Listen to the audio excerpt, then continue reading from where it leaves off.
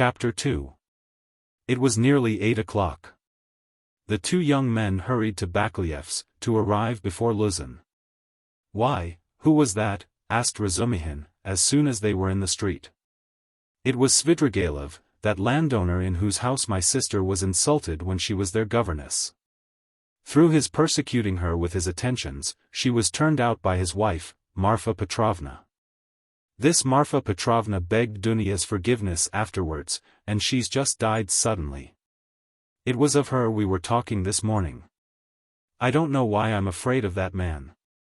He came here at once after his wife's funeral. He is very strange, and is determined on doing something. We must guard Dunia from him, that's what I wanted to tell you, do you hear? Guard her. What can he do to harm Avdotia Romanovna?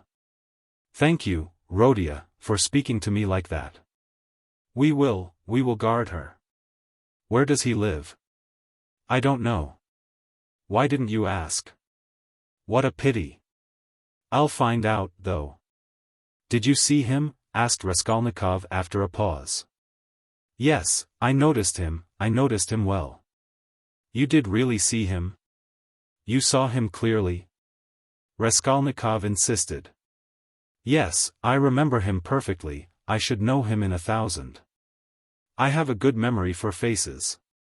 They were silent again. That's all right, muttered Raskolnikov. Do you know, I fancied. I keep thinking that it may have been an hallucination. What do you mean? I don't understand you. Well, you all say, Raskolnikov went on, twisting his mouth into a smile, that I am mad. I thought just now that perhaps I really am mad, and have only seen a phantom. What do you mean? Why, who can tell? Perhaps I am really mad, and perhaps everything that happened all these days may be only imagination. Rodia, you have been upset again. But what did he say, what did he come for? Raskolnikov did not answer. Razumihin thought a minute. Now let me tell you my story, he began. I came to you, you were asleep. Then we had dinner and then I went to Porfiry's, Zametov was still with him. I tried to begin, but it was no use. I couldn't speak in the right way. They don't seem to understand and can't understand, but are not a bit ashamed. I drew Porfiry to the window, and began talking to him, but it was still no use. He looked away and I looked away. At last I shook my fist in his ugly face, and told him as a cousin I'd brain him. He merely looked at me, I cursed and came away. That was all. It was very stupid. To Zametov I didn't say a word. But, you see, I thought I'd made a mess of it, but as I went downstairs a brilliant idea struck me. Why should we trouble? Of course if you were in any danger or anything, but why need you care? You needn't care a hang for them. We shall have a laugh at them afterwards, and if I were in your place I'd mystify them more than ever. How ashamed they'll be afterwards. Hang them. We can thrash them afterwards, but let's laugh at them now. To be sure, answered Raskolnikov. But what will you say tomorrow, he thought to himself. Strange to say, till that moment it had never occurred to him to wonder what Razumihin would think when he knew. As he thought it, Raskolnikov looked at him. Razumihin's account of his visit to Porfiry had very little interest for him, so much had come and gone since then. In the corridor they came upon Luzin. He had arrived punctually at 8, and was looking for the number, so that all three went in together without greeting or looking at one another. The young men walked in first, while Pyotr Petrovitch, for good manners, lingered a little in the passage, taking off his coat. Pulcheria Alexandrovna came forward at once to greet him in the doorway. Dunia was welcoming her brother. Pyotr Petrovitch walked in and quite amiably, though with redoubled dignity, bowed to the ladies. He looked, however, as though he were a little put out and could not yet recover himself. Pulcheria Alexandrovna, who seemed also a little embarrassed, hastened to make them all sit down at the round table where a samovar was boiling. Dunia and Luzin were facing one another on opposite sides of the table. Razumihin and Raskolnikov were facing Pulcheria Alexandrovna. Razumihin was next to Luzin and Raskolnikov was beside his sister. A moment's silence followed. Pyotr Petrovitch deliberately drew out a cambric handkerchief reeking of scent and blew his nose with an air of a benevolent man who felt himself slighted, and was firmly resolved to insist on an explanation. In the passage the idea had occurred to him to keep on his overcoat and walk away, and so give the two ladies a sharp and emphatic lesson and make them feel the gravity of the position. But he could not bring himself to do this. Besides, he could not endure uncertainty, and he wanted an explanation. If his request had been so openly disobeyed, there was something behind it. And in that case it was better to find it out beforehand. It rested with him to punish them, and there would always be time for that. "I trust you had a favorable journey," he inquired officially of Pulcheria Alexandrovna. "Oh, very, Pyotr Petrovitch. I am gratified to hear it. And Avdotya Romanovna is not overfatigued either?" "I am young and strong, I don't get tired, but it was a great strain for mother," answered Dunya. "That's unavoidable. Our national railways are of terrible length. Mother Russia, as they say, is a vast country. In spite of all my desire to do so, I was unable to meet you yesterday. But I trust all passed off without inconvenience." "Oh, no, Pyotr Petrovitch, it was all terribly disheartening," Pulcheria Alexandrovna hastened to declare with peculiar intonation, "and if Dmitri Prokofitch had not been sent us, I really believe by God himself, we should have been utterly lost. Here, he is. Dmitri Prokofitch Razumihin," she added, introducing him to Luzin. "I had the pleasure, yesterday," muttered Pyotr Petrovitch with a hostile glance sidelong at Razumihin. Then he scowled and was silent. Pyotr Petrovitch belonged to that class of persons, on the surface very polite in society, who make a great point of punctiliousness, but who, directly they are crossed in anything, are completely disconcerted, and become more like sacks of flour than elegant and lively men of society. Again all was silent. Raskolnikov was obstinately mute. Avdotya Romanovna was unwilling to open the conversation too soon. Razumihin had nothing to say, so Pulcheria Alexandrovna was anxious again. "Marfa Petrovna is dead, have you heard?" She began, having recourse to her leading item of conversation. "To be sure, I heard so. I was immediately informed, and I have come to make you acquainted with the fact that Arkady Ivanovich Svidrigailov set off in haste for Petersburg immediately after his wife's funeral. So at least I have excellent authority for believing." "To Petersburg? Here?" Dunya asked in alarm and looked at her mother. "Yes, indeed, and doubtless not without some design, having in view the rapidity of his departure, and all the circumstances preceding it." "Good heavens!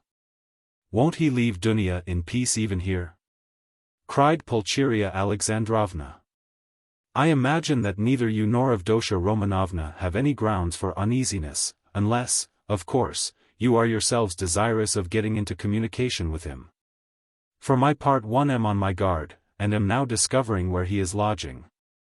"Oh, Pyotr Petrovitch, you would not believe what a fright you have given me," Pulcheria Alexandrovna went on. "I've only seen him twice, but I thought him terrible, terrible. I am convinced that he was the cause of Marfa Petrovna's death. It's impossible to be certain about that. I have precise information. I do not dispute that he may have contributed to accelerate the course of events by the moral influence, so to say, of the affront. But as to the general conduct and moral characteristics of that personage, I am in agreement with you. I do not know whether he is well off now, and precisely what Marfa Petrovna left him. This will be known to me within a very short period, but no doubt here in Petersburg, if he has any pecuniary resources, he will relapse at once into his old ways. He is the most depraved, and abjectly vicious specimen of that class of men. I have considerable reason to believe that Marfa Petrovna, who was so unfortunate as to fall in love with him and to pay his debts 8 years ago, was of service to him also in another way. Solely by her exertions and sacrifices, a criminal charge, involving an element of fantastic and homicidal brutality for which he might well have been sentenced to Siberia, was hushed up. That's the sort of man he is, if you care to know. Good heavens, cried Pulcheria Alexandrovna. Raskolnikov listened attentively. Are you speaking the truth when you say that you have good evidence of this? Dunya asked sternly and emphatically.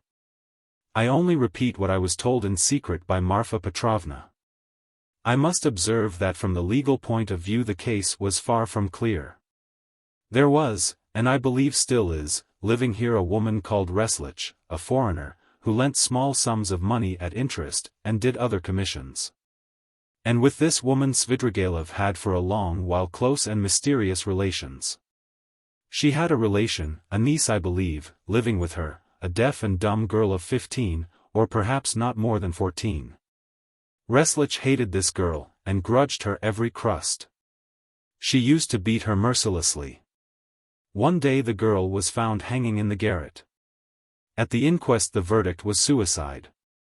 After the usual proceedings the matter ended, but, later on, information was given that the child had been cruelly outraged by Svidrigailov. It is true, this was not clearly established, the information was given by another German woman of loose character whose word could not be trusted. No statement was actually made to the police, thanks to Marfa Petrovna's money and exertions, it did not get beyond gossip. And yet the story is a very significant one. You heard, no doubt, of Dosha Romanovna, when you were with them the story of the servant Philip who died of ill treatment he received 6 years ago, before the abolition of serfdom. I heard, on the contrary, that this Philip hanged himself. Quite so, but what drove him, or rather perhaps disposed him, to suicide was the systematic persecution and severity of Mr. Svidrigailov. I don't know that, answered Dunya, dryly. I only heard a queer story that Philip was a sort of hypochondriac, a sort of domestic philosopher, the servants used to say, he read himself silly. And that he hanged himself partly on account of Mr. Svidrigailov's mockery of him and not his blows. When I was there he behaved well to the servants, and they were actually fond of him, though they certainly did blame him for Philip's death.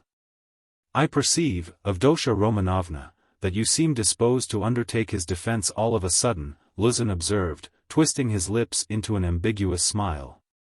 There's no doubt that he is an astute man, and insinuating where ladies are concerned, of which Marfa Petrovna, who has died so strangely, is a terrible instance.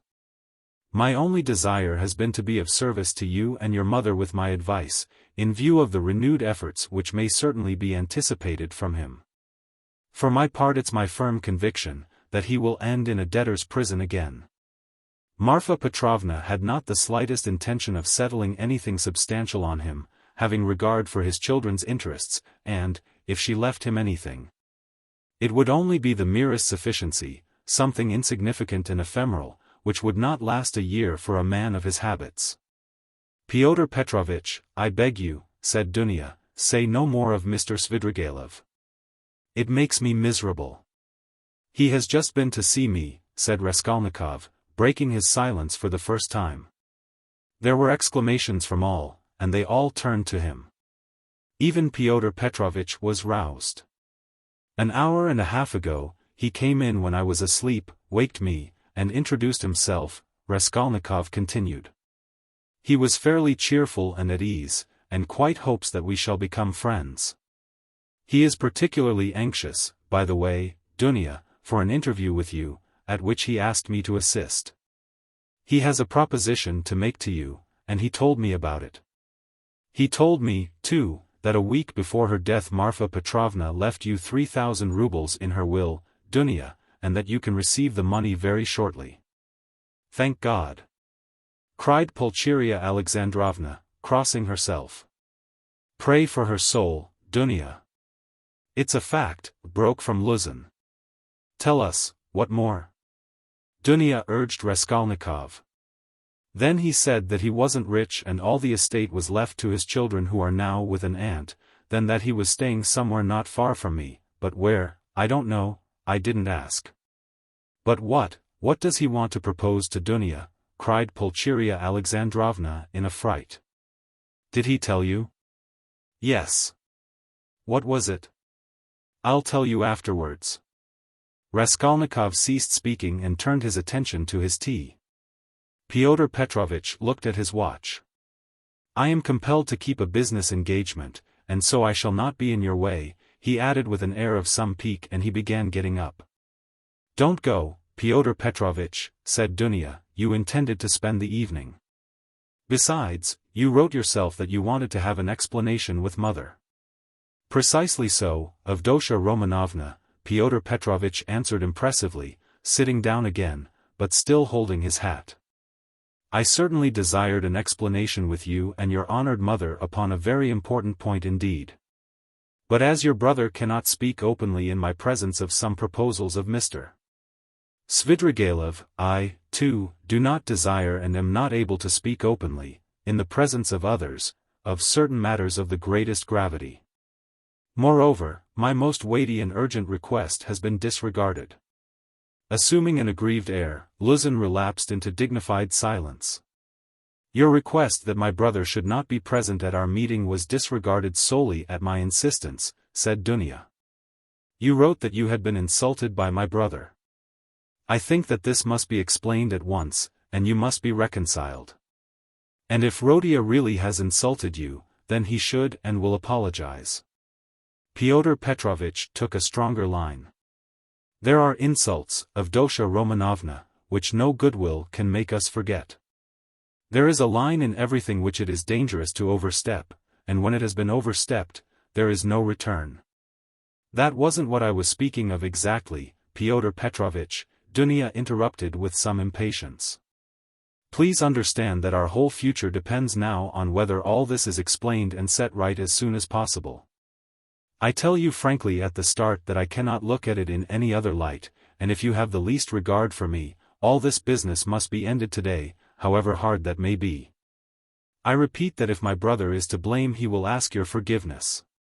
I am surprised at your putting the question like that, said Luzin, getting more and more irritated. Esteeming, and so to say, adoring you, I may at the same time, very well indeed, be able to dislike some member of your family. Though I lay claim to the happiness of your hand, I cannot accept duties incompatible with. Ah, don't be so ready to take offense, Pyotr Petrovitch, Dunya interrupted with feeling. And be the sensible and generous man I have always considered, and wished to consider, you to be. I've given you a great promise, I am your betrothed. Trust me in this matter and, believe me, I shall be capable of judging impartially. My assuming the part of judge is as much a surprise for my brother as for you. When I insisted on his coming to our interview today after your letter, I told him nothing of what I meant to do. Understand that, if you are not reconciled, I must choose between you, it must be either you or he. That is how the question rests on your side and on his. I don't want to be mistaken in my choice, and I must not be. For your sake I must break off with my brother. For my brother's sake I must break off with you. I can find out for certain now whether he is a brother to me, and I want to know it, and of you, whether I am dear to you, whether you esteem me, whether you are the husband for me. Avdotya Romanovna, Luzin declared huffily, your words are of too much consequence to me. I will say more, they are offensive in view of the position I have the honor to occupy in relation to you. To say nothing of your strange and offensive setting me on a level with an impertinent boy, you admit the possibility of breaking your promise to me. You say, you or he, showing thereby of how little consequence I am in your eyes. I cannot let this pass considering the relationship and, the obligations existing between us. What? Cried Dunya, flushing. I set your interest beside all that has hitherto been most precious in my life, what has made up the whole of my life, and here you are offended at my making too little account of you. Raskolnikov smiled sarcastically, Razumihin fidgeted, but Pyotr Petrovitch did not accept the reproof. On the contrary, at every word he became more persistent and irritable, as though he relished it. Love for the future partner of your life, for your husband, ought to outweigh your love for your brother, he pronounced sententiously, and in any case I cannot be put on the same level. Although I said so emphatically that I would not speak openly in your brother's presence, nevertheless, I intend now to ask your honored mother for a necessary explanation on a point of great importance closely affecting my dignity. Your son," he turned to Pulcheria Alexandrovna, "yesterday in the presence of Mr. Razudkin, or I think that's it. Excuse me, I have forgotten your surname," he bowed politely to Razumihin, "insulted me by misrepresenting the idea I expressed to you in a private conversation, drinking coffee, that is. That marriage with a poor girl who has had experience of trouble is more advantageous from the conjugal point of view than with one who has lived in luxury, since it is more profitable for the moral character."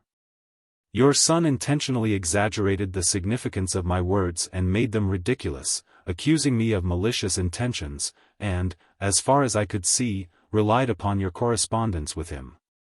I shall consider myself happy, Pulcheria Alexandrovna, if it is possible for you to convince me of an opposite conclusion, and thereby considerately reassure me. Kindly let me know in what terms precisely you repeated my words in your letter to Rodion Romanovich. I don't remember, faltered Pulcheria Alexandrovna. I repeated them as I understood them. I don't know how Rodion repeated them to you, perhaps he exaggerated. He could not have exaggerated them, except at your instigation. Pyotr Petrovitch, Pulcheria Alexandrovna declared with dignity, the proof that Dunya and I did not take your words in a very bad sense is the fact that we are here. Good, mother, said Dunya approvingly. Then this is my fault again, said Luzin, aggrieved. Well, Pyotr Petrovitch, you keep blaming Rodion, but you yourself have just written what was false about him, Pulcheria Alexandrovna added, gaining courage. I don't remember writing anything false. You wrote, Raskolnikov said sharply, not turning to Luzin, that I gave money yesterday not to the widow of the man who was killed, as was the fact, but to his daughter, whom I had never seen till yesterday. You wrote this to make dissension between me and my family, and for that object added coarse expressions about the conduct of a girl whom you don't know. All that is mean slander. Excuse me, sir, said Luzin, quivering with fury. I enlarged upon your qualities and conduct in my letter solely in response to your sister's and mother's inquiries, how I found you, and what impression you made on me. As for what you've alluded to in my letter, be so good as to point out one word of falsehood, show, that is, that you didn't throw away your money. And that there are not worthless persons in that family, however unfortunate. To my thinking, you, with all your virtues, are not worth the little finger of that unfortunate girl at whom you throw stones. Would you go so far then as to let her associate with your mother and sister? I have done so already, if you care to know. I made her sit down today with mother and Dunya. Rodion! Cried Pulcheria Alexandrovna. Dunya crimsoned, Razumihin knitted his brows. Luzin smiled with lofty sarcasm. You may see for yourself, Avdotya Romanovna, he said, whether it is possible for us to agree. I hope now that this question is at an end, once and for all. I will withdraw, that I may not hinder the pleasures of family intimacy, and the discussion of secrets. He got up from his chair and took his hat.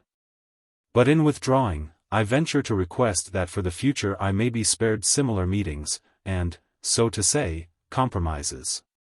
I appeal particularly to you, honored Pulcheria Alexandrovna, on this subject, the more as my letter was addressed to you and to no one else. Pulcheria Alexandrovna was a little offended. You seem to think we are completely under your authority, Pyotr Petrovitch. Dunya has told you the reason your desire was disregarded, she had the best intentions. And indeed you write as though you were laying commands upon me. Are we to consider every desire of yours as a command? Let me tell you on the contrary that you ought to show particular delicacy and consideration for us now, because we have thrown up everything, and have come here relying on you. And so we are in any case in a sense in your hands. That is not quite true, Pulcheria Alexandrovna, especially at the present moment, when the news has come of Marfa Petrovna's legacy, which seems indeed very apropos. Judging from the new tone you take to me, he added sarcastically. Judging from that remark, we may certainly presume that you were reckoning on our helplessness, Dunya observed irritably. But now in any case I cannot reckon on it, and I particularly desire not to hinder your discussion of the secret proposals of Arkady Ivanovich Svidrigailov, which he has entrusted to your brother and which have, I perceive, a great and possibly a very agreeable interest for you.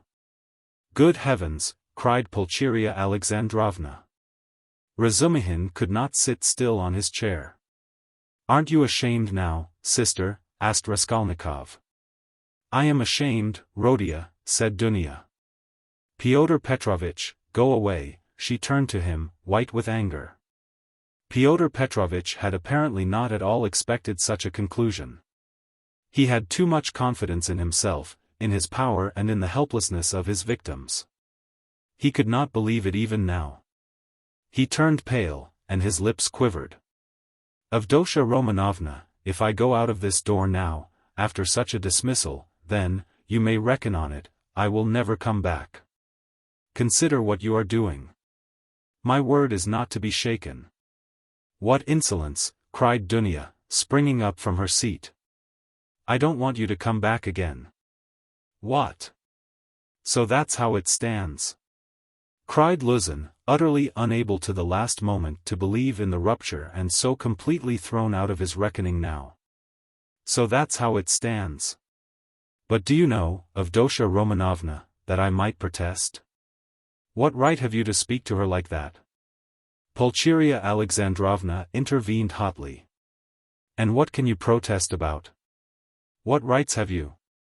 Am I to give my Dunya to a man like you? Go away, leave us altogether. We are to blame for having agreed to a wrong action, and I above all. But you have bound me, Pulcheria Alexandrovna, Luzin stormed in a frenzy, by your promise, and now you deny it and, besides, I have been led on account of that into expenses. This last complaint was so characteristic of Pyotr Petrovitch, that Raskolnikov, pale with anger and with the effort of restraining it, could not help breaking into laughter. But Pulcheria Alexandrovna was furious. Expenses? What expenses? Are you speaking of our trunk? But the conductor brought it for nothing for you. Mercy on us, we have bound you. What are you thinking about, Pyotr Petrovitch? It was you bound us, hand and foot, not we. Enough, mother, no more please, Avdotya Romanovna implored. Pyotr Petrovitch, do be kind and go. I am going, but one last word, he said, quite unable to control himself. Your mamma seems to have entirely forgotten that I made up my mind to take you, so to speak, after the gossip of the town had spread all over the district in regard to your reputation. Disregarding public opinion for your sake and reinstating your reputation, I certainly might very well reckon on a fitting return, and might indeed look for gratitude on your part. And my eyes have only now been opened. I see myself that I may have acted very, very recklessly in disregarding the universal verdict. Does the fellow want his head smashed? Cried Razumihin, jumping up. You are a mean and spiteful man, cried Dunya. Not a word. Not a movement, cried Raskolnikov, holding Razumihin back. Then going close up to Luzin, kindly leave the room.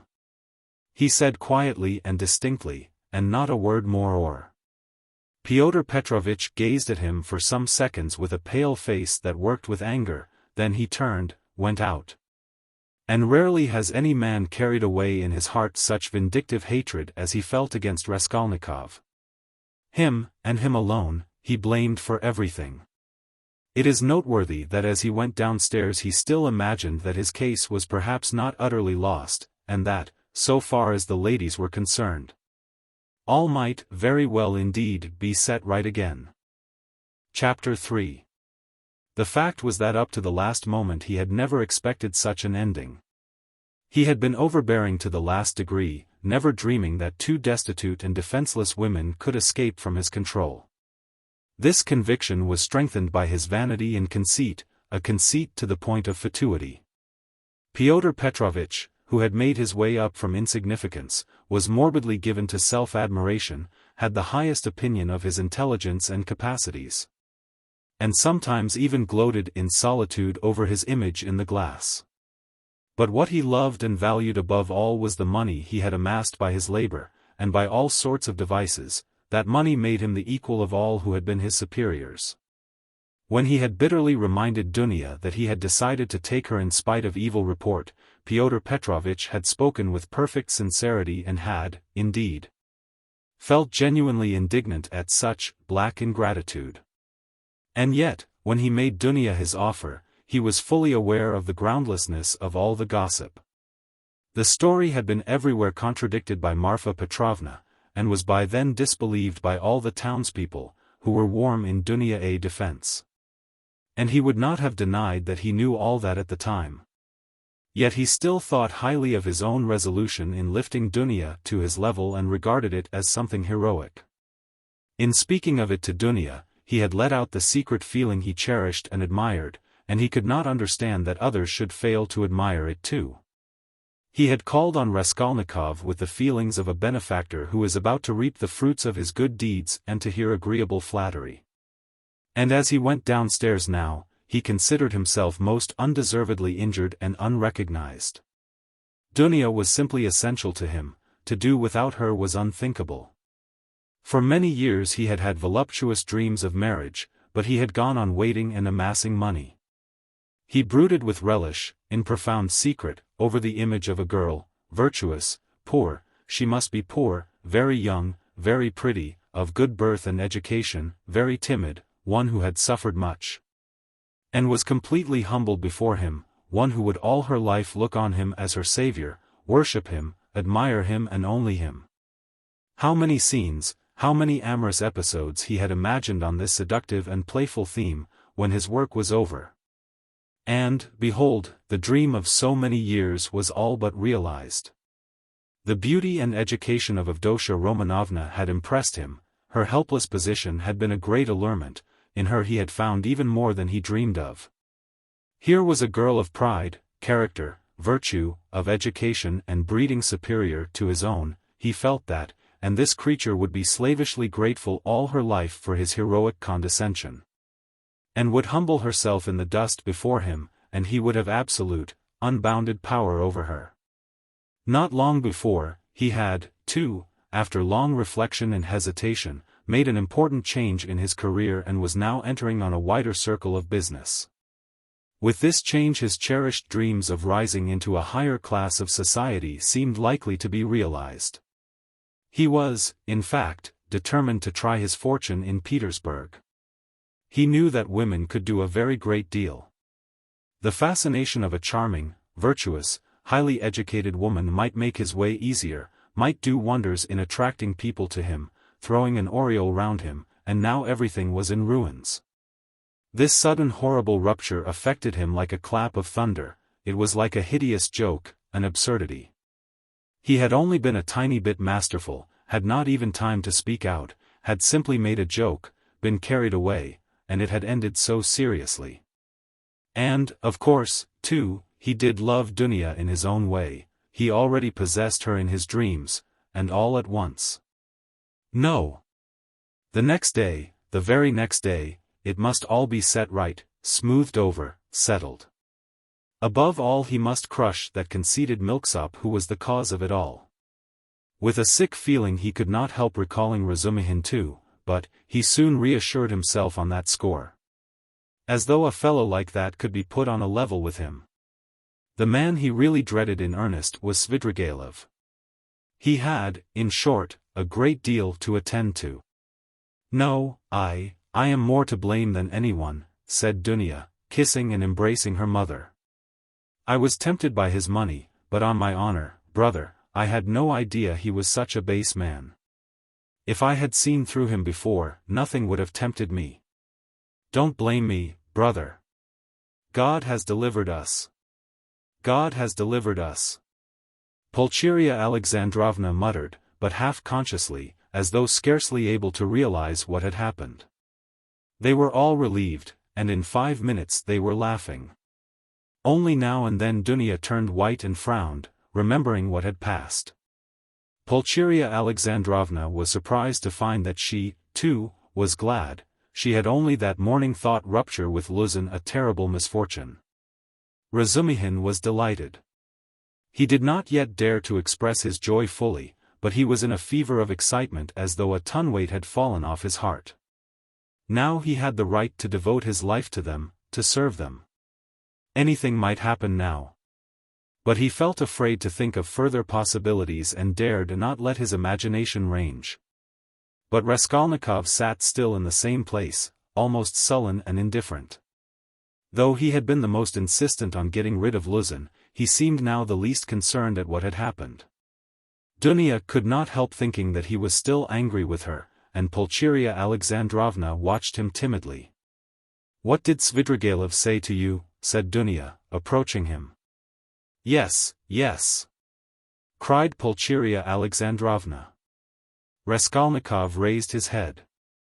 "He wants to make you a present of 10,000 rubles and he desires to see you once in my presence." "See her." "On no account," cried Pulcheria Alexandrovna. "And how dare he offer her money?" Then Raskolnikov repeated, rather dryly, his conversation with Svidrigailov, omitting his account of the ghostly visitations of Marfa Petrovna, wishing to avoid all unnecessary talk. "What answer did you give him?" asked Dunya. "At first I said I would not take any message to you. Then he said that he would do his utmost to obtain an interview with you without my help. He assured me that his passion for you was a passing infatuation. Now he has no feeling for you. He doesn't want you to marry Luzin." His talk was altogether rather muddled.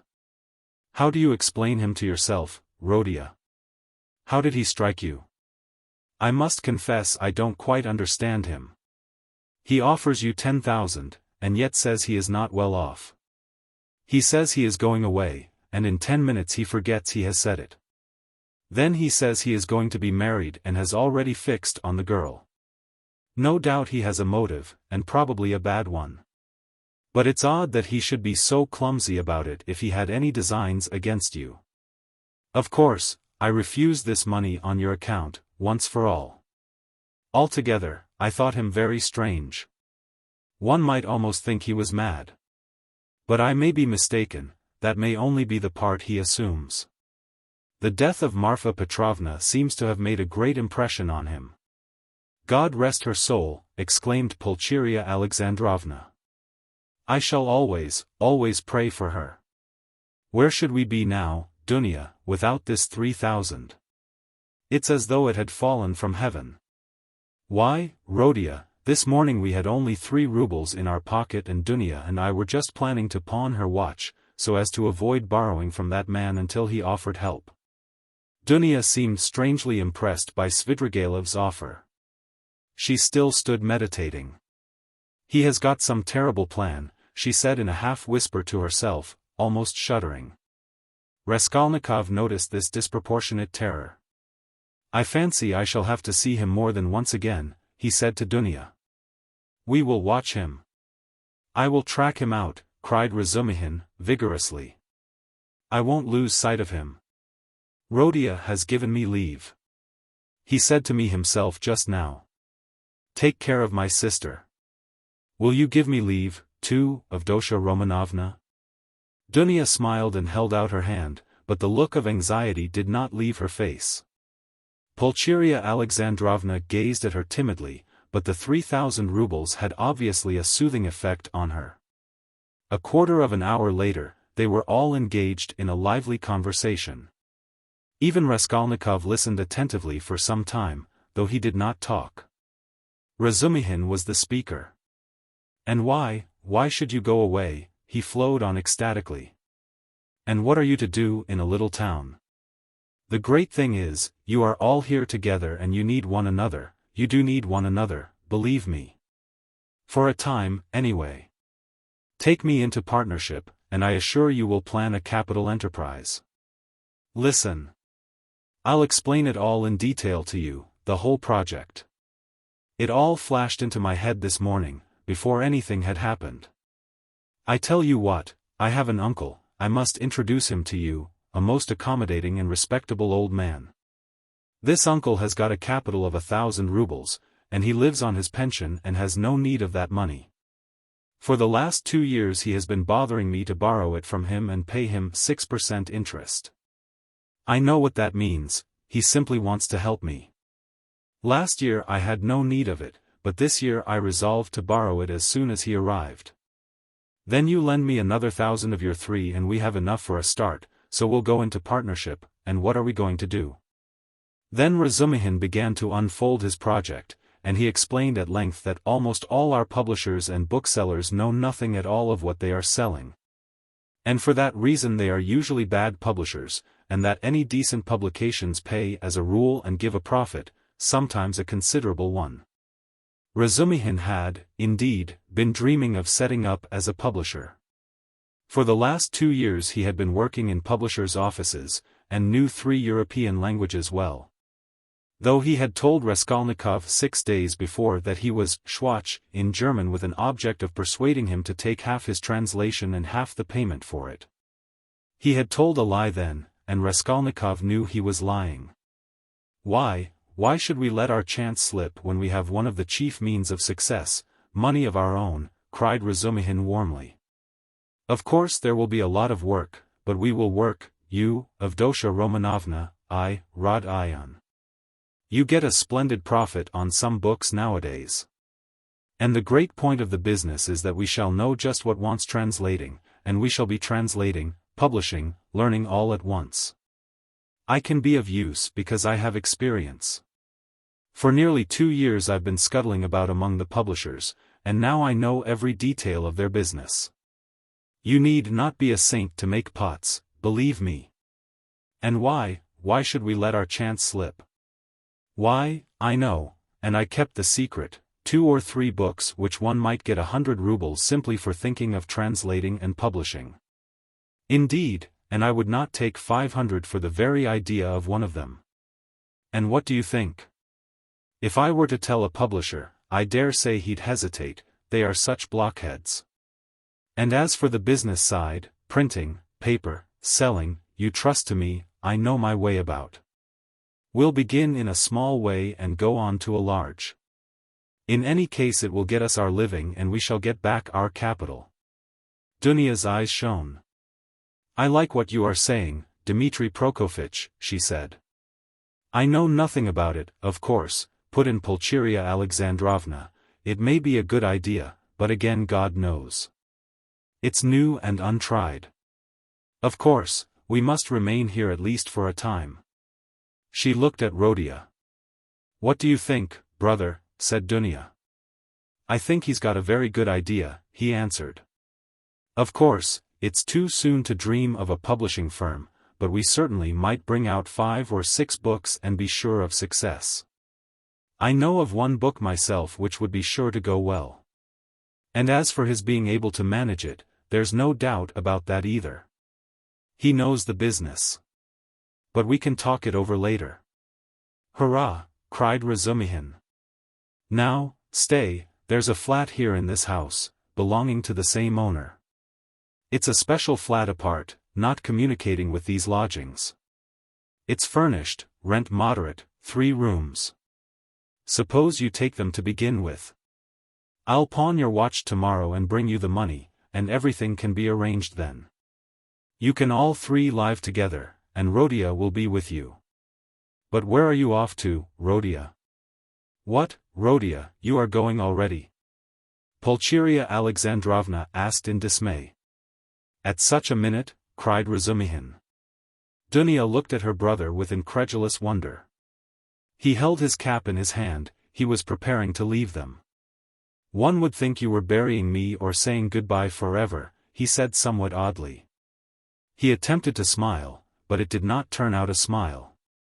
But who knows, perhaps it is the last time we shall see each other, he let slip accidentally.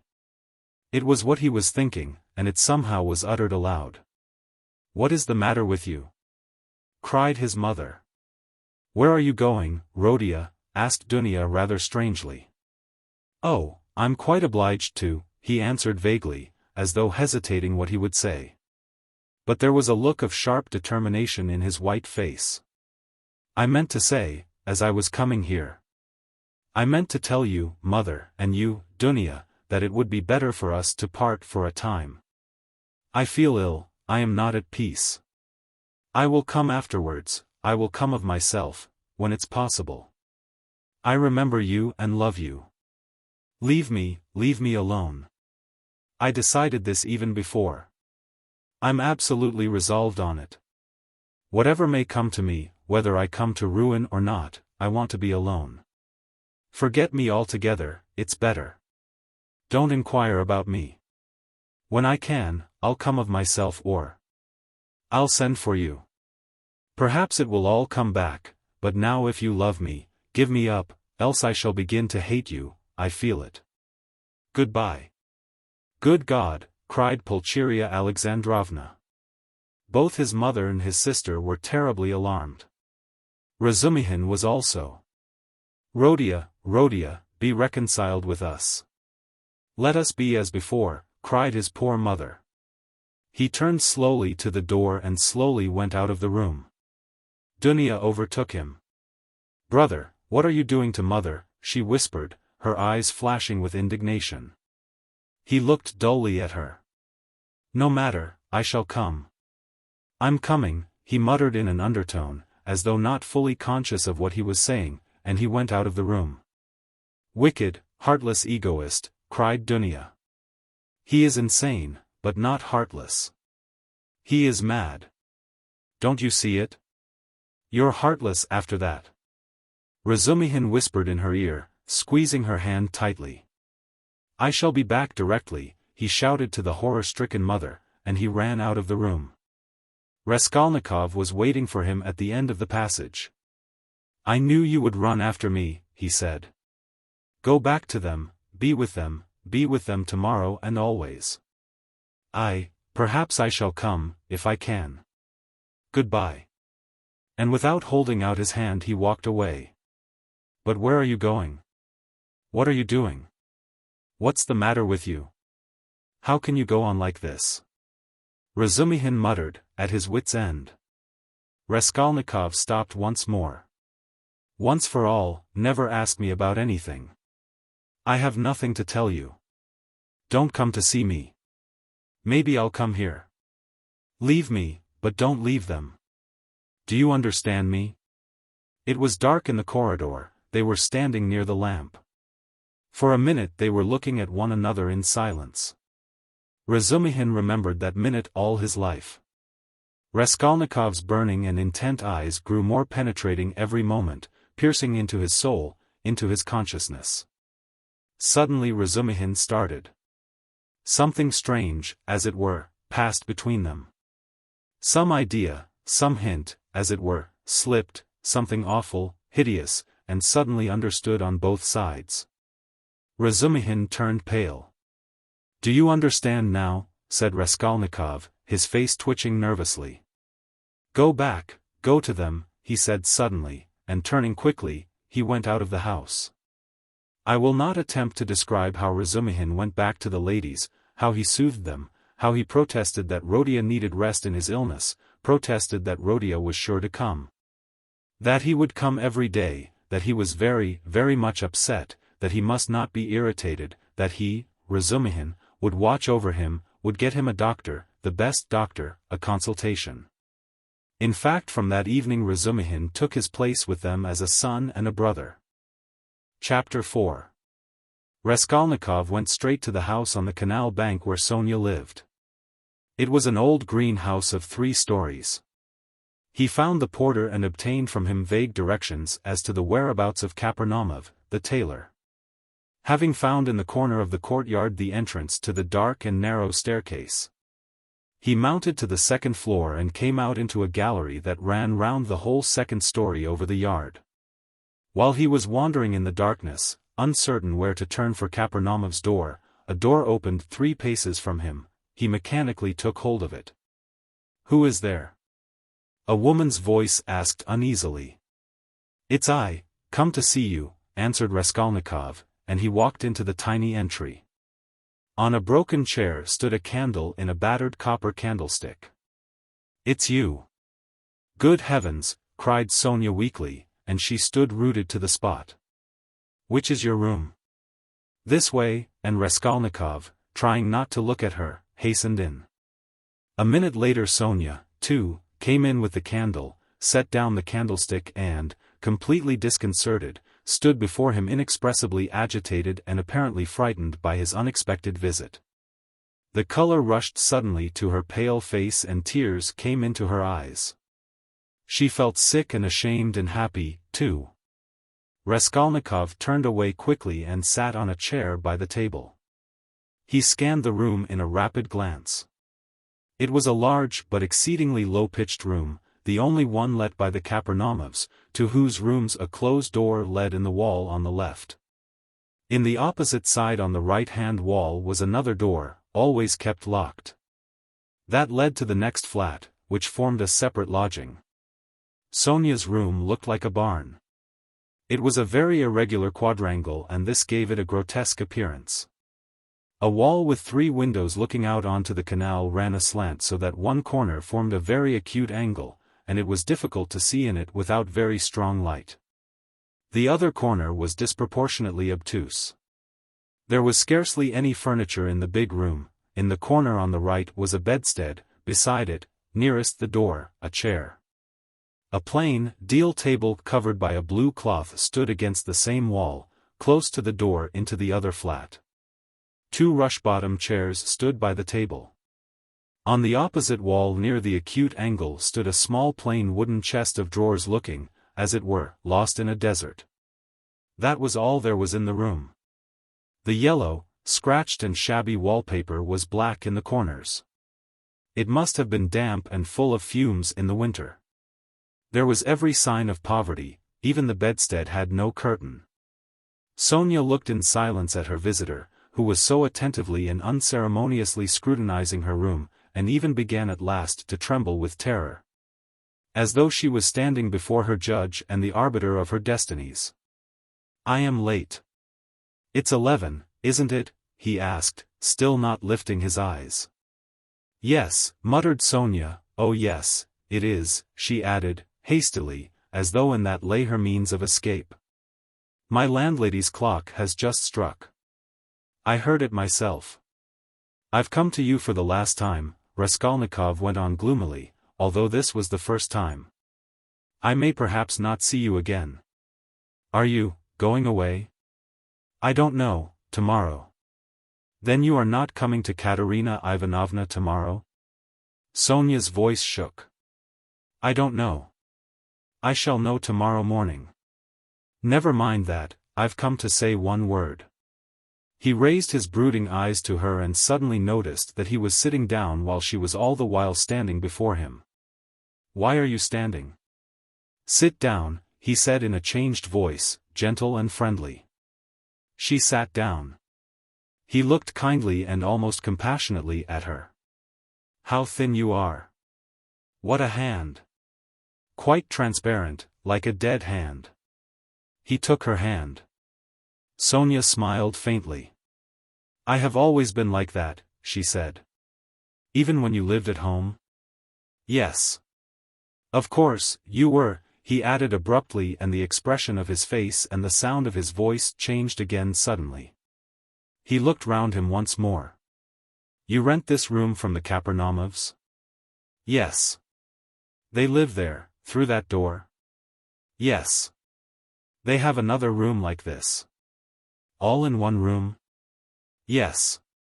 "I should be afraid in your room at night," he observed gloomily. "They are very good people, very kind," answered Sonya, who still seemed bewildered, "and all the furniture, everything is theirs. And they are very kind, and the children, too, often come to see me. They all stammer, don't they?" "Yes. He stammers and he's lame. And his wife, too. It's not exactly that she stammers, but she can't speak plainly. She is a very kind woman. And he used to be a house serf. And there are 7 children, and it's only the eldest one that stammers and the others are simply ill, but they don't stammer." "But where did you hear about them?" she added with some surprise. Your father told me, then. He told me all about you. And how you went out at 6 o'clock and came back at 9, and how Katerina Ivanovna knelt down by your bed. Sonya was confused. I fancied I saw him today, she whispered hesitatingly. Whom? Father. I was walking in the street, out there at the corner, about 10 o'clock, and he seemed to be walking in front. It looked just like him. I wanted to go to Katerina Ivanovna. You were walking in the streets? Yes, Sonya whispered abruptly, again overcome with confusion and looking down. Katerina Ivanovna used to beat you, I dare say? Oh no, what are you saying? No. Sonya looked at him almost with dismay. You love her, then? Love her? Of course, said Sonya with plaintive emphasis, and she clasped her hands in distress. Ah, you don't. If you only knew. You see, she is quite like a child. Her mind is quite unhinged, you see, from sorrow. And how clever she used to be, how generous, how kind. Ah, you don't understand, you don't understand. Sonya said this as though in despair, wringing her hands in excitement and distress. Her pale cheeks flushed, there was a look of anguish in her eyes. It was clear that she was stirred to the very depths, that she was longing to speak, to champion, to express something.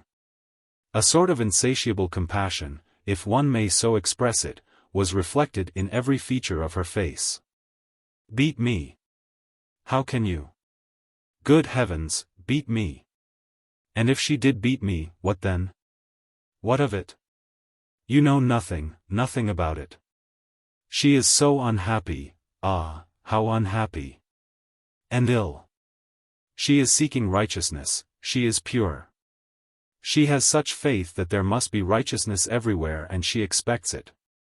And if you were to torture her, she wouldn't do wrong. She doesn't see that it's impossible for people to be righteous, and she is angry at it. Like a child, like a child. She is good. And what will happen to you? Sonya looked at him inquiringly. They are left on your hands, you see. They were all on your hands before, though. And your father came to you to beg for drink. Well, how will it be now? I don't know, Sonya articulated mournfully.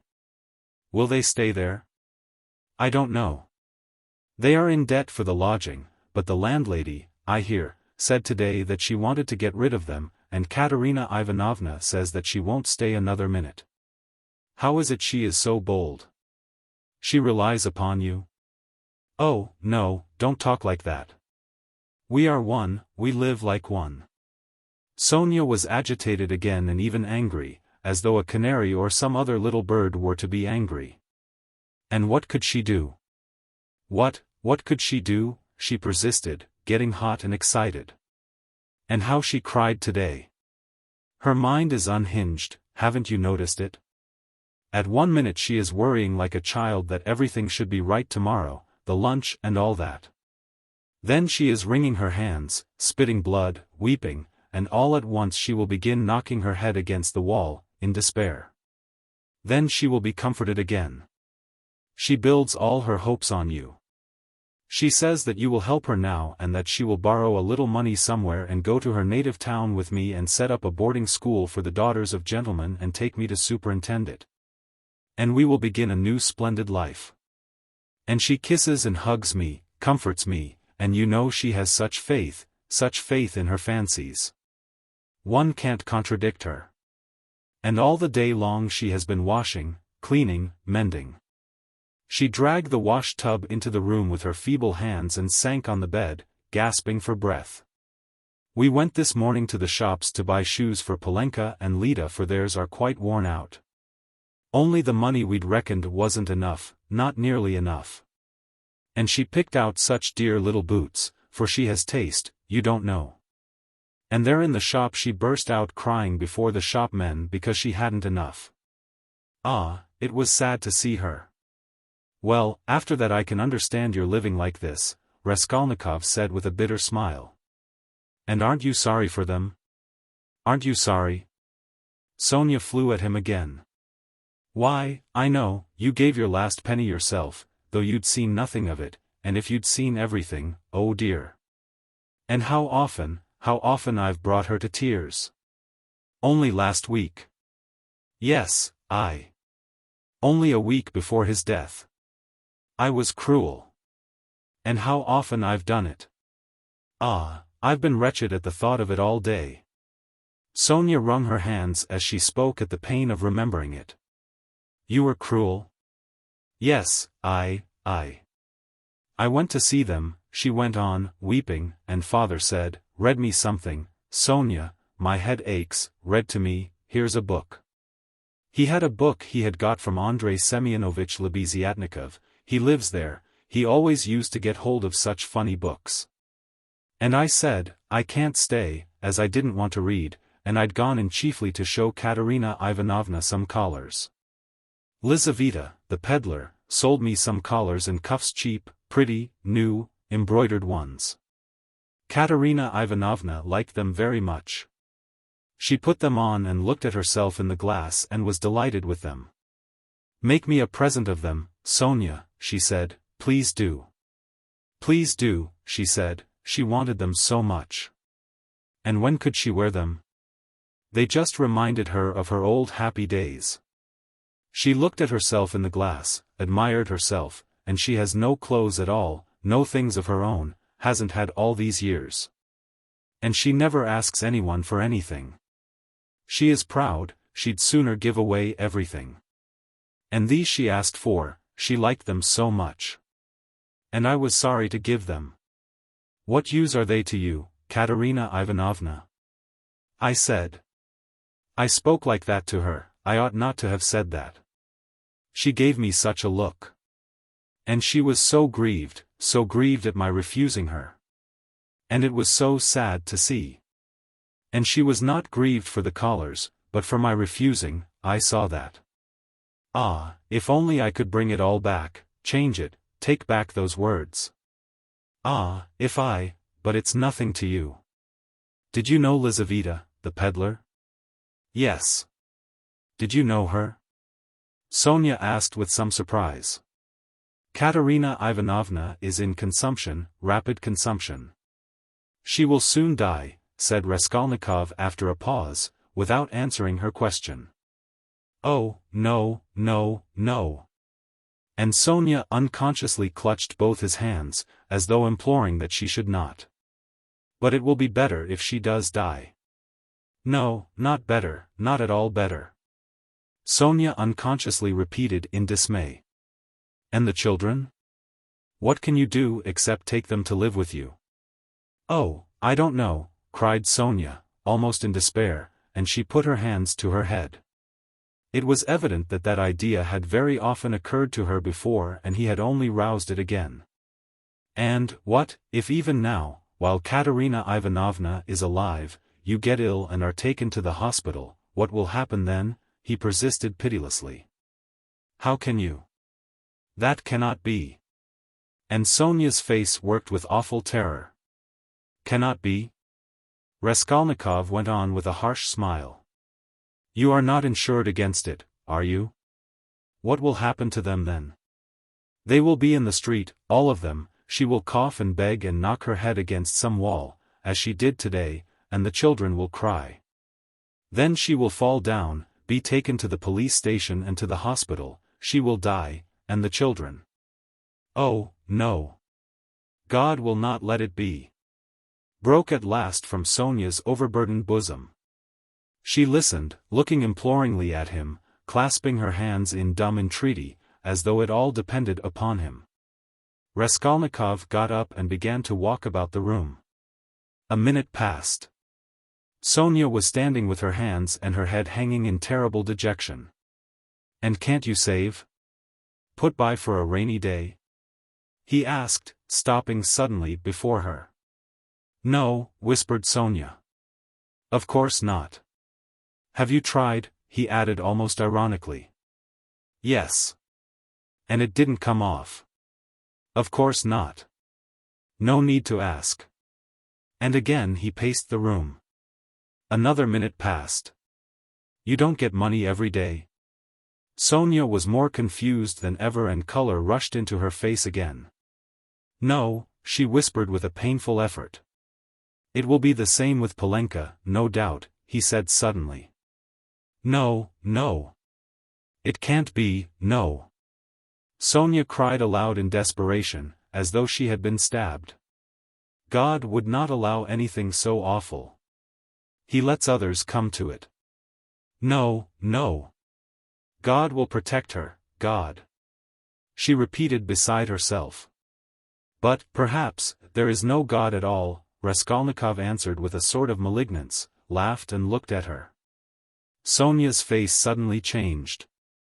A tremor passed over it. She looked at him with unutterable reproach, tried to say something, but could not speak and broke into bitter sobs, hiding her face in her hands. You say Katerina Ivanovna's mind is unhinged, your own mind is unhinged, he said after a brief silence. 5 minutes passed.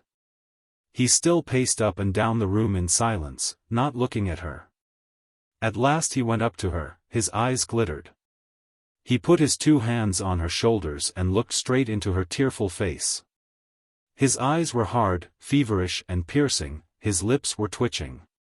All at once he bent down quickly and dropping to the ground, kissed her foot. Sonya drew back from him as from a madman. And certainly he looked like a madman. What are you doing to me? She muttered, turning pale, and a sudden anguish clutched at her heart. He stood up at once. I did not bow down to you, I bowed down to all the suffering of humanity, he said wildly and walked away to the window. Listen, he added, turning to her a minute later. I said just now to an insolent man that he was not worth your little finger, and that I did my sister honor making her sit beside you. You said that to them? And in her presence? Cried Sonya, frightened. Sit down with me. An honor. Why, I'm dishonorable. Ah, why did you say that? It was not because of your dishonor and your sin I said that of you, but because of your great suffering. But you are a great sinner, that's true, he added almost solemnly, and your worst sin is that you have destroyed and betrayed yourself for nothing. Isn't that fearful? Isn't it fearful that you are living in this filth which you loathe so, and at the same time you know yourself, you've only to open your eyes, that you are not helping anyone by it? Not saving anyone from anything? Tell me, he went on almost in a frenzy, how this shame and degradation can exist in you side by side with other, opposite, holy feelings? It would be better, 1,000 times better and wiser to leap into the water and end it all. But what would become of them? Sonya asked faintly, gazing at him with eyes of anguish, but not seeming surprised at his suggestion. Raskolnikov looked strangely at her. He read it all in her face. So she must have had that thought already, perhaps many times, and earnestly she had thought out in her despair how to end it, and so earnestly, that now she scarcely wondered at his suggestion. She had not even noticed the cruelty of his words. The significance of his reproaches and his peculiar attitude to her shame she had, of course, not noticed either, and that, too, was clear to him. But he saw how monstrously the thought of her disgraceful, shameful position was torturing her and had long tortured her. What, he thought, could hitherto have hindered her from putting an end to it? Only then he realized what those poor little orphan children and that pitiful half-crazy Katerina Ivanovna, knocking her head against the wall in her consumption, meant for Sonya. But, nevertheless, it was clear to him again that with her character and the amount of education she had after all received, she could not in any case remain so. He was still confronted by the question, how could she have remained so long in that position without going out of her mind, since she could not bring herself to jump into the water? Of course he knew that Sonya's position was an exceptional case, though unhappily not unique and not infrequent, indeed. But that very exceptionalness, her tinge of education, her previous life might, one would have thought, have killed her at the first step on that revolting path. What held her up? Surely not depravity. All that infamy had obviously only touched her mechanically, not one drop of real depravity had penetrated to her heart. He saw that.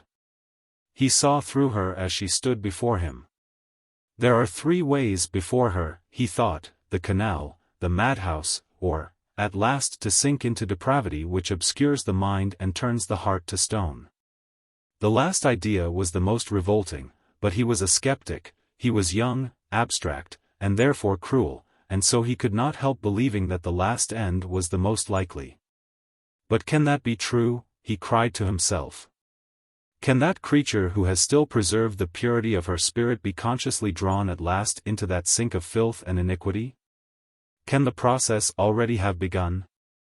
Can it be that she has only been able to bear it till now, because vice has begun to be less loathsome to her? No, no, that cannot be. He cried, as Sonya had just before. No, what has kept her from the canal till now is the idea of sin and they, the children.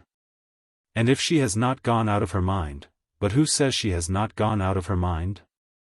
Is she in her senses? Can one talk, can one reason as she does? How can she sit on the edge of the abyss of loathsomeness into which she is slipping and refuse to listen when she is told of danger? Does she expect a miracle? No doubt she does. Doesn't that all mean madness? He stayed obstinately at that thought. He liked that explanation indeed better than any other. He began looking more intently at her. So you pray to God a great deal, Sonya? He asked her. Sonya did not speak. He stood beside her waiting for an answer. What should I be without God? She whispered rapidly, forcibly, glancing at him with suddenly flashing eyes, and squeezing his hand. Ah, so that is it, he thought. And what does God do for you? He asked, probing her further. Sonya was silent a long while, as though she could not answer. Her weak chest kept heaving with emotion. Be silent. Don't ask. You don't deserve. She cried suddenly, looking sternly and wrathfully at him. That's it, he repeated to himself. He does everything, she whispered quickly, looking down again. That's the way out. That's the explanation, he decided, scrutinizing her with eager curiosity, with a new, strange, almost morbid feeling. He gazed at that pale, thin, irregular, angular little face, those soft blue eyes, which could flash with such fire, such stern energy. That little body still shaking with indignation and anger, and it all seemed to him more and more strange, almost impossible. She is a religious maniac, he repeated to himself. There was a book lying on the chest of drawers. He had noticed it every time he paced up and down the room. Now he took it up and looked at it. It was the New Testament in the Russian translation. It was bound in leather, old and worn. Where did you get that? He called to her across the room. She was still standing in the same place, 3 steps from the table. It was brought me, she answered, as it were unwillingly, not looking at him. Who brought it? Lizaveta, I asked her for it. Lizaveta. Strange, he thought. Everything about Sonya seemed to him stranger and more wonderful every moment. He carried the book to the candle and began to turn over the pages. Where is the story of Lazarus? He asked suddenly. Sonya looked obstinately at the ground and would not answer. She was standing sideways to the table. Where is the raising of Lazarus? Find it for me, Sonya. She stole a glance at him. You are not looking in the right place. It's in the 4th Gospel, she whispered sternly, without looking at him. Find it and read it to me, he said.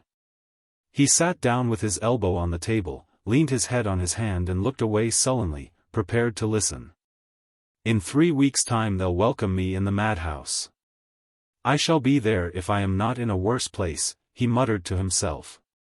Sonya heard Raskolnikov's request distrustfully and moved hesitatingly to the table. She took the book however. Haven't you read it? She asked, looking up at him across the table. Her voice became sterner and sterner. Long ago. When I was at school. Read. And haven't you heard it in church? I haven't been. Do you often go? And no, whispered Sonya. Raskolnikov smiled. I understand. And you won't go to your father's funeral tomorrow? Yes, I shall. I was at church last week, too. I had a requiem service. For whom? For Lizaveta. She was killed with an axe. His nerves were more and more strained. His head began to go round. Were you friends with Lizaveta? Yes.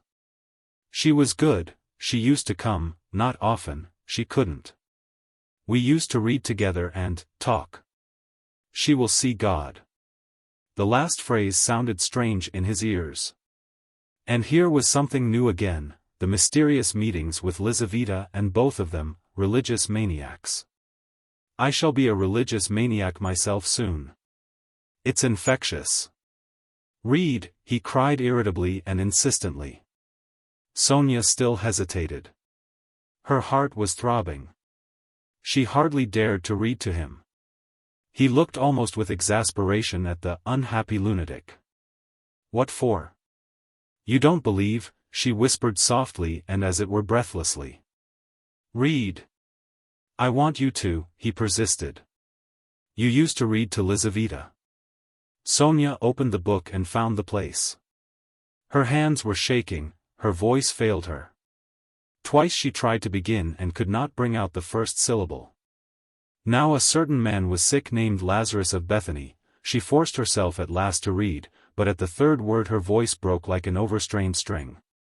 There was a catch in her breath. Raskolnikov saw in part why Sonya could not bring herself to read to him, and the more he saw this, the more roughly and irritably he insisted on her doing so. He understood only too well how painful it was for her to betray and unveil all that was her own. He understood that these feelings really were her secret treasure, which she had kept perhaps for years, perhaps from childhood. While she lived with an unhappy father and a distracted stepmother crazed by grief, in the midst of starving children and unseemly abuse and reproaches. But at the same time he knew now and knew for certain that, although it filled her with dread and suffering, yet she had a tormenting desire to read, and to read to him that he might hear it. And to read now whatever might come of it. He read this in her eyes, he could see it in her intense emotion. She mastered herself, controlled the spasm in her throat, and went on reading the 11th chapter of St. John. She went on to the 19th verse. And many of the Jews came to Martha and Mary to comfort them concerning their brother. Then Martha, as soon as she heard that Jesus was coming, went and met him, but Mary sat still in the house. Then said Martha unto Jesus, Lord, if thou hadst been here, my brother had not died. But I know that even now whatsoever thou wilt ask of God, God will give it thee. Then she stopped again with a shamefaced feeling that her voice would quiver and break again. Jesus said unto her, Thy brother shall rise again. Martha saith unto him, I know that he shall rise again in the resurrection, at the last day. Jesus said unto her, I am the resurrection and the life. He that believeth in me, though he were dead, yet shall he live. And whosoever liveth and believeth in me shall never die. Believest thou this? She saith unto him. And drawing a painful breath, Sonya read distinctly and forcibly as though she were making a public confession of faith. Yea, Lord, I believe that thou art the Christ, the Son of God, which should come into the world. She stopped and looked up quickly at him, but controlling herself went on reading. Raskolnikov sat without moving, his elbows on the table and his eyes turned away. She read to the 32nd verse.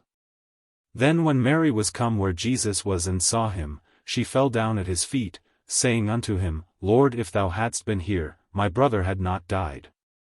When Jesus therefore saw her weeping, and the Jews also weeping which came with her, he groaned in the spirit and was troubled.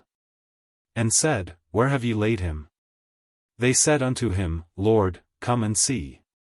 Jesus wept. Then said the Jews, Behold how he loved him. And some of them said, Could not this man which opened the eyes of the blind, have caused that even this man should not have died? Raskolnikov turned and looked at her with emotion. Yes, he had known it.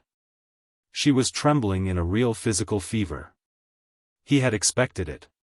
She was getting near the story of the greatest miracle, and a feeling of immense triumph came over her. Her voice rang out like a bell, triumph and joy gave it power. The lines danced before her eyes, but she knew what she was reading by heart. At the last verse, could not this man which opened the eyes of the blind, dropping her voice she passionately reproduced the doubt, the reproach and censure of the blind disbelieving Jews, who in another moment would fall at his feet as though struck by thunder, sobbing and believing. And he, too, is blinded and unbelieving, he, too, will hear, he, too, will believe, yes, yes. At once, now, was what she was dreaming, and she was quivering with happy anticipation. Jesus therefore again groaning in himself cometh to the grave. It was a cave, and a stone lay upon it. Jesus said, Take ye away the stone. Martha, the sister of him that was dead, saith unto him, Lord, by this time he stinketh, for he hath been dead 4 days. She laid emphasis on the word 4. Jesus saith unto her, Said I not unto thee that if thou wouldest believe, thou shouldest see the glory of God? Then they took away the stone from the place where the dead was laid. And Jesus lifted up his eyes and said, Father, I thank thee that thou hast heard me. And I knew that thou hearest me always. But because of the people which stand by I said it, that they may believe that thou hast sent me. And when he thus had spoken, he cried with a loud voice, Lazarus, come forth. And he that was dead came forth. She read loudly, cold and trembling with ecstasy, as though she were seeing it before her eyes. Bound hand and foot with grave clothes. And his face was bound about with a napkin. Jesus saith unto them, Loose him and let him go. Then many of the Jews which came to Mary and had seen the things which Jesus did believed on him. She could read no more, closed the book and got up from her chair quickly. That is all about the raising of Lazarus, she whispered severely and abruptly, and turning away she stood motionless, not daring to raise her eyes to him. She still trembled feverishly. The candle end was flickering out in the battered candlestick, dimly lighting up in the poverty-stricken room the murderer and the harlot who had so strangely been reading together the eternal book. 5 minutes or more passed. I came to speak of something, Raskolnikov said aloud, frowning. He got up and went to Sonya. She lifted her eyes to him in silence. His face was particularly stern and there was a sort of savage determination in it. I have abandoned my family today, he said, my mother and sister. I am not going to see them. I've broken with them completely. What for? Asked Sonya amazed. Her recent meeting with his mother and sister had left a great impression which she could not analyze. She heard his news almost with horror. I have only you now, he added. Let us go together. I've come to you, we are both accursed, let us go our way together. His eyes glittered, as though he were mad, Sonya thought, in her turn. Go where? She asked in alarm and she involuntarily stepped back. How do I know? I only know it's the same road, I know that and nothing more. It's the same goal. She looked at him and understood nothing. She knew only that he was terribly, infinitely unhappy. No one of them will understand, if you tell them, but I have understood. I need you, that is why I have come to you. I don't understand, whispered Sonya. You'll understand later.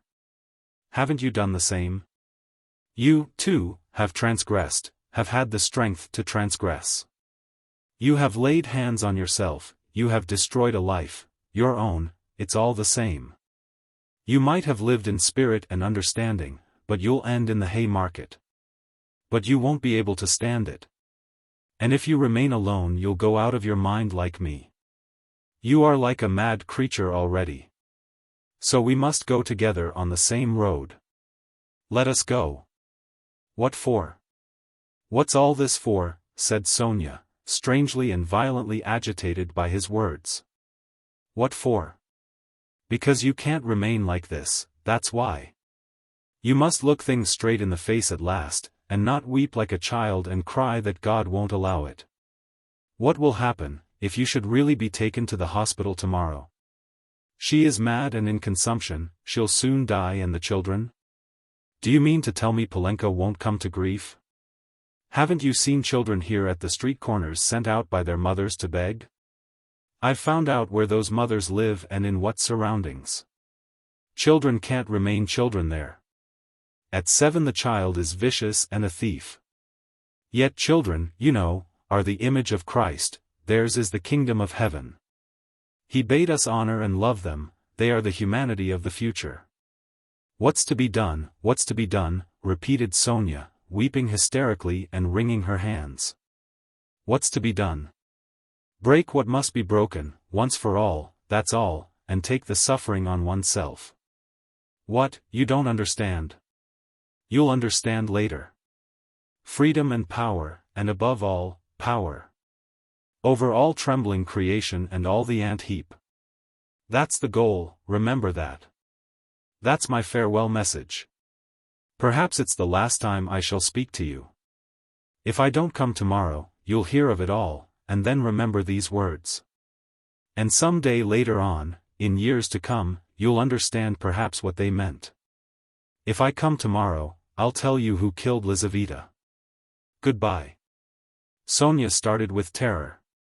Why, do you know who killed her? She asked, chilled with horror, looking wildly at him. I know and will tell, you, only you. I have chosen you out. I'm not coming to you to ask forgiveness, but simply to tell you. I chose you out long ago to hear this, when your father talked of you and when Lizaveta was alive, I thought of it. Goodbye, don't shake hands. Tomorrow. He went out.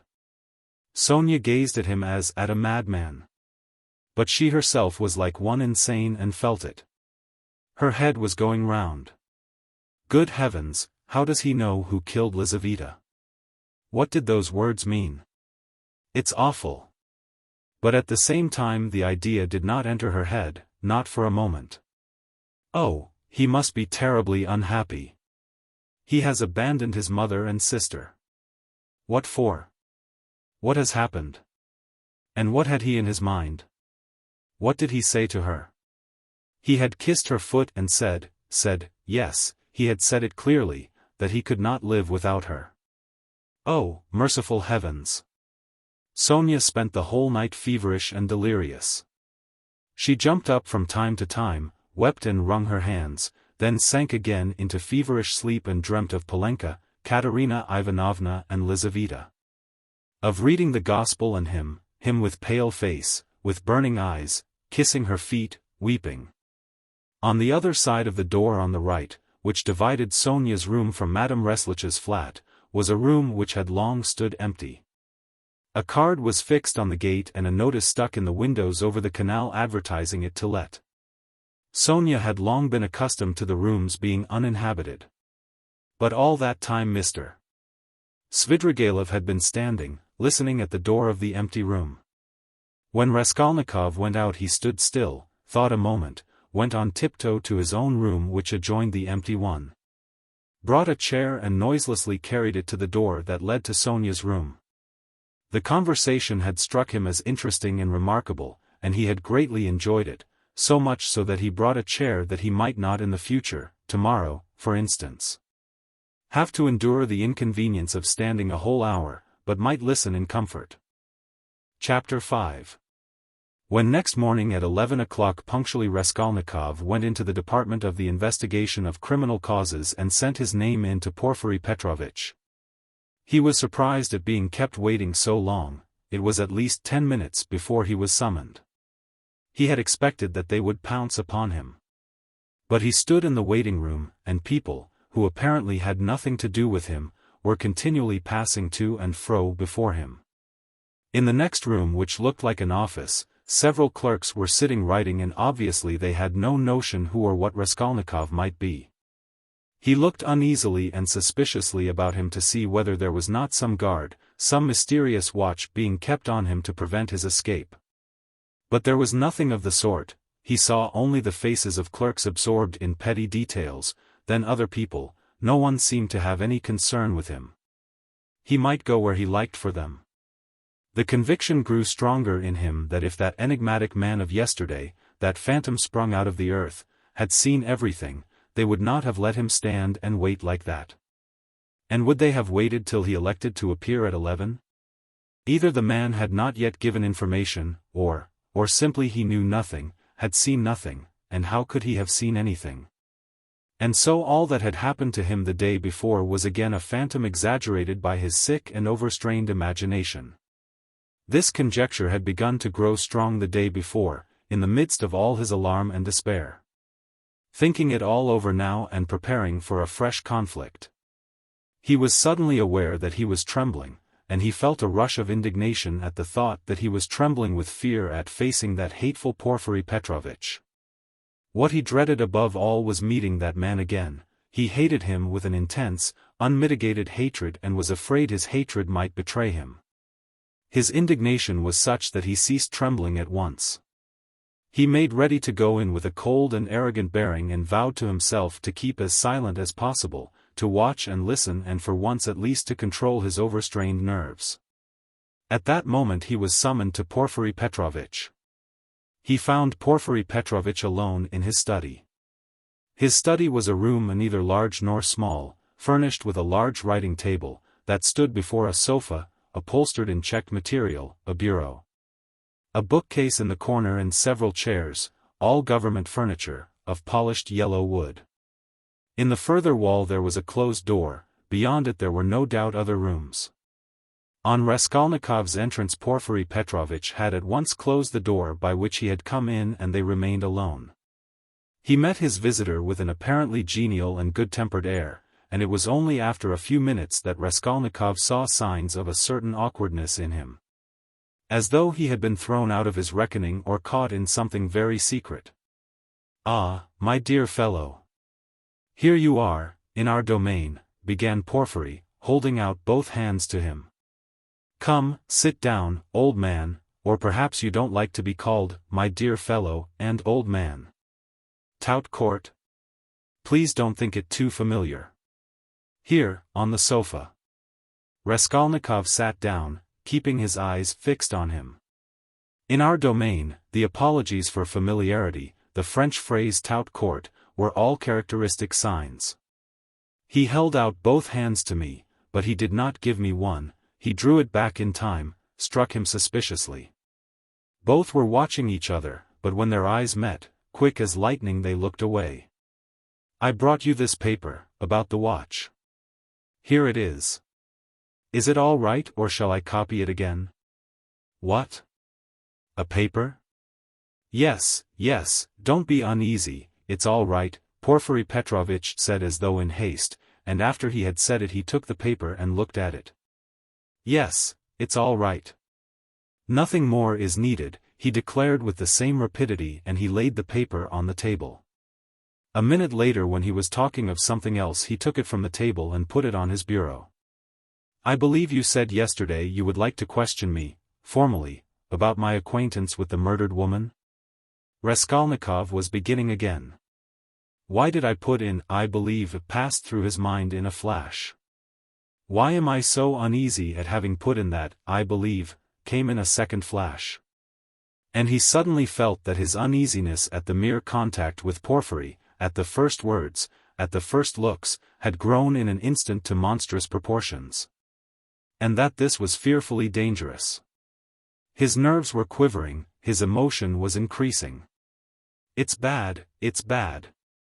I shall say too much again. Yes. There's no hurry, muttered Porfiry Petrovitch, moving to and fro about the table without any apparent aim, as it were making dashes towards the window, the bureau and the table. At one moment avoiding Raskolnikov's suspicious glance, then again standing still and looking him straight in the face. His fat round little figure looked very strange, like a ball rolling from one side to the other and rebounding back. "We've plenty of time. Do you smoke? Have you your own? Here, a cigarette." He went on, offering his visitor a cigarette. "You know I am receiving you here, but my own quarters are through there, you know, my government quarters. But I am living outside for the time, I had to have some repairs done here. It's almost finished now. Government quarters, you know, are a capital thing." What do you think?" "Yes, a capital thing," answered Raskolnikov, looking at him almost ironically. A capital thing," repeated Porfiry Petrovitch, as though he had just thought of something quite different. "Yes, a capital thing," he almost shouted at last, suddenly staring at Raskolnikov and stopping short 2 steps from him. This stupid repetition was too incongruous in its ineptitude with the serious, brooding and enigmatic glance he turned upon his visitor. But this stirred Raskolnikov's spleen more than ever, and he could not resist an ironical and rather incautious challenge. "Tell me, please," he asked suddenly, looking almost insolently at him and taking a kind of pleasure in his own insolence. "I believe it's a sort of legal rule, a sort of legal tradition, for all investigating lawyers, to begin their attack from afar, with a trivial, or at least an irrelevant subject, so as to encourage, or rather, to divert the man they are cross-examining, to disarm his caution and then all at once to give him an unexpected knockdown blow with some fatal question. Isn't that so? It's a sacred tradition, mentioned, I fancy, in all the manuals of the art?" "Yes, yes." "Why, do you imagine that was why I spoke about government quarters, eh?" And as he said this Porfiry Petrovitch screwed up his eyes and winked, a good-humored, crafty look passed over his face. The wrinkles on his forehead were smoothed out, his eyes contracted, his features broadened, and he suddenly went off into a nervous prolonged laugh, shaking all over and looking Raskolnikov straight in the face. The latter forced himself to laugh, too, but when Porfiry, seeing that he was laughing, broke into such a guffaw that he turned almost crimson, Raskolnikov's repulsion overcame all precaution. He left off laughing, scowled and stared with hatred at Porfiry, keeping his eyes fixed on him while his intentionally prolonged laughter lasted. There was lack of precaution on both sides, however. For Porfiry Petrovitch seemed to be laughing in his visitor's face and to be very little disturbed at the annoyance with which the visitor received it. The latter fact was very significant in Raskolnikov's eyes. He saw that Porfiry Petrovitch had not been embarrassed just before either, but that he, Raskolnikov, had perhaps fallen into a trap. That there must be something, some motive here unknown to him. That, perhaps, everything was in readiness and in another moment would break upon him. He went straight to the point at once, rose from his seat and took his cap. "Porfiry Petrovitch," he began resolutely, though with considerable irritation. "Yesterday you expressed a desire that I should come to you for some inquiries," he laid special stress on the word inquiries. "I have come, and if you have anything to ask me, ask it, and if not, allow me to withdraw. I have no time to spare. I have to be at the funeral of that man who was run over, of whom you know also," he added, feeling angry at once at having made this addition and more irritated at his anger. "I am sick of it all, do you hear? And have long been. It's partly what made me ill. In short," he shouted, feeling that the phrase about his illness was still more out of place, "in short, kindly examine me or let me go, at once. And if you must examine me, do so in the proper form. I will not allow you to do so otherwise, and so meanwhile, goodbye, as we have evidently nothing to keep us now." "Good heavens! What do you mean? What shall I question you about?" cackled Porfiry Petrovitch with a change of tone, instantly leaving off laughing. "Please don't disturb yourself," he began fidgeting from place to place and fussily making Raskolnikov sit down. There's no hurry, it's all nonsense." "Oh, no, I'm very glad you've come to see me at last. I look upon you simply as a visitor. And as for my confounded laughter, please excuse it, Rodion Romanovich." "Rodion Romanovich? That is your name?" "It's my nerves, you tickled me so with your witty observation. I assure you, sometimes I shake with laughter like an india-rubber ball for half an hour at a time." I'm often afraid of an attack of paralysis. Do sit down. Please do, or I shall think you are angry. Raskolnikov did not speak, he listened, watching him, still frowning angrily. He did sit down, but still held his cap. I must tell you one thing about myself, my dear Rodion Romanovich, Porfiry Petrovitch continued, moving about the room and again avoiding his visitor's eyes. You see, I'm a bachelor, a man of no consequence and not used to society. Besides, I have nothing before me, I'm set, I'm running to seed and have you noticed, Rodion Romanovich, that in our Petersburg circles, if two clever men meet who are not intimate, but respect each other, like you and me, it takes them half an hour before they can find a subject for conversation, they are dumb, they sit opposite each other and feel awkward. Everyone has subjects of conversation, ladies for instance, people in high society always have their subjects of conversation, say de rigueur, but people of the middle sort like us, thinking people that is, are always tongue-tied and awkward. What is the reason of it? Whether it is the lack of public interest, or whether it is we are so honest we don't want to deceive one another, I don't know. What do you think? Do put down your cap, it looks as if you were just going. It makes me uncomfortable. I am so delighted. Raskolnikov put down his cap and continued listening in silence with a serious frowning face to the vague and empty chatter of Porfiry Petrovitch. Does he really want to distract my attention with his silly babble? I can't offer you coffee here, but why not spend 5 minutes with a friend? Porfiry pattered on, and you know all these official duties, please don't mind my running up and down, excuse it, my dear fellow, I am very much afraid of offending you. But exercise is absolutely indispensable for me. I'm always sitting and so glad to be moving about for 5 minutes. I suffer from my sedentary life. I always intend to join a gymnasium. They say that officials of all ranks, even privy councillors, may be seen skipping gaily there you have it, modern science, yes, yes. But as for my duties here, inquiries and all such formalities, you mentioned inquiries yourself just now. I assure you these interrogations are sometimes more embarrassing for the interrogator than for the interrogated. You made the observation yourself just now very aptly and wittily. Raskolnikov had made no observation of the kind. One gets into a muddle. A regular muddle. One keeps harping on the same note, like a drum. There is to be a reform and we shall be called by a different name, at least, he. And as for our legal tradition, as you so wittily called it, I thoroughly agree with you. Every prisoner on trial, even the rudest peasant, knows that they begin by disarming him with irrelevant questions, as you so happily put it, and then deal him a knockdown blow, he. Your felicitous comparison, he. So you really imagined that I meant by government quarters, he. You are an ironical person. Come. I won't go on. Ah, by the way, yes. One word leads to another. You spoke of formality just now, apropos of the inquiry, you know. But what's the use of formality? In many cases it's nonsense. Sometimes one has a friendly chat and gets a good deal more out of it. One can always fall back on formality, allow me to assure you.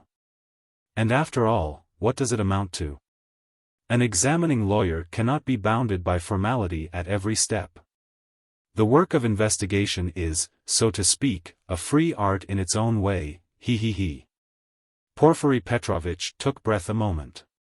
He had simply babbled on, uttering empty phrases, letting slip a few enigmatic words and again reverting to incoherence. He was almost running about the room, moving his fat little legs quicker and quicker, looking at the ground, with his right hand behind his back, while with his left making gesticulations that were extraordinarily incongruous with his words. Raskolnikov suddenly noticed that as he ran about the room he seemed twice to stop for a moment near the door, as though he were listening. Is he expecting anything? You are certainly quite right about it, Porfiry began gaily, looking with extraordinary simplicity at Raskolnikov, which startled him and instantly put him on his guard. Certainly quite right in laughing so wittily at our legal forms, he. Some of these elaborate psychological methods are exceedingly ridiculous and perhaps useless, if one adheres too closely to the forms. Yes. I am talking of forms again. Well, if I recognize, or more strictly speaking, if I suspect someone or other to be a criminal in any case entrusted to me, you're reading for the law, of course, Rodion Romanovich? Yes, I was. Well, then it is a precedent for you for the future, though don't suppose I should venture to instruct you after the articles you publish about crime. No, I simply make bold to state it by way of fact. If I took this man or that for a criminal, why, I ask, should I worry him prematurely, even though I had evidence against him? In one case I may be bound, for instance, to arrest a man at once, but another may be in quite a different position, you know, so why shouldn't I let him walk about the town a bit? He. But I see you don't quite understand, so I'll give you a clearer example. If I put him in prison too soon, I may very likely give him, so to speak, moral support, he. You're laughing? Raskolnikov had no idea of laughing. He was sitting with compressed lips, his feverish eyes fixed on Porfiry Petrovitch's. Yet that is the case, with some types especially, for men are so different. You say, evidence. Well, there may be evidence. But evidence, you know, can generally be taken two ways. I am an examining lawyer and a weak man, I confess it. I should like to make a proof, so to say, mathematically clear. I should like to make a chain of evidence such as twice 2 are 4, it ought to be a direct, irrefutable proof. And if I shut him up too soon, even though I might be convinced he was the man, I should very likely be depriving myself of the means of getting further evidence against him. And how? By giving him, so to speak, a definite position, I shall put him out of suspense and set his mind at rest, so that he will retreat into his shell. They say that at Sevastopol, soon after Alma, the clever people were in a terrible fright that the enemy would attack openly and take Sevastopol at once.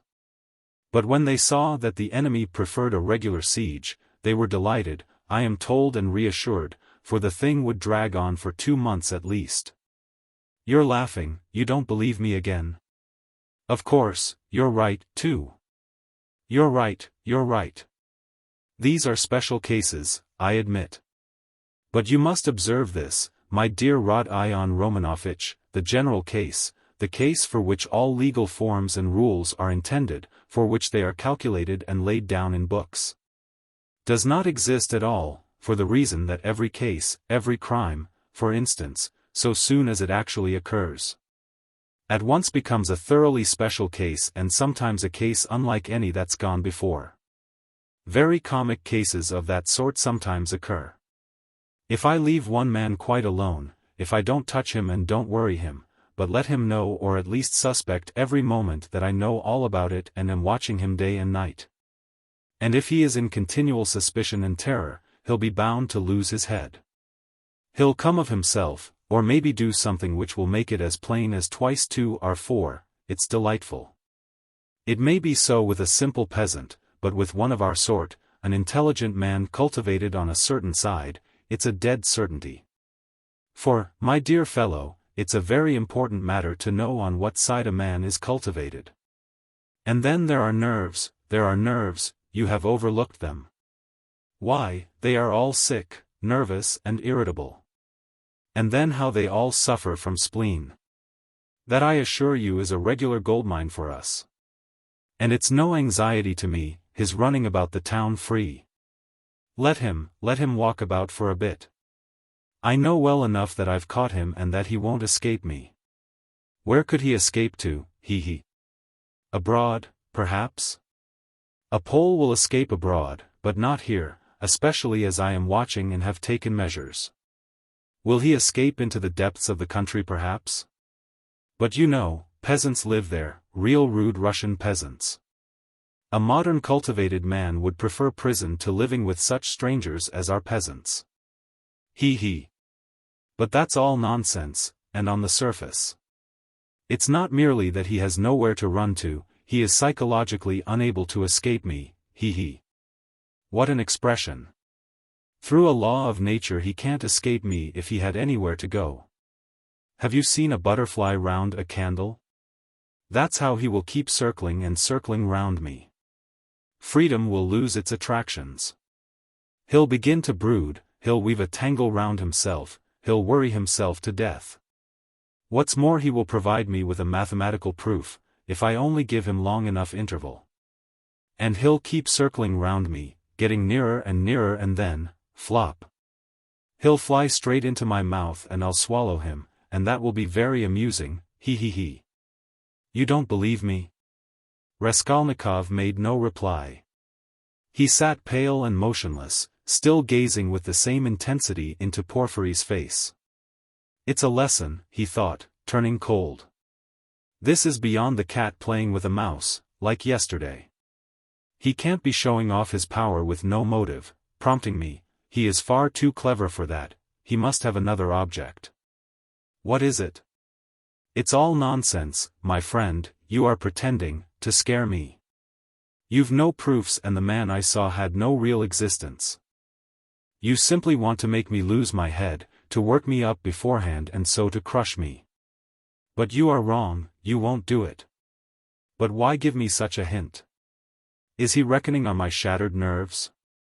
No, my friend, you are wrong, you won't do it even though you have some trap for me, let us see what you have in store for me. And he braced himself to face a terrible and unknown ordeal. At times he longed to fall on Porfiry and strangle him. This anger was what he dreaded from the beginning. He felt that his parched lips were flecked with foam, his heart was throbbing. But he was still determined not to speak till the right moment. He realized that this was the best policy in his position, because instead of saying too much he would be irritating his enemy by his silence and provoking him into speaking too freely. Anyhow, this was what he hoped for. No, I see you don't believe me, you think I am playing a harmless joke on you, Porfiry began again, getting more and more lively, chuckling at every instant and again pacing round the room. And to be sure you're right, God has given me a figure that can awaken none but comic ideas in other people, a buffoon. But let me tell you, and I repeat it, excuse an old man, my dear Rodion Romanovich, you are a man still young, so to say, in your first youth, and so you put intellect above everything. Like all young people. Playful wit and abstract arguments fascinate you, and that's for all the world like the old Austrian Hofkriegsrath, as far as I can judge of military matters. That is, on paper they'd beaten Napoleon and taken him prisoner, and there in their study they worked it all out in the cleverest fashion, but look you, General Mack surrendered with all his army. He. I see, Rodion Romanovich, you are laughing at a civilian like me, taking examples out of military history. But I can't help it, it's my weakness. I am fond of military science. And I'm ever so fond of reading all military histories. I've certainly missed my proper career. I ought to have been in the army, upon my word I ought. I shouldn't have been a Napoleon, but I might have been a major, he. Well, I'll tell you the whole truth, my dear fellow, about this special case, I mean, actual fact and a man's temperament, my dear sir. Are weighty matters, and it's astonishing how they sometimes deceive the sharpest calculation. Listen to an old man, am speaking seriously, Rodion Romanovich, as he said this Porfiry Petrovitch, who was scarcely 35, actually seemed to have grown old. Even his voice changed and he seemed to shrink together. Moreover, I'm a candid man, am I a candid man or not? What do you say? I fancy I really am, I tell you these things for nothing and don't even expect a reward for it, he. Well, to proceed, wit in my opinion is a splendid thing, it is, so to say, an adornment of nature and a consolation of life, and what tricks it can play. So that it sometimes is hard for a poor examining lawyer to know where he is, especially when he's liable to be carried away by his own fancy, too, for you know he is a man after all. But the poor fellow is saved by the criminal's temperament, worse luck for him. But young people carried away by their own wit don't think of that, when they overstep all obstacles, as you wittily and cleverly expressed it yesterday. He will lie, that is, the man who is a special case, the incognito, and he will lie well, in the cleverest fashion. You might think he would triumph and enjoy the fruits of his wit, but at the most interesting, the most flagrant moment he will faint. Of course there may be illness and a stuffy room as well, but anyway, he's given us the idea. He lied incomparably, but he didn't reckon on his temperament. That's what betrays him. Another time he will be carried away by his playful wit into making fun of the man who suspects him, he will turn pale as it were on purpose to mislead, but his paleness will be too natural. Too much like the real thing. Again he has given us an idea. Though his questioner may be deceived at first, he will think differently next day if he is not a fool, and, of course, it is like that at every step. He puts himself forward where he is not wanted, speaks continually when he ought to keep silent, brings in all sorts of allegorical allusions, he.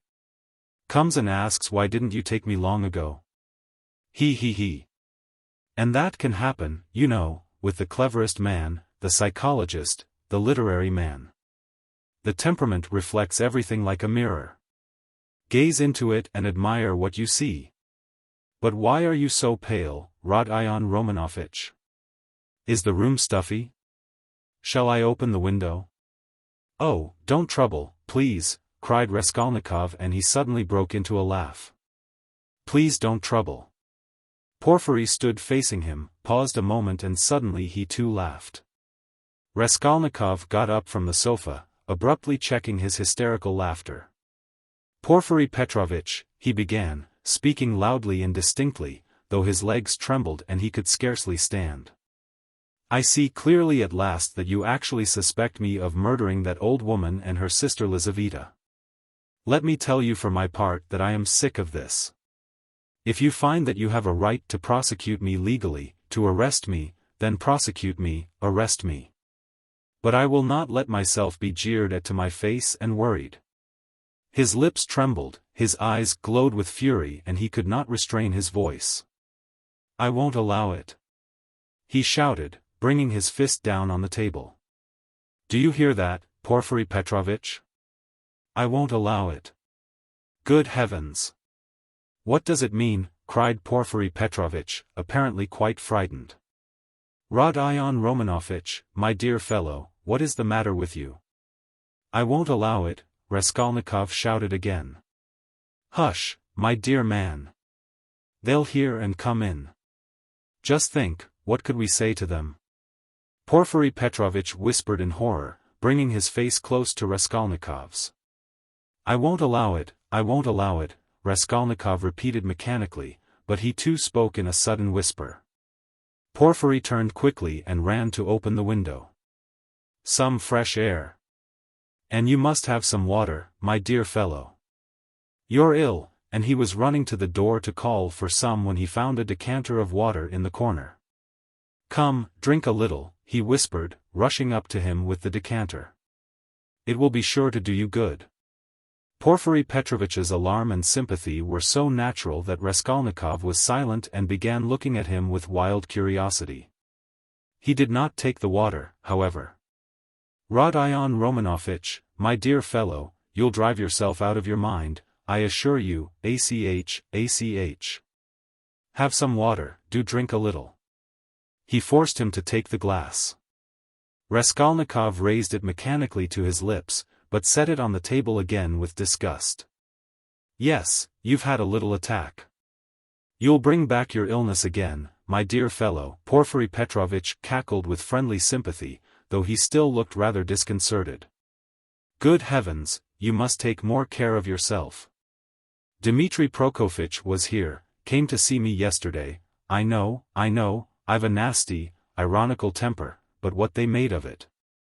Good heavens, he came yesterday after you'd been. We dined and he talked away, and I could only throw up my hands in despair. Did he come from you? But do sit down, for mercy's sake, sit down. No, not from me, but I knew he went to you, and why he went, Raskolnikov answered sharply. You knew? I knew. What of it? Why this, Rodion Romanovich, that I know more than that about you. I know about everything. I know how you went to take a flat at night when it was dark and how you rang the bell and asked about the blood, so that the workman and the porter did not know what to make of it. Yes, I understand your state of mind at that time, but you'll drive yourself mad like that, upon my word. You'll lose your head. You're full of generous indignation at the wrongs you've received, first from destiny, and then from the police officers. And so you rush from one thing to another to force them to speak out and make an end of it all, because you are sick of all this suspicion and foolishness. That's so, isn't it? I have guessed how you feel, haven't I? Only in that way you'll lose your head, and Razumihin's, too. He's too good a man for such a position, you must know that. You are ill and he is good, and your illness is infectious for him. I'll tell you about it when you are more yourself. But do sit down, for goodness sake. Please rest, you look shocking, do sit down. Raskolnikov sat down. He no longer shivered, he was hot all over. In amazement he listened with strained attention to Porfiry Petrovitch, who still seemed frightened as he looked after him with friendly solicitude. But he did not believe a word he said, though he felt a strange inclination to believe. Porfiry's unexpected words about the flat had utterly overwhelmed him. How can it be, he knows about the flat then, he thought suddenly, and he tells it me himself. Yes, in our legal practice there was a case almost exactly similar, a case of morbid psychology, Porfiry went on quickly. A man confessed to murder and how he kept it up. It was a regular hallucination, he brought forward facts, he imposed upon everyone, and why. He had been partly, but only partly, unintentionally the cause of a murder, and when he knew that he had given the murderers the opportunity, he sank into dejection. It got on his mind and turned his brain, he began imagining things and he persuaded himself that he was the murderer. But at last the High Court of Appeal went into it and the poor fellow was acquitted and put under proper care. Thanks to the Court of Appeal. Tut tut tut. Why, my dear fellow, you may drive yourself into delirium if you have the impulse to work upon your nerves, to go ringing bells at night and asking about blood. I've studied all this morbid psychology in my practice. A man is sometimes tempted to jump out of a window or from a belfry. Just the same with bell ringing. It's all illness, Rodion Romanovich. You have begun to neglect your illness. You should consult an experienced doctor. What's the good of that fat fellow? You are light-headed. You were delirious when you did all this. For a moment Raskolnikov felt everything going round. Is it possible, flashed through his mind, that he is still lying? He can't be, he can't be. He rejected that idea, feeling to what a degree of fury it might drive him, feeling that that fury might drive him mad. I was not delirious. I knew what I was doing, he cried, straining every faculty to penetrate Porfiry's game. I was quite myself, do you hear? Yes, I hear and understand. You said yesterday you were not delirious, you were particularly emphatic about it. I understand all you can tell me. AACH. Listen, Rodion Romanovich, my dear fellow. If you were actually a criminal, or were somehow mixed up in this damnable business, would you insist that you were not delirious but in full possession of your faculties? And so emphatically and persistently? Would it be possible? Quite impossible, to my thinking. If you had anything on your conscience, you certainly ought to insist that you were delirious. That's so, isn't it? There was a note of slyness in this inquiry. Raskolnikov drew back on the sofa as Porfiry bent over him and stared in silent perplexity at him. Another thing about Razumihin, you certainly ought to have said that he came of his own accord, to have concealed your part in it. But you don't conceal it. You lay stress on his coming at your instigation. Raskolnikov had not done so. A chill went down his back. You keep telling lies, he said slowly and weakly, twisting his lips into a sickly smile. You are trying again to show that you know all my game, that you know all I shall say beforehand. He said, conscious himself that he was not weighing his words as he ought. You want to frighten me, or you are simply laughing at me." He still stared at him as he said this, and again there was a light of intense hatred in his eyes. "You keep lying," he said. "You know perfectly well that the best policy for the criminal is to tell the truth as nearly as possible, to conceal as little as possible." "I don't believe you." "What a wily person you are." Porfiry tittered. "There's no catching you, you've a perfect monomania." "So you don't believe me? But still you do believe me, you believe a quarter. I'll soon make you believe the whole, because I have a sincere liking for you and genuinely wish you good." Raskolnikov's lips trembled. "Yes, I do," went on Porfiry, touching Raskolnikov's arm genially, "you must take care of your illness. Besides, your mother and sister are here now, you must think of them.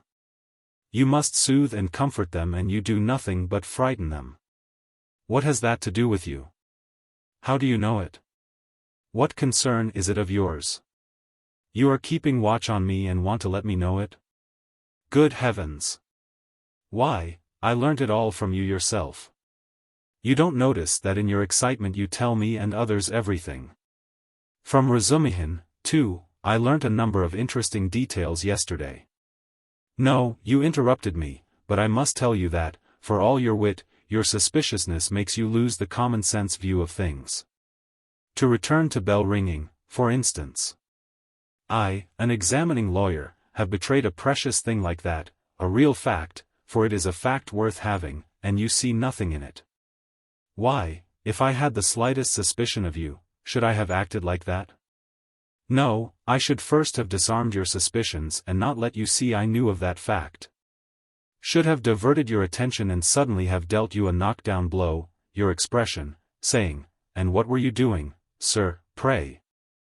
At 10 or nearly 11 at the murdered woman's flat, and why did you ring the bell, and why did you ask about blood? And why did you invite the porters to go with you to the police station, to the lieutenant?' That's how I ought to have acted if I had a grain of suspicion of you. I ought to have taken your evidence in due form, searched your lodging and perhaps have arrested you, too, so I have no suspicion of you, since I have not done that.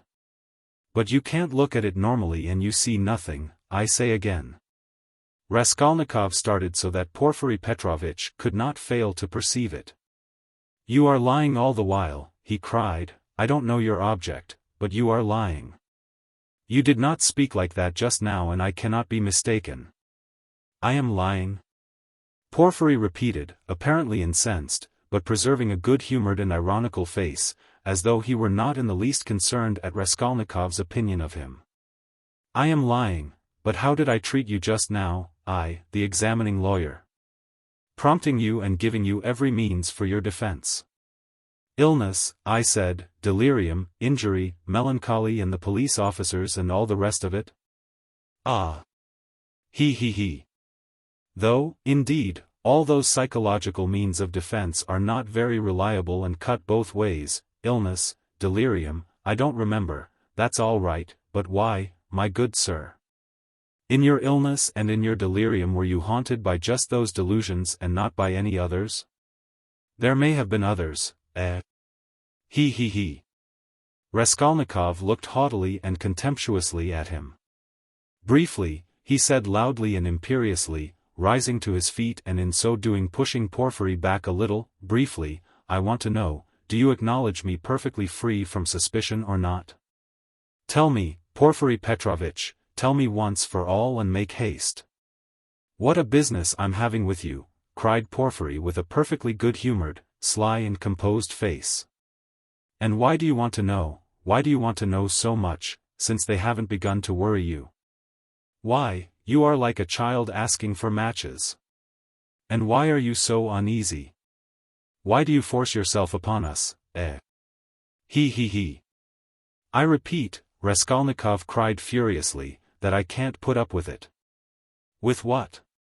Uncertainty, interrupted Porfiry. Don't jeer at me. I won't have it. I tell you I won't have it. I can't and I won't, do you hear, he shouted, bringing his fist down on the table again. Hush. Hush.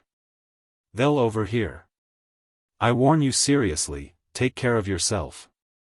I am not joking, Porfiry whispered, but this time there was not the look of old womanish good nature and alarm in his face. Now he was peremptory, stern, frowning and for once laying aside all mystification. But this was only for an instant. Raskolnikov, bewildered, suddenly fell into actual frenzy, but, strange to say, he again obeyed the command to speak quietly, though he was in a perfect paroxysm of fury. I will not allow myself to be tortured, he whispered, instantly recognizing with hatred that he could not help obeying the command and driven to even greater fury by the thought. Arrest me, search me, but kindly act in due form and don't play with me.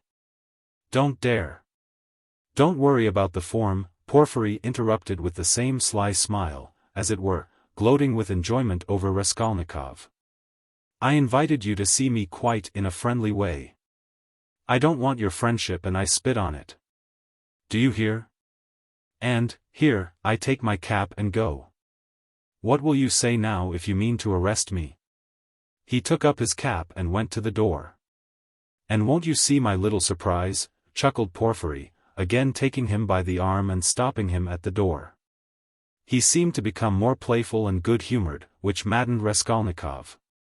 What surprise? He asked, standing still and looking at Porfiry in alarm. My little surprise, it's sitting there behind the door, he. He pointed to the locked door. I locked him in that he should not escape. What is it? Where? What? Raskolnikov walked to the door and would have opened it, but it was locked. It's locked, here is the key. And he brought a key out of his pocket. You are lying, roared Raskolnikov without restraint, you lie, you damned Punchinello. And he rushed at Porfiry who retreated to the other door, not at all alarmed. I understand it all. You are lying and mocking so that I may betray myself to you.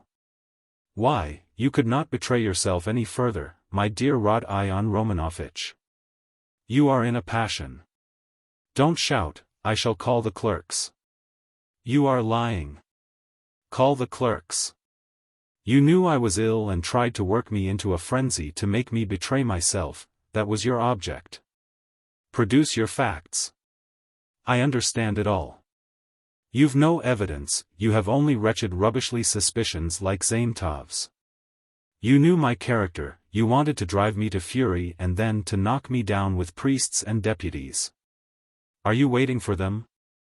What are you waiting for? Where are they? Produce them. Why deputies, my good man? What things people will imagine. And to do so would not be acting in form as you say, you don't know the business, my dear fellow. And there's no escaping form, as you see, Porfiry muttered, listening at the door through which a noise could be heard. Ah, they're coming, cried Raskolnikov. You've sent for them. You expected them. Well, produce them all, your deputies, your witnesses, what you like. I am ready. But at this moment a strange incident occurred, something so unexpected that neither Raskolnikov nor Porfiry Petrovitch could have looked for such a conclusion to their interview. Chapter 6. When he remembered the scene afterwards, this is how Raskolnikov saw it. The noise behind the door increased, and suddenly the door was opened a little. What is it? Cried Porfiry Petrovitch, annoyed. Why, I gave orders. For an instant there was no answer, but it was evident that there were several persons at the door, and that they were apparently pushing somebody back. What is it? Porfiry Petrovitch repeated, uneasily. The prisoner Nikolai has been brought, someone answered. He is not wanted. Take him away. Let him wait. What's he doing here?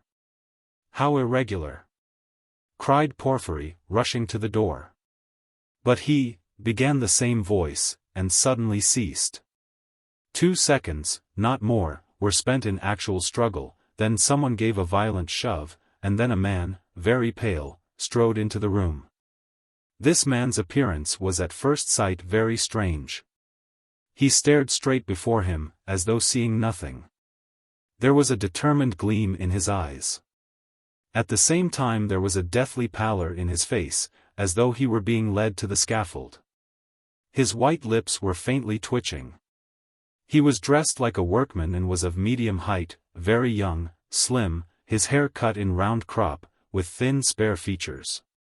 The man whom he had thrust back followed him into the room and succeeded in seizing him by the shoulder. He was a warder, but Nikolai pulled his arm away. Several persons crowded inquisitively into the doorway. Some of them tried to get in. All this took place almost instantaneously. "Go away, it's too soon. Wait till you are sent for. Why have you brought him so soon?" Porfiry Petrovitch muttered, extremely annoyed, and as it were thrown out of his reckoning. But Nikolai suddenly knelt down. "What's the matter?" cried Porfiry, surprised. "I am guilty. Mine is the sin. I am the murderer," Nikolai articulated suddenly, rather breathless, but speaking fairly loudly. For 10 seconds there was silence as though all had been struck dumb. Even the warder stepped back, mechanically retreated to the door, and stood immovable. "What is it?" cried Porfiry Petrovitch, recovering from his momentary stupefaction. "I am the murderer," repeated Nikolai, after a brief pause. "What, you, what, whom did you kill?" Porfiry Petrovitch was obviously bewildered. Nikolai again was silent for a moment. "Alyona Ivanovna and her sister Lizaveta Ivanovna, I killed, with an axe." Darkness came over me, he added suddenly, and was again silent. He still remained on his knees. Porfiry Petrovitch stood for some moments as though meditating, but suddenly roused himself and waved back the uninvited spectators. They instantly vanished and closed the door. Then he looked towards Raskolnikov, who was standing in the corner, staring wildly at Nikolai, and moved towards him, but stopped short, looked from Nikolai to Raskolnikov and then again at Nikolai. And seeming unable to restrain himself darted at the latter. "You're in too great a hurry," he shouted at him, almost angrily. "I didn't ask you what came over you. Speak, did you kill them?" "I am the murderer." "I want to give evidence," Nikolai pronounced. "Ach. What did you kill them with?" "An axe. I had it ready." "Ach, he is in a hurry." "Alone?" Nikolai did not understand the question. "Did you do it alone?" "Yes, alone." "And Mitka is not guilty and had no share in it." "Don't be in a hurry about Mitka." "Ach. How was it you ran downstairs like that at the time?" "The porters met you both. It was to put them off the scent." "I ran after Mitka," Nikolai replied hurriedly, as though he had prepared the answer. "I knew it," cried Porfiry, with vexation. "It's not his own tale he is telling," he muttered as though to himself, and suddenly his eyes rested on Raskolnikov again. He was apparently so taken up with Nikolai that for a moment he had forgotten Raskolnikov. He was a little taken aback. "My dear Rodion Romanovich, excuse me," he flew up to him, "this won't do. I'm afraid you must go, it's no good your staying." "I will, you see, what a surprise. Goodbye." And taking him by the arm, he showed him to the door. "I suppose you didn't expect it?" said Raskolnikov, who, though he had not yet fully grasped the situation, had regained his courage. "You did not expect it either, my friend. See how your hand is trembling. He. You're trembling, too, Porfiry Petrovitch." "Yes, I am, I didn't expect it." They were already at the door. Porfiry was impatient for Raskolnikov to be gone. "And your little surprise, aren't you going to show it to me?" Raskolnikov said, sarcastically. "Why, his teeth are chattering as he asks, he. You are an ironical person. Come, till we meet. I believe we can say goodbye." "That's in God's hands," muttered Porfiry, with an unnatural smile. As he walked through the office, Raskolnikov noticed that many people were looking at him. Among them he saw the 2 porters from the house, whom he had invited that night to the police station. They stood there waiting. But he was no sooner on the stairs than he heard the voice of Porfiry Petrovitch behind him. Turning round, he saw the latter running after him, out of breath. One word, Rodion Romanovich. As to all the rest, it's in God's hands, but as a matter of form there are some questions I shall have to ask you, so we shall meet again, shan't we? And Porfiry stood still, facing him with a smile. Shan't we? He added again. He seemed to want to say something more, but could not speak out. You must forgive me, Porfiry Petrovitch, for what has just passed. I lost my temper, began Raskolnikov, who had so far regained his courage that he felt irresistibly inclined to display his coolness. Don't mention it, Porfiry replied, almost gleefully. I myself, too. I have a wicked temper, I admit it. But we shall meet again. If it's God's will, we may see a great deal of one another. And we'll get to know each other through and through, added Raskolnikov. Yes. Know each other through and through, assented Porfiry Petrovitch, and he screwed up his eyes, looking earnestly at Raskolnikov. Now you're going to a birthday party? To a funeral. Of course, the funeral. Take care of yourself, and get well. I don't know what to wish you, said Raskolnikov, who had begun to descend the stairs, but looked back again. I should like to wish you success, but your office is such a comical one. Why comical? Porfiry Petrovitch had turned to go, but he seemed to prick up his ears at this. Why, how you must have been torturing and harassing that poor Nikolai psychologically, after your fashion, till he confessed.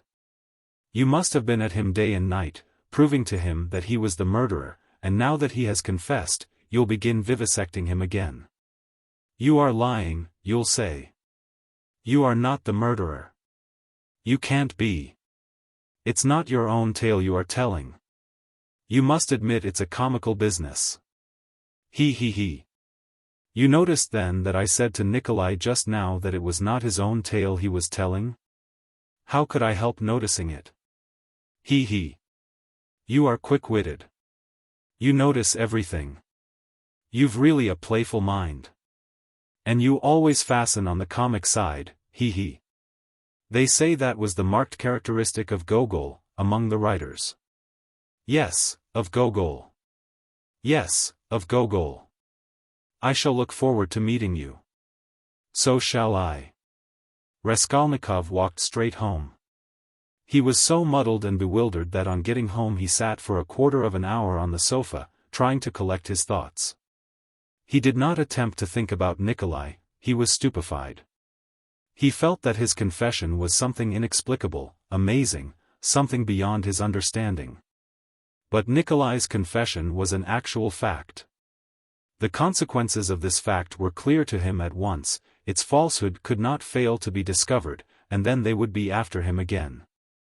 Till then, at least, he was free and must do something for himself, for the danger was imminent.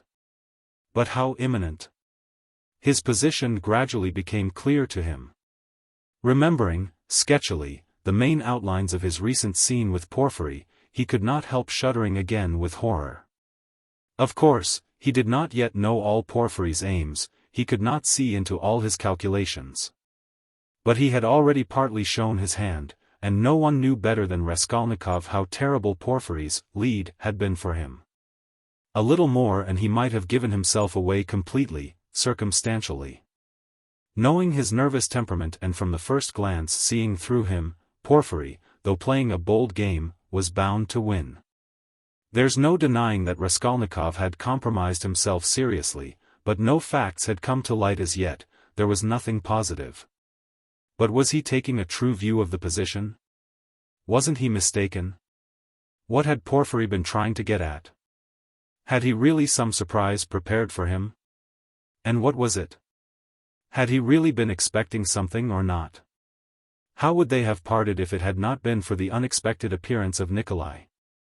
Porfiry had shown almost all his cards, of course, he had risked something in showing them, and if he had really had anything up his sleeve, Raskolnikov reflected, he would have shown that, too.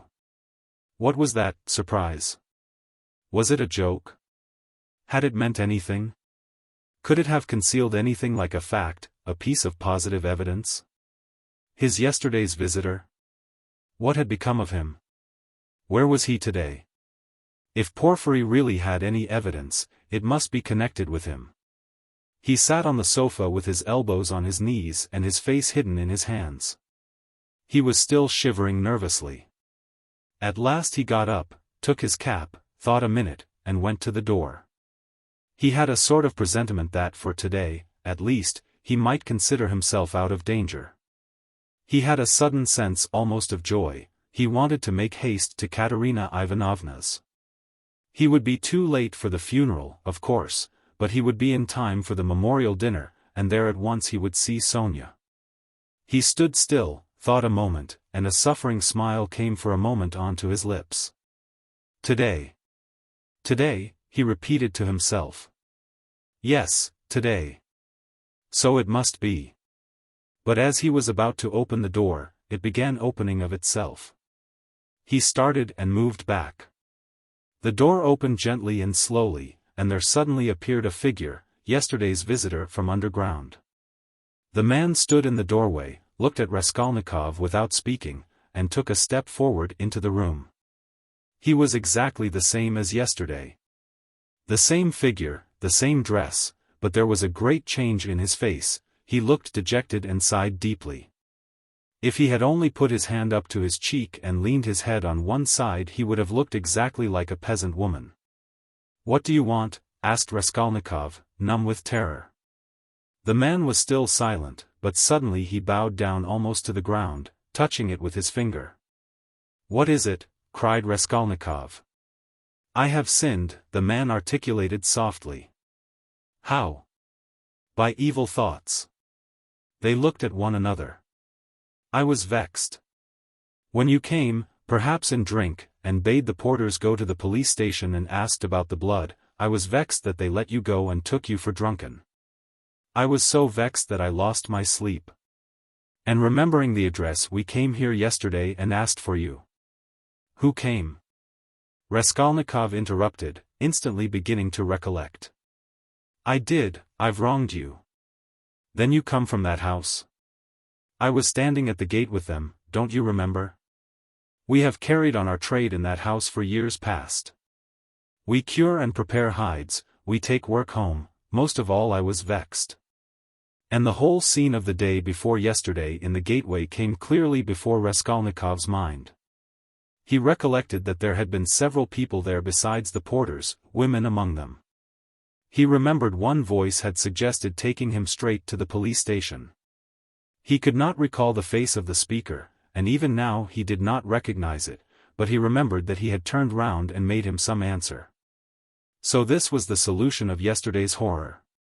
The most awful thought was that he had been actually almost lost, had almost done for himself on account of such a trivial circumstance. So this man could tell nothing except his asking about the flat and the blood stains.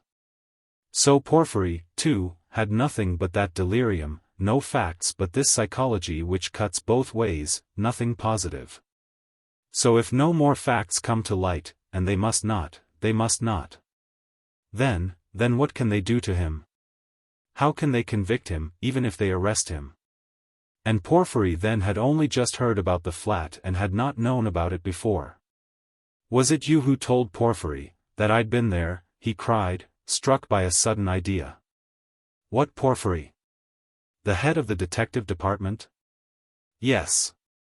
The porters did not go there, but I went." "Today?" "I got there 2 minutes before you. And I heard it all, how he worried you." "Where? What? When?" "Why, in the next room. I was sitting there all the time." "What? Why, then you were the surprise." "But how could it happen?" "Upon my word. I saw that the porters did not want to do what I said," began the man. "For it's too late," said they, "and maybe he'll be angry that we did not come at the time. I was vexed and I lost my sleep, and I began making inquiries. And finding out yesterday where to go, I went today. The first time I went he wasn't there, when I came an hour later he couldn't see me. I went the third time, and they showed me in. I informed him of everything, just as it happened, and he began skipping about the room and punching himself on the chest. What do you scoundrels mean by it? If I'd known about it I should have arrested him. Then he ran out, called somebody and began talking to him in the corner, then he turned to me, scolding and questioning me. He scolded me a great deal, and I told him everything, and I told him that you didn't dare to say a word in answer to me yesterday and that you didn't recognize me. And he fell to running about again and kept hitting himself on the chest, and getting angry and running about, and when you were announced he told me to go into the next room. Sit there a bit, he said. Don't move, whatever you may hear. And he set a chair there for me and locked me in. Perhaps, he said, I may call you. And when Nikolai'd been brought he let me out as soon as you were gone. I shall send for you again and question you, he said. And did he question Nikolai while you were there? He got rid of me as he did of you, before he spoke to Nikolai. The man stood still, and again suddenly bowed down, touching the ground with his finger. Forgive me for my evil thoughts, and my slander. May God forgive you, answered Raskolnikov. And as he said this, the man bowed down again, but not to the ground, turned slowly and went out of the room. It all cuts both ways, now it all cuts both ways, repeated Raskolnikov, and he went out more confident than ever. Now we'll make a fight for it, he said, with a malicious smile, as he went down the stairs. His malice was aimed at himself, with shame and contempt he recollected his cowardice. Chapter 5. Chapter 1. The morning that followed the fateful interview with Dunya and her mother brought sobering influences to bear on Fyodor Petrovitch. Intensely unpleasant as it was, he was forced little by little to accept as a fact beyond recall what had seemed to him only the day before fantastic and incredible. The black snake of wounded vanity had been gnawing at his heart all night. When he got out of bed, Fyodor Petrovitch immediately looked in the looking-glass. He was afraid that he had jaundice. However, his health seemed unimpaired so far, and looking at his noble, clear-skinned countenance which had grown fattish of late, Fyodor Petrovitch for an instant was positively comforted in the conviction that he would find another bride and, perhaps, even a better one. But coming back to the sense of his present position, he turned aside and spat vigorously, which excited a sarcastic smile in Andrei Semyonovich Lebeziatnikov, the young friend with whom he was staying. That smile Fyodor Petrovitch noticed, and at once set it down against his young friend's account. He had set down a good many points against him of late. His anger was redoubled when he reflected that he ought not to have told Andrei Semyonovich about the result of yesterday's interview. That was the second mistake he had made in temper, through impulsiveness and irritability. Moreover, all that morning one unpleasantness followed another. He even found a hitch awaiting him in his legal case in the Senate. He was particularly irritated by the owner of the flat which had been taken in view of his approaching marriage and was being redecorated at his own expense. The owner, a rich German tradesman, would not entertain the idea of breaking the contract which had just been signed and insisted on the full forfeit money, though Fyodor Petrovitch would be giving him back the flat practically redecorated. In the same way the upholsterers refused to return a single ruble of the installment paid for the furniture purchased but not yet removed to the flat. Am I to get married simply for the sake of the furniture? Fyodor Petrovitch ground his teeth, and at the same time once more he had a gleam of desperate hope. Can all that be really so irrevocably over? Is it no use to make another effort? The thought of Dunya sent a voluptuous pang through his heart. He endured anguish at that moment, and if it had been possible to slay Raskolnikov instantly by wishing it, Fyodor Petrovitch would promptly have uttered the wish. It was my mistake, too, not to have given them money, he thought, as he returned dejectedly to Lebeziatnikov's room, and why on earth was I such a Jew? It was false economy. I meant to keep them without a penny so that they should turn to me as their providence, and look at them. Phoo! If I'd spent some 1,500 rubles on them for the trousseau and presents, on knickknacks, dressing cases, jewelry, materials, and all that sort of trash from Knopp's and the English shop, my position would have been better and stronger. They could not have refused me so easily. They are the sort of people that would feel bound to return money and presents if they broke it off, and they would find it hard to do it. And their conscience would prick them. How can we dismiss a man who has hitherto been so generous and delicate? I've made a blunder. And grinding his teeth again, Fyodor Petrovitch called himself a fool, but not aloud, of course. He returned home, twice as irritated and angry as before. The preparations for the funeral dinner at Katerina Ivanovna's excited his curiosity as he passed. He had heard about it the day before. He fancied, indeed, that he had been invited, but absorbed in his own cares he had paid no attention. Inquiring of Madame Lipovexel, who was busy laying the table while Katerina Ivanovna was away at the cemetery, he heard that the entertainment was to be a great affair. That all the lodgers had been invited, among them some who had not known the dead man, that even Andrei Semyonovich Lebeziatnikov was invited in spite of his previous quarrel with Katerina Ivanovna. That he, Fyodor Petrovitch, was not only invited, but was eagerly expected as he was the most important of the lodgers. Amalia Ivanovna herself had been invited with great ceremony in spite of the recent unpleasantness, and so she was very busy with preparations and was taking a positive pleasure in them. She was moreover dressed up to the nines, all in new black silk, and she was proud of it. All this suggested an idea to Fyodor Petrovitch, and he went into his room, or rather Lebeziatnikov's, somewhat thoughtful. He had learnt that Raskolnikov was to be one of the guests. Andrei Semyonovich had been at home all the morning.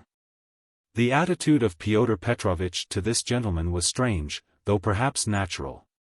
Fyodor Petrovitch had despised and hated him from the day he came to stay with him, and at the same time he seemed somewhat afraid of him. He had not come to stay with him on his arrival in Petersburg simply from parsimony, though that had been perhaps his chief object. He had heard of Andrei Semyonovich, who had once been his ward, as a leading young progressive who was taking an important part in certain interesting circles, the doings of which were a legend in the provinces. It had impressed Fyodor Petrovitch. These powerful omniscient circles who despised everyone and showed everyone up had long inspired in him a peculiar but quite vague alarm. He had not, of course, been able to form even an approximate notion of what they meant. He, like everyone, had heard that there were, especially in Petersburg, progressives of some sort, nihilists and so on, and, like many people, he exaggerated and distorted the significance of those words to an absurd degree. What for many years past he had feared more than anything was being shown up, and this was the chief ground for his continual uneasiness at the thought of transferring his business to Petersburg. He was afraid of this as little children are sometimes panic-stricken. Some years before, when he was just entering on his own career, he had come upon two cases in which rather important personages in the province, patrons of his, had been cruelly shown up. One instance had ended in great scandal for the person attacked, and the other had very nearly ended in serious trouble. For this reason Fyodor Petrovitch intended to go into the subject as soon as he reached Petersburg and, if necessary, to anticipate contingencies by seeking the favor of our younger generation. He relied on Andrei Semyonovich for this, and before his visit to Raskolnikov he had succeeded in picking up some current phrases. He soon discovered that Andrei Semyonovich was a commonplace simpleton, but that by no means reassured Fyodor Petrovitch. Even if he had been certain that all the progressives were fools like him, it would not have allayed his uneasiness. All the doctrines, the ideas, the systems, with which Andrei Semyonovich pestered him had no interest for him. He had his own object, he simply wanted to find out at once what was happening here. Had these people any power or not? Had he anything to fear from them? Would they expose any enterprise of his? And what precisely was now the object of their attacks? Could he somehow make up to them and get round them if they really were powerful? Was this the thing to do or not? Couldn't he gain something through them? In fact, hundreds of questions presented themselves. Andrei Semyonovich was an anemic, scrofulous little man, with strangely flaxen mutton-chop whiskers of which he was very proud. He was a clerk and had almost always something wrong with his eyes. He was rather soft-hearted, but self-confident and sometimes extremely conceited in speech, which had an absurd effect, incongruous with his little figure. He was one of the lodgers most respected by Alyona Ivanovna, for he did not get drunk and paid regularly for his lodgings. Andrei Semyonovich really was rather stupid. He attached himself to the cause of progress and our younger generation from enthusiasm. He was one of the numerous and varied legion of dullards, of half-animate abortions, conceited, half-educated coxcombs, who attach themselves to the idea most in fashion only to vulgarize it and who caricature every cause they serve, however sincerely. Though Lebeziatnikov was so good-natured, he, too, was beginning to dislike Fyodor Petrovitch. This happened on both sides unconsciously. However simple Andrei Semyonovich might be, he began to see that Fyodor Petrovitch was duping him and secretly despising him, and that he was not the right sort of man. He had tried expounding to him the system of Fourier and the Darwinian theory, but of late Fyodor Petrovitch began to listen too sarcastically and even to be rude. The fact was he had begun instinctively to guess that Lebeziatnikov was not merely a commonplace simpleton, but, perhaps, a liar, too. And that he had no connections of any consequence even in his own circle, but had simply picked things up third-hand. And that very likely he did not even know much about his own work of propaganda, for he was in too great a muddle. A fine person he would be to show anyone up. It must be noted, by the way, that Fyodor Petrovitch had during those 10 days eagerly accepted the strangest praise from Andrei Semyonovich. He had not protested, for instance, when Andrei Semyonovich belauded him for being ready to contribute to the establishment of the new commune, or to abstain from christening his future children, or to acquiesce if Dunya were to take a lover a month after marriage, and so on. Fyodor Petrovitch so enjoyed hearing his own praises that he did not disdain even such virtues when they were attributed to him. Fyodor Petrovitch had had occasion that morning to realize some 5% bonds, and now he sat down to the table and counted over bundles of notes. Andrei Semyonovich, who hardly ever had any money, walked about the room pretending to himself to look at all those bank notes with indifference and even contempt.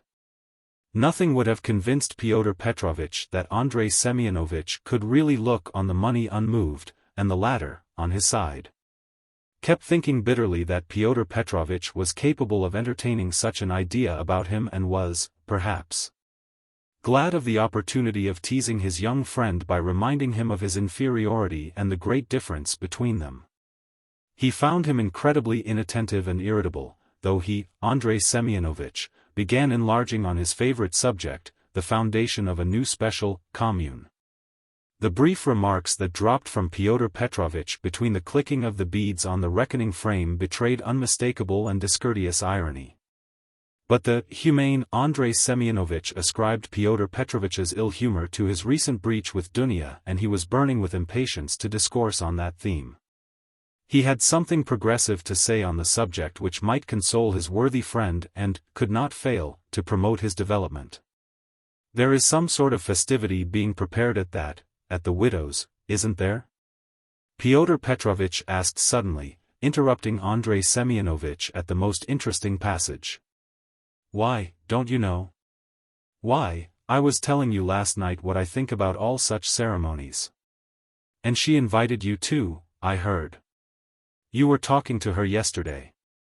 I should never have expected that beggarly fool would have spent on this feast all the money she got from that other fool, Raskolnikov. I was surprised just now as I came through at the preparations there, the wines. Several people are invited. It's beyond everything, continued Fyodor Petrovitch, who seemed to have some object in pursuing the conversation. What? You say I am asked too? When was that? I don't remember. But I shan't go. Why should I? I only said a word to her in passing yesterday of the possibility of her obtaining a year's salary as a destitute widow of a government clerk. I suppose she has invited me on that account, hasn't she? He. I don't intend to go either, said Lebeziatnikov. I should think not, after giving her a thrashing. You might well hesitate, he. Who thrashed? Whom? Cried Lebeziatnikov, flustered and blushing. Why, you thrashed Katerina Ivanovna a month ago. I heard so yesterday, so that's what your convictions amount to, and the woman question, too, wasn't quite sound, he. And Pyotr Petrovitch, as though comforted, went back to clicking his beads. It's all slander and nonsense, cried Lebeziatnikov, who was always afraid of allusions to the subject. It was not like that at all, it was quite different. You've heard it wrong, it's a libel. I was simply defending myself. She rushed at me first with her nails, she pulled out all my whiskers. It's permissible for anyone, should hope, to defend himself, and I never allow anyone to use violence to me on principle, for it's an act of despotism. What was I to do? I simply pushed her back. He. Luzin went on laughing maliciously. You keep on like that because you are out of humor yourself. But that's nonsense, and it has nothing whatever to do with the woman question. You don't understand. I used to think, indeed, that if women are equal to men in all respects, even in strength, as is maintained now, there ought to be equality in that, too. Of course, I reflected afterwards that such a question ought not really to arise. For there ought not to be fighting, and in the future society fighting is unthinkable, and that it would be a queer thing to seek for equality in fighting. I am not so stupid, though, of course, there is fighting, there won't be later, but at present there is, confound it. How muddled one gets with you.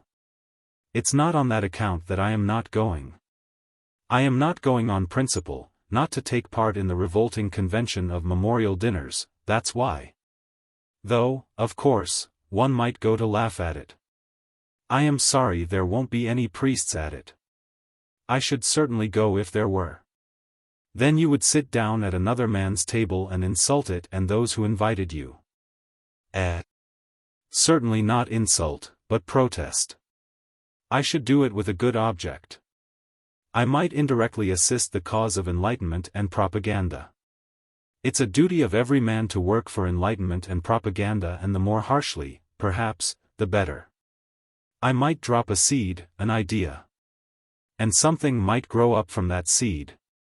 How should I be insulting them? They might be offended at first, but afterwards they'd see I'd done them a service. You know, Terebieva, who is in the community now, was blamed because when she left her family and devoted herself, she wrote to her father and mother that she wouldn't go on living conventionally and was entering on a free marriage, and it was said that that was too harsh. That she might have spared them and have written more kindly.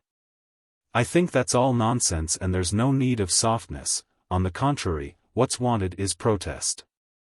Varens had been married 7 years, she abandoned her 2 children, she told her husband straight out in a letter, I have realized that I cannot be happy with you.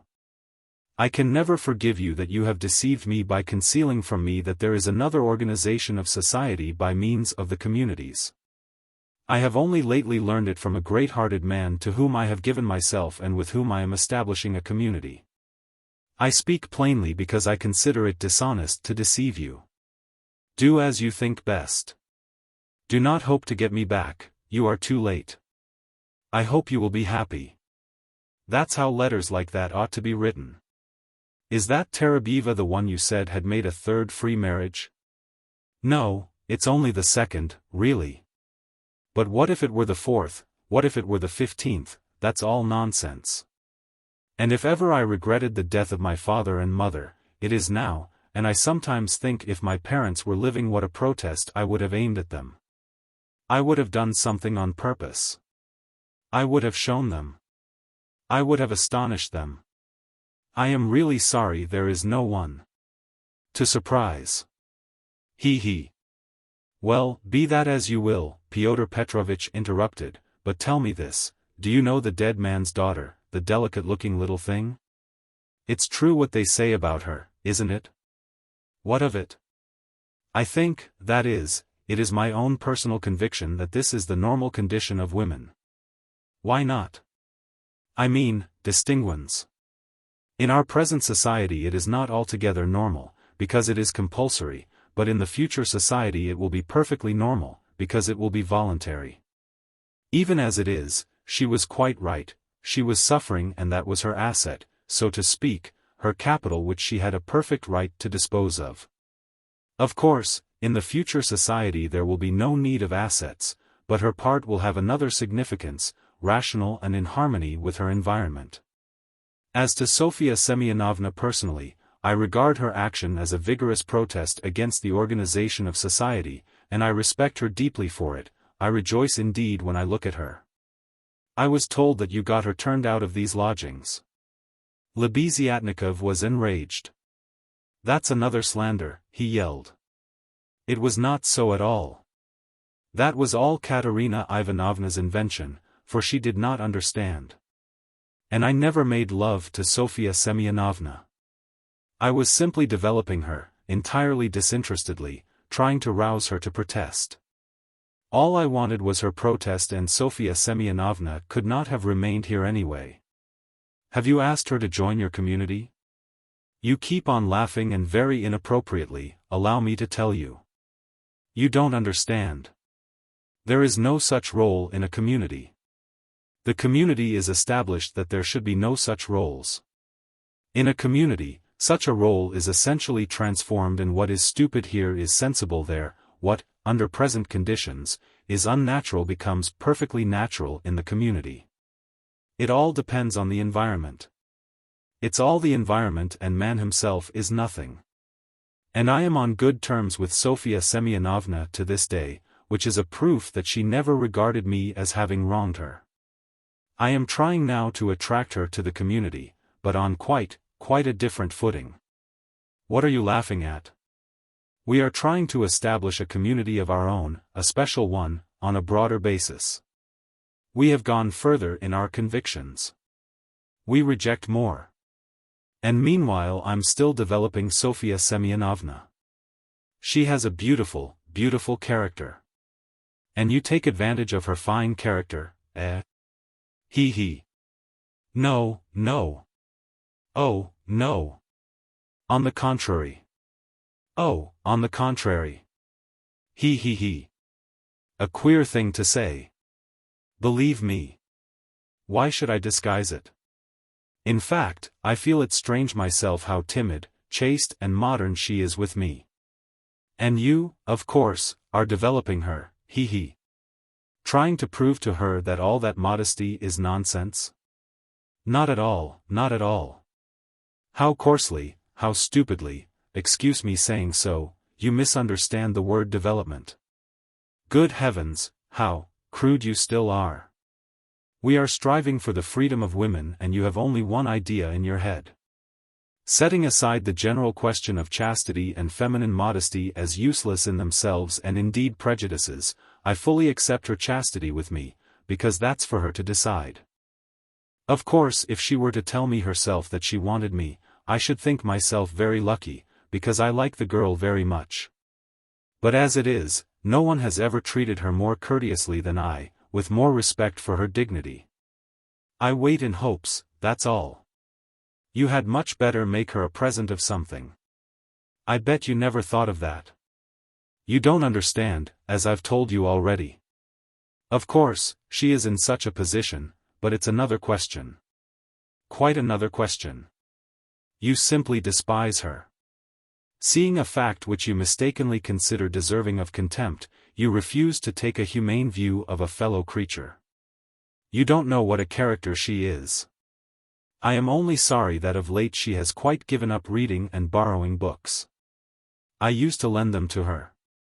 I am sorry, too, that with all the energy and resolution in protesting, which she has already shown once, she has little self-reliance, little, so to say, independence. So as to break free from certain prejudices and certain foolish ideas. Yet she thoroughly understands some questions, for instance about kissing of hands, that is, that it's an insult to a woman for a man to kiss her hand, because it's a sign of inequality. We had a debate about it and I described it to her. She listened attentively to an account of the workmen's associations in France, too. Now I am explaining the question of coming into the room in the future society. And what's that, pray?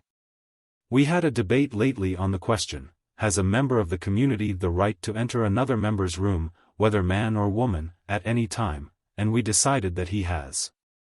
It might be at an inconvenient moment, he. Lebeziatnikov was really angry. You are always thinking of something unpleasant, he cried with aversion. Tfu! How vexed I am that when I was expounding our system, I referred prematurely to the question of personal privacy. It's always a stumbling block to people like you, they turn it into ridicule before they understand it. And how proud they are of it, too. Tfu! I've often maintained that that question should not be approached by a novice till he has a firm faith in the system. And tell me, please, what do you find so shameful even in cesspools? I should be the first to be ready to clean out any cesspool you like.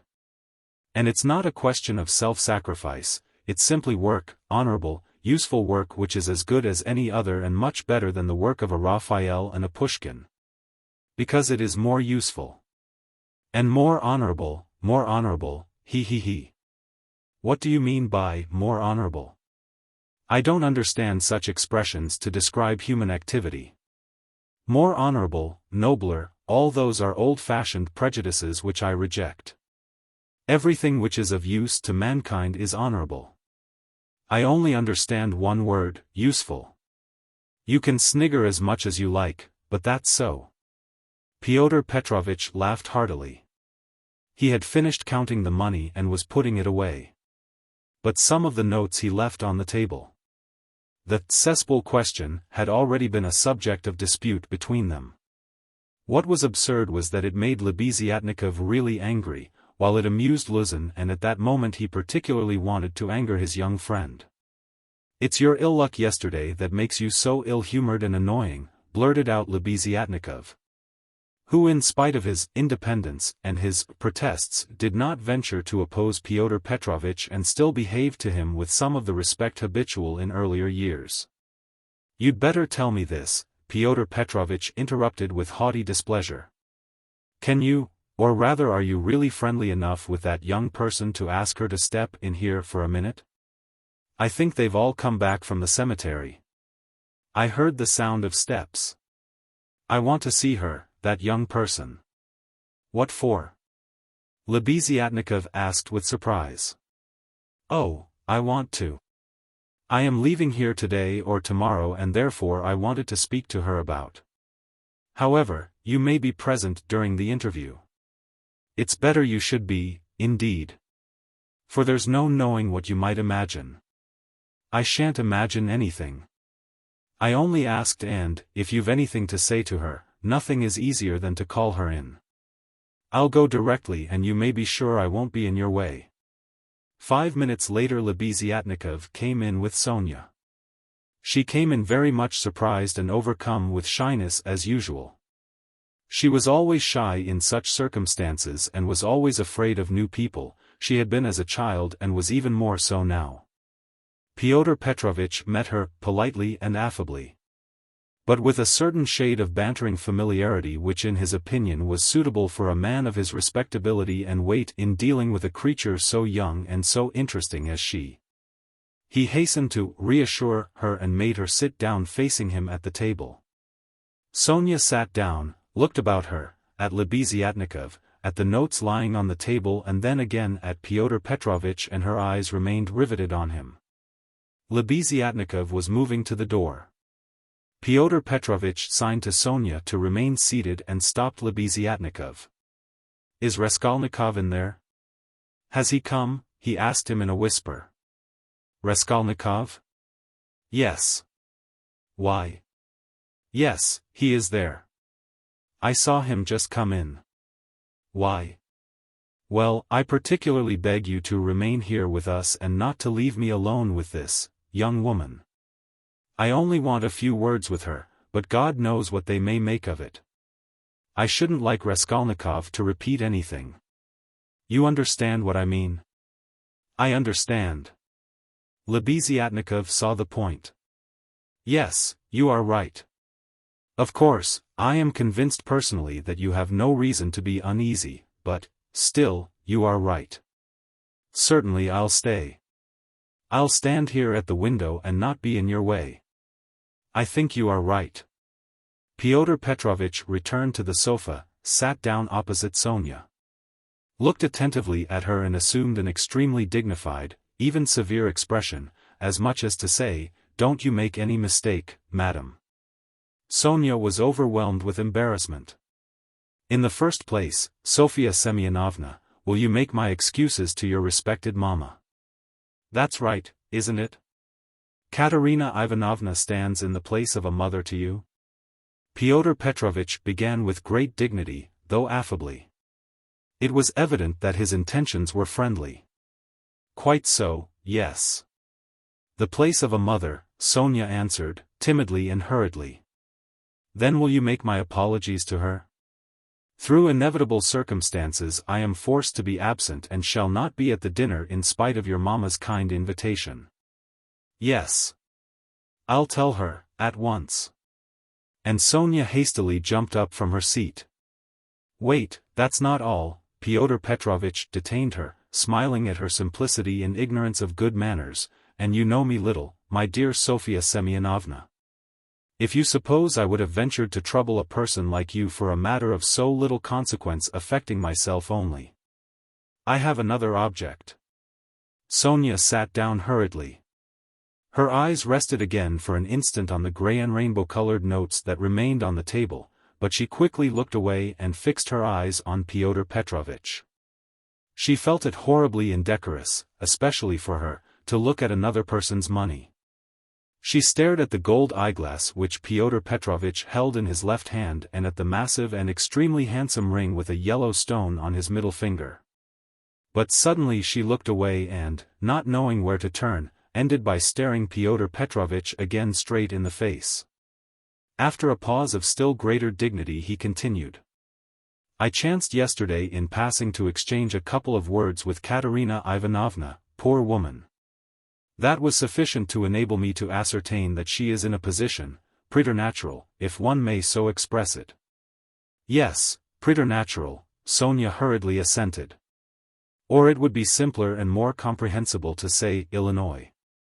"Yes, simpler and more yes, Illinois." "Quite so. So then from a feeling of humanity and so to speak compassion, should be glad to be of service to her in any way, foreseeing her unfortunate position. I believe the whole of this poverty-stricken family depends now entirely on you.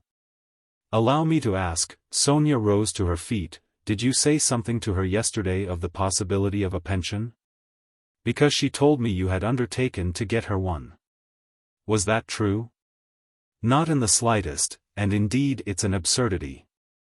I merely hinted at her obtaining temporary assistance as the widow of an official who had died in the service, if only she has patronage, but apparently your late parent had not served his full term and had not indeed been in the service at all of late. In fact, if there could be any hope, it would be very ephemeral, because there would be no claim for assistance in that case, far from it. And she is dreaming of a pension already, he. A go-ahead lady. Yes, she is. For she is credulous and good-hearted, and she believes everything from the goodness of her heart and she is like that, yes." "You must excuse her," said Sonya. And again she got up to go. "But you haven't heard what I have to say." "No, I haven't heard," muttered Sonya. "Then sit down." She was terribly confused. She sat down again a third time. Seeing her position with her unfortunate little ones, I should be glad, as I have said before, so far as lies in my power, to be of service, that is, so far as is in my power, not more. One might for instance get up a subscription for her, or a lottery, something of the sort, such as is always arranged in such cases by friends or even outsiders desirous of assisting people. It was of that I intended to speak to you. It might be done. Yes. God will repay you for it," faltered Sonya, gazing intently at Pyotr Petrovitch. "It might be, but we will talk of it later. We might begin it today, we will talk it over this evening and lay the foundation, so to speak. Come to me at 7 o'clock. Mr. Lebeziatnikov, I hope, will assist us. But there is one circumstance of which I ought to warn you beforehand and for which I venture to trouble you, Sofya Semyonovna, to come here. In my opinion money cannot be, indeed it's unsafe to put it into Katerina Ivanovna's own hands.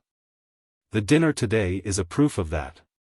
Though she has not, so to speak, a crust of bread for tomorrow and, well, boots or shoes, or anything, she has bought today Jamaica rum, and even, I believe, Madeira and coffee. I saw it as I passed through. Tomorrow it will all fall upon you again, they won't have a crust of bread. It's absurd, really, and so, to my thinking, a subscription ought to be raised so that the unhappy widow should not know of the money, but only you, for instance. Am I right? I don't know, this is only today, once in her life.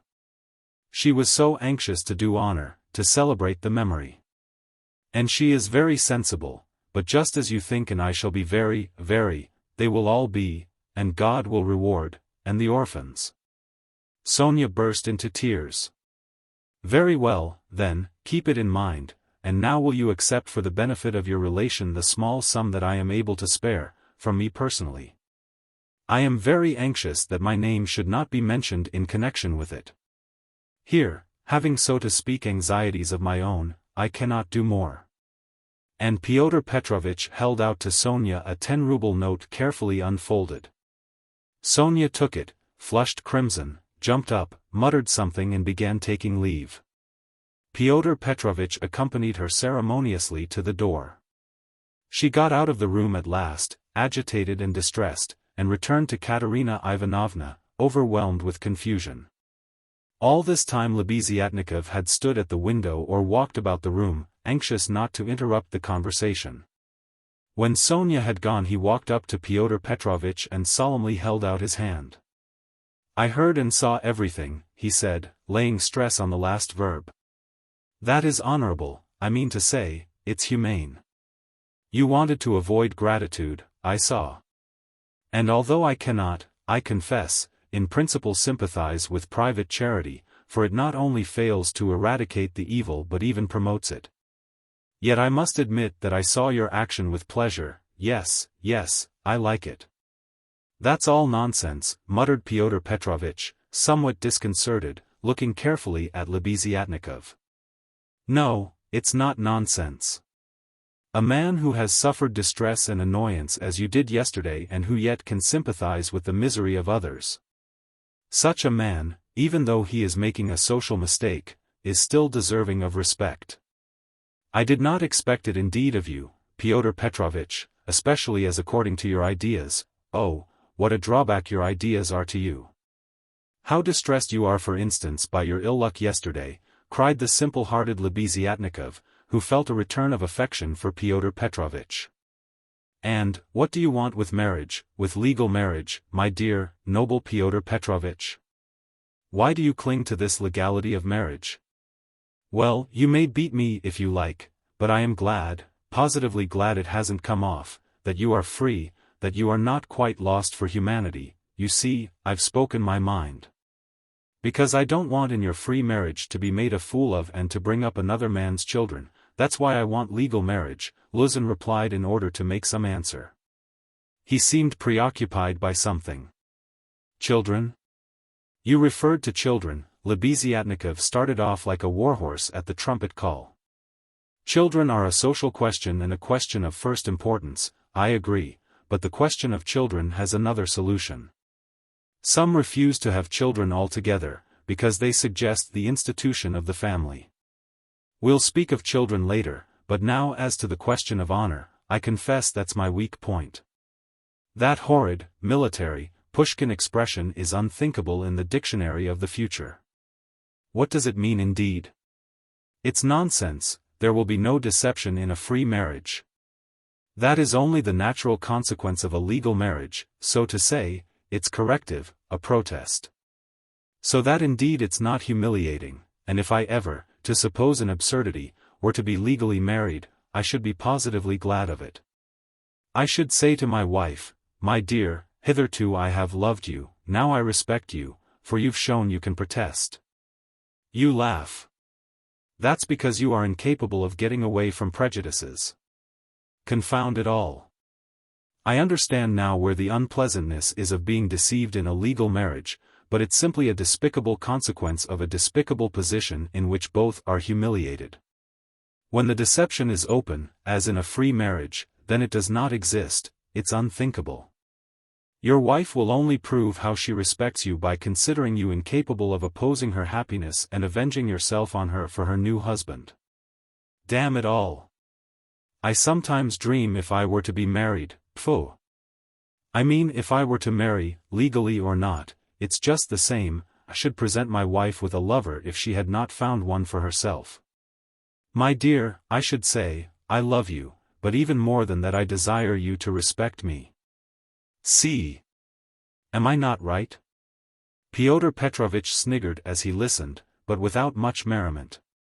He hardly heard it indeed. He was preoccupied with something else, and even Lebeziatnikov at last noticed it. Pyotr Petrovitch seemed excited and rubbed his hands. Lebeziatnikov remembered all this and reflected upon it afterwards. Chapter 2.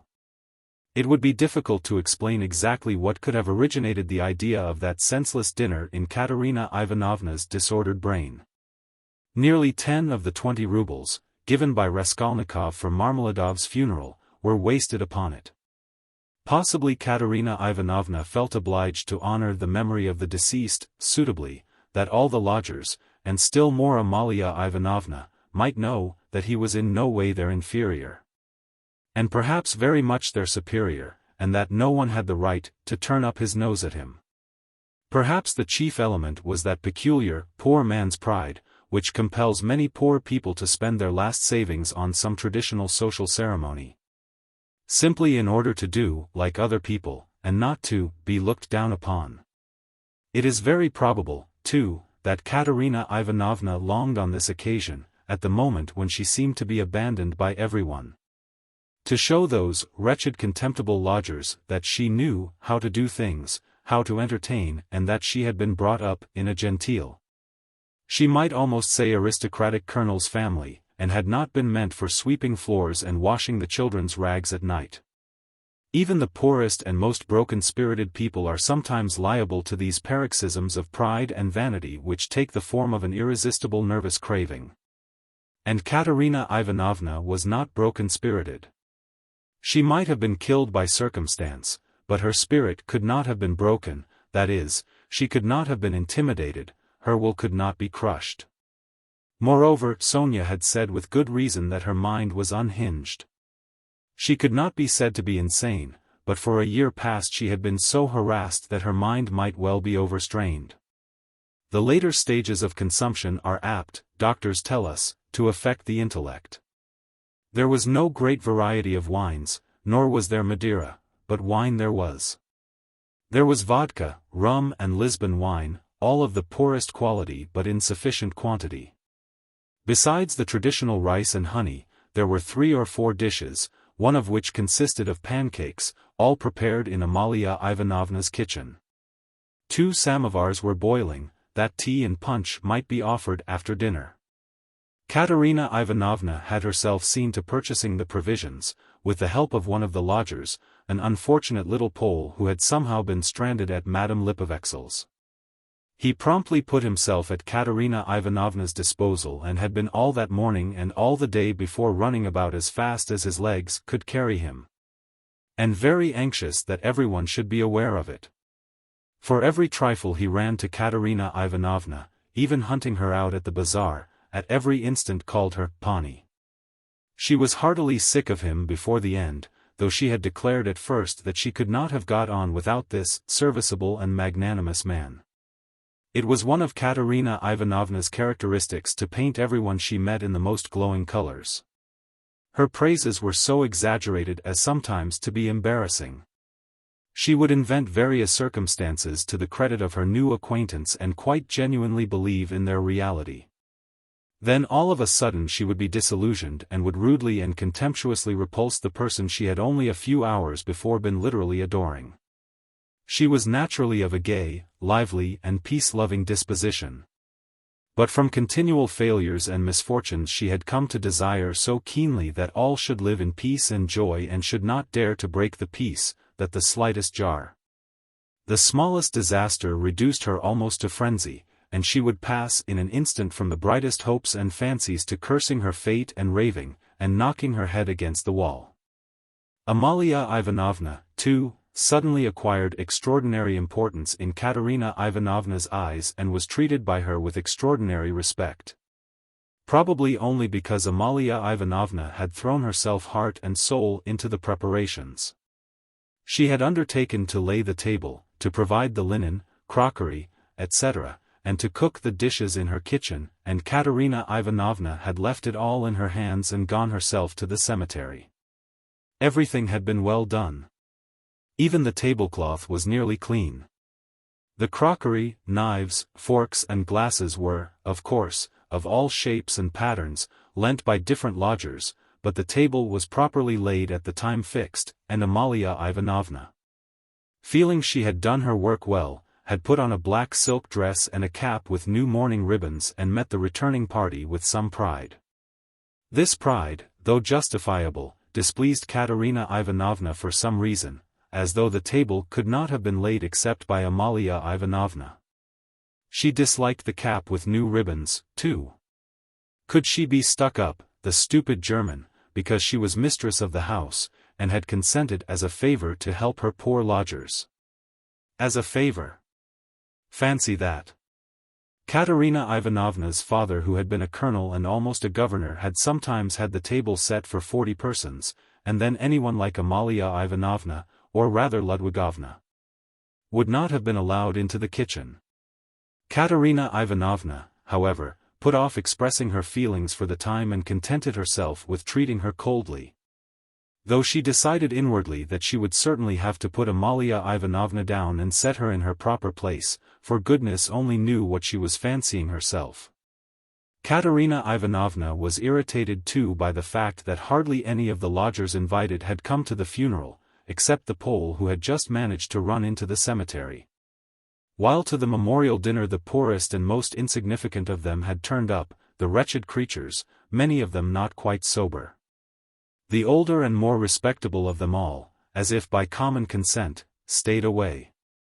Pyotr Petrovitch Luzin, for instance, who might be said to be the most respectable of all the lodgers, did not appear, though Katerina Ivanovna had the evening before told all the world. That is Amalia Ivanovna, Polenka, Sonya and the Pole, that he was the most generous, noble-hearted man with a large property and vast connections, who had been a friend of her first husband's, and a guest in her father's house, and that he had promised to use all his influence to secure her a considerable pension. It must be noted that when Katerina Ivanovna exalted anyone's connections and fortune, it was without any ulterior motive, quite disinterestedly, for the mere pleasure of adding to the consequence of the person praised. Probably, taking his cue from Luzin, that contemptible wretch Lebeziatnikov had not turned up either. What did he fancy himself?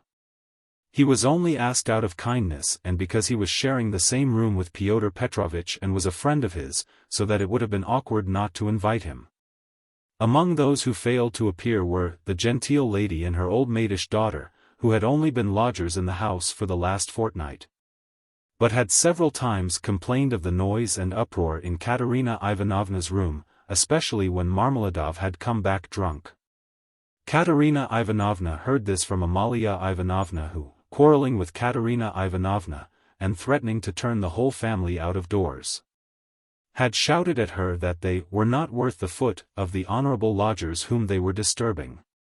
Katerina Ivanovna determined now to invite this lady and her daughter, whose foot she was not worth, and who had turned away haughtily when she casually met them, so that they might know that she was more noble in her thoughts and feelings and did not harbor malice, and might see that she was not accustomed to her way of living.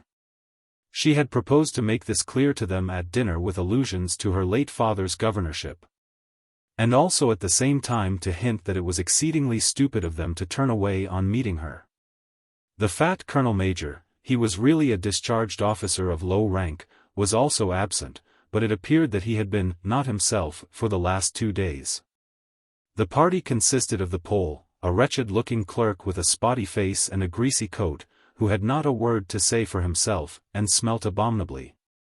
A deaf and almost blind old man who had once been in the post office and who had been from immemorial ages maintained by someone at Alyona Ivanovna's. A retired clerk of the commissariat department came, too. He was drunk, had a loud and most unseemly laugh and only fancy, was without a waistcoat. One of the visitors sat straight down to the table without even greeting Katerina Ivanovna. Finally, one person having no suit appeared in his dressing gown, but this was too much, and the efforts of Alyona Ivanovna and the Pole succeeded in removing him. The Pole brought with him, however, 2 other Poles who did not live at Alyona Ivanovna's and whom no one had seen here before. All this irritated Katerina Ivanovna intensely. For whom had they made all these preparations then?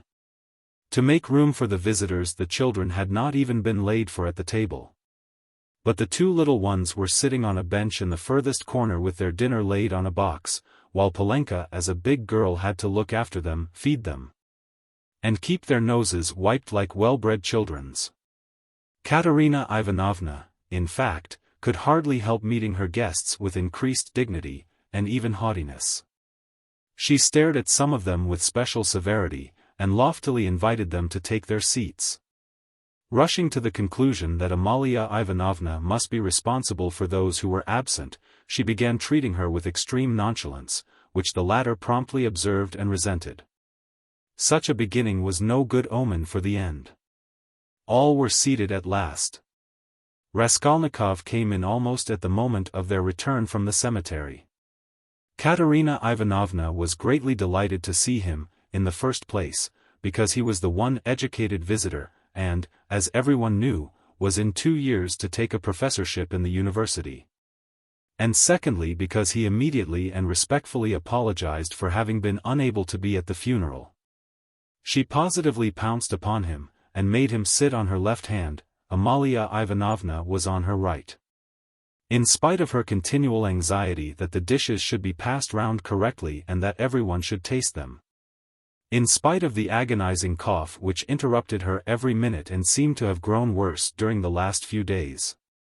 She hastened to pour out in a half-whisper to Raskolnikov all her suppressed feelings and her just indignation at the failure of the dinner, interspersing her remarks with lively and uncontrollable laughter at the expense of her visitors and especially of her landlady. "It's all that cuckoo's fault. You know whom I mean. Her. Katerina Ivanovna nodded towards the landlady. "Look at her, she's making round eyes, she feels that we are talking about her and can't understand. Pfui, the owl. Ha ha. Cough cough cough. And what does she put on that cap for? Cough cough cough. Have you noticed that she wants everyone to consider that she is patronizing me and doing me an honor by being here? I asked her like a sensible woman to invite people, especially those who knew my late husband, and look at the set of fools she has brought. The sweeps. Look at that one with the spotty face. And those wretched Poles, ha ha ha. Cough cough cough. Not one of them has ever poked his nose in here, I've never set eyes on them. What have they come here for, I ask you? There they sit in a row.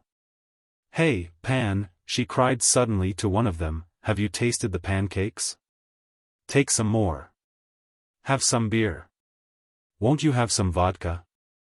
Look, he's jumped up and is making his bows, they must be quite starved, poor things. Never mind, let them eat. They don't make a noise, anyway, though I'm really afraid for our landlady's silver spoons. Alyona Ivanovna.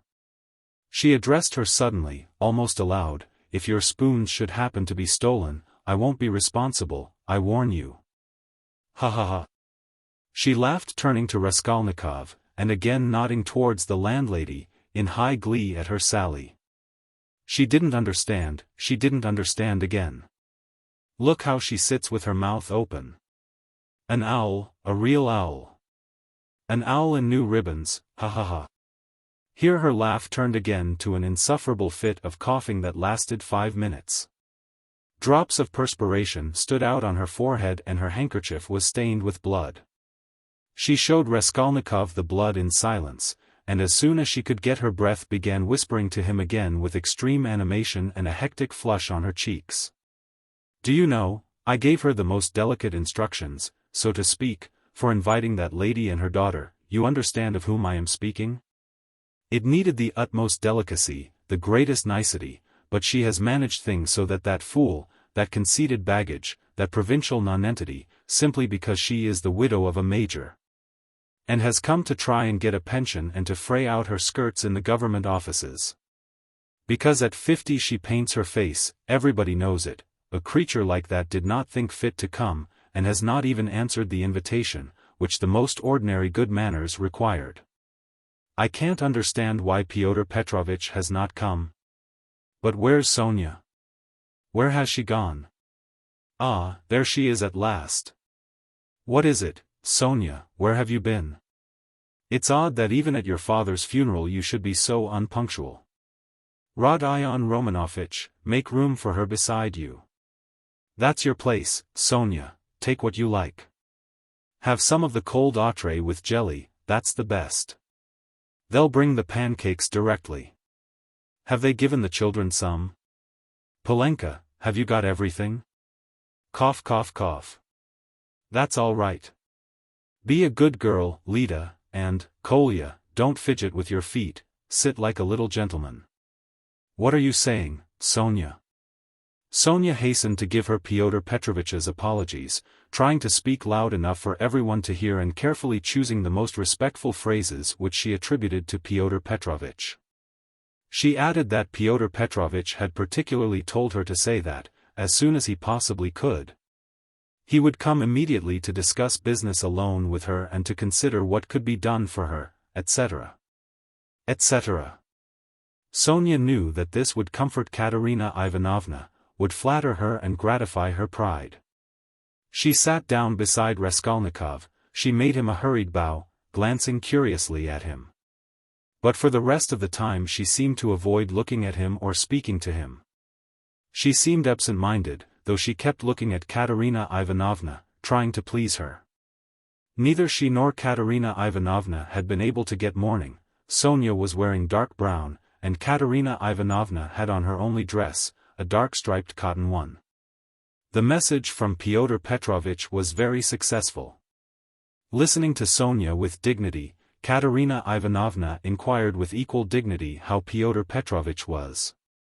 Then at once whispered almost aloud to Raskolnikov that it certainly would have been strange for a man of Pyotr Petrovitch's position and standing to find himself in such extraordinary company, in spite of his devotion to her family and his old friendship with her father.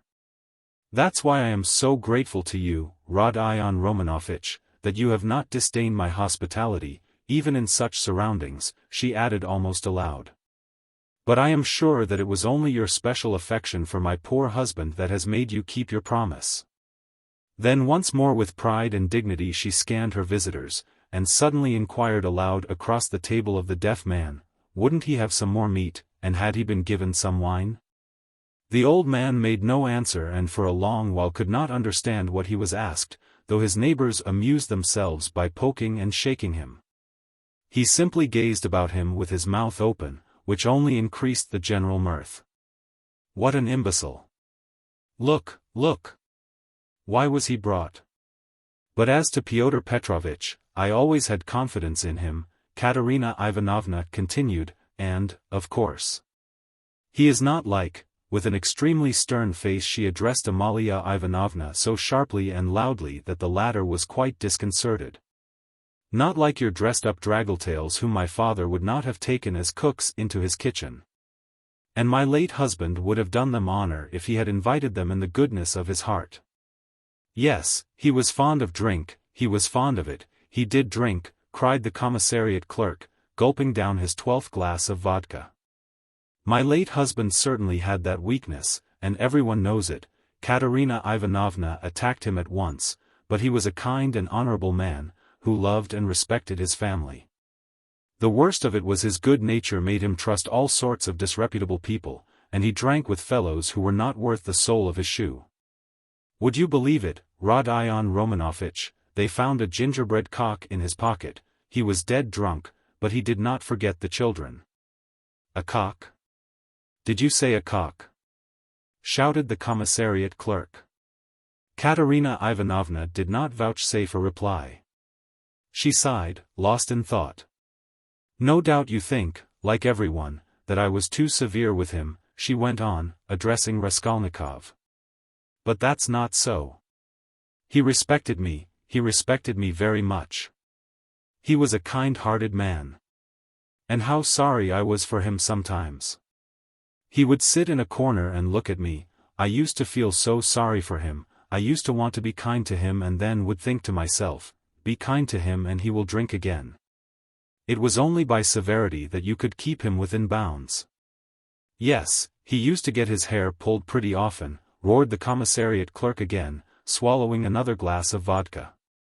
Some fools would be the better for a good drubbing, as well as having their hair pulled. I am not talking of my late husband now. Katerina Ivanovna snapped at him. The flush on her cheeks grew more and more marked, her chest heaved. In another minute she would have been ready to make a scene. Many of the visitors were sniggering, evidently delighted. They began poking the commissariat clerk and whispering something to him. They were evidently trying to egg him on. Allow me to ask, what are you alluding to, began the clerk, that is to say, about whom, did you say just now? But I don't care. That's nonsense. Widow. I forgive you. Pass. And he took another drink of vodka. Raskolnikov sat in silence, listening with disgust. He only ate from politeness, just tasting the food that Katerina Ivanovna was continually putting on his plate, to avoid hurting her feelings. He watched Sonya intently. But Sonya became more and more anxious and distressed. She, too, foresaw that the dinner would not end peaceably, and saw with terror Katerina Ivanovna's growing irritation. She knew that she, Sonya, was the chief reason for the genteel lady's contemptuous treatment of Katerina Ivanovna's invitation. She had heard from Amalia Ivanovna that the mother was positively offended at the invitation and had asked the question, how could she let her daughter sit down beside that young person? Sonya had a feeling that Katerina Ivanovna had already heard this, and an insult to Sonya meant more to Katerina Ivanovna than an insult to herself, her children, or her father. Sonya knew that Katerina Ivanovna would not be satisfied now, till she had shown those draggletails that they were both. To make matters worse, someone passed Sonya. From the other end of the table, a plate with 2 hearts pierced with an arrow, cut out of black bread. Katerina Ivanovna flushed crimson and at once said aloud across the table that the man who sent it was a drunken ass. Amalia Ivanovna was foreseeing something amiss, and at the same time deeply wounded by Katerina Ivanovna's haughtiness. And to restore the good humor of the company and raise herself in their esteem, she began, apropos of nothing, telling a story about an acquaintance of hers, Karl from the chemist's, who was driving one night in a cab, and that the cabman wanted him to kill, and Karl very much begged him not to kill, and wept and clasped hands, and frightened and from fear pierced his heart. Though Katerina Ivanovna smiled, she observed at once that Amalia Ivanovna ought not to tell anecdotes in Russian. The latter was still more offended, and she retorted that her Vater aus Berlin was a very important man, and always went with his hands in pockets. Katerina Ivanovna could not restrain herself and laughed so much that Amalia Ivanovna lost patience and could scarcely control herself. Listen to the owl. Katerina Ivanovna whispered at once, her good humor almost restored. She meant to say he kept his hands in his pockets, but she said he put his hands in people's pockets. Cough cough. And have you noticed, Rodion Romanovich, that all these Petersburg foreigners, the Germans especially, are all stupider than we? Can you fancy any one of us telling how Karl from the chemist's pierced his heart from fear, and that the idiot, instead of punishing the cabman, clasped his hands and wept, and much begged? Ah, the fool! And you know she fancies it's very touching and does not suspect how stupid she is. To my thinking that drunken commissariat clerk is a great deal cleverer, anyway one can see that he has addled his brains with drink, but you know? These foreigners are always so well behaved and serious. Look how she sits glaring. She is angry, haha. Cough cough cough.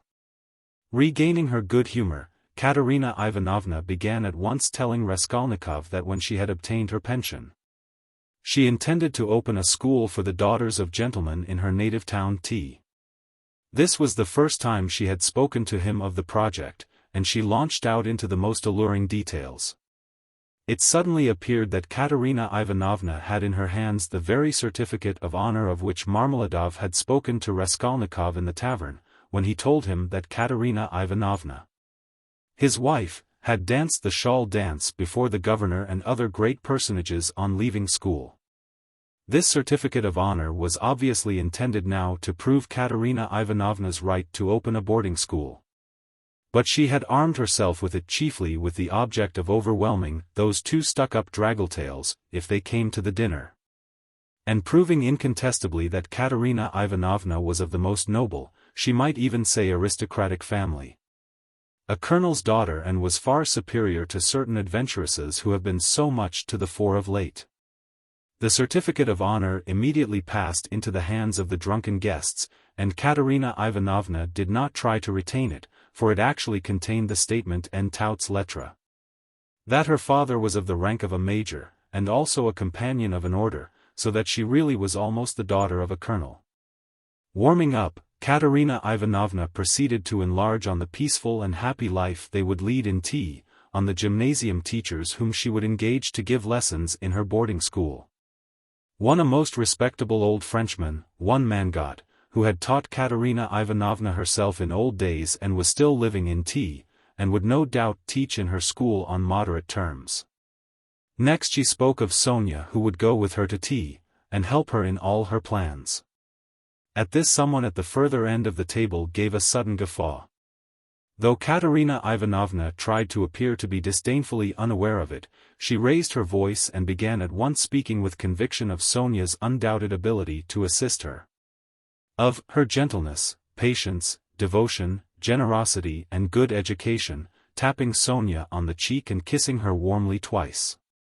Sonya flushed crimson, and Katerina Ivanovna suddenly burst into tears, immediately observing that she was nervous and silly, that she was too much upset, that it was time to finish.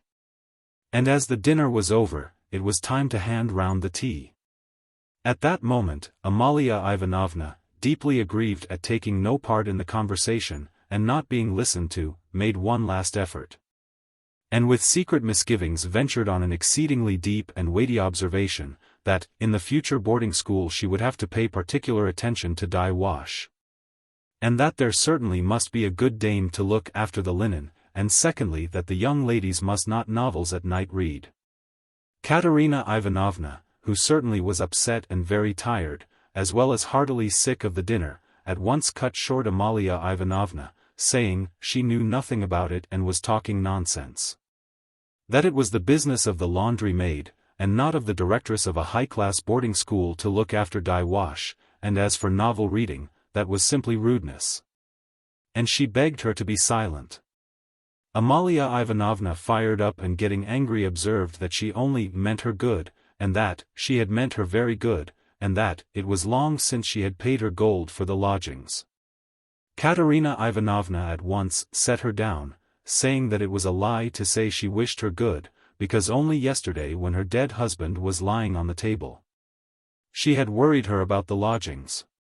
To this Amalia Ivanovna very appropriately observed that she had invited those ladies, but those ladies had not come, because those ladies are ladies and cannot come to a lady who is not a lady. Katerina Ivanovna at once pointed out to her, that as she was a slut she could not judge what made one really a lady. Amalia Ivanovna at once declared that her Fata aus Berlin was a very, very important man, and both hands in pockets went, and always used to say, "Poof! Poof!" And she leapt up from the table to represent her father, sticking her hands in her pockets, puffing her cheeks, and uttering vague sounds resembling "poof! Poof!" Amid loud laughter from all the lodgers, who purposely encouraged Amalia Ivanovna, hoping for a fight. But this was too much for Katerina Ivanovna, and she at once declared, so that all could hear, that Amalia Ivanovna probably never had a father, but was simply a drunken Petersburg Finn. And had certainly once been a cook and probably something worse. Amalia Ivanovna turned as red as a lobster and squealed that perhaps Katerina Ivanovna never had a father. But she had a Fata aus Berlin and that he wore a long coat and always said poof poof poof. Katerina Ivanovna observed contemptuously that all knew what her family was and that on that very certificate of honor it was stated in print that her father was a colonel.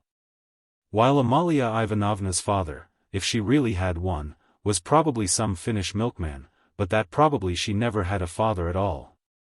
Since it was still uncertain whether her name was Amalia Ivanovna or Amalia Ludwigovna. At this Amalia Ivanovna, lashed to fury, struck the table with her fist, and shrieked that she was Amalia Ivanovna, and not Ludwigovna. That her Fata was named Johann and that he was a Burgomaster, and that Katerina Ivanovna's Fata was quite never a Burgomaster. Katerina Ivanovna rose from her chair.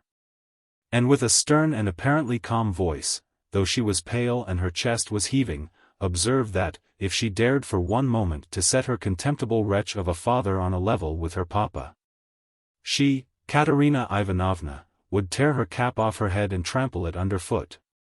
Amalia Ivanovna ran about the room, shouting at the top of her voice, that she was mistress of the house and that Katerina Ivanovna should leave the lodgings that minute. Then she rushed for some reason to collect the silver spoons from the table. There was a great outcry and uproar, the children began crying.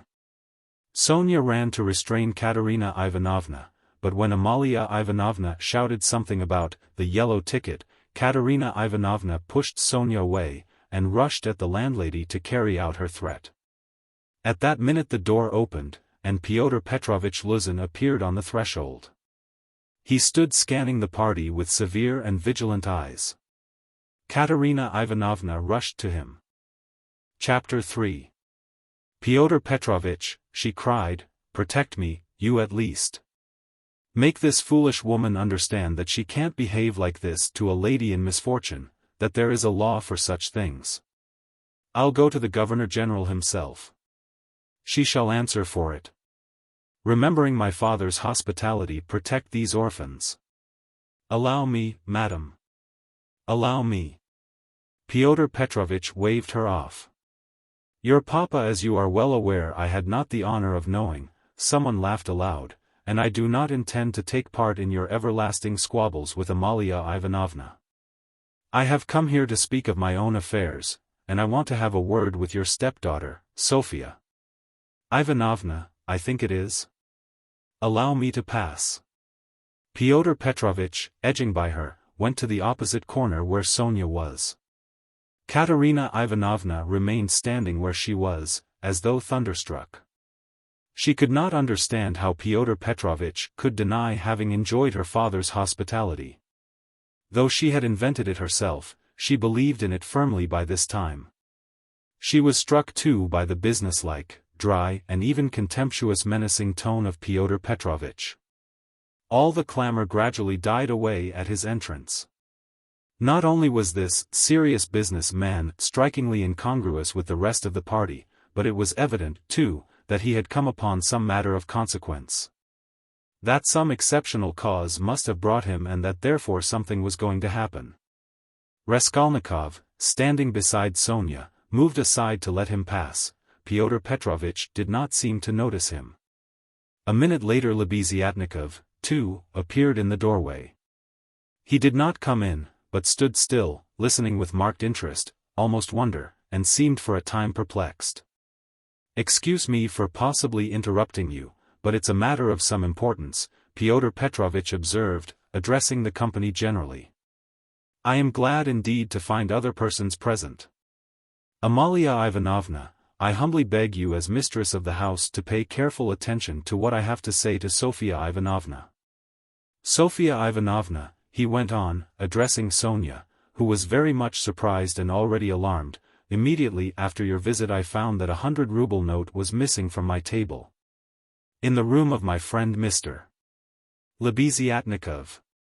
If in any way whatever you know and will tell us where it is now, I assure you on my word of honor and call all present to witness that the matter shall end there.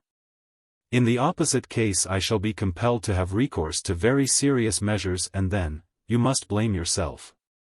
Complete silence reigned in the room. Even the crying children were still.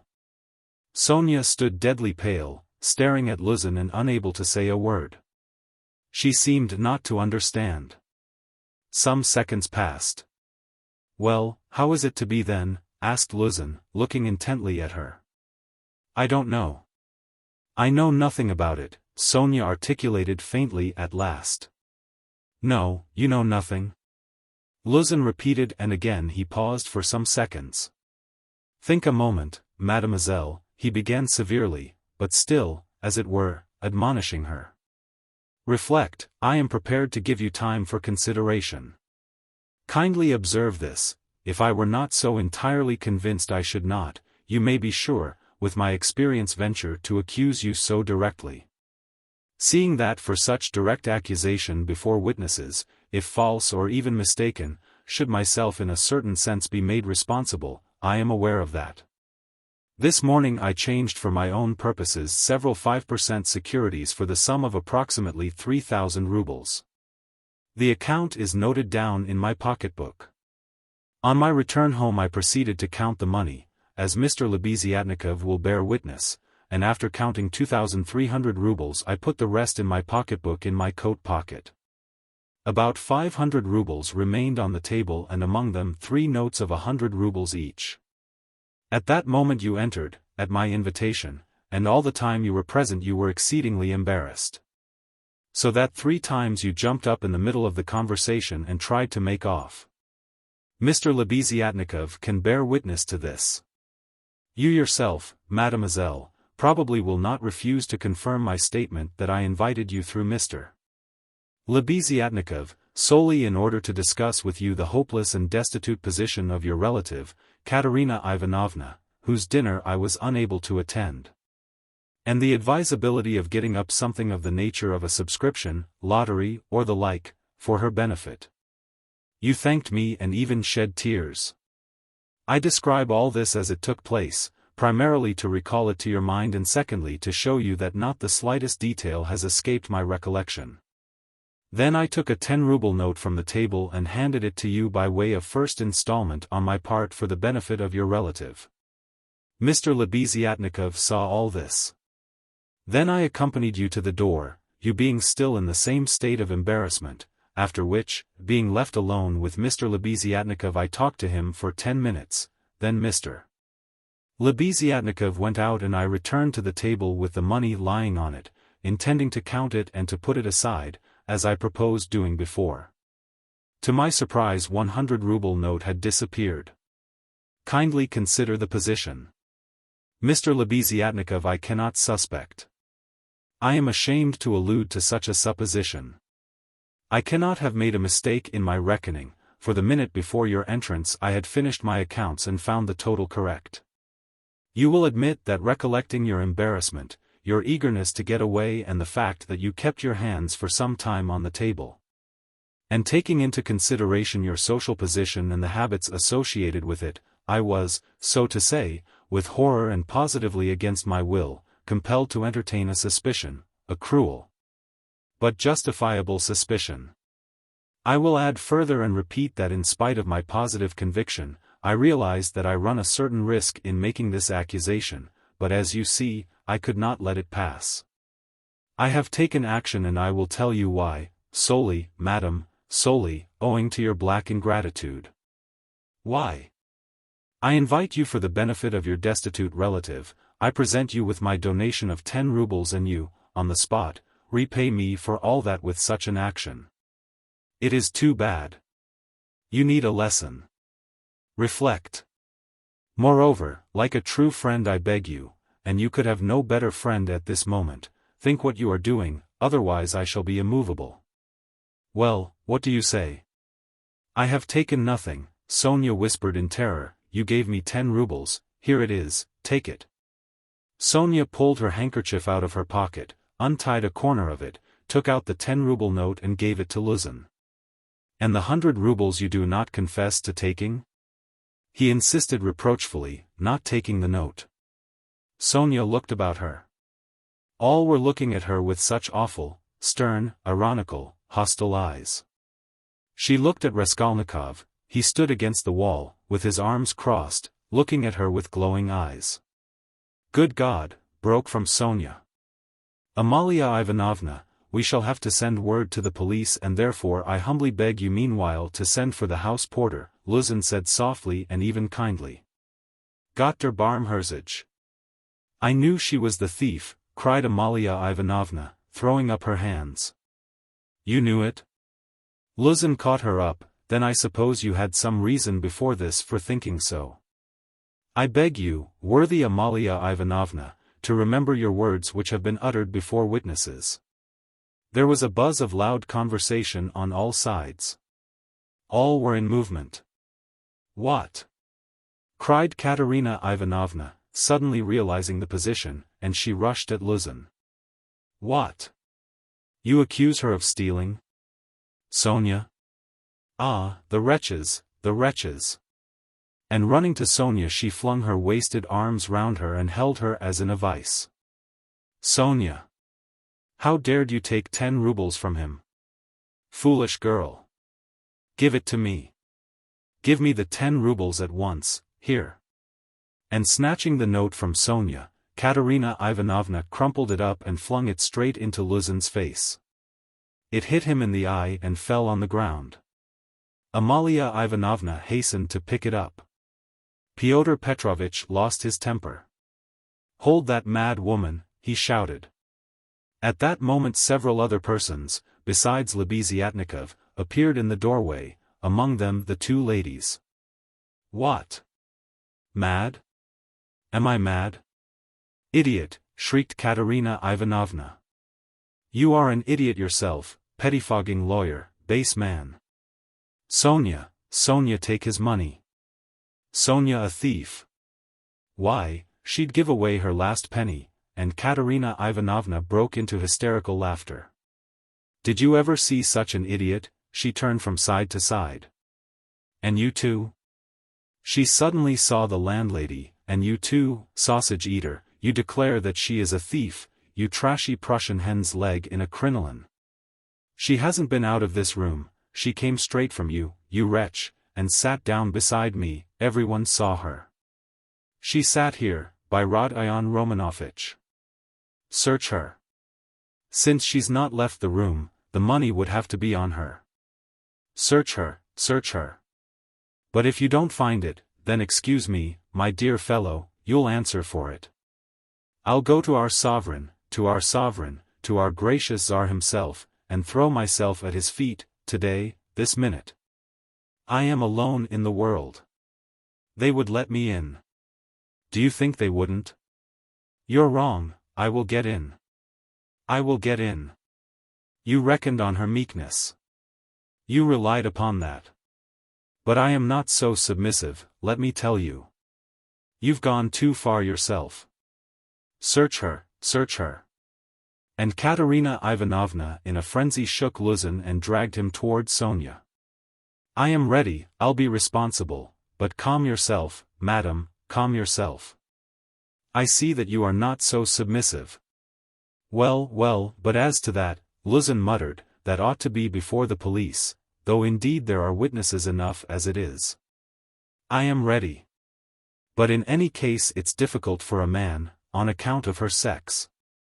But with the help of Amalia Ivanovna, though, of course, it's not the way to do things. How is it to be done? As you will. Let anyone who likes search her, cried Katerina Ivanovna. Sonya, turn out your pockets. See. Look, monster, the pocket is empty, here was her handkerchief. Here is the other pocket, Look. Juicy, juicy? And Katerina Ivanovna turned, or rather snatched, both pockets inside out. But from the right pocket a piece of paper flew out and describing a parabola in the air fell at Luzin's feet. Everyone saw it, several cried out. Fyodor Petrovitch stooped down, picked up the paper in 2 fingers, lifted it where all could see it and opened it. It was a 100-ruble note folded in 8.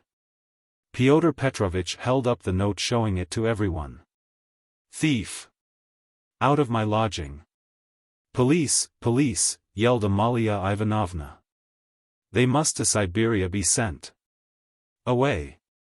Exclamations arose on all sides. Raskolnikov was silent, keeping his eyes fixed on Sonya, except for an occasional rapid glance at Luzin. Sonya stood still, as though unconscious. She was hardly able to feel surprise. Suddenly the color rushed to her cheeks, she uttered a cry and hid her face in her hands. No, it wasn't I. I didn't take it. I know nothing about it, she cried with a heartrending wail, and she ran to Katerina Ivanovna, who clasped her tightly in her arms, as though she would shelter her from all the world. Sonya! Sonya! I don't believe it. You see, I don't believe it. She cried in the face of the obvious fact, swaying her to and fro in her arms like a baby, kissing her face continually, then snatching at her hands and kissing them, too. You took it. How stupid these people are. Oh dear. You are fools, fools, she cried, addressing the whole room. You don't know what a heart she has, what a girl she is. She'd take it, she'd sell her last rag, she'd go barefoot to help you if you needed it, that's what she is. She has the yellow passport because my children were starving, she sold herself for us. Ah, husband, husband. Do you see? Do you see? What a memorial dinner for you. Merciful heavens. Defend her, why are you all standing still? Rodion Romanovich, why don't you stand up for her? Do you believe it, too? You are not worth her little finger, all of you together. Good God. Defend her now, at least. The wail of the poor, consumptive, helpless woman seemed to produce a great effect on her audience. The agonized, wasted, consumptive face, the parched blood-stained lips, the hoarse voice, the tears unrestrained as a child's, the trustful, childish and yet despairing prayer for help were so piteous that everyone seemed to feel for her. Fyodor Petrovitch at any rate was at once moved to compassion. Madam, madam, this incident does not reflect upon you. He cried impressively, no one would take upon himself to accuse you of being an instigator or even an accomplice in it, especially as you have proved her guilt by turning out her pockets, showing that you had no previous idea of it. I am most ready to show compassion, if poverty, so to speak, drove Sofya Semyonovna to it, but why did you refuse to confess, mademoiselle? Were you afraid of the disgrace? The first step? You lost your head, perhaps? One can quite understand it. But how could you have lowered yourself to such an action? Gentlemen, he addressed the whole company, gentlemen. Compassionate and, so to say, commiserating these people, I am ready to overlook it even now in spite of the personal insult lavished upon me. And may this disgrace be a lesson to you for the future, he said, addressing Sonya, and I will carry the matter no further. Enough. Fyodor Petrovitch stole a glance at Raskolnikov. Their eyes met, and the fire in Raskolnikov's seemed ready to reduce him to ashes. Meanwhile Katerina Ivanovna apparently heard nothing. She was kissing and hugging Sonya like a madwoman. The children, too, were embracing Sonya on all sides, and Polenka, though she did not fully understand what was wrong, was drowned in tears and shaking with sobs, as she hid her pretty little face, swollen with weeping, on Sonya's shoulder. How vile, a loud voice cried suddenly in the doorway. Fyodor Petrovitch looked round quickly. What vileness? Lebeziatnikov repeated, staring him straight in the face. Pyotr Petrovitch gave a positive start, all noticed it and recalled it afterwards. Lebeziatnikov strode into the room. "And you dared to call me as witness," he said, going up to Pyotr Petrovitch. "What do you mean?" "What are you talking about?" muttered Luzin. "I mean that you are a slanderer, that's what my words mean," Lebeziatnikov said hotly, looking sternly at him with his short-sighted eyes. He was extremely angry. Raskolnikov gazed intently at him, as though seizing and weighing each word. Again there was a silence. Pyotr Petrovitch indeed seemed almost dumbfounded for the first moment. "If you mean that for me," he began, stammering. "But what's the matter with you? Are you out of your mind?" "I'm in my mind, but you are a scoundrel." "Ah, how vile. I have heard everything. I kept waiting on purpose to understand it, for I must own even now it is not quite logical. What you have done at all for I can't understand." "Why, what have I done then?" "Give over talking in your nonsensical riddles. Or maybe you are drunk. You may be a drunkard, perhaps, vile man, but I am not. I never touch vodka, for it's against my convictions. Would you believe it, he himself, with his own hands gave Sofya Semyonovna that 100-ruble note. I saw it, I was a witness, I'll take my oath. He did it, he," repeated Lebeziatnikov, addressing all. "Are you crazy, milksop?" squealed Luzin. "She is herself before you, she herself here declared just now before everyone that I gave her only 10 rubles. How could I have given it to her?" I saw it, Lebeziatnikov repeated, "and though it is against my principles, I am ready this very minute to take any oath you like before the court. For I saw how you slipped it in her pocket.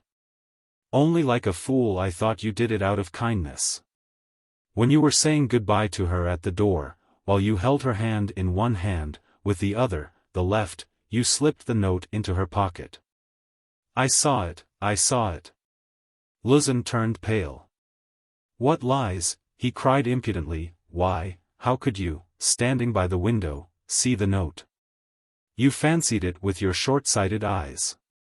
You are raving." "No, I didn't fancy it. And though I was standing some way off, I saw it all.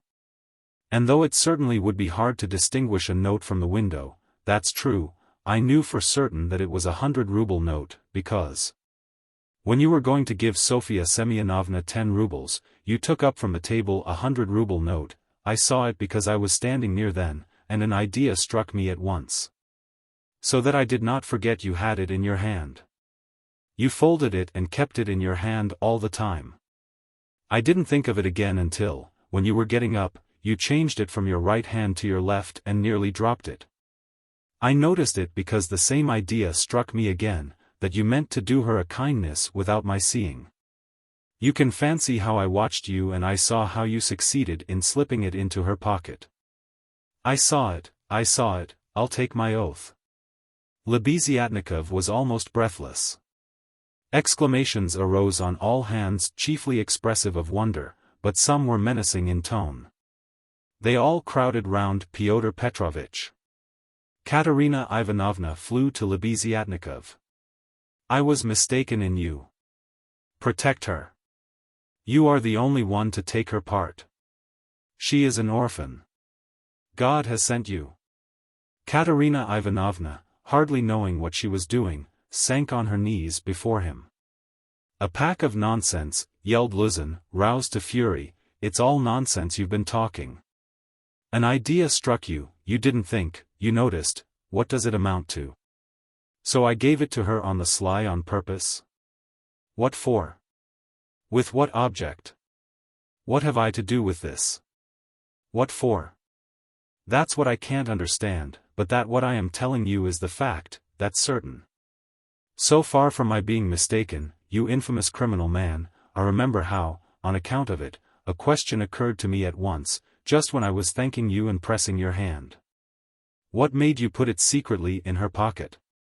Why you did it secretly, I mean. Could it be simply to conceal it from me, knowing that my convictions are opposed to yours and that I do not approve of private benevolence, which effects no radical cure? Well, I decided that you really were ashamed of giving such a large sum before me. Perhaps, too, I thought, he wants to give her a surprise, when she finds a whole 100-ruble note in her pocket. For I know, some benevolent people are very fond of decking out their charitable actions in that way. Then the idea struck me, too, that you wanted to test her, to see whether, when she found it, she would come to thank you. Then, too, that you wanted to avoid thanks and that, as the saying is, your right hand should not know, something of that sort, in fact. I thought of so many possibilities that I put off considering it, but still thought it indelicate to show you that I knew your secret. But another idea struck me again, that Sofya Semyonovna might easily lose the money before she noticed it. That was why I decided to come in here to call her out of the room and to tell her that you put 100 rubles in her pocket. But on my way I went first to Madame Kobilatnikov's to take them the general treatise on the positive method and especially to recommend Pitterit's article, and also Wagner's. Then I come on here and what a state of things I find. Now could I, have all these ideas and reflections if I had not seen you put the 100-ruble note in her pocket? When Lebeziatnikov finished his long-winded harangue with the logical deduction at the end, he was quite tired, and the perspiration streamed from his face. He could not, alas, even express himself correctly in Russian, though he knew no other language, so that he was quite exhausted, almost emaciated after this heroic exploit. But his speech produced a powerful effect. He had spoken with such vehemence, with such conviction that everyone obviously believed him. Pyotr Petrovitch felt that things were going badly with him.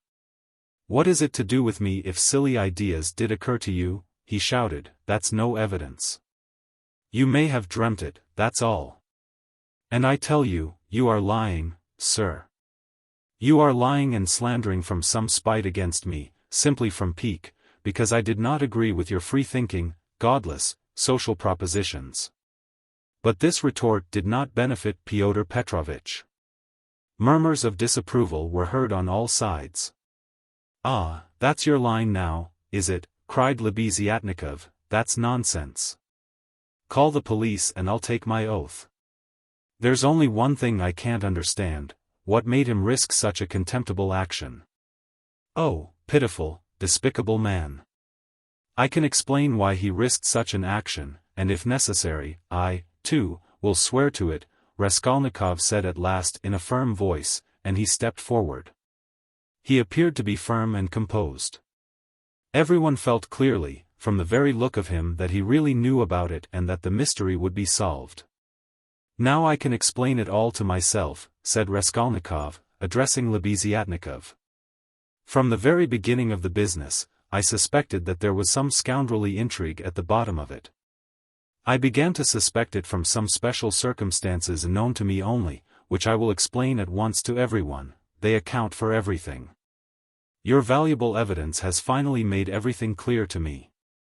I beg all to listen.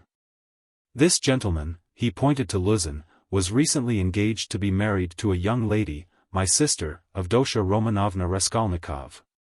But coming to Petersburg he quarreled with me, the day before yesterday, at our first meeting, and I drove him out of my room. I have 2 witnesses to prove it. He is a very spiteful man. The day before yesterday I did not know that he was staying here, in your room. And that consequently on the very day we quarreled, the day before yesterday, he saw me give Katerina Ivanovna some money for the funeral, as a friend of the late Mr. Marmeladov. He at once wrote a note to my mother and informed her that I had given away all my money, not to Katerina Ivanovna but to Sofya Semyonovna. And referred in a most contemptible way to the character of Sofya Semyonovna, that is, hinted at the character of my attitude to Sofya Semyonovna. All this, you understand, was with the object of dividing me from my mother and sister. By insinuating that I was squandering on unworthy objects the money which they had sent me and which was all they had. Yesterday evening, before my mother and sister and in his presence. I declared that I had given the money to Katerina Ivanovna for the funeral and not to Sofya Semyonovna, and that I had no acquaintance with Sofya Semyonovna and had never seen her before, indeed. At the same time I added that he, Pyotr Petrovitch Luzin, with all his virtues, was not worth Sofya Semyonovna's little finger, though he spoke so ill of her. To his question, would I let Sofya Semyonovna sit down beside my sister, I answered that I had already done so that day. Irritated that my mother and sister were unwilling to quarrel with me at his insinuations, he gradually began being unpardonably rude to them. A final rupture took place and he was turned out of the house. All this happened yesterday evening. Now I beg your special attention. Consider, if he had now succeeded in proving that Sofya Semyonovna was a thief. He would have shown to my mother and sister that he was almost right in his suspicions, that he had reason to be angry at my putting my sister on a level with Sofya Semyonovna, that, in attacking me, he was protecting and preserving the honor of my sister, his betrothed. In fact, he might even, through all this, have been able to estrange me from my family, and no doubt he hoped to be restored to favor with them. To say nothing of revenging himself on me personally, for he has grounds for supposing that the honor and happiness of Sofya Semyonovna are very precious to me. That was what he was working for. That's how I understand it. That's the whole reason for it, and there can be no other. It was like this, or somewhat like this, that Raskolnikov wound up his speech, which was followed very attentively, though often interrupted by exclamations from his audience. But in spite of interruptions he spoke clearly, calmly, exactly, firmly. His decisive voice, his tone of conviction and his stern face made a great impression on everyone. Yes, that's it, Lebeziatnikov assented gleefully, that must be it, for he asked me, as soon as Sofya Semyonovna came into our room, whether you were here. Whether I had seen you among Katerina Ivanovna's guests. He called me aside to the window and asked me in secret. It was essential for him that you should be here. That's it. Luzin smiled contemptuously and did not speak. But he was very pale. He seemed to be deliberating on some means of escape. Perhaps he would have been glad to give up everything and get away, but at the moment this was scarcely possible. It would have implied admitting the truth of the accusations brought against him. Moreover, the company, which had already been excited by drink, was now too much stirred to allow it. The commissariat clerk, though indeed he had not grasped the whole position, was shouting louder than anyone and was making some suggestions very unpleasant to Luzin. But not all those present were drunk, lodgers came in from all the rooms. The three Poles were tremendously excited and were continually shouting at him, "The pan is a lajdak," and muttering threats in Polish. Sonya had been listening with strained attention, though she too seemed unable to grasp it all. She seemed as though she had just returned to consciousness. She did not take her eyes off Raskolnikov, feeling that all her safety lay in him. Katerina Ivanovna breathed hard and painfully and seemed fearfully exhausted. Amalia Ivanovna stood looking more stupid than anyone, with her mouth wide open, unable to make out what had happened. She only saw that Pyotr Petrovitch had somehow come to grief. Raskolnikov was attempting to speak again, but they did not let him. Everyone was crowding round Luzin with threats and shouts of abuse. But Pyotr Petrovitch was not intimidated. Seeing that his accusation of Sonya had completely failed, he had recourse to insolence. "Allow me, gentlemen, allow me. Don't squeeze, let me pass," he said, making his way through the crowd. "And no threats, if you please. I assure you it will be useless, you will gain nothing by it. On the contrary, you'll have to answer, gentlemen, for violently obstructing the course of justice. The thief has been more than unmasked, and I shall prosecute. Our judges are not so blind and, not so drunk, and will not believe the testimony of two notorious infidels, agitators, and atheists, who accuse me from motives of personal revenge which they are foolish enough to admit. Yes, allow me to pass. Don't let me find a trace of you in my room. Kindly leave at once, and everything is at an end between us. When I think of the trouble I've been taking, the way I've been expounding, all this fortnight. I told you myself today that I was going, when you tried to keep me. Now I will simply add that you are a fool. I advise you to see a doctor for your brains and your short sight. Let me pass, gentlemen. He forced his way through. But the commissariat clerk was unwilling to let him off so easily. He picked up a glass from the table, brandished it in the air and flung it at Pyotr Petrovitch. But the glass flew straight at Alyona Ivanovna. She screamed, and the clerk, overbalancing, fell heavily under the table. Pyotr Petrovitch made his way to his room and half an hour later had left the house.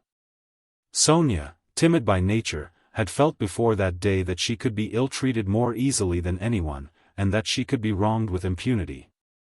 Yet till that moment she had fancied that she might escape misfortune by care, gentleness and submissiveness before everyone. Her disappointment was too great. She could, of course, bear with patience and almost without murmur anything, even this. But for the first minute she felt it too bitter. In spite of her triumph and her justification, when her first terror and stupefaction had passed and she could understand it all clearly, the feeling of her helplessness and of the wrong done to her made her heart throb with anguish and she was overcome with hysterical weeping. At last, unable to bear any more, she rushed out of the room and ran home, almost immediately after Luzin's departure. When amidst loud laughter the glass flew at Alyona Ivanovna, it was more than the landlady could endure. With a shriek she rushed like a fury at Katerina Ivanovna, considering her to blame for everything. "Out of my lodgings! At once! Quick march!" And with these words she began snatching up everything she could lay her hands on that belonged to Katerina Ivanovna, and throwing it on the floor. Katerina Ivanovna, pale, almost fainting, and gasping for breath, jumped up from the bed where she had sunk in exhaustion and darted at Alyona Ivanovna. But the battle was too unequal, the landlady waved her away like a feather. "What? As though that godless calumny was not enough, this vile creature attacks me. What? On the day of my husband's funeral I am turned out of my lodging. After eating my bread and salt she turns me into the street, with my orphans. Where am I to go?" wailed the poor woman, sobbing and gasping. "Good God," she cried with flashing eyes, "is there no justice upon earth? Whom should you protect if not us orphans? We shall see. There is law and justice on earth, there is, I will find it. Wait a bit, godless creature. Polenka, stay with the children, I'll come back. Wait for me, if you have to wait in the street. We will see whether there is justice on earth." And throwing over her head that green shawl which Marmeladov had mentioned to Raskolnikov, Katerina Ivanovna squeezed her way through the disorderly and drunken crowd of lodgers who still filled the room, and, wailing and tearful, she ran into the street, with a vague intention of going at once somewhere to find justice. Polenka with the two little ones in her arms crouched, terrified, on the trunk in the corner of the room, where she waited trembling for her mother to come back. Alyona Ivanovna raged about the room, shrieking, lamenting and throwing everything she came across on the floor. The lodgers talked incoherently, some commented to the best of their ability on what had happened, others quarreled and swore at one another, while others struck up a song. "Now it's time for me to go," thought Raskolnikov. "Well, Sofya Semyonovna, we shall see what you'll say now." And he set off in the direction of Sonya's lodgings. Chapter 4. Raskolnikov had been a vigorous and active champion of Sonya against Luzin, although he had such a load of horror and anguish in his own heart. But having gone through so much in the morning, he found a sort of relief in a change of sensations, apart from the strong personal feeling which impelled him to defend Sonya. He was agitated too, especially at some moments, by the thought of his approaching interview with Sonya. He had to tell her who had killed Lizaveta. He knew the terrible suffering it would be to him and, as it were, brushed away the thought of it. So when he cried as he left Katerina Ivanovna's, "Well, Sofya Semyonovna, we shall see what you'll say now," He was still superficially excited, still vigorous and defiant from his triumph over Luzin. But, strange to say, by the time he reached Sonya's lodging, he felt a sudden impotence and fear. He stood still in hesitation at the door, asking himself the strange question, must he tell her who killed Lizaveta? It was a strange question because he felt at the very time not only that he could not help telling her, but also that he could not put off the telling. He did not yet know why it must be so, he only felt it, and the agonizing sense of his impotence before the inevitable almost crushed him. To cut short his hesitation and suffering, he quickly opened the door and looked at Sonya from the doorway. She was sitting with her elbows on the table and her face in her hands, but seeing Raskolnikov she got up at once and came to meet him as though she were expecting him. "What would have become of me but for you?" she said quickly, meeting him in the middle of the room. Evidently she was in haste to say this to him. It was what she had been waiting for. Raskolnikov went to the table and sat down on the chair from which she had only just risen. She stood facing him, 2 steps away, just as she had done the day before. "Well, Sonya?" he said, and felt that his voice was trembling. It was all due to your social position and the habits associated with it. Did you understand that just now? Her face showed her distress. "Only don't talk to me as you did yesterday," she interrupted him. "Please don't begin it. There is misery enough without that." She made haste to smile, afraid that he might not like the reproach. "I was silly to come away from there. What is happening there now? I wanted to go back directly, but I kept thinking that you would come." He told her that Alyona Ivanovna was turning them out of their lodging and that Katerina Ivanovna had run off somewhere to seek justice. "My God," cried Sonya, "let's go at once." And she snatched up her cape. "It's everlastingly the same thing," said Raskolnikov, irritably. "You've no thought except for them. Stay a little with me." "But Katerina Ivanovna?" "You won't lose Katerina Ivanovna, you may be sure, she'll come to you herself since she has run out," he added peevishly. "If she doesn't find you here, you'll be blamed for it." Sonya sat down in painful suspense. Raskolnikov was silent, gazing at the floor and deliberating.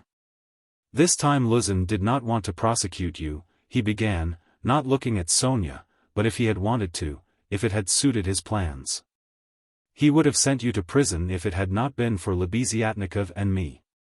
"Ah? Yes," she assented in a faint voice. "Yes," she repeated, preoccupied and distressed. "But I might easily not have been there. And it was quite an accident Lebeziatnikov's turning up." Sonya was silent. "And if you'd gone to prison, what then?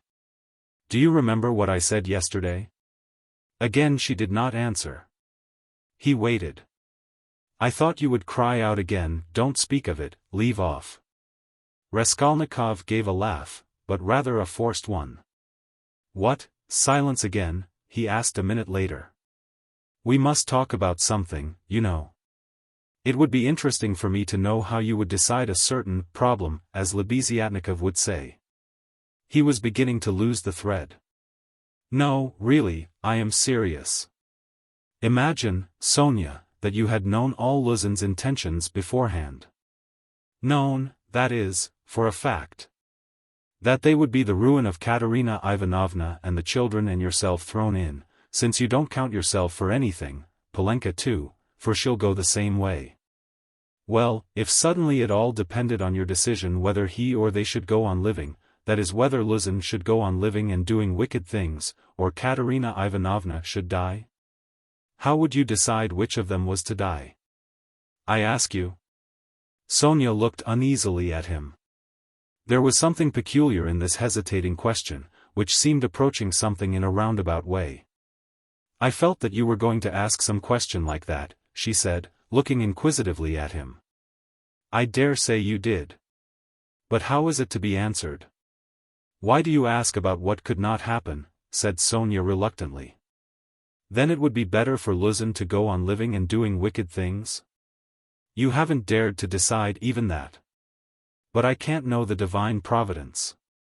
And why do you ask what can't be answered? What's the use of such foolish questions? How could it happen that it should depend on my decision? Who has made me a judge to decide who is to live and who is not to live? Oh, if the divine providence is to be mixed up in it, there is no doing anything, Raskolnikov grumbled morosely. You'd better say straight out what you want. Sonya cried in distress. You are leading up to something again. Can you have come simply to torture me? She could not control herself and began crying bitterly. He looked at her in gloomy misery. 5 minutes passed. Of course you're right, Sonya, he said softly at last. He was suddenly changed. His tone of assumed arrogance and helpless defiance was gone. Even his voice was suddenly weak. I told you yesterday that I was not coming to ask forgiveness, and almost the first thing I've said is to ask forgiveness. I said that about Luzin and Providence for my own sake. I was asking forgiveness, Sonya. He tried to smile, but there was something helpless and incomplete in his pale smile. He bowed his head and hid his face in his hands. And suddenly a strange, surprising sensation of a sort of bitter hatred for Sonya passed through his heart. As it were wondering and frightened of this sensation, he raised his head and looked intently at her, but he met her uneasy and painfully anxious eyes fixed on him. There was love in them. His hatred vanished like a phantom. It was not the real feeling, he had taken the one feeling for the other. It only meant that that minute had come. He hid his face in his hands again and bowed his head. Suddenly he turned pale, got up from his chair, looked at Sonya, and without uttering a word sat down mechanically on her bed. His sensations that moment were terribly like the moment when he had stood over the old woman with the axe in his hand and felt that he must not lose another minute. What's the matter? Asked Sonya, dreadfully frightened. He could not utter a word. This was not at all the way he had intended to tell, and he did not understand what was happening to him now. She went up to him, softly, sat down on the bed beside him and waited, not taking her eyes off him. Her heart throbbed and sank.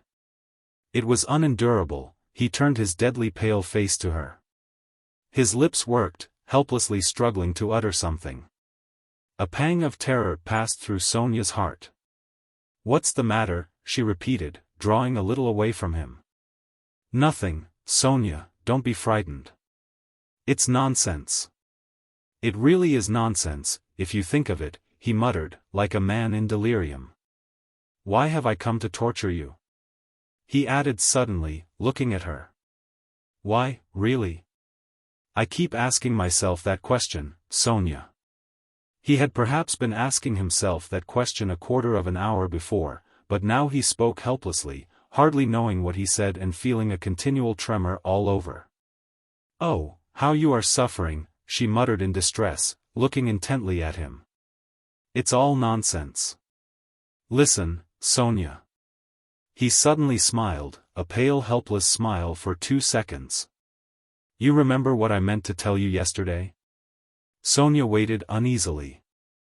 I said as I went away that perhaps I was saying goodbye forever, but that if I came today I would tell you who killed Lizaveta. She began trembling all over. Well, here I've come to tell you. Then you really meant it yesterday, she whispered with difficulty. How do you know? She asked quickly, as though suddenly regaining her reason. Sonya's face grew paler and paler, and she breathed painfully. I know. She paused a minute. Have they found him? She asked timidly. No. Then how do you know about it? She asked again, hardly audibly, and again after a minute's pause. He turned to her and looked very intently at her. Guess, he said, with the same distorted helpless smile. A shudder passed over her. But you, why do you frighten me like this? She said, smiling like a child. I must be a great friend of his, since I know, Raskolnikov went on, still gazing into her face, as though he could not turn his eyes away. He did not mean to kill that Lizaveta, he killed her accidentally. He meant to kill the old woman when she was alone and he went there, and then Lizaveta came in, he killed her too. Another awful moment passed. Both still gazed at one another. You can't guess, then? He asked suddenly, feeling as though he were flinging himself down from a steeple. And no, whispered Sonya. Take a good look. As soon as he had said this again, the same familiar sensation froze his heart. He looked at her and all at once seemed to see in her face the face of Lizaveta. He remembered clearly the expression in Lizaveta's face, when he approached her with the axe and she stepped back to the wall, putting out her hand, with childish terror in her face. Looking as little children do when they begin to be frightened of something, looking intently and uneasily at what frightens them. Shrinking back and holding out their little hands on the point of crying. Almost the same thing happened now to Sonya. With the same helplessness and the same terror, she looked at him for a while and, suddenly putting out her left hand, pressed her fingers faintly against his breast and slowly began to get up from the bed, moving further from him and keeping her eyes fixed even more immovably on him.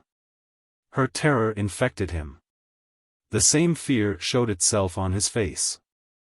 In the same way he stared at her and almost with the same childish smile.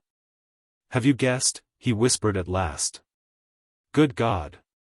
Broke in an awful wail from her bosom. She sank helplessly on the bed with her face in the pillows, but a moment later she got up, moved quickly to him, seized both his hands and, gripping them tight in her thin fingers, began looking into his face again with the same intent stare. In this last desperate look she tried to look into him and catch some last hope. But there was no hope, there was no doubt remaining, it was all true. Later on, indeed, when she recalled that moment, she thought it strange and wondered why she had seen at once that there was no doubt. She could not have said, for instance, that she had foreseen something of the sort, and yet now, as soon as he told her, she suddenly fancied that she had really foreseen this very thing. Stop, Sonya, enough. Don't torture me, he begged her miserably. It was not at all like this he had thought of telling her, but this is how it happened. She jumped up, seeming not to know what she was doing, and, wringing her hands, walked into the middle of the room. But quickly went back and sat down again beside him, her shoulder almost touching his. All of a sudden she started as though she had been stabbed, uttered a cry and fell on her knees before him, she did not know why. What have you done? What have you done to yourself? She said in despair, and, jumping up, she flung herself on his neck, threw her arms round him, and held him tightly. Raskolnikov drew back and looked at her with a mournful smile. You are a strange girl, Sonya, you kiss me and hug me when I tell you about that. You don't think what you are doing. There is no one in the whole world now so unhappy as you. She cried in a frenzy, not hearing what he said, and she suddenly broke into violent hysterical weeping. A feeling long unfamiliar to him flooded his heart and softened it at once. He did not struggle against it. 2 tears started into his eyes and hung on his eyelashes. Then you won't leave me, Sonya, he said, looking at her almost with hope. No, never, nowhere, cried Sonya. I will follow you everywhere. Oh, my God! Oh, how miserable I am! Why didn't I know you before? Why didn't you come before? Oh, dear! Here I have come. Yes, now. What's to be done now? Together, she repeated as it were unconsciously, and she hugged him again. I'll follow you to Siberia. He recoiled at this, and the same hostile, almost haughty smile came to his lips. Perhaps I don't want to go to Siberia yet, Sonya, he said. Sonya looked at him quickly. Again after her first passionate, agonizing sympathy for the unhappy man the terrible idea of the murder overwhelmed her. In his changed tone she seemed to hear the murderer speaking. She looked at him bewildered. She knew nothing as yet, why, how, with what object it had been. Now all these questions rushed at once into her mind. And again she could not believe it. He is a murderer.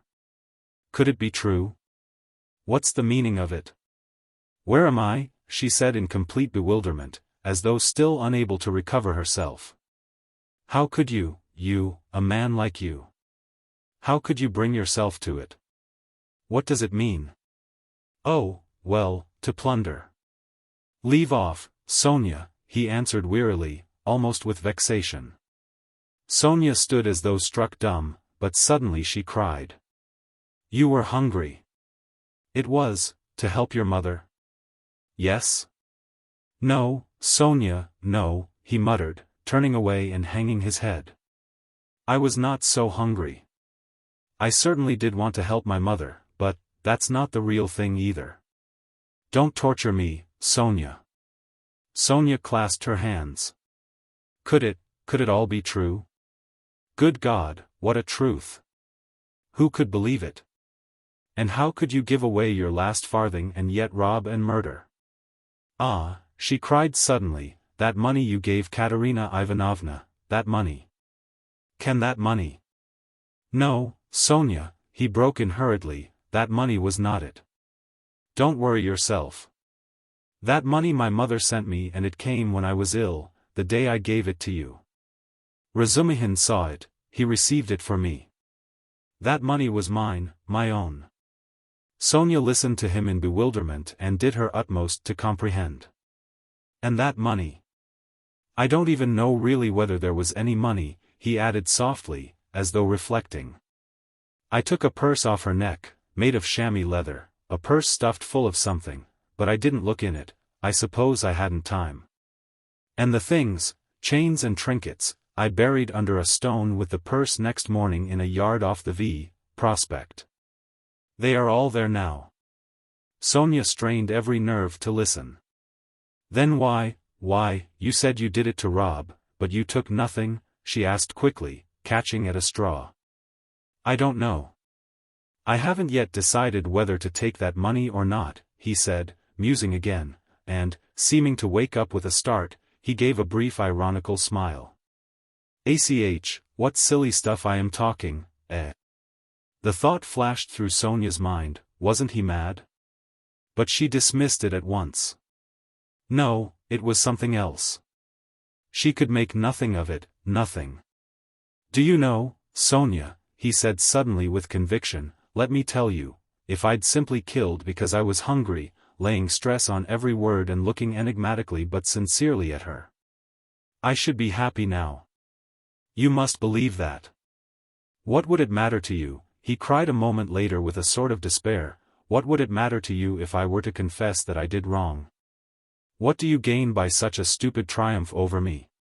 Ah, Sonya, was it for that I've come to you today? Again Sonya tried to say something, but did not speak. I asked you to go with me yesterday because you are all I have left. Go where? Asked Sonya timidly. Not to steal and not to murder, don't be anxious, he smiled bitterly. We are so different. And you know, Sonya, it's only now, only this moment that I understand where I asked you to go with me yesterday. Yesterday when I said it I did not know where. I asked you for one thing, I came to you for one thing, not to leave me. You won't leave me, Sonya?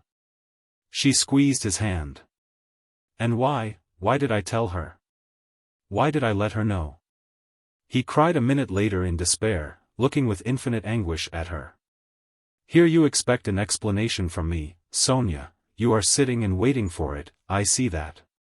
But what can I tell you? You won't understand and will only suffer misery, on my account. Well, you are crying and embracing me again. Why do you do it? Because I couldn't bear my burden and have come to throw it on another, you suffer too, and I shall feel better. And can you love such a mean wretch? But aren't you suffering, too? Cried Sonya. Again a wave of the same feeling surged into his heart, and again for an instant softened it. Sonya, I have a bad heart, take note of that. It may explain a great deal. I have come because I am bad. There are men who wouldn't have come.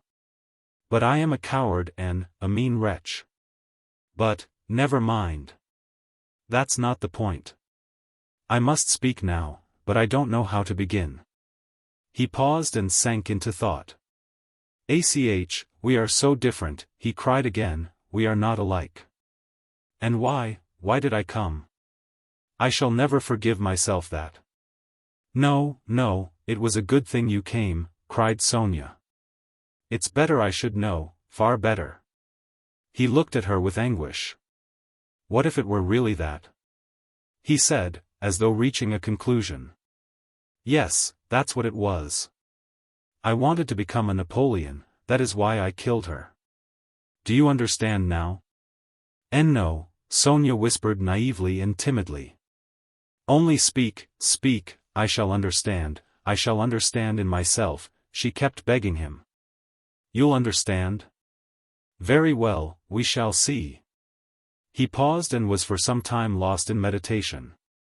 It was like this, I asked myself one day this question, what if Napoleon, for instance, had happened to be in my place? And if he had not had Toulon nor Egypt nor the passage of Mont Blanc to begin his career with, but instead of all those picturesque and monumental things? There had simply been some ridiculous old hag, a pawnbroker, who had to be murdered too to get money from her trunk, for his career, you understand. Well, would he have brought himself to that if there had been no other means? Wouldn't he have felt a pang at its being so far from monumental and sinful, too? Well, I must tell you that I worried myself fearfully over that question, so that I was awfully ashamed when I guessed at last, all of a sudden. Somehow, that it would not have given him the least pang. That it would not even have struck him that it was not monumental, that he would not have seen that there was anything in it to pause over, and that, if he had had no other way, he would have strangled her in a minute without thinking about it. Well, I too, left off thinking about it, murdered her, following his example. And that's exactly how it was. Do you think it funny? Yes, Sonya, the funniest thing of all is that perhaps that's just how it was. Sonya did not think it at all funny. You had better tell me straight out, without examples, she begged, still more timidly and scarcely audibly. He turned to her, looked sadly at her and took her hands. You are right again, Sonya. Of course that's all nonsense, it's almost all talk. You see, you know of course that my mother has scarcely anything, my sister happened to have a good education and was condemned to drudge as a governess. All their hopes were centered on me. I was a student, but I couldn't keep myself at the university and was forced for a time to leave it. Even if I had lingered on like that, in 10 or 12 years I might, with luck, hope to be some sort of teacher or clerk with a salary of 1,000 rubles, he repeated it as though it were a lesson, and by that time my mother would be worn out with grief and anxiety and I could not succeed in keeping her in comfort while my sister, well, my sister might well have fared worse. And it's a hard thing to pass everything by all one's life, to turn one's back upon everything, to forget one's mother and decorously accept the insults inflicted on one's sister. Why should one? When one has buried them to burden oneself with others, wife and children, and to leave them again without a farthing? So I resolved to gain possession of the old woman's money and to use it for my first years without worrying my mother. To keep myself at the university and for a little while after leaving it, and to do this all on a broad, thorough scale. So as to build up a completely new career and enter upon a new life of independence. Well, that's all. Well, of course in killing the old woman I did wrong. Well, that's enough. He struggled to the end of his speech in exhaustion and let his head sink. Oh, that's not it, Sonya cried in distress. How could one? No, that's not right, not right. You see yourself that it's not right. But I've spoken truly, it's the truth. As though that could be the truth. Good God. I've only killed a louse, Sonya, a useless, loathsome, harmful creature. A human being, a louse. I too know it wasn't a louse, he answered, looking strangely at her. But I am talking nonsense, Sonya, he added. I've been talking nonsense a long time. That's not it, you are right there. There were quite quite other causes for it.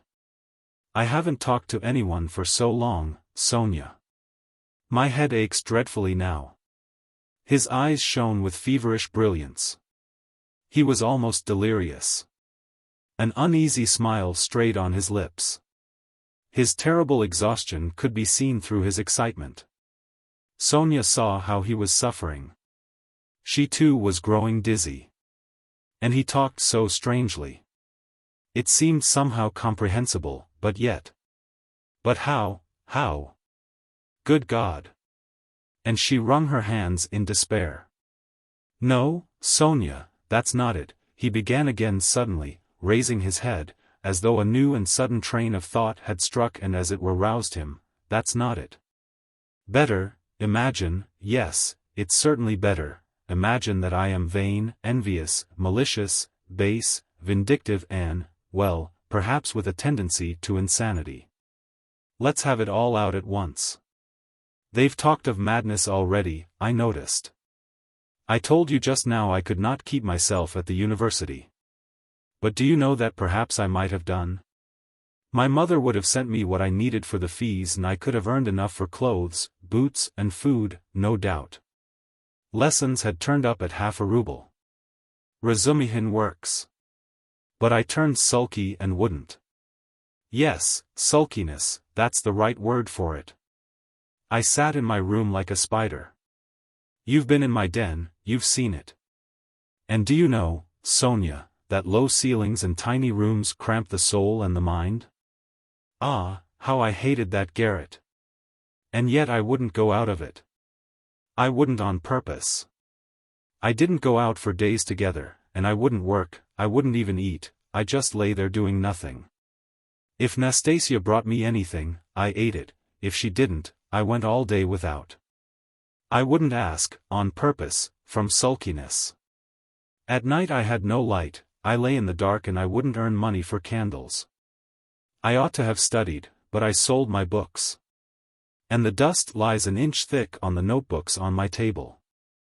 I preferred lying still and thinking. And I kept thinking. And I had dreams all the time, strange dreams of all sorts, no need to describe. Only then I began to fancy that. No, that's not it. Again I am telling you wrong. You see, I kept asking myself then, why am I so stupid that if others are stupid, and I know they are, yet I won't be wiser? Then I saw, Sonya, that if one waits for everyone to get wiser it will take too long. Afterwards I understood that that would never come to pass, that men won't change and that nobody can alter it and that it's not worth wasting effort over it. Yes, that's so. That's the law of their nature, Sonya, that's so. And I know now, Sonya, that whoever is strong in mind and spirit will have power over them.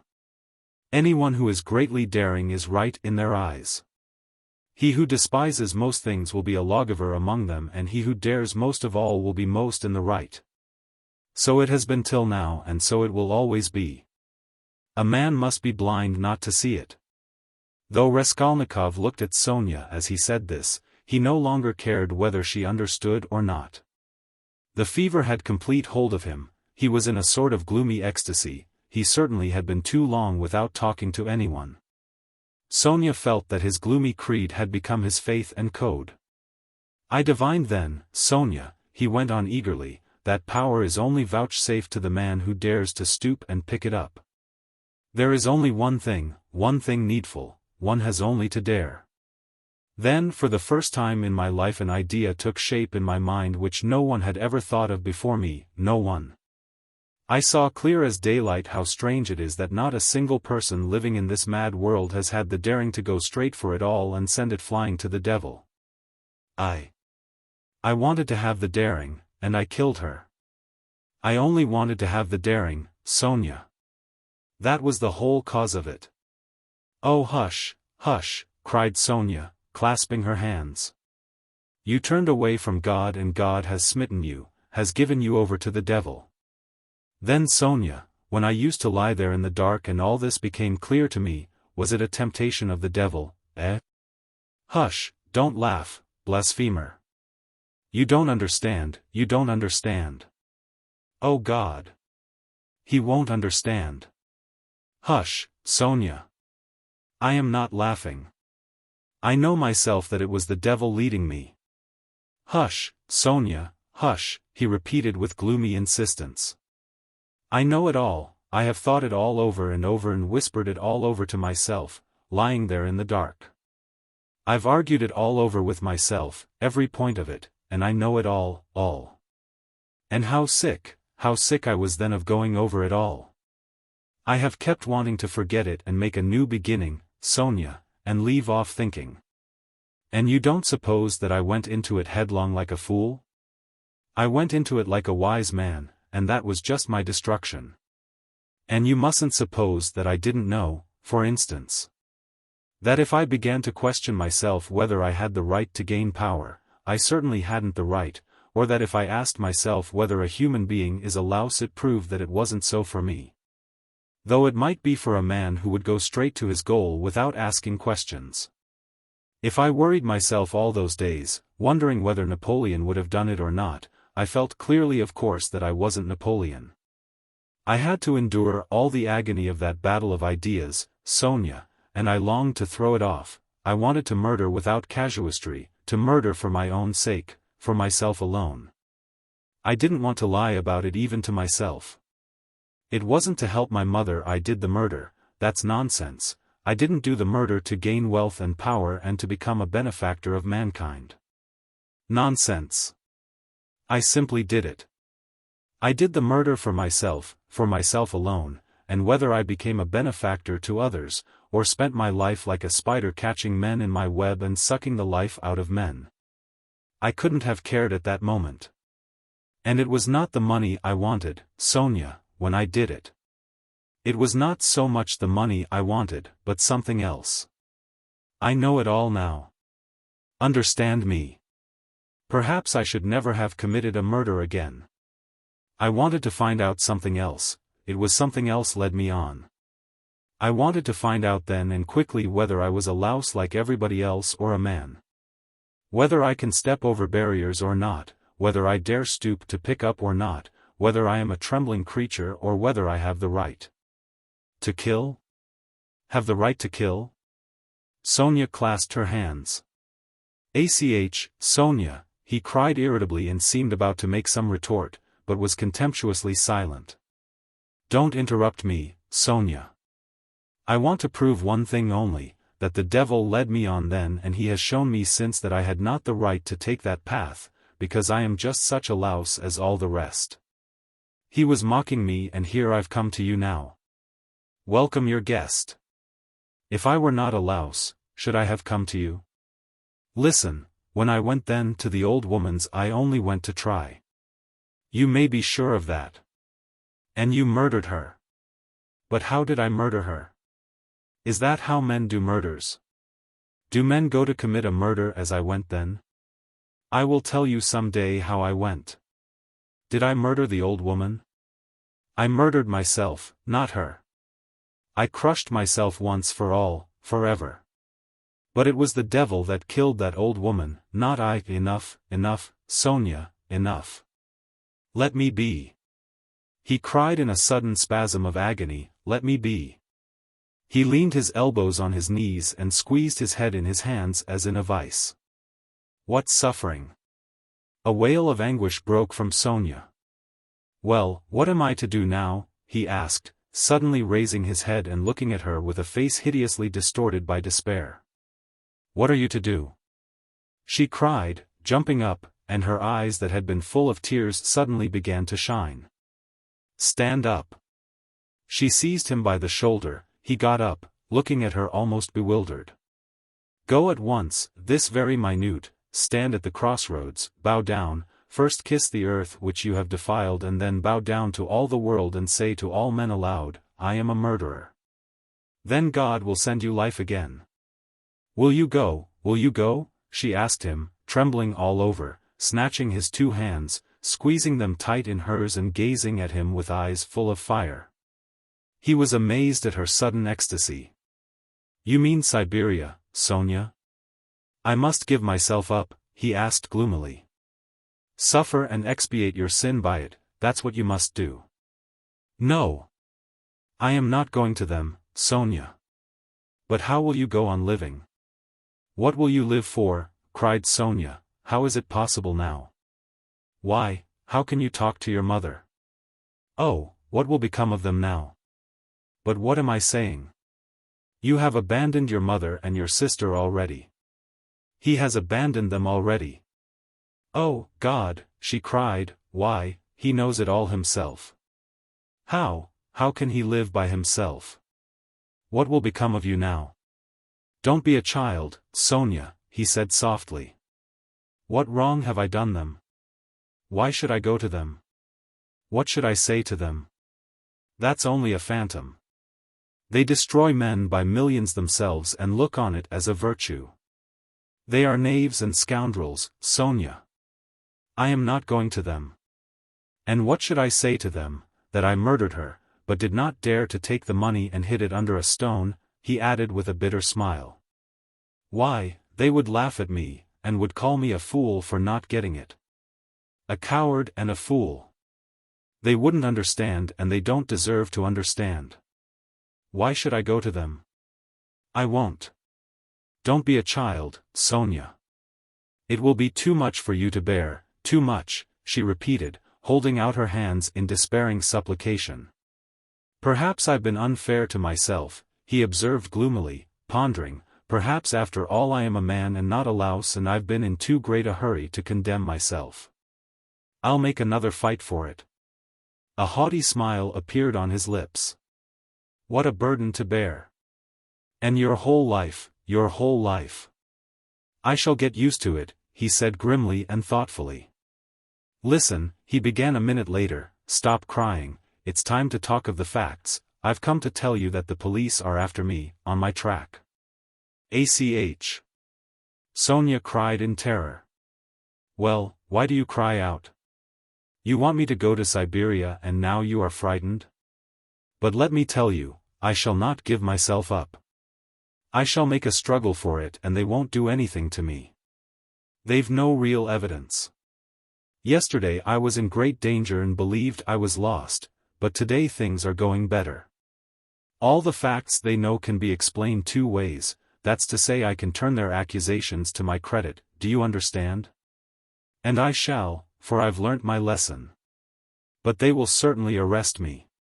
If it had not been for something that happened, they would have done so today for certain, perhaps even now they will arrest me today. But that's no matter, Sonya, they'll let me out again, for there isn't any real proof against me, and there won't be, I give you my word for it. And they can't convict a man on what they have against me. Enough. I only tell you that you may know. I will try to manage somehow to put it to my mother and sister so that they won't be frightened. My sister's future is secure, however, now, I believe, and my mother's must be too. Well, that's all. Be careful, though. Will you come and see me in prison when I am there? Oh, I will, I will. They sat side by side, both mournful and dejected, as though they had been cast up by the tempest alone on some deserted shore. He looked at Sonya and felt how great was her love for him, and strange to say he felt it suddenly burdensome and painful to be so loved. Yes, it was a strange and awful sensation. On his way to see Sonya he had felt that all his hopes rested on her. He expected to be rid of at least part of his suffering, and now, when all her heart turned towards him, he suddenly felt that he was immeasurably unhappier than before. Sonya, he said, you'd better not come and see me when I am in prison. Sonya did not answer, she was crying. Several minutes passed. Have you a cross on you? She asked, as though suddenly thinking of it. He did not at first understand the question. No, of course not. Here, take this one, of cypress wood. I have another, a copper one that belonged to Lizaveta. I changed with Lizaveta, she gave me her cross and I gave her my little icon. I will wear Lizaveta's now and give you this. Take it, it's mine. It's mine, you know, she begged him. We will go to suffer together, and together we will bear our cross. Give it me, said Raskolnikov. He did not want to hurt her feelings. But immediately he drew back the hand he held out for the cross. "Not now, Sonya. Better later," he added to comfort her. "Yes, yes, better," she repeated with conviction, "when you go to meet your suffering, then put it on. You will come to me, I'll put it on you, we will pray and go together." At that moment someone knocked 3 times at the door. "Sofya Semyonovna, may I come in?" they heard in a very familiar and polite voice. Sonya rushed to the door in a fright. The flaxen head of Mr. Lebeziatnikov appeared at the door. Chapter 5. Lebeziatnikov looked perturbed.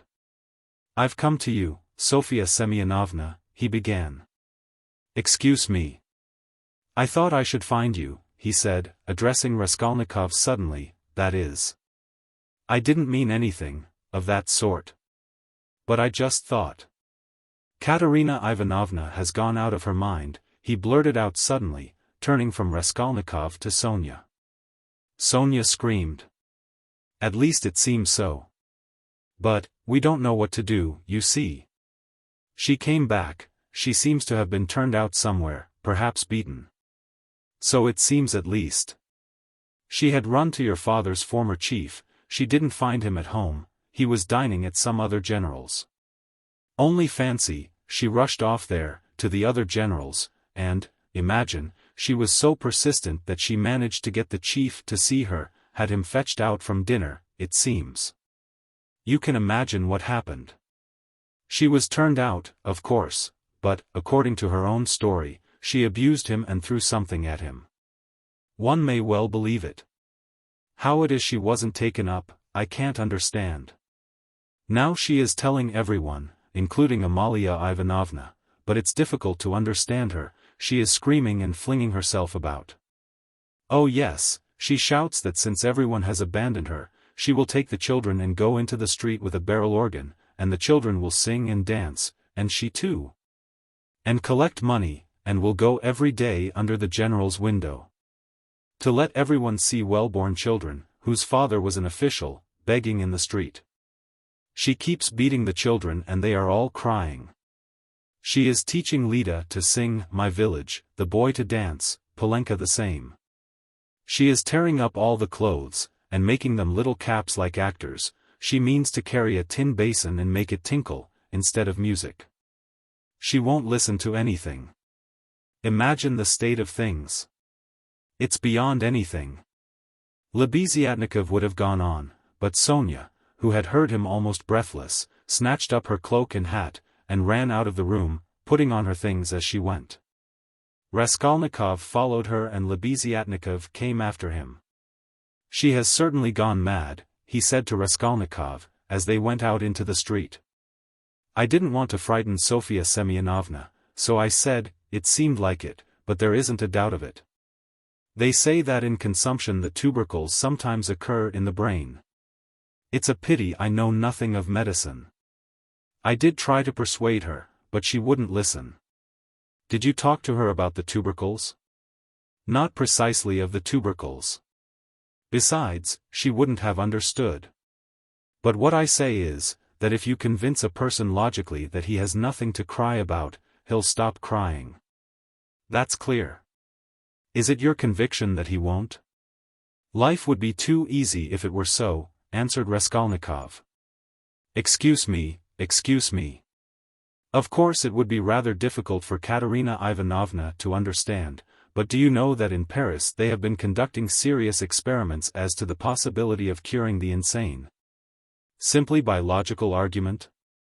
One professor there, a scientific man of standing, lately dead, believed in the possibility of such treatment. His idea was that there's nothing really wrong with the physical organism of the insane, and that insanity is, so to say, a logical mistake, an error of judgment, an incorrect view of things. He gradually showed the madman his error and, would you believe it, they say he was successful? But as he made use of douches too, how far success was due to that treatment remains uncertain. So it seems at least. Raskolnikov had long ceased to listen. Reaching the house where he lived, he nodded to Lebeziatnikov and went in at the gate. Lebeziatnikov woke up with a start, looked about him and hurried on. Raskolnikov went into his little room and stood still in the middle of it. Why had he come back here? He looked at the yellow and tattered paper, at the dust, at his sofa. From the yard came a loud continuous knocking. Someone seemed to be hammering. He went to the window, rose on tiptoe and looked out into the yard for a long time with an air of absorbed attention. But the yard was empty and he could not see who was hammering. In the house on the left he saw some open windows. On the windowsills were pots of sickly-looking geraniums. Linen was hung out of the windows. He knew it all by heart. He turned away and sat down on the sofa. Never had he felt himself so fearfully alone. Yes, he felt once more that he would perhaps come to hate Sonya, now that he had made her more miserable. Why had he gone to her to beg for her tears? What need had he to poison her life? Oh, the meanness of it! I will remain alone, he said resolutely, and she shall not come to the prison. 5 minutes later he raised his head with a strange smile. That was a strange thought. Perhaps it really would be better in Siberia, he thought suddenly. He could not have said how long he sat there with vague thoughts surging through his mind. All at once the door opened and Dunya came in. At first she stood still and looked at him from the doorway, just as he had done at Sonya. Then she came in and sat down in the same place as yesterday, on the chair facing him. He looked silently and almost vacantly at her. "Don't be angry, brother. I've only come for 1 minute," said Dunya.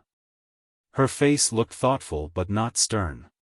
Her eyes were bright and soft. He saw that she too had come to him with love. "Brother, now I know all. Dmitri Prokofitch has explained and told me everything. They are worrying and persecuting you through a stupid and contemptible suspicion. Dmitri Prokofitch told me that there is no danger, and that you are wrong in looking upon it with such horror.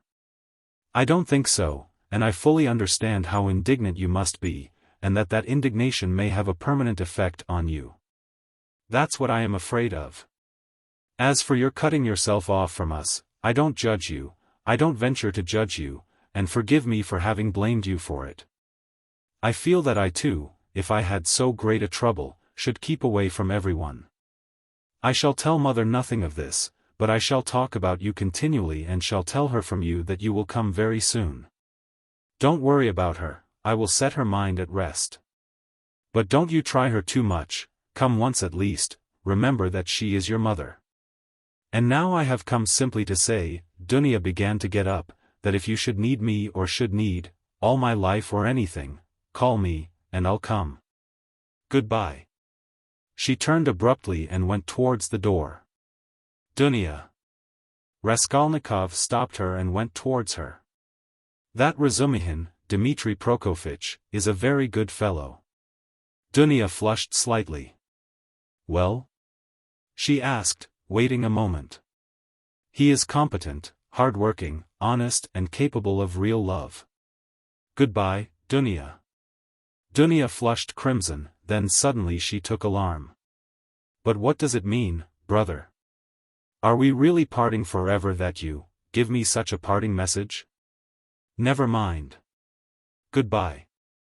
He turned away, and walked to the window. She stood a moment, looked at him uneasily, and went out troubled. No, he was not cold to her.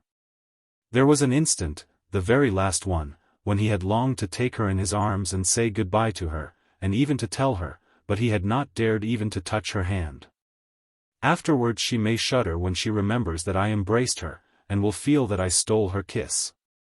And would she stand that test? He went on a few minutes later to himself. No, she wouldn't, girls like that can't stand things. They never do. And he thought of Sonya. There was a breath of fresh air from the window. The daylight was fading. He took up his cap and went out. He could not, of course, and would not consider how ill he was. But all this continual anxiety and agony of mind could not but affect him. And if he were not lying in high fever, it was perhaps just because this continual inner strain helped to keep him on his legs and in possession of his faculties. But this artificial excitement could not last long. He wandered aimlessly. The sun was setting. A special form of misery had begun to oppress him of late. There was nothing poignant, nothing acute about it, but there was a feeling of permanence, of eternity about it. It brought a foretaste of hopeless years of this cold leaden misery, a foretaste of an eternity, on a square yard of space. Towards evening this sensation usually began to weigh on him more heavily. With this idiotic, purely physical weakness, depending on the sunset or something, one can't help doing something stupid. "You'll go to Dunya, as well as to Sonya," he muttered bitterly. He heard his name called.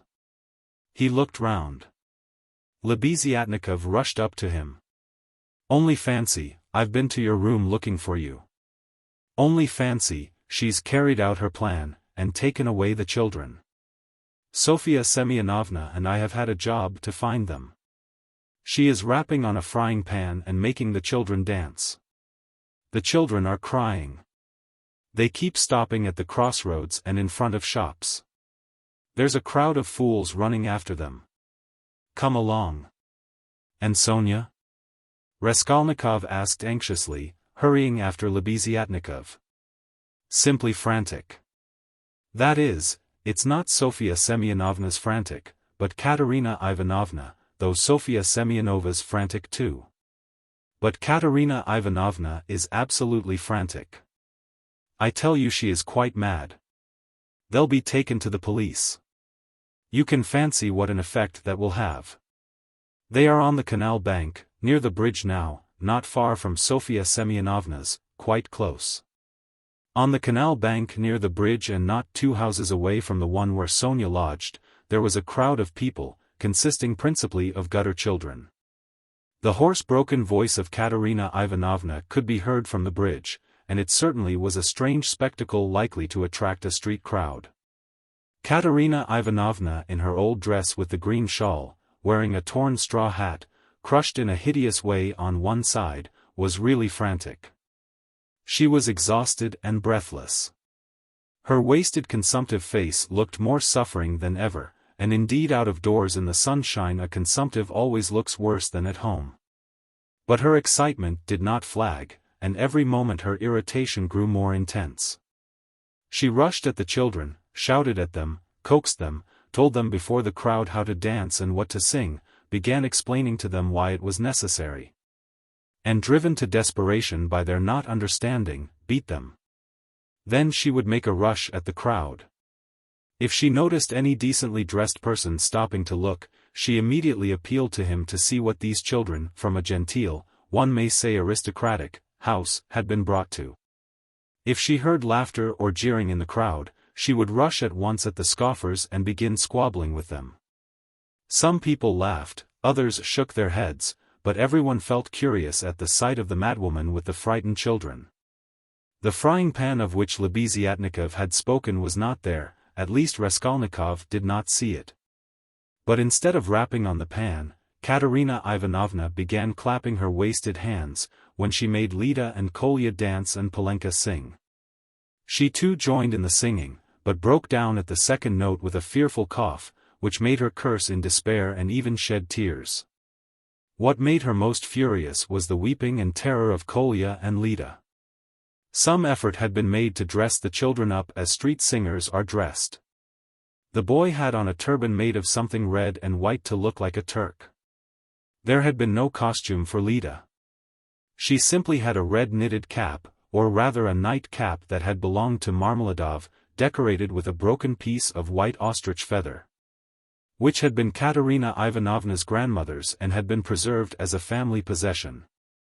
Polenka was in her everyday dress. She looked in timid perplexity at her mother, and kept at her side, hiding her tears. She dimly realized her mother's condition, and looked uneasily about her. She was terribly frightened of the street and the crowd. Sonya followed Katerina Ivanovna, weeping and beseeching her to return home, but Katerina Ivanovna was not to be persuaded. "Leave off, Sonya, leave off," she shouted, speaking fast, panting and coughing. You don't know what you ask, you are like a child. I've told you before that I am not coming back to that drunken German. Let everyone, let all Petersburg see the children begging in the streets, though their father was an honorable man who served all his life in truth and fidelity. And one may say died in the service. Katerina Ivanovna had by now invented this fantastic story and thoroughly believed it. Let that wretch of a general see it. And you are silly, Sonya, what have we to eat? Tell me that. We have worried you enough, I won't go on so.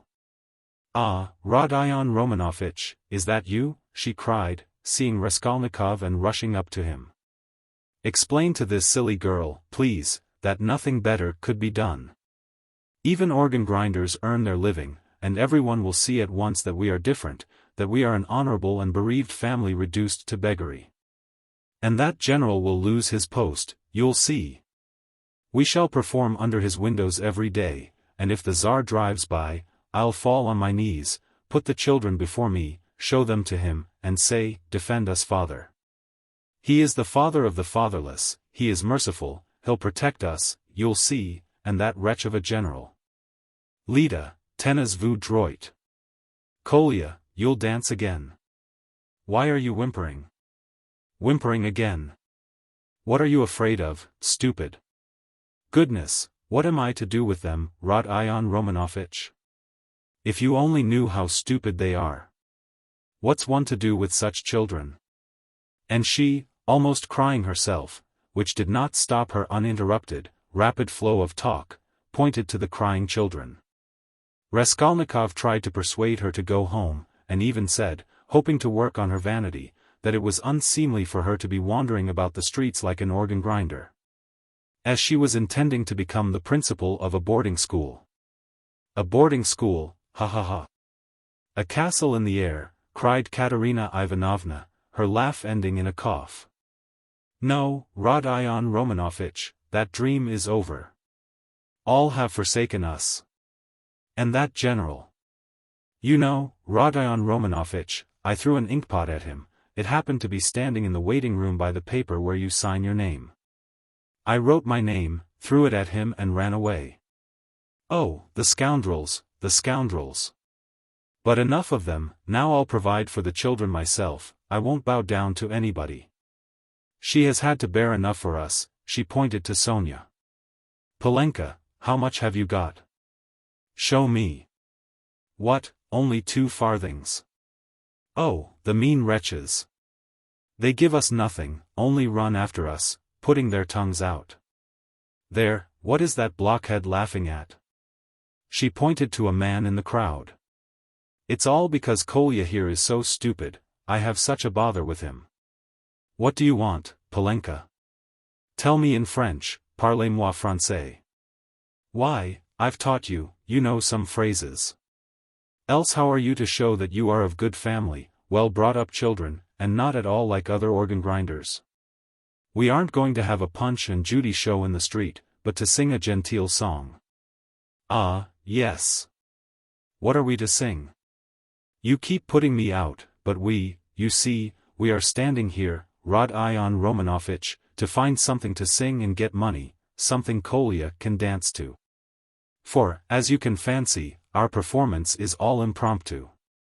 We must talk it over and rehearse it all thoroughly, and then we shall go to Nevsky, where there are far more people of good society, and we shall be noticed at once.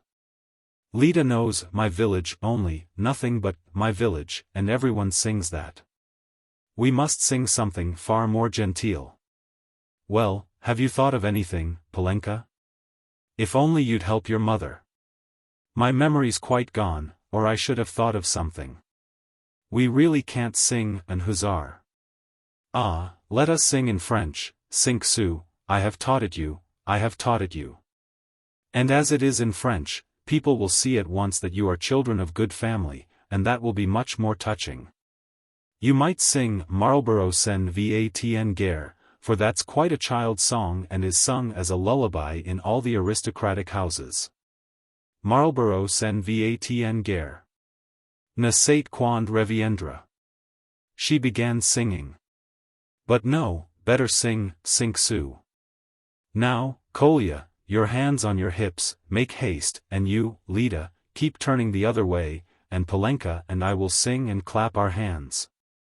Sink Sue, sink Sue. Pour monter notre ménage. Cough cough cough.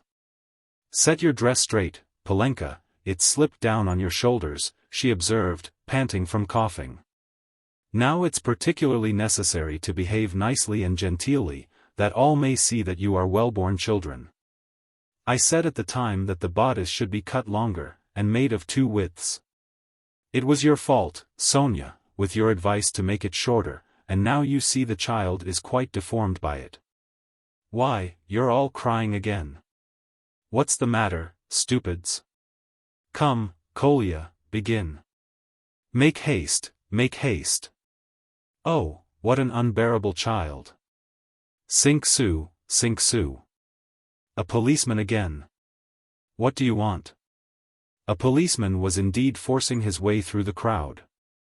But at that moment a gentleman in civilian uniform and an overcoat, a solid-looking official of about 50 with a decoration on his neck, which delighted Katerina Ivanovna and had its effect on the policeman, approached and without a word handed her a green 3-ruble note. His face wore a look of genuine sympathy. Katerina Ivanovna took it and gave him a polite, even ceremonious, bow. I thank you, honored sir, she began loftily. The causes that have induced us, take the money, Polenka, you see there are generous and honorable people who are ready to help a poor gentlewoman in distress. You see, honored sir, these orphans of good family, I might even say of aristocratic connections, and that wretch of a general sat eating grouse, and stamped at my disturbing him. Your Excellency, I said, protect the orphans, for you knew my late husband, Semyon Zaharovich, and on the very day of his death the basest of scoundrels slandered his only daughter. That policeman again. Protect me, she cried to the official. Why is that policeman edging up to me? We have only just run away from one of them. What do you want, fool? It's forbidden in the streets. You mustn't make a disturbance. It's you're making a disturbance. It's just the same as if I were grinding an organ. What business is it of yours?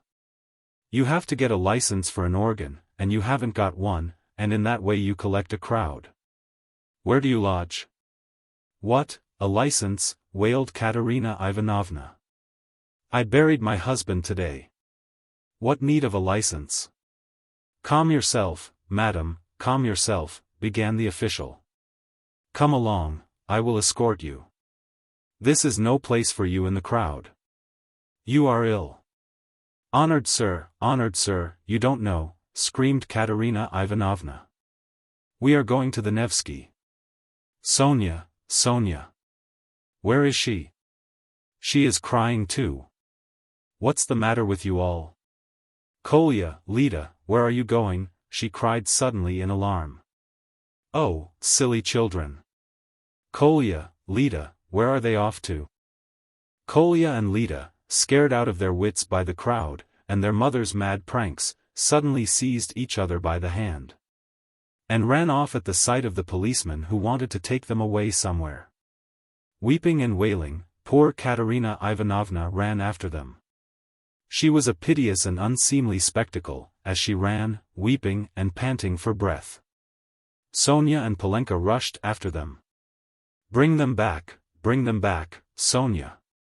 Oh stupid, ungrateful children. Polenka. Catch them. It's for your sakes She stumbled as she ran and fell down. She's cut herself, she's bleeding. Oh, dear, cried Sonya, bending over her. All ran up and crowded around.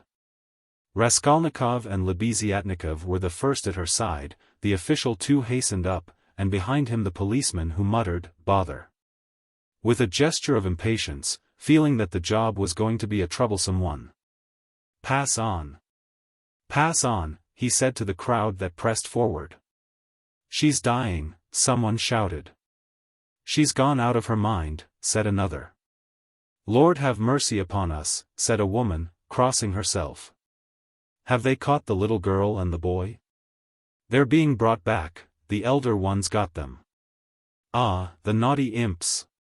When they examined Katerina Ivanovna carefully, they saw that she had not cut herself against a stone, as Sonya thought, but that the blood that stained the pavement red was from her chest.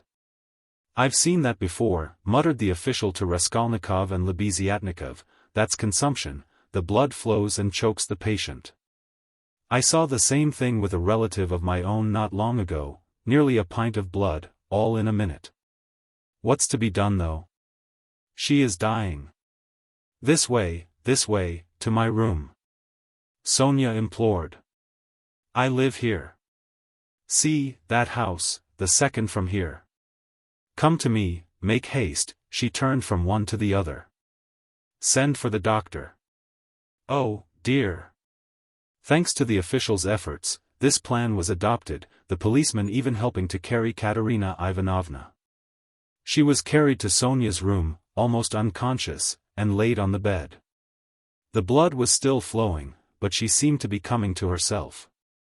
Raskolnikov, Lebeziatnikov, and the official accompanied Sonya into the room and were followed by the policeman, who first drove back the crowd which followed to the very door. Polenka came in holding Kolya and Lida, who were trembling and weeping. Several persons came in too from the Kapernamov's room. The landlord, a lame one-eyed man of strange appearance with whiskers and hair that stood up like a brush, his wife, a woman with an everlastingly scared expression. And several open-mouthed children with wonder-struck faces. Among these, Svidrigailov suddenly made his appearance. Raskolnikov looked at him with surprise, not understanding where he had come from and not having noticed him in the crowd. A doctor and priest were spoken of. The official whispered to Raskolnikov that he thought it was too late now for the doctor, but he ordered him to be sent for. Kapernaumov ran himself. Meanwhile Katerina Ivanovna had regained her breath. The bleeding ceased for a time. She looked with sick but intent and penetrating eyes at Sonya, who stood pale and trembling, wiping the sweat from her brow with a handkerchief. At last she asked to be raised. They sat her up on the bed, supporting her on both sides. "Where are the children?" she said in a faint voice. "You've brought them, Polenka? Oh, the sillies! Why did you run away?" "Ach!" Once more her parched lips were covered with blood. She moved her eyes, looking about her. "So that's how you live, Sonya. Never once have I been in your room." She looked at her with a face of suffering. "We have been your ruin, Sonya. Polenka, Lida, Kolya, come here." "Well, here they are, Sonya, take them all. I hand them over to you, I've had enough. The ball is over. Cough. Lay me down, let me die in peace." They laid her back on the pillow. "What, the priest? I don't want him. You haven't got a ruble to spare. I have no sins. God must forgive me without that. He knows how I have suffered. And if he won't forgive me, I don't care." She sank more and more into uneasy delirium. At times she shuddered, turned her eyes from side to side, recognized everyone for a minute, but at once sank into delirium again. Her breathing was hoarse and difficult, there was a sort of rattle in her throat. "I said to him, Your Excellency," she ejaculated, gasping after each word. "That Amalia Ludwigovna, ah. Lida, Kolya, hands on your hips, make haste. Glisses, glisses. Pas de basque. Tap with your heels, be a graceful child. Du hast Diamanten und Perlen." What next? That's the thing to sing. Du hast die schönsten Augen. Madchen, was willst du mehr? What an idea. Was willst du mehr? What things the fool invents. Ah, yes. In the heat of midday in the Vale of Dagestan. Ah, how I loved it. I loved that song to distraction, Polenka. Your father, you know, used to sing it when we were engaged. Oh, those days. Oh, that's the thing for us to sing. How does it go? I've forgotten. Remind me. How was it? She was violently excited and tried to sit up. At last, in a horribly hoarse, broken voice, she began, shrieking and gasping at every word, with a look of growing terror. In the heat of midday, in the vale of Dagestan. With lead in my breast. Your Excellency, she wailed suddenly with a heartrending scream and a flood of tears, protect the orphans. You have been their father's guest, one may say aristocratic. She started, regaining consciousness, and gazed at all with a sort of terror, but at once recognized Sonya. Sonya, Sonya. She articulated softly and caressingly, as though surprised to find her there. Sonya darling, are you here, too? They lifted her up again. Enough. It's over. Farewell, poor thing. I am done for. I am broken, she cried with vindictive despair, and her head fell heavily back on the pillow. She sank into unconsciousness again, but this time it did not last long. Her pale, yellow, wasted face dropped back, her mouth fell open, her leg moved convulsively, she gave a deep, deep sigh and died. Sonya fell upon her, flung her arms about her, and remained motionless with her head pressed to the dead woman's wasted bosom. Polenka threw herself at her mother's feet, kissing them and weeping violently. Though Kolya and Lida did not understand what had happened, they had a feeling that it was something terrible. They put their hands on each other's little shoulders, stared straight at one another and both at once opened their mouths and began screaming. They were both still in their fancy dress. One in a turban, the other in the cap with the ostrich feather. And how did the certificate of merit come to be on the bed beside Katerina Ivanovna? It lay there by the pillow. Raskolnikov saw it. He walked away to the window. Lebeziatnikov skipped up to him. She is dead, he said. Rodion Romanovich, I must have 2 words with you, said Svidrigailov, coming up to them. Lebeziatnikov at once made room for him and delicately withdrew. Svidrigailov drew Raskolnikov further away. I will undertake all the arrangements, the funeral and that. You know it's a question of money and, as I told you, I have plenty to spare. I will put those 2 little ones and Polenka into some good orphan asylum, and I will settle 1,500 rubles to be paid to each on coming of age. So that Sofya Semyonovna need have no anxiety about them. And I will pull her out of the mud too, for she is a good girl, isn't she? So tell Avdotya Romanovna that is how I am spending her 10,000. What is your motive for such benevolence? Asked Raskolnikov. Ah! You skeptical person, laughed Svidrigailov. I told you I had no need of that money. Won't you admit that it's simply done from humanity? She wasn't a louse, you know, he pointed to the corner where the dead woman lay, was she, like some old pawnbroker woman? Come, you'll agree, is Luzin to go on living, and doing wicked things or is she to die? And if I didn't help them, Polenka would go the same way. He said this with an air of a sort of gay winking slyness, keeping his eyes fixed on Raskolnikov, who turned white and cold, hearing his own phrases, spoken to Sonya. He quickly stepped back and looked wildly at Svidrigailov. How do you know? He whispered, hardly able to breathe. Why, I lodge here at Madame Reslich's, the other side of the wall. Here is Kapernaumov, and there lives Madame Reslich, an old and devoted friend of mine. I am a neighbor. You? Yes, continued Svidrigailov, shaking with laughter. I assure you on my honor, dear Rodion Romanovich, that you have interested me enormously. I told you we should become friends, I foretold it. Well, here we have. And you will see what an accommodating person I am. You'll see that you can get on with me. Chapter 6. Chapter 1. A strange period began for Raskolnikov. It was as though a fog had fallen upon him and wrapped him in a dreary solitude from which there was no escape. Recalling that period long after, he believed that his mind had been clouded at times, and that it had continued so, with intervals, till the final catastrophe. He was convinced that he had been mistaken about many things at that time, for instance as to the date of certain events. Anyway, when he tried later on to piece his recollections together, he learned a great deal about himself from what other people told him. He had mixed up incidents and had explained events as due to circumstances which existed only in his imagination. At times he was a prey to agonies of morbid uneasiness, amounting sometimes to panic. But he remembered, too, moments, hours, perhaps whole days, of complete apathy, which came upon him as a reaction from his previous terror and might be compared with the abnormal insensibility sometimes seen in the dying. He seemed to be trying in that latter stage to escape from a full and clear understanding of his position. Certain essential facts which required immediate consideration were particularly irksome to him. How glad he would have been to be free from some cares, the neglect of which would have threatened him with complete, inevitable ruin.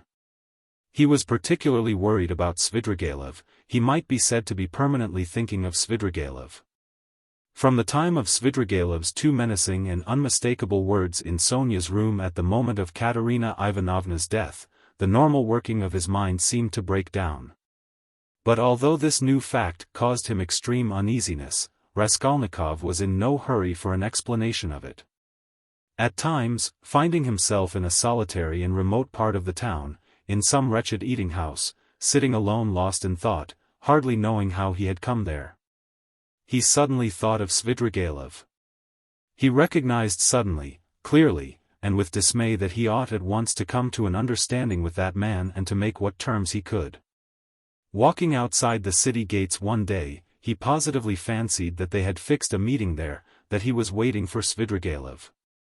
Another time he woke up before daybreak lying on the ground under some bushes and could not at first understand how he had come there.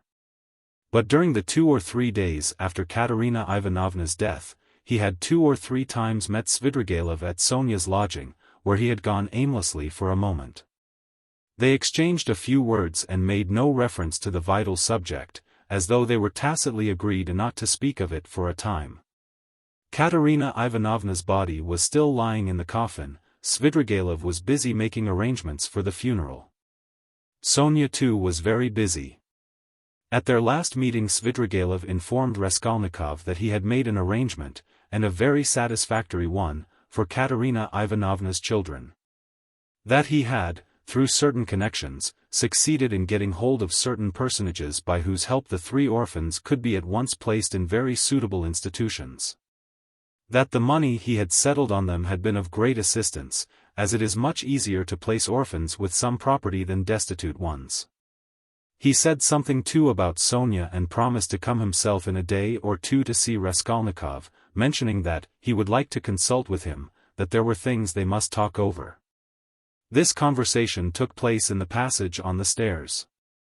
Svidrigaïlov looked intently at Raskolnikov and suddenly, after a brief pause, dropping his voice, asked, "But how is it, Rodion Romanovich, you don't seem yourself? You look and you listen, but you don't seem to understand. Cheer up. We'll talk things over. I am only sorry, I've so much to do of my own business and other people's." "Ah, Rodion Romanovich," he added suddenly, "what all men need is fresh air, more than anything." He moved to one side to make way for the priest and server, who were coming up the stairs. They had come for the requiem service. By Svidrigaïlov's orders it was sung twice a day punctually. Svidrigaïlov went his way. Raskolnikov stood still a moment, thought, and followed the priest into Sonya's room. He stood at the door. They began quietly, slowly and mournfully singing the service. From his childhood the thought of death and the presence of death had something oppressive and mysteriously awful, and it was long since he had heard the requiem service. And there was something else here as well, too awful and disturbing. He looked at the children, they were all kneeling by the coffin. Polenka was weeping. Behind them Sonya prayed, softly and, as it were, timidly weeping. "These last 2 days she hasn't said a word to me, she hasn't glanced at me," Raskolnikov thought suddenly. The sunlight was bright in the room, the incense rose in clouds, the priest read, "Give rest, O Lord." Raskolnikov stayed all through the service. As he blessed them and took his leave, the priest looked round strangely. After the service, Raskolnikov went up to Sonya. She took both his hands and let her head sink on his shoulder. This slight friendly gesture bewildered Raskolnikov. It seemed strange to him that there was no trace of repugnance, no trace of disgust, no tremor in her hand. It was the furthest limit of self-abnegation, at least so he interpreted it. Sonya said nothing. Raskolnikov pressed her hand and went out. He felt very miserable. If it had been possible to escape to some solitude, he would have thought himself lucky, even if he had to spend his whole life there. But although he had almost always been by himself of late, he had never been able to feel alone. Sometimes he walked out of the town onto the high road, once he had even reached a little wood, but the lonelier the place was, the more he seemed to be aware of an uneasy presence near him. It did not frighten him, but greatly annoyed him, so that he made haste to return to the town, to mingle with the crowd, to enter restaurants and taverns, to walk in busy thoroughfares. There he felt easier and even more solitary.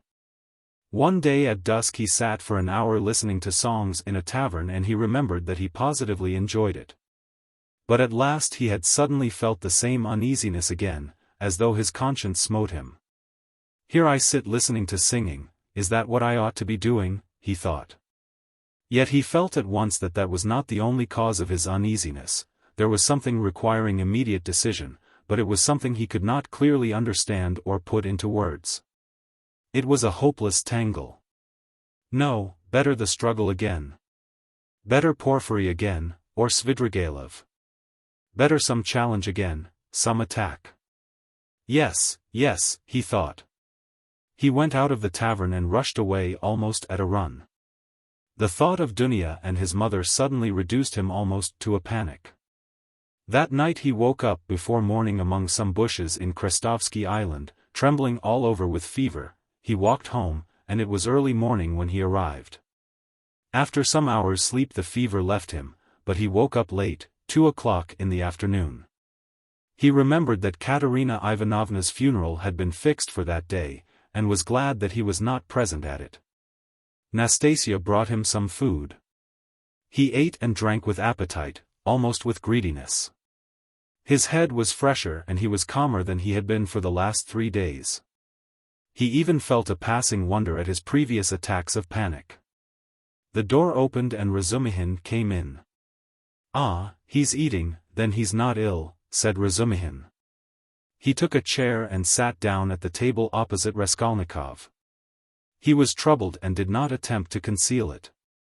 He spoke with evident annoyance, but without hurry or raising his voice. He looked as though he had some special fixed determination. "Listen," he began resolutely. "As far as I am concerned, you may all go to hell, but from what I see, it's clear to me that I can't make head or tail of it. Please don't think I've come to ask you questions. I don't want to know, hang it. If you begin telling me your secrets, I dare say I shouldn't stay to listen, should go away cursing. I have only come to find out once for all whether it's a fact that you are mad. There is a conviction in the air that you are mad or very nearly so. I admit I've been disposed to that opinion myself, judging from your stupid, repulsive and quite inexplicable actions, and from your recent behavior to your mother and sister. Only a monster or a madman could treat them as you have, so you must be mad. When did you see them last? Just now. Haven't you seen them since then? What have you been doing with yourself? Tell me, please. I've been to you 3 times already. Your mother has been seriously ill since yesterday. She had made up her mind to come to you. Avdotya Romanovna tried to prevent her. She wouldn't hear a word. If he is ill, if his mind is giving way, who can look after him like his mother, she said. We all came here together, we couldn't let her come alone all the way. We kept begging her to be calm. We came in, you weren't here, she sat down, and stayed 10 minutes, while we stood waiting in silence. She got up and said, if he's gone out, that is, if he is well, and has forgotten his mother, it's humiliating and unseemly for his mother to stand at his door begging for kindness. She returned home and took to her bed. Now she is in a fever. I see, she said, that he has time for his girl. She means by your girl Sofya Semyonovna, your betrothed or your mistress, I don't know. I went at once to Sofya Semyonovna's, for I wanted to know what was going on. I looked round, I saw the coffin, the children crying, and Sofya Semyonovna trying them on mourning dresses. No sign of you. I apologized, came away, and reported to Avdotya Romanovna. So that's all nonsense and you haven't got a girl, the most likely thing is that you are mad. But here you sit, guzzling boiled beef as though you'd not had a bite for 3 days. Though as far as that goes, madmen eat too, but though you have not said a word to me yet, you are not mad. That I'd swear. Above all, you are not mad. So you may go to hell, all of you, for there's some mystery, some secret about it, and I don't intend to worry my brains over your secrets. So I've simply come to swear at you, he finished, getting up, to relieve my mind. And I know what to do now. What do you mean to do now? What business is it of yours what I mean to do? You are going in for a drinking bout. How did you know? Why, it's pretty plain. Razumihin paused for a minute. You always have been a very rational person and you've never been mad, never, he observed suddenly with warmth. You're right, I shall drink. Goodbye. And he moved to go out.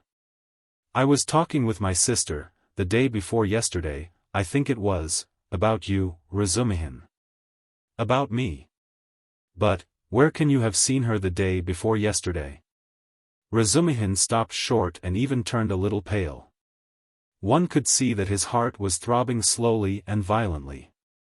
She came here by herself, sat there and talked to me. She did. Yes. What did you say to her? I mean, about me? I told her you were a very good, honest, and industrious man. I didn't tell her you love her, because she knows that herself. She knows that herself? Well, it's pretty plain. Wherever I might go, whatever happened to me, you would remain to look after them. I, so to speak, give them into your keeping, Razumihin. I say this because I know quite well how you love her, and am convinced of the purity of your heart. I know that she too may love you and perhaps does love you already. Now decide for yourself, as you know best, whether you need go in for a drinking bout or not. Rhodia. You see, well. Damn it. But where do you mean to go? Of course, if it's all a secret, never mind. But I shall find out the secret, and I am sure that it must be some ridiculous nonsense and that you've made it all up. Anyway, you are a capital fellow, a capital fellow. That was just what I wanted to add, only you interrupted, that was a very good decision of yours not to find out these secrets. Leave it to time, don't worry about it. You'll know it all in time when it must be. Yesterday a man said to me that what a man needs is fresh air, fresh air, fresh air. I mean to go to him directly to find out what he meant by that. Razumihin stood lost in thought and excitement, making a silent conclusion. He's a political conspirator. He must be. And he's on the eve of some desperate step, that's certain. It can only be that. And Dunya knows, he thought suddenly. So Avdotya Romanovna comes to see you, he said, weighing each syllable, and you're going to see a man who says we need more air. And so of course that letter, that too must have something to do with it, he concluded to himself. What letter? She got a letter today. It upset her very much indeed. Too much so. I began speaking of you, she begged me not to. Then she said that perhaps we should very soon have to part, then she began warmly thanking me for something, then she went to her room and locked herself in. She got a letter? Raskolnikov asked thoughtfully. Yes, and you didn't know? They were both silent. "Goodbye, Rodion. There was a time, brother, when I—" "Never mind, goodbye. You see, there was a time." "Well, goodbye. I must be off too. I am not going to drink. There's no need now. That's all stuff." He hurried out. But when he had almost closed the door behind him, he suddenly opened it again, and said, looking away. "Oh, by the way, do you remember that murder, you know Porphyry's, that old woman? Do you know the murderer has been found, he has confessed and given the proofs. It's one of those very workmen, the painter, only fancy. Do you remember I defended them here? Would you believe it, all that scene of fighting and laughing with his companions on the stairs while the porter and the two witnesses were going up, he got up on purpose to disarm suspicion. The cunning, the presence of mind of the young dog. One can hardly credit it, but it's his own explanation, he has confessed it all. And what a fool I was about it. Well, he's simply a genius of hypocrisy and resourcefulness in disarming the suspicions of the lawyers, so there's nothing much to wonder at, I suppose. Of course people like that are always possible. And the fact that he couldn't keep up the character, but confessed, makes him easier to believe in. But what a fool I was. I was frantic on their side. Tell me, please, from whom did you hear that, and why does it interest you so?" Raskolnikov asked with unmistakable agitation. "What next? You ask me why it interests me. Well, I heard it from Porphyry, among others. It was from him I heard almost all about it." "From Porphyry?" "From Porphyry." What did he say?" Raskolnikov asked in dismay. "He gave me a capital explanation of it. Psychologically, after his fashion." "He explained it?" "Explained it himself?" Yes, goodbye. I'll tell you all about it another time, but now I'm busy. There was a time when I fancied. But no matter, another time. What need is there for me to drink now? You have made me drunk without wine. I am drunk, Rhodia. Goodbye, I'm going. I'll come again very soon." He went out. "He's a political conspirator, there's not a doubt about it," Razumihin decided, as he slowly descended the stairs. "And he's drawn his sister in. That's quite in keeping with Avdotya Romanovna's character. There are interviews between them. She hinted at it too. So many of her words, and hints, bear that meaning. And how else can all this tangle be explained? Hm. And I was almost thinking.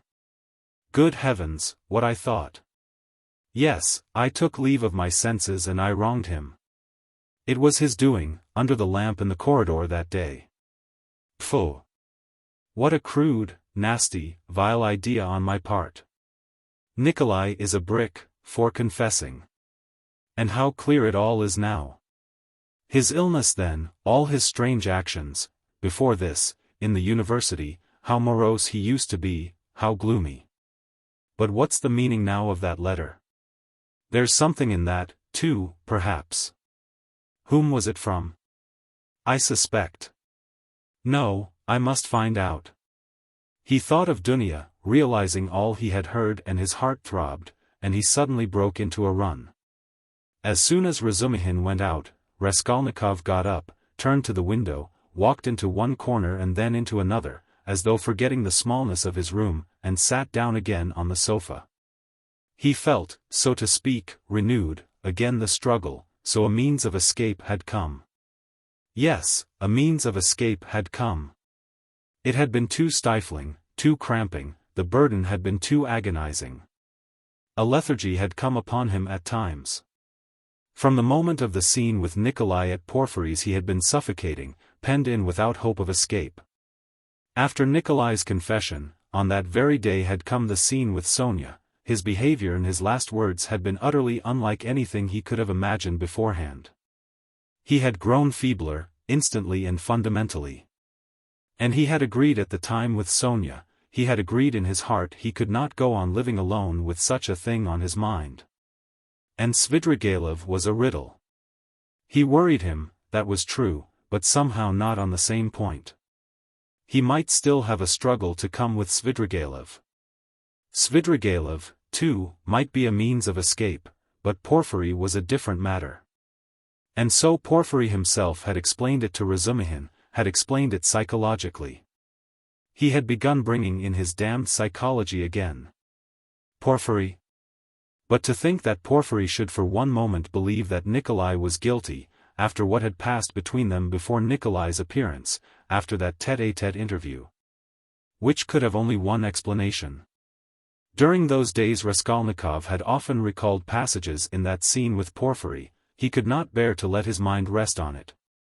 Such words, such gestures had passed between them, they had exchanged such glances, things had been said in such a tone and had reached such a pass, that Nikolai, whom Porfiry had seen through at the first word, at the first gesture, could not have shaken his conviction. And to think that even Razumihin had begun to suspect. The scene in the corridor under the lamp had produced its effect then. He had rushed to Porfiry. But what had induced the latter to receive him like that? What had been his object in putting Razumihin off with Nikolai? He must have some plan, there was some design, but what was it?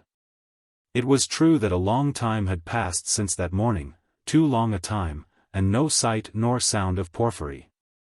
Well, that was a bad sign.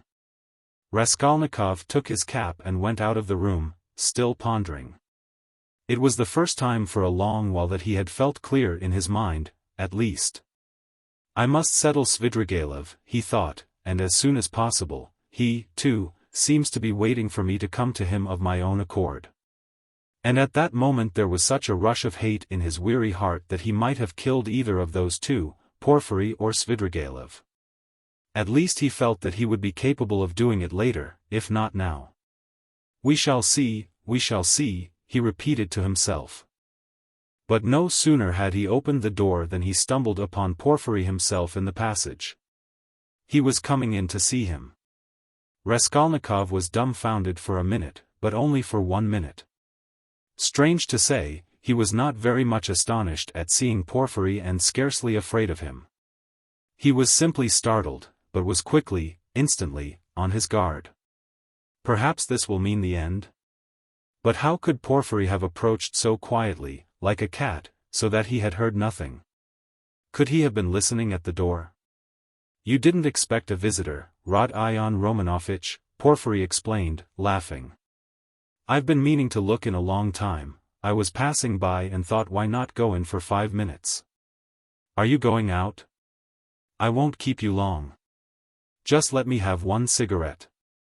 Sit down, Porfiry Petrovitch, sit down. Raskolnikov gave his visitor a seat with so pleased and friendly an expression that he would have marveled at himself, if he could have seen it.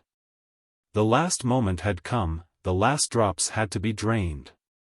So a man will sometimes go through half an hour of mortal terror with a brigand, yet when the knife is at his throat at last, he feels no fear. Raskolnikov seated himself directly facing Porfiry, and looked at him without flinching. Porfiry screwed up his eyes and began lighting a cigarette. Speak, seemed as though it would burst from Raskolnikov's heart. Come, why don't you speak? Chapter 2. Ah, these cigarettes. Porfiry Petrovitch ejaculated at last, having lighted one. They are pernicious, positively pernicious, and yet I can't give them up. I cough, I begin to have tickling in my throat and a difficulty in breathing. You know I am a coward. I went lately to Dr. B.N. He always gives at least half an hour to each patient. He positively laughed looking at me. He sounded me. Tobacco's bad for you, he said, your lungs are affected. But how am I to give it up? What is there to take its place? I don't drink, that's the mischief, that I don't. Everything is relative, Rodion Romanovich, everything is relative. Why, he's playing his professional tricks again, Raskolnikov thought with disgust. All the circumstances of their last interview suddenly came back to him, and he felt a rush of the feeling that had come upon him then.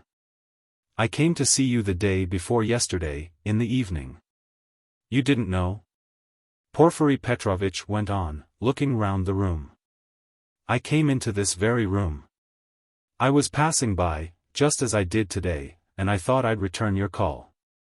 I walked in as your door was wide open, I looked round, waited and went out without leaving my name with your servant. Don't you lock your door?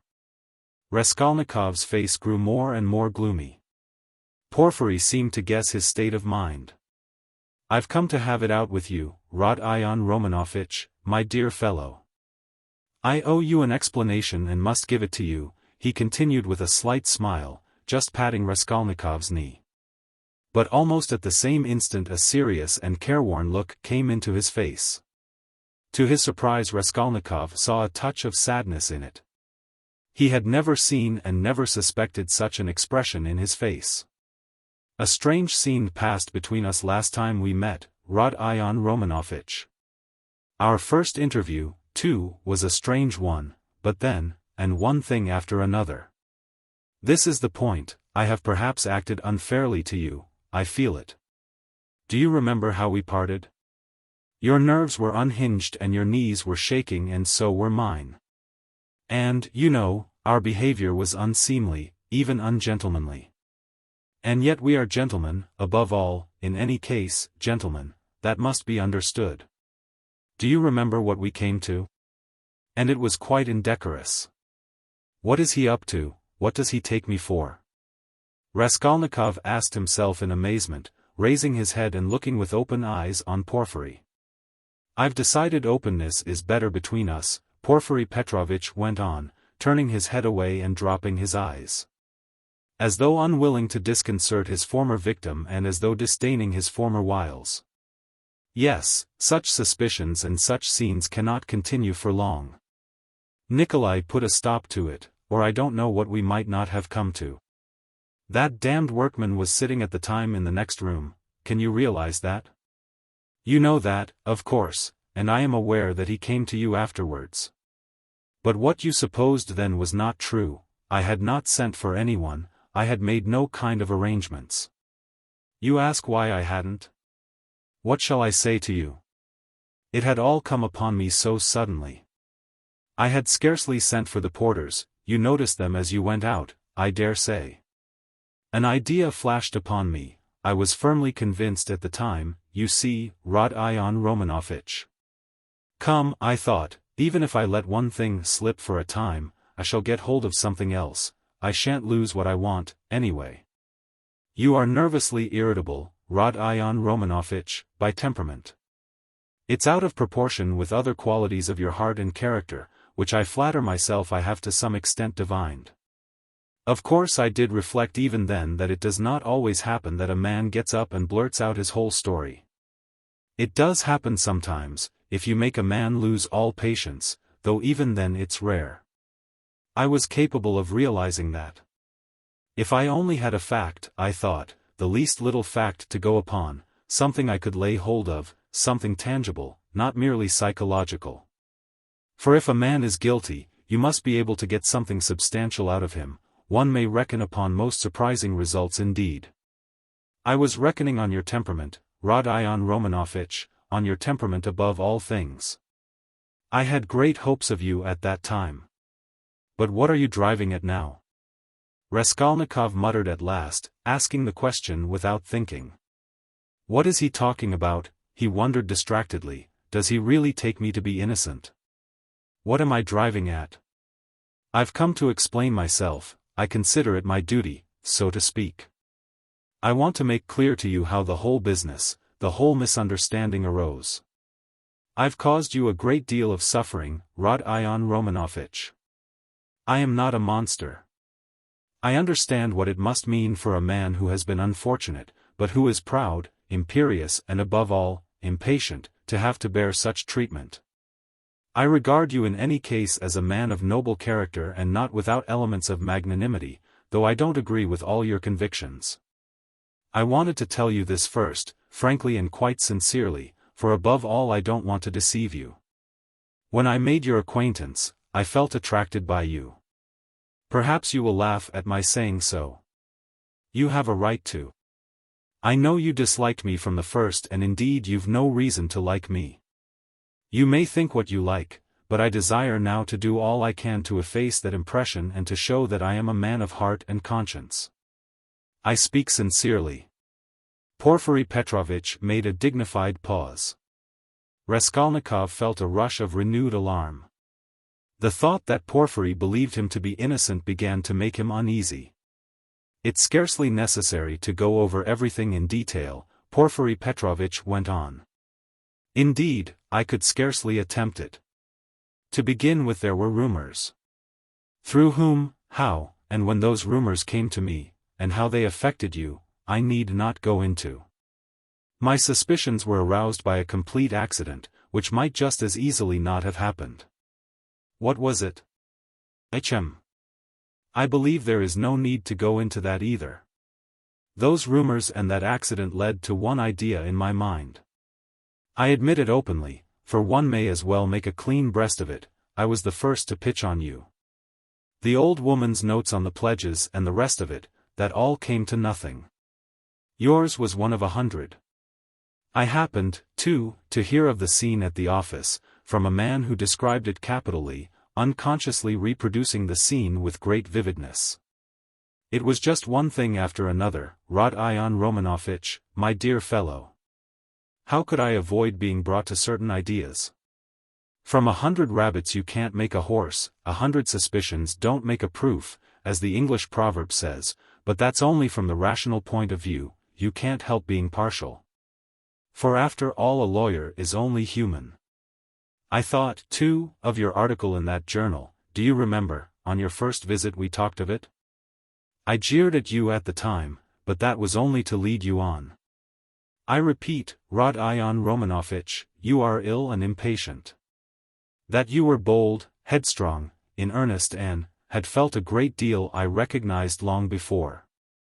I, too, have felt the same, so that your article seemed familiar to me. It was conceived on sleepless nights, with a throbbing heart, in ecstasy and suppressed enthusiasm. And that proud suppressed enthusiasm in young people is dangerous. I jeered at you then, but let me tell you that, as a literary amateur, I am awfully fond of such first essays, full of the heat of youth. There is a mistiness and a chord vibrating in the mist. Your article is absurd and fantastic, but there's a transparent sincerity, a youthful incorruptible pride and the daring of despair in it. It's a gloomy article, but that's what's fine in it. I read your article and put it aside, thinking as I did so, that man won't go the common way. Well, I ask you, after that as a preliminary, how could I help being carried away by what followed? Oh, dear, I am not saying anything, I am not making any statement now. I simply noted it at the time. What is there in it? I reflected. There's nothing in it, that is really nothing and perhaps absolutely nothing. And it's not at all the thing for the prosecutor to let himself be carried away by notions. Here I have Nikolai on my hands with actual evidence against him, you may think what you like of it. But it's evidence. He brings in his psychology, too, one has to consider him, too, for it's a matter of life and death. Why am I explaining this to you? That you may understand, and not blame my malicious behavior on that occasion. It was not malicious, I assure you, he. Do you suppose I didn't come to search your room at the time? I did, he. I was here when you were lying ill in bed, not officially, not in my own person, but I was here. Your room was searched to the last thread at the first suspicion, but uncenced. I thought to myself, now that man will come of himself and quickly, too, if he's guilty, he's sure to come. Another man wouldn't, but he will. And you remember how Mr. Razumihin began discussing the subject with you? We arranged that to excite you, so we purposely spread rumors, that he might discuss the case with you, and Razumihin is not a man to restrain his indignation. Mr. Zametov was tremendously struck by your anger and your open daring. Think of blurting out in a restaurant, "I killed her." It was too daring, too reckless. I thought so myself, if he is guilty he will be a formidable opponent. That was what I thought at the time. I was expecting you. But you simply bowled Zametov over and, well, you see, it all lies in this, that this damnable psychology can be taken two ways. Well, I kept expecting you, and so it was, you came.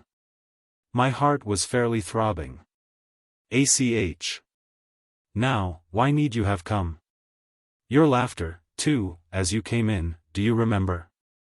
I saw it all plain as daylight, but if I hadn't expected you so specially, I should not have noticed anything in your laughter. You see what influence a mood has. Mr. Razumihin then, that stone under which the things were hidden. I seem to see it somewhere in a kitchen garden.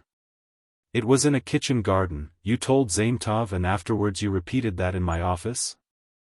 And when we began picking your article to pieces, how you explained it. One could take every word of yours in two senses, as though there were another meaning hidden.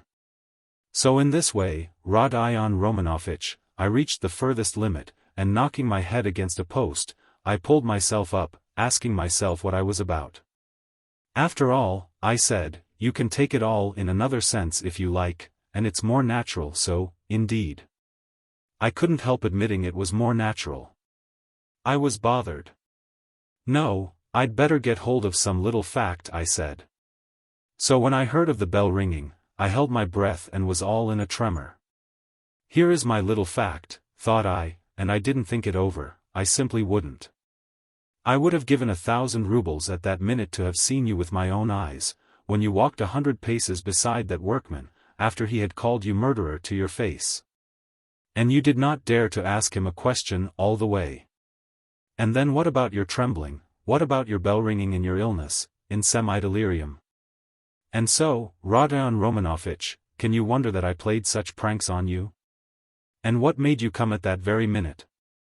Someone seemed to have sent you, by Jove. And if Nikolai had not parted us, and do you remember Nikolai at the time? Do you remember him clearly? It was a thunderbolt, a regular thunderbolt. And how I met him.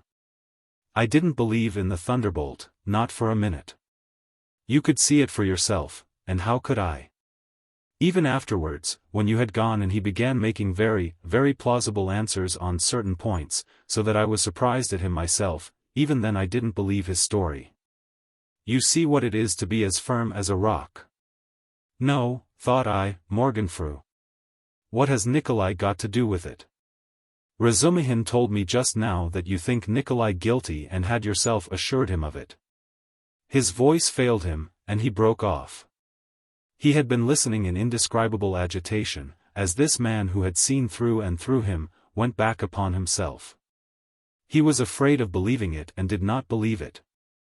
In those still ambiguous words he kept eagerly looking for something more definite and conclusive. Mr. Razumihin! Cried Porfiry Petrovitch, seeming glad of a question from Raskolnikov, who had till then been silent. He. But I had to put Mr. Razumihin off. 2 is company, 3 is none. Mr. Razumihin is not the right man, besides he is an outsider. He came running to me with a pale face. But never mind him, why bring him in? To return to Nikolai, would you like to know what sort of a type he is, how I understand him, that is? To begin with, he is still a child and not exactly a coward, but something by way of an artist. Really, don't laugh at my describing him so.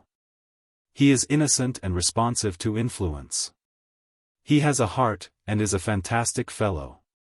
He sings and dances, he tells stories, they say, so that people come from other villages to hear him. He attends school too, and laughs till he cries if you hold up a finger to him.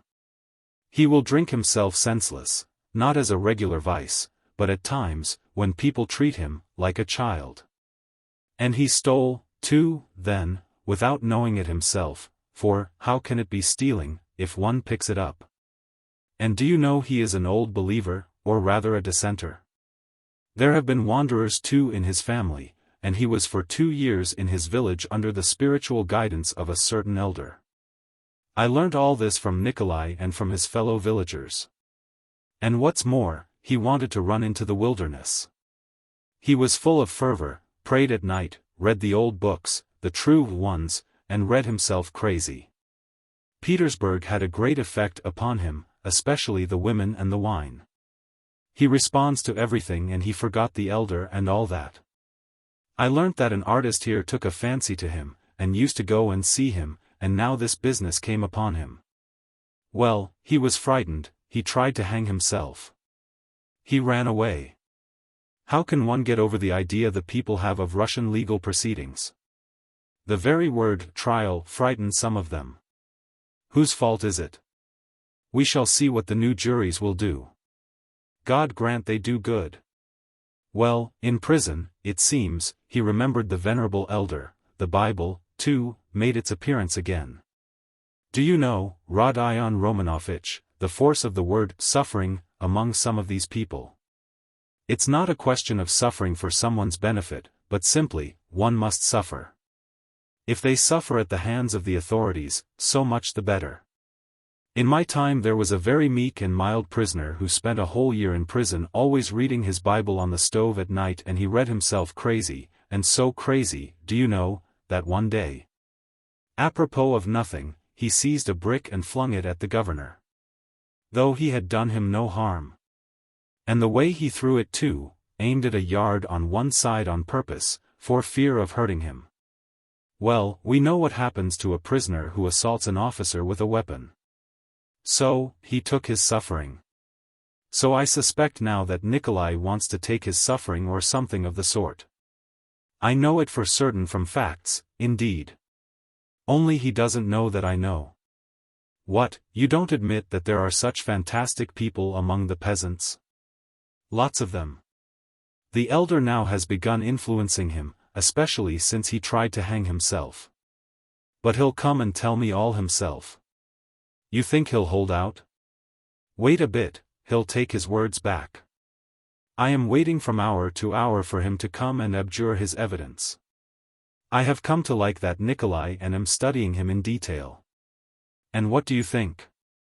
He answered me very plausibly on some points. He obviously had collected some evidence and prepared himself cleverly.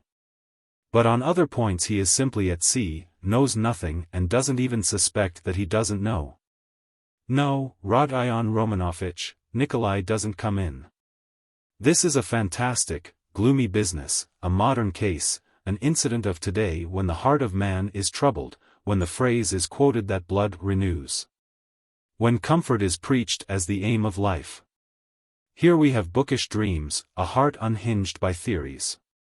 Here we see resolution in the first stage, but resolution of a special kind. He resolved to do it like jumping over a precipice or from a bell tower, and his legs shook as he went to the crime. He forgot to shut the door after him, and murdered 2 people for a theory. He committed the murder and couldn't take the money, and what he did manage to snatch up he hid under a stone. It wasn't enough for him to suffer agony behind the door while they battered at the door and rung the bell. No, he had to go to the empty lodging, half delirious, to recall the bell ringing. He wanted to feel the cold shiver over again. Well, that we grant, was through illness, but consider this, he is a murderer, but looks upon himself as an honest man, despises others, poses as injured innocence. No, that's not the work of a Nikolai, my dear Rodion Romanovich. All that had been said before had sounded so like a recantation that these words were too great a shock. Raskolnikov shuddered as though he had been stabbed. Then, who then, is the murderer? He asked in a breathless voice, unable to restrain himself. Porfiry Petrovitch sank back in his chair, as though he were amazed at the question. Who is the murderer? He repeated, as though unable to believe his ears. Why, you, Rodion Romanovich. You are the murderer, he added, almost in a whisper, in a voice of genuine conviction. Raskolnikov leapt from the sofa, stood up for a few seconds and sat down again without uttering a word. His face twitched convulsively. Your lip is twitching just as it did before, Porfiry Petrovitch observed almost sympathetically. You've been misunderstanding me, I think, Rodion Romanovich, he added after a brief pause, that's why you are so surprised. I came on purpose to tell you everything and deal openly with you. It was not I murdered her, Raskolnikov whispered like a frightened child caught in the act. No, it was you, Rodion Romanovich, and no one else, Porfiry whispered sternly, with conviction. They were both silent and the silence lasted strangely long, about 10 minutes. Raskolnikov put his elbow on the table and passed his fingers through his hair. Porfiry Petrovitch sat quietly waiting. Suddenly Raskolnikov looked scornfully at Porfiry.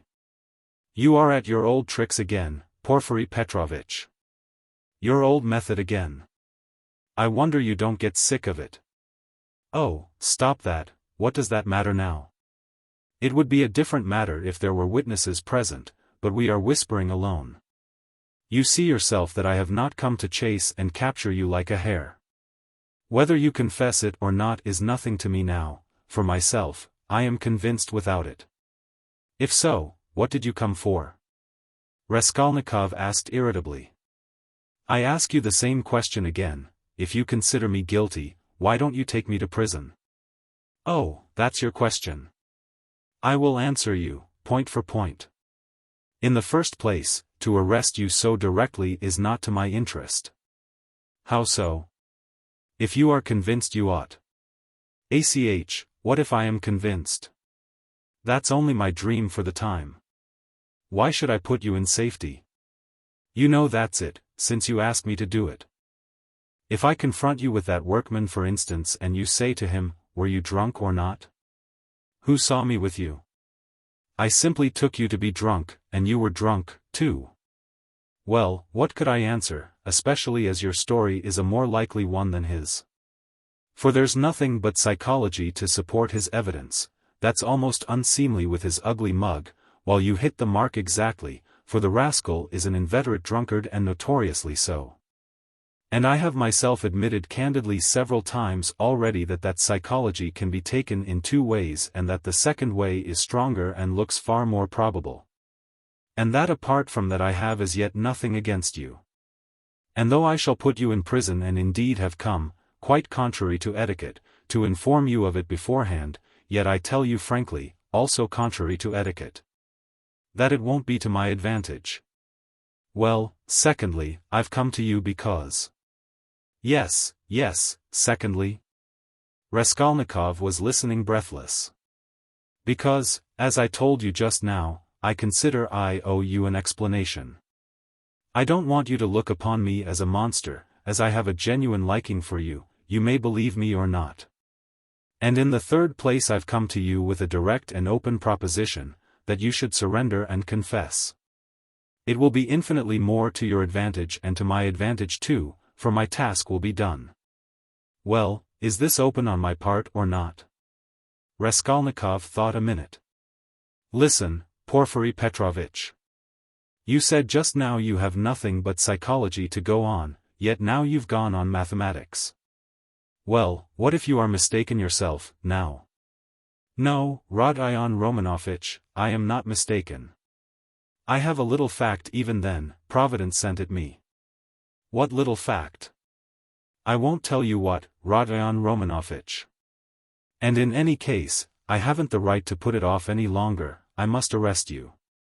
So think it over, it makes no difference to me now and so I speak only for your sake. Believe me, it will be better, Rodion Romanovich. Raskolnikov smiled malignantly.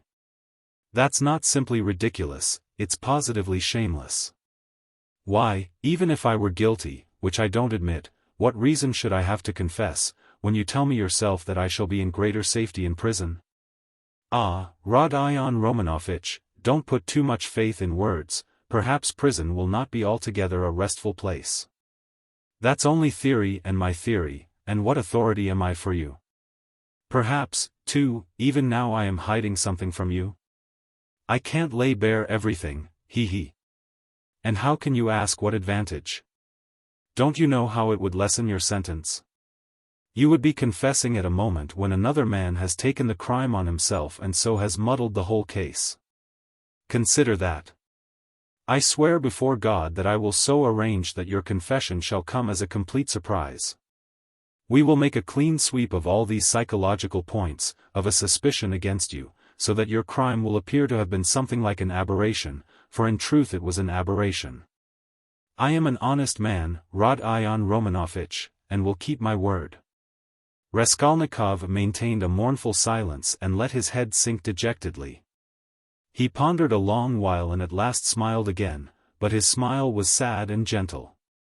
"No," he said, apparently abandoning all attempt to keep up appearances with Porfiry, "it's not worth it.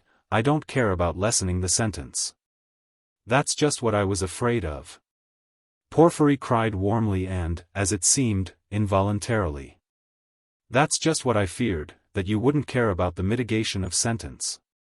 Raskolnikov looked sadly and expressively at him. "Ah, don't disdain life," Porfiry went on.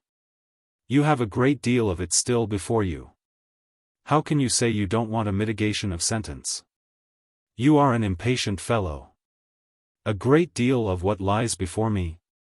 "Of life." "What sort of prophet are you? Do you know much about it?" "Seek and ye shall find. This may be God's means for bringing you to Him. And it's not forever, the bondage. The time will be shortened," laughed Raskolnikov. "Why, is it the bourgeois disgrace you are afraid of?" "It may be that you are afraid of it without knowing it, because you are young. But anyway you shouldn't be afraid of giving yourself up and confessing." Hang it!" Raskolnikov whispered with loathing and contempt, as though he did not want to speak aloud. He got up again as though he meant to go away, but sat down again in evident despair. "Hang it, if you like. You've lost faith and you think that I am grossly flattering you, but how long has your life been? How much do you understand?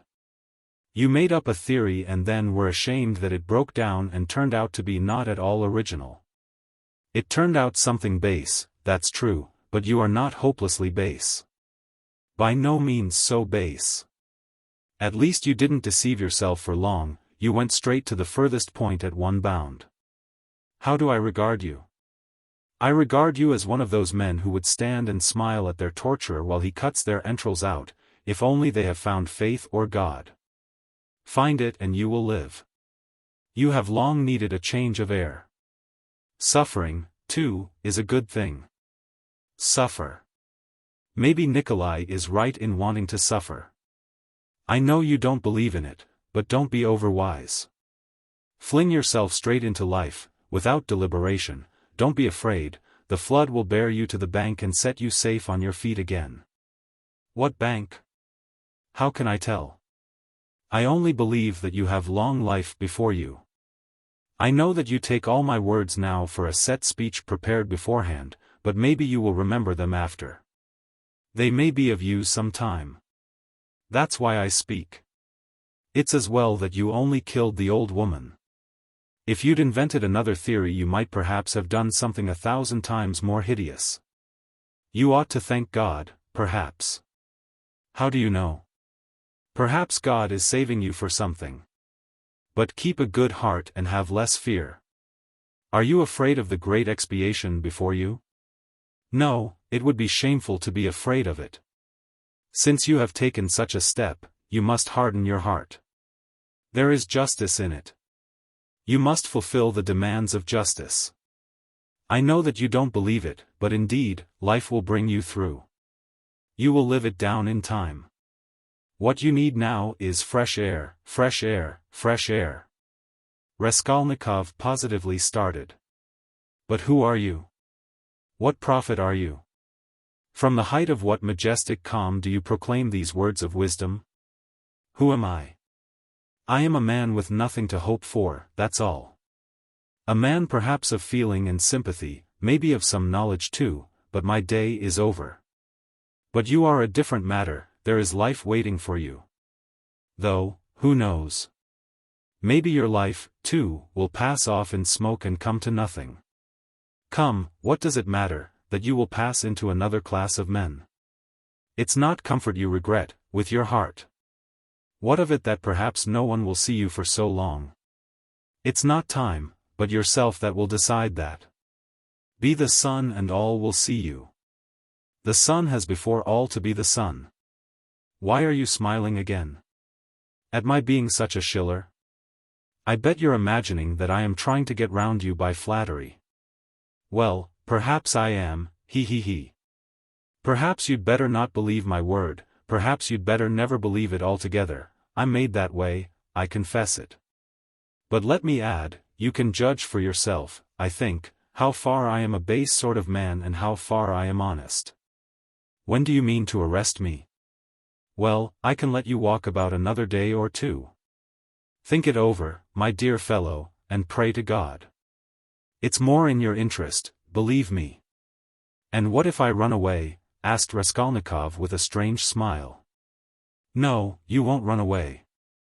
A peasant would run away, a fashionable dissenter would run away, the flunkey of another man's thought. For you've only to show him the end of your little finger and he'll be ready to believe in anything for the rest of his life. But you've ceased to believe in your theory already, what will you run away with? And what would you do in hiding? It would be hateful and difficult for you, and what you need more than anything in life is a definite position, an atmosphere to suit you. And what sort of atmosphere would you have? If you ran away, you'd come back of yourself. You can't get on without us. And if I put you in prison, say you've been there a month, or 2, or 3, remember my word, you'll confess of yourself and perhaps to your own surprise. You won't know an hour beforehand that you are coming with a confession. I am convinced that you will decide to take your suffering. You don't believe my words now, but you'll come to it of yourself.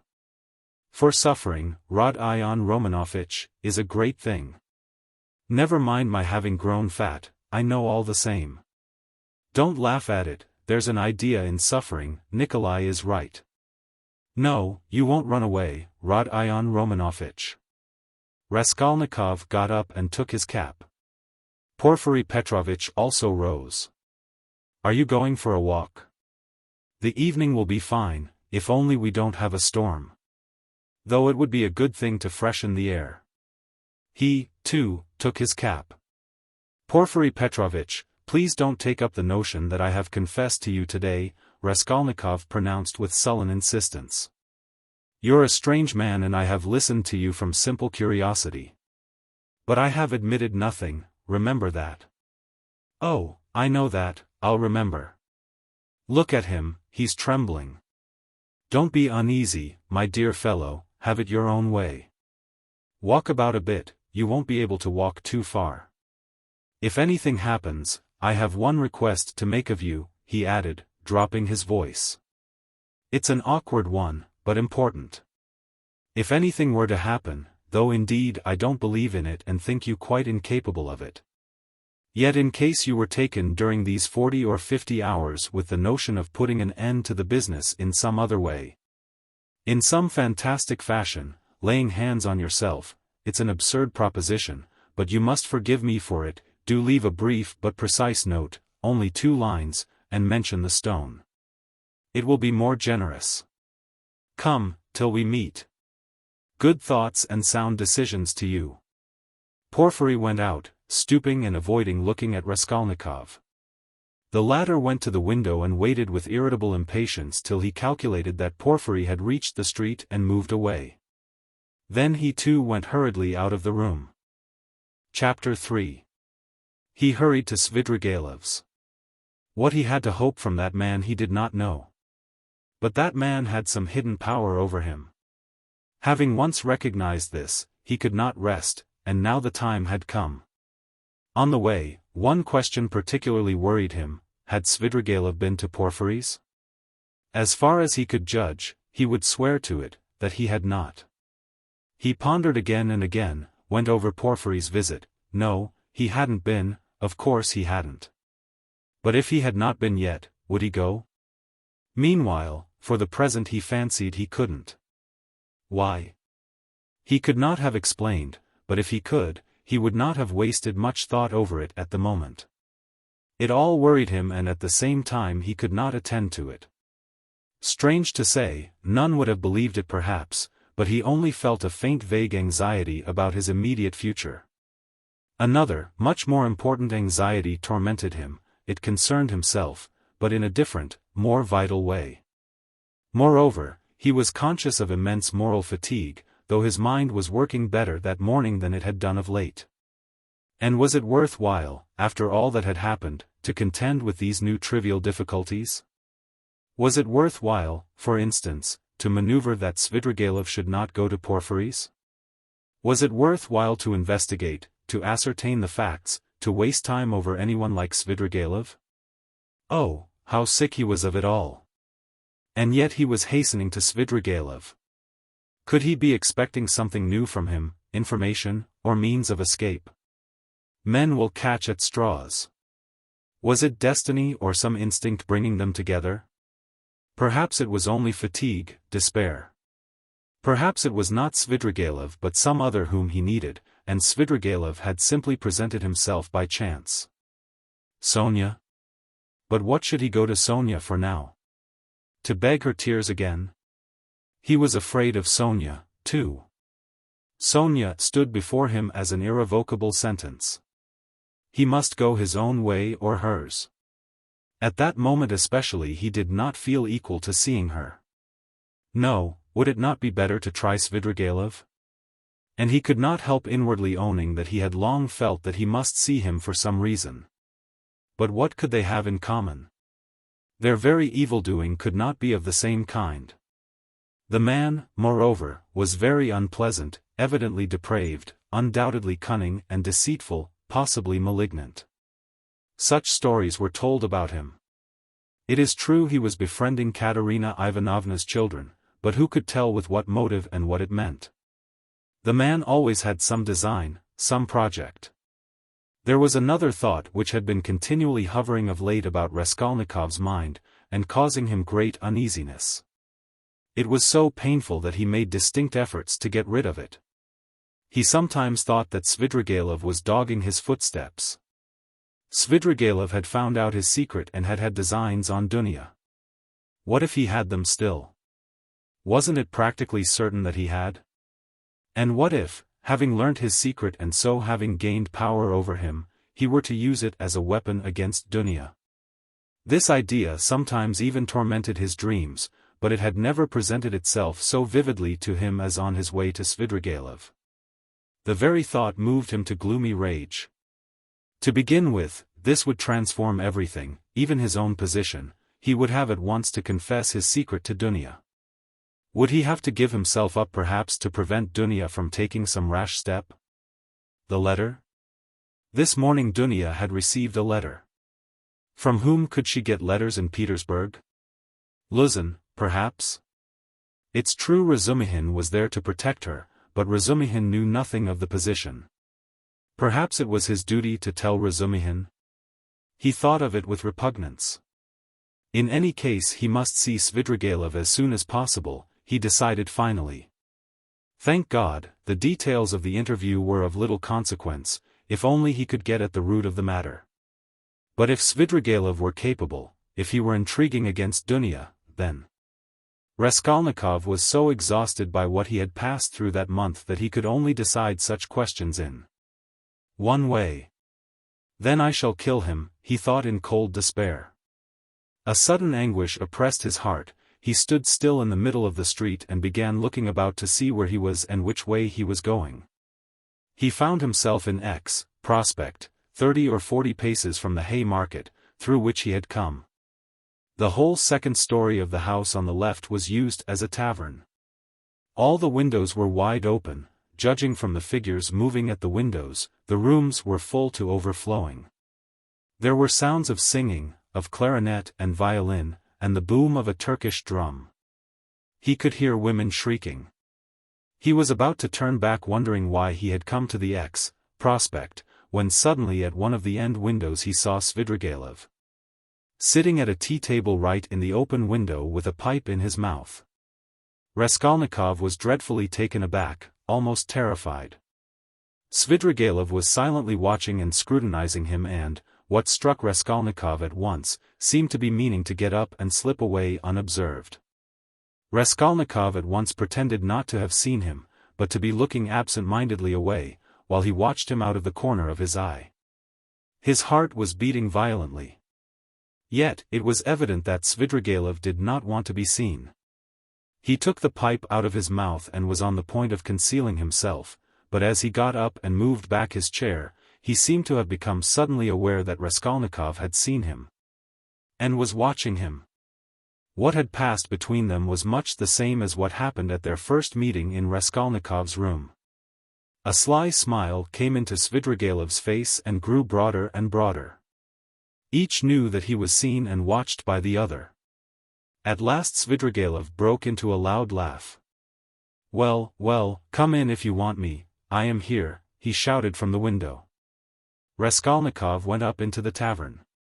He found Svidrigaïlov in a tiny back room, adjoining the saloon in which merchants, clerks and numbers of people of all sorts were drinking tea at 20 little tables to the desperate bawling of a chorus of singers. The click of billiard balls could be heard in the distance.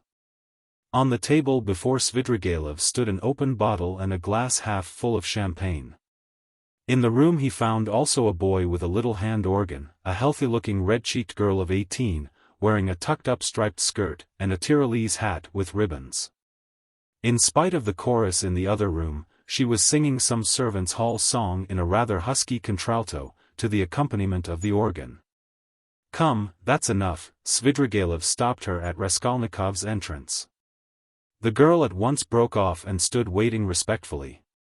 She had sung her guttural rhymes, too, with a serious and respectful expression in her face. "Hey, Philip, a glass," shouted Svidrigaïlov. "I won't drink anything," said Raskolnikov. "As you like, I didn't mean it for you." "Drink, Katya." "I don't want anything more today, you can go." He poured her out a full glass, and laid down a yellow note. Katya drank off her glass of wine, as women do, without putting it down, in 20 gulps, took the note and kissed Svidrigaïlov's hand, which he allowed quite seriously. She went out of the room and the boy trailed after her with the organ. Both had been brought in from the street. Svidrigaïlov had not been a week in Petersburg, but everything about him was already, so to speak, on a patriarchal footing. The waiter, Philip, was by now an old friend and very obsequious. The door leading to the saloon had a lock on it. Svidrigaïlov was at home in this room and perhaps spent whole days in it. The tavern was dirty and wretched, not even second-rate. "I was going to see you and looking for you," Raskolnikov began, "but I don't know what made me turn from the Haymarket into the Prospect just now. I never take this turning. I turn to the right from the Haymarket. And this isn't the way to you. I simply turned and here you are. It is strange. Why don't you say at once, it's a miracle? Because it may be only chance." "Oh, that's the way with all you folk," laughed Svidrigaïlov. "You won't admit it, even if you do inwardly believe it a miracle. Here you say that it may be only chance. And what cowards they all are here, about having an opinion of their own, you can't fancy, Rodion Romanovich. I don't mean you, you have an opinion of your own and are not afraid to have it. That's how it was you attracted my curiosity. Nothing else? Well, that's enough, you know." Svidrigaïlov was obviously exhilarated, but only slightly so. He had not had more than half a glass of wine. "I fancy you came to see me before you knew that I was capable of having what you call an opinion of my own," observed Raskolnikov. "Oh, well, it was a different matter. Everyone has his own plans. And apropos of the miracle, let me tell you that I think you have been asleep for the last 2 or 3 days. I told you of this tavern myself, there is no miracle in your coming straight here. I explained the way myself, told you where it was, and the hours you could find me here. Do you remember?" "I don't remember," answered Raskolnikov with surprise. "I believe you. I told you twice. The address has been stamped mechanically on your memory. You turned this way mechanically and yet precisely according to the direction, though you are not aware of it. When I told you then, I hardly hoped you understood me. You give yourself away too much, Rodion Romanovich. And another thing, I'm convinced there are lots of people in Petersburg who talk to themselves as they walk. This is a town of crazy people. If only we had scientific men, doctors, lawyers and philosophers might make most valuable investigations in Petersburg, each in his own line. There are few places where there are so many gloomy, strong and queer influences on the soul of man as in Petersburg. The mere influences of climate mean so much. And it's the administrative center of all Russia, and its character must be reflected on the whole country. But that is neither here nor there now. The point is that I have several times watched you. You walk out of your house, holding your head high, 20 paces from home you let it sink, and fold your hands behind your back. You look and evidently see nothing before nor beside you. At last you begin moving your lips and talking to yourself, and sometimes you wave one hand and declaim, and at last stand still in the middle of the road. That's not at all the thing. Someone may be watching you besides me, and it won't do you any good. It's nothing really to do with me and I can't cure you, but, of course, you understand me. Do you know that I am being followed? Asked Raskolnikov, looking inquisitively at him. No, I know nothing about it, said Svidrigaïlov, seeming surprised. Well, then, let us leave me alone, Raskolnikov muttered, frowning. Very good, let us leave you alone. You had better tell me, if you come here to drink, and directed me twice to come here to you, why did you hide, and try to get away just now when I looked at the window from the street? I saw it. He. And why was it you lay on your sofa with closed eyes and pretended to be asleep, though you were wide awake while I stood in your doorway? I saw it. I may have had reasons. You know that yourself. And I may have had my reasons, though you don't know them. Raskolnikov dropped his right elbow on the table, leaned his chin in the fingers of his right hand, and stared intently at Svidrigaïlov. For a full minute he scrutinized his face, which had impressed him before. It was a strange face, like a mask, white and red, with bright red lips, with a flaxen beard, and still thick flaxen hair. His eyes were somehow too blue and their expression somehow too heavy and fixed. There was something awfully unpleasant in that handsome face, which looked so wonderfully young for his age. Svidrigaïlov was smartly dressed in light summer clothes and was particularly dainty in his linen. He wore a huge ring with a precious stone in it. Have I got to bother myself about you, too, now? Said Raskolnikov suddenly, coming with nervous impatience straight to the point.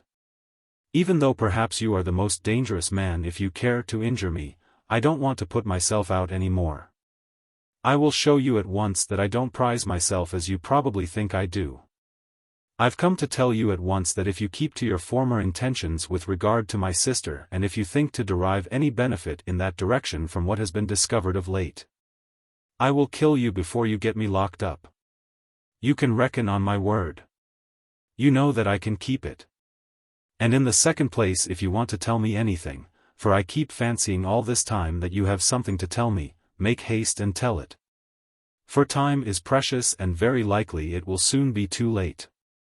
Why in such haste? Asked Svidrigaïlov, looking at him curiously. Everyone has his plans, Raskolnikov answered gloomily and impatiently. You urged me yourself to frankness just now, and at the first question you refused to answer, Svidrigaïlov observed with a smile. You keep fancying that I have aims of my own and so you look at me with suspicion. Of course it's perfectly natural in your position. But though I should like to be friends with you, I shan't trouble myself to convince you of the contrary. The game isn't worth the candle and I wasn't intending to talk to you about anything special. What did you want me for, then? It was you who came hanging about me. Why, simply as an interesting subject for observation. I liked the fantastic nature of your position, that's what it was. Besides, you are the brother of a person who greatly interested me, and from that person I had in the past heard a very great deal about you. From which I gathered that you had a great influence over her. Isn't that enough? Ha ha ha. Still, I must admit that your question is rather complex, and is difficult for me to answer. Here, you, for instance, have come to me not only for a definite object, but for the sake of hearing something new. Isn't that so? Isn't that so? persisted Svidrigailov with a sly smile. Well, can't you fancy then that I, too, on my way here in the train was reckoning on you, on your telling me something new, and on my making some profit out of you? You see what rich men we are. What profit could you make? How can I tell you? How do I know? You see in what a tavern I spend all my time, and it's my enjoyment. That's to say, it's no great enjoyment, but one must sit somewhere. That poor Katya now, you saw her? If only I had been a glutton now, a club gourmand, but you see I can eat this. He pointed to a little table in the corner where the remnants of a terrible-looking beefsteak and potatoes lay on a tin dish. Have you dined, by the way? I've had something and want nothing more. I don't drink, for instance, at all. Except for champagne I never touch anything, and not more than a glass of that all the evening, and even that is enough to make my head ache. I ordered it just now to wind myself up, for I am just going off somewhere and you see me in a peculiar state of mind. That was why I hid myself just now like a schoolboy, for I was afraid you would hinder me. But I believe, he pulled out his watch, I can spend an hour with you. It's 4:30 now. If only I'd been something, a landowner, a father, a cavalry officer, a photographer, a journalist. I am nothing, no specialty, and sometimes I am positively bored. I really thought you would tell me something new.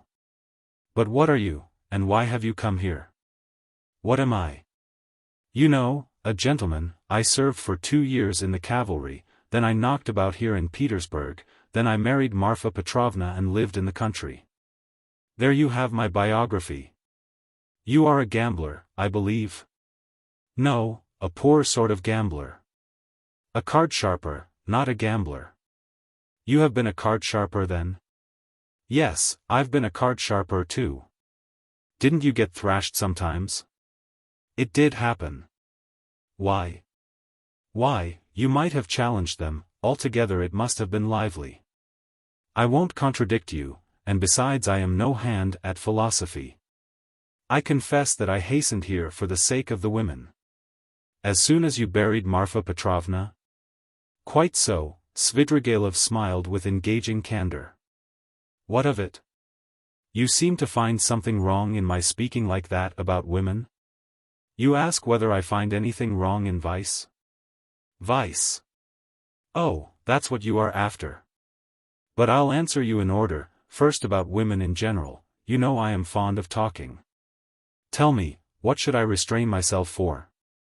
Why should I give up women, since I have a passion for them? It's an occupation, anyway. So you hope for nothing here but vice? Oh, very well, for vice then. You insist on its being vice. But anyway I like a direct question. In this vice at least there is something permanent, founded indeed upon nature and not dependent on fantasy, something present in the blood like an ever-burning ember. Forever setting one on fire and, maybe, not to be quickly extinguished, even with years. You'll agree it's an occupation of a sort. That's nothing to rejoice at, it's a disease and a dangerous one. Oh, that's what you think, is it? I agree, that it is a disease like everything that exceeds moderation. And, of course, in this one must exceed moderation. But in the first place, everybody does so in one way or another, and in the second place, of course, one ought to be moderate and prudent, however mean it may be, but what am I to do? If I hadn't this, I might have to shoot myself. I am ready to admit that a decent man ought to put up with being bored, but yet. And could you shoot yourself? Oh, come. Svidrigailov parried with disgust. Please don't speak of it, he added hurriedly and with none of the bragging tone he had shown in all the previous conversation. His face quite changed. I admit it's an unpardonable weakness, but I can't help it. I am afraid of death and I dislike its being talked of. Do you know that I am to a certain extent a mystic? Ah, the apparitions of Marfa Petrovna. Do they still go on visiting you? Oh, don't talk of them, there have been no more in Petersburg, confound them, he cried with an air of irritation. Let's rather talk of that, though. I have not much time, and can't stay long with you, it's a pity. I should have found plenty to tell you. What's your engagement, a woman? Yes, a woman, a casual incident. No, that's not what I want to talk of. And the hideousness, the filthiness of all your surroundings, doesn't that affect you? Have you lost the strength to stop yourself? And do you pretend to strength, too? He. You surprised me just now, Rodion Romanovich, though I knew beforehand it would be so. You preach to me about vice and aesthetics. You, a Schiller, you, an idealist. Of course that's all as it should be, and it would be surprising if it were not so, yet it is strange in reality. Ah, what a pity I have no time, for you're a most interesting type. And, by the way, are you fond of Schiller? I am awfully fond of him. But what a braggart you are, Raskolnikov said with some disgust. Upon my word, I am not, answered Svidrigailov laughing. However, I won't dispute it, let me be a braggart, why not brag, if it hurts no one? I spent 7 years in the country with Marfa Petrovna, so now when I come across an intelligent person like you, intelligent and highly interesting, I am simply glad to talk, and, besides, I've drunk that half-glass of champagne and it's gone to my head a little. And besides, there's a certain fact that has wound me up tremendously, but about that I will keep quiet. Where are you off to? He asked in alarm. Raskolnikov had begun getting up. He felt oppressed and stifled and, as it were, ill at ease at having come here. He felt convinced that Svidrigailov was the most worthless scoundrel on the face of the earth. Aach. Sit down, stay a little. Svidrigailov begged. Let them bring you some tea, anyway. Stay a little, I won't talk nonsense, about myself, I mean. I'll tell you something. If you like, I'll tell you how a woman tried to save me, as you would call it. It will be an answer to your first question indeed, for the woman was your sister. May I tell you? It will help to spend the time. Tell me, but I trust that you. Oh, don't be uneasy. Besides, even in a worthless low fellow like me, Avdotya Romanovna can only excite the deepest respect. Chapter 4. You know perhaps, yes, I told you myself, began Svidrigailov, that I was in the debtor's prison here, for an immense sum, and had not any expectation of being able to pay it. There's no need to go into particulars how Marfa Petrovna bought me out. Do you know to what a point of insanity a woman can sometimes love? She was an honest woman, and very sensible, although completely uneducated. Would you believe that this honest and jealous woman, after many scenes of hysterics and reproaches, condescended to enter into a kind of contract with me which she kept throughout our married life? She was considerably older than I, and besides, she always kept a clove or something in her mouth. There was so much swinishness in my soul, and honesty too, of a sort, as to tell her straight out that I couldn't be absolutely faithful to her. This confession drove her to frenzy, but yet she seems in a way to have liked my brutal frankness. She thought it showed I was unwilling to deceive her if I warned her like this beforehand, and for a jealous woman, you know, that's the first consideration. After many tears an unwritten contract was drawn up between us, first, that I would never leave Marfa Petrovna and would always be her husband. Secondly, that I would never absent myself without her permission. Thirdly, that I would never set up a permanent mistress. Fourthly, in return for this, Marfa Petrovna gave me a free hand with the maidservants, but only with her secret knowledge. Fifthly, God forbid my falling in love with a woman of our class. Sixthly, in case I, which God forbid, should be visited by a great serious passion, I was bound to reveal it to Marfa Petrovna. On this last score, however, Marfa Petrovna was fairly at ease. She was a sensible woman, and so she could not help looking upon me as a dissolute profligate incapable of real love. But a sensible woman and a jealous woman are two very different things, and that's where the trouble came in. But to judge some people impartially we must renounce certain preconceived opinions and our habitual attitude to the ordinary people about us. I have reason to have faith in your judgment rather than in anyone's. Perhaps you have already heard a great deal that was ridiculous and absurd about Marfa Petrovna. She certainly had some very ridiculous ways, but I tell you frankly that I feel really sorry for the innumerable woes of which I was the cause. Well, and that's enough, I think, by way of a decorous oraison funebra for the most tender wife of a most tender husband. When we quarreled, I usually held my tongue and did not irritate her, and that gentlemanly conduct rarely failed to attain its object. It influenced her, it pleased her, indeed. These were times when she was positively proud of me. But your sister she couldn't put up with, anyway. And however she came to risk taking such a beautiful creature into her house as a governess. My explanation is that Marfa Petrovna was an ardent and impressionable woman and simply fell in love herself, literally fell in love, with your sister. Well, little wonder, look at Avdotya Romanovna. I saw the danger at the first glance, and what do you think, I resolved not to look at her even. But Avdotya Romanovna herself made the first step, would you believe it? Would you believe it too that Marfa Petrovna was positively angry with me at first for my persistent silence about your sister? For my careless reception of her continual adoring praises of Avdotya Romanovna. I don't know what it was she wanted. Well, of course, Marfa Petrovna told Avdotya Romanovna every detail about me.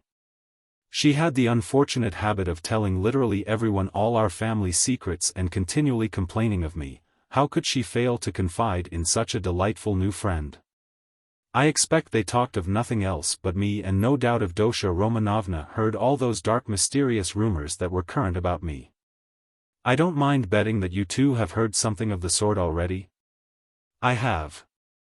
Luzin charged you with having caused the death of a child. Is that true? Don't refer to those vulgar tales, I beg, said Svidrigailov with disgust and annoyance. If you insist on wanting to know about all that idiocy, I will tell you one day, but now. I was told too about some footman of yours in the country whom you treated badly. I beg you to drop the subject, Svidrigailov interrupted again with obvious impatience. Was that the footman who came to you after death to fill your pipe? You told me about it yourself. Raskolnikov felt more and more irritated. Svidrigailov looked at him attentively, and Raskolnikov fancied he caught a flash of spiteful mockery in that look. But Svidrigailov restrained himself and answered very civilly. Yes, it was. I see that you, too, are extremely interested and shall feel it my duty to satisfy your curiosity at the first opportunity. Upon my soul. I see that I really might pass for a romantic figure with some people. Judge how grateful I must be to Marfa Petrovna for having repeated to Avdotya Romanovna such mysterious and interesting gossip about me. I dare not guess what impression it made on her, but in any case it worked in my interests. With all Avdotya Romanovna's natural aversion, and in spite of my invariably gloomy and repellent aspect, she did at least feel pity for me, pity for a lost soul. And if once a girl's heart is moved to pity, it's more dangerous than anything. She is bound to want to save him, to bring him to his senses, and lift him up and draw him to nobler aims, and restore him to new life and usefulness. Well, we all know how far such dreams can go. I saw at once that the bird was flying into the cage of herself. And I too made ready. I think you are frowning, Rodion Romanovich? There's no need. As you know, it all ended in smoke. Hang it all, what a lot I am drinking. Do you know, I always, from the very beginning, regretted that it wasn't your sister's fate to be born in the 2nd or 3rd century A.D. as the daughter of a reigning prince or some governor or proconsul in Asia Minor. She would undoubtedly have been one of those who would endure martyrdom and would have smiled when they branded her bosom with hot pincers. And she would have gone to it of herself. And in the 4th or 5th century she would have walked away into the Egyptian desert and would have stayed there 30 years living on roots and ecstasies and visions. She is simply thirsting to face some torture for someone, and if she can't get her torture, she'll throw herself out of a window. I've heard something of a Mr. Razumihin. He's said to be a sensible fellow, his surname suggests it, indeed. He's probably a divinity student. Well, he'd better look after your sister. I believe I understand her, and I am proud of it. But at the beginning of an acquaintance, as you know, one is apt to be more heedless and stupid. One doesn't see clearly. Hang it all, why is she so handsome? It's not my fault. In fact, it began on my side with a most irresistible physical desire. Avdotya Romanovna is awfully chaste, incredibly and phenomenally so. Take note, I tell you this about your sister as a fact. She is almost morbidly chaste, in spite of her broad intelligence, and it will stand in her way. There happened to be a girl in the house then, Parasha, a black-eyed wench, whom I had never seen before. She had just come from another village, very pretty. But incredibly stupid. She burst into tears, wailed so that she could be heard all over the place and caused scandal. One day after dinner Avdotya Romanovna followed me into an avenue in the garden and with flashing eyes insisted on my leaving poor Parasha alone. It was almost our first conversation by ourselves. I, of course, was only too pleased to obey her wishes, tried to appear disconcerted, embarrassed, in fact played my part not badly. Then came interviews, mysterious conversations, exhortations, entreaties, supplications, even tears. Would you believe it, even tears? Think what the passion for propaganda will bring some girls to. I, of course, threw it all on my destiny, posed as hungering and thirsting for light, and finally resorted to the most powerful weapon in the subjection of the female heart. A weapon which never fails one. It's the well-known resource, flattery. Nothing in the world is harder than speaking the truth and nothing easier than flattery. If there's the 100th part of a false note in speaking the truth, it leads to a discord, and that leads to trouble. But if all, to the last note, is false in flattery, it is just as agreeable, and is heard not without satisfaction. It may be a coarse satisfaction, but still a satisfaction. And however coarse the flattery, at least half will be sure to seem true. That's so for all stages of development and classes of society. A Vestal virgin might be seduced by flattery. I can never remember without laughter how I once seduced a lady who was devoted to her husband, her children, and her principles. What fun it was and how little trouble. And the lady really had principles, of her own, anyway. All my tactics lay in simply being utterly annihilated and prostrate before her purity. I flattered her shamelessly, and as soon as I succeeded in getting a pressure of the hand, even a glance from her, I would reproach myself for having snatched it by force. And would declare that she had resisted, so that I could never have gained anything but for my being so unprincipled. I maintained that she was so innocent that she could not foresee my treachery, and yielded to me unconsciously, unawares, and so on. In fact, I triumphed, while my lady remained firmly convinced that she was innocent, chaste, and faithful to all her duties and obligations and had succumbed quite by accident. And how angry she was with me when I explained to her at last that it was my sincere conviction that she was just as eager as I. Poor Marfa Petrovna was awfully weak on the side of flattery, and if I had only cared to, I might have had all her property settled on me during her lifetime. I am drinking an awful lot of wine now and talking too much. I hope you won't be angry if I mention now that I was beginning to produce the same effect on Avdotya Romanovna. But I was stupid and impatient and spoiled it all. Avdotya Romanovna had several times, and one time in particular, been greatly displeased by the expression of my eyes. Would you believe it? There was sometimes a light in them which frightened her and grew stronger and more unguarded till it was hateful to her. No need to go into detail, but we parted. There I acted stupidly again. I fell to jeering in the coarsest way at all such propaganda and efforts to convert me. Parasha came on to the scene again, and not she alone. In fact there was a tremendous to-do. Ah, Rodion Romanovich, if you could only see how your sister's eyes can flash sometimes. Never mind my being drunk at this moment and having had a whole glass of wine. I am speaking the truth. I assure you that this glance has haunted my dreams. The very rustle of her dress was more than I could stand at last. I really began to think that I might become epileptic. I could never have believed that I could be moved to such a frenzy. It was essential, indeed, to be reconciled, but by then it was impossible. And imagine what I did then. To what a pitch of stupidity a man can be brought by frenzy. Never undertake anything in a frenzy, Rodion Romanovich. I reflected that Avdotya Romanovna was after all a beggar, excuse me, that's not the word, but does it matter if it expresses the meaning?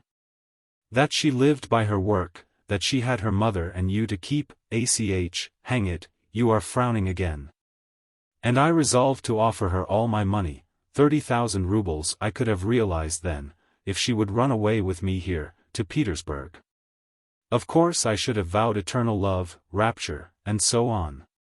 Do you know, I was so wild about her at that time that if she had told me to poison Marfa Petrovna or to cut her throat and to marry herself, it would have been done at once. But it ended in the catastrophe of which you know already. You can fancy how frantic I was when I heard that Marfa Petrovna had got hold of that scoundrelly attorney, Luzin, and had almost made a match between them, which would really have been just the same thing as I was proposing. Wouldn't it? Wouldn't it? I notice that you've begun to be very attentive, you interesting young man. Svidrigailov struck the table with his fist impatiently. He was flushed. Raskolnikov saw clearly that the glass or glass and a half of champagne that he had sipped almost unconsciously was affecting him, and he resolved to take advantage of the opportunity. He felt very suspicious of Svidrigailov. Well, after what you have said, I am fully convinced that you have come to Petersburg with designs on my sister, he said directly to Svidrigailov, in order to irritate him further. Oh, nonsense, said Svidrigailov, seeming to rouse himself. Why, I told you, besides your sister can't endure me. Yes, I am certain that she can't, but that's not the point. Are you so sure that she can't? Svidrigailov screwed up his eyes and smiled mockingly. You are right, she doesn't love me, but you can never be sure of what has passed between husband and wife or lover and mistress. There's always a little corner which remains a secret to the world and is only known to those two. Will you answer for it that Avdotya Romanovna regarded me with aversion? From some words you've dropped, I notice that you still have designs, and of course evil ones, on Dunya and mean to carry them out promptly. What, have I dropped words like that? Svidrigailov asked in naive dismay, taking not the slightest notice of the epithet bestowed on his designs. Why, you are dropping them even now. Why are you so frightened? What are you so afraid of now? Me, afraid? Afraid of you? You have rather to be afraid of me, cher ami. But what nonsense. I've drunk too much though, I see that. I was almost saying too much again. Damn the wine. Hi. There, water. He snatched up the champagne bottle and flung it without ceremony out of the window. Philip brought the water. That's all nonsense, said Svidrigailov, wetting a towel and putting it to his head. But I can answer you in one word and annihilate all your suspicions. Do you know that I am going to get married? You told me so before. Did I? I've forgotten. But I couldn't have told you so for certain, for I had not even seen my betrothed, I only meant to. But now I really have a betrothed and it's a settled thing, and if it weren't that I have business that can't be put off, I would have taken you to see them at once. For I should like to ask your advice. Hang it, only 10 minutes left. See, look at the watch. But I must tell you, for it's an interesting story, my marriage, in its own way. Where are you off to? Going again? No, I'm not going away now. Not at all. We shall see. I'll take you there, I'll show you my betrothed, only not now. For you'll soon have to be off. You have to go to the right and I to the left.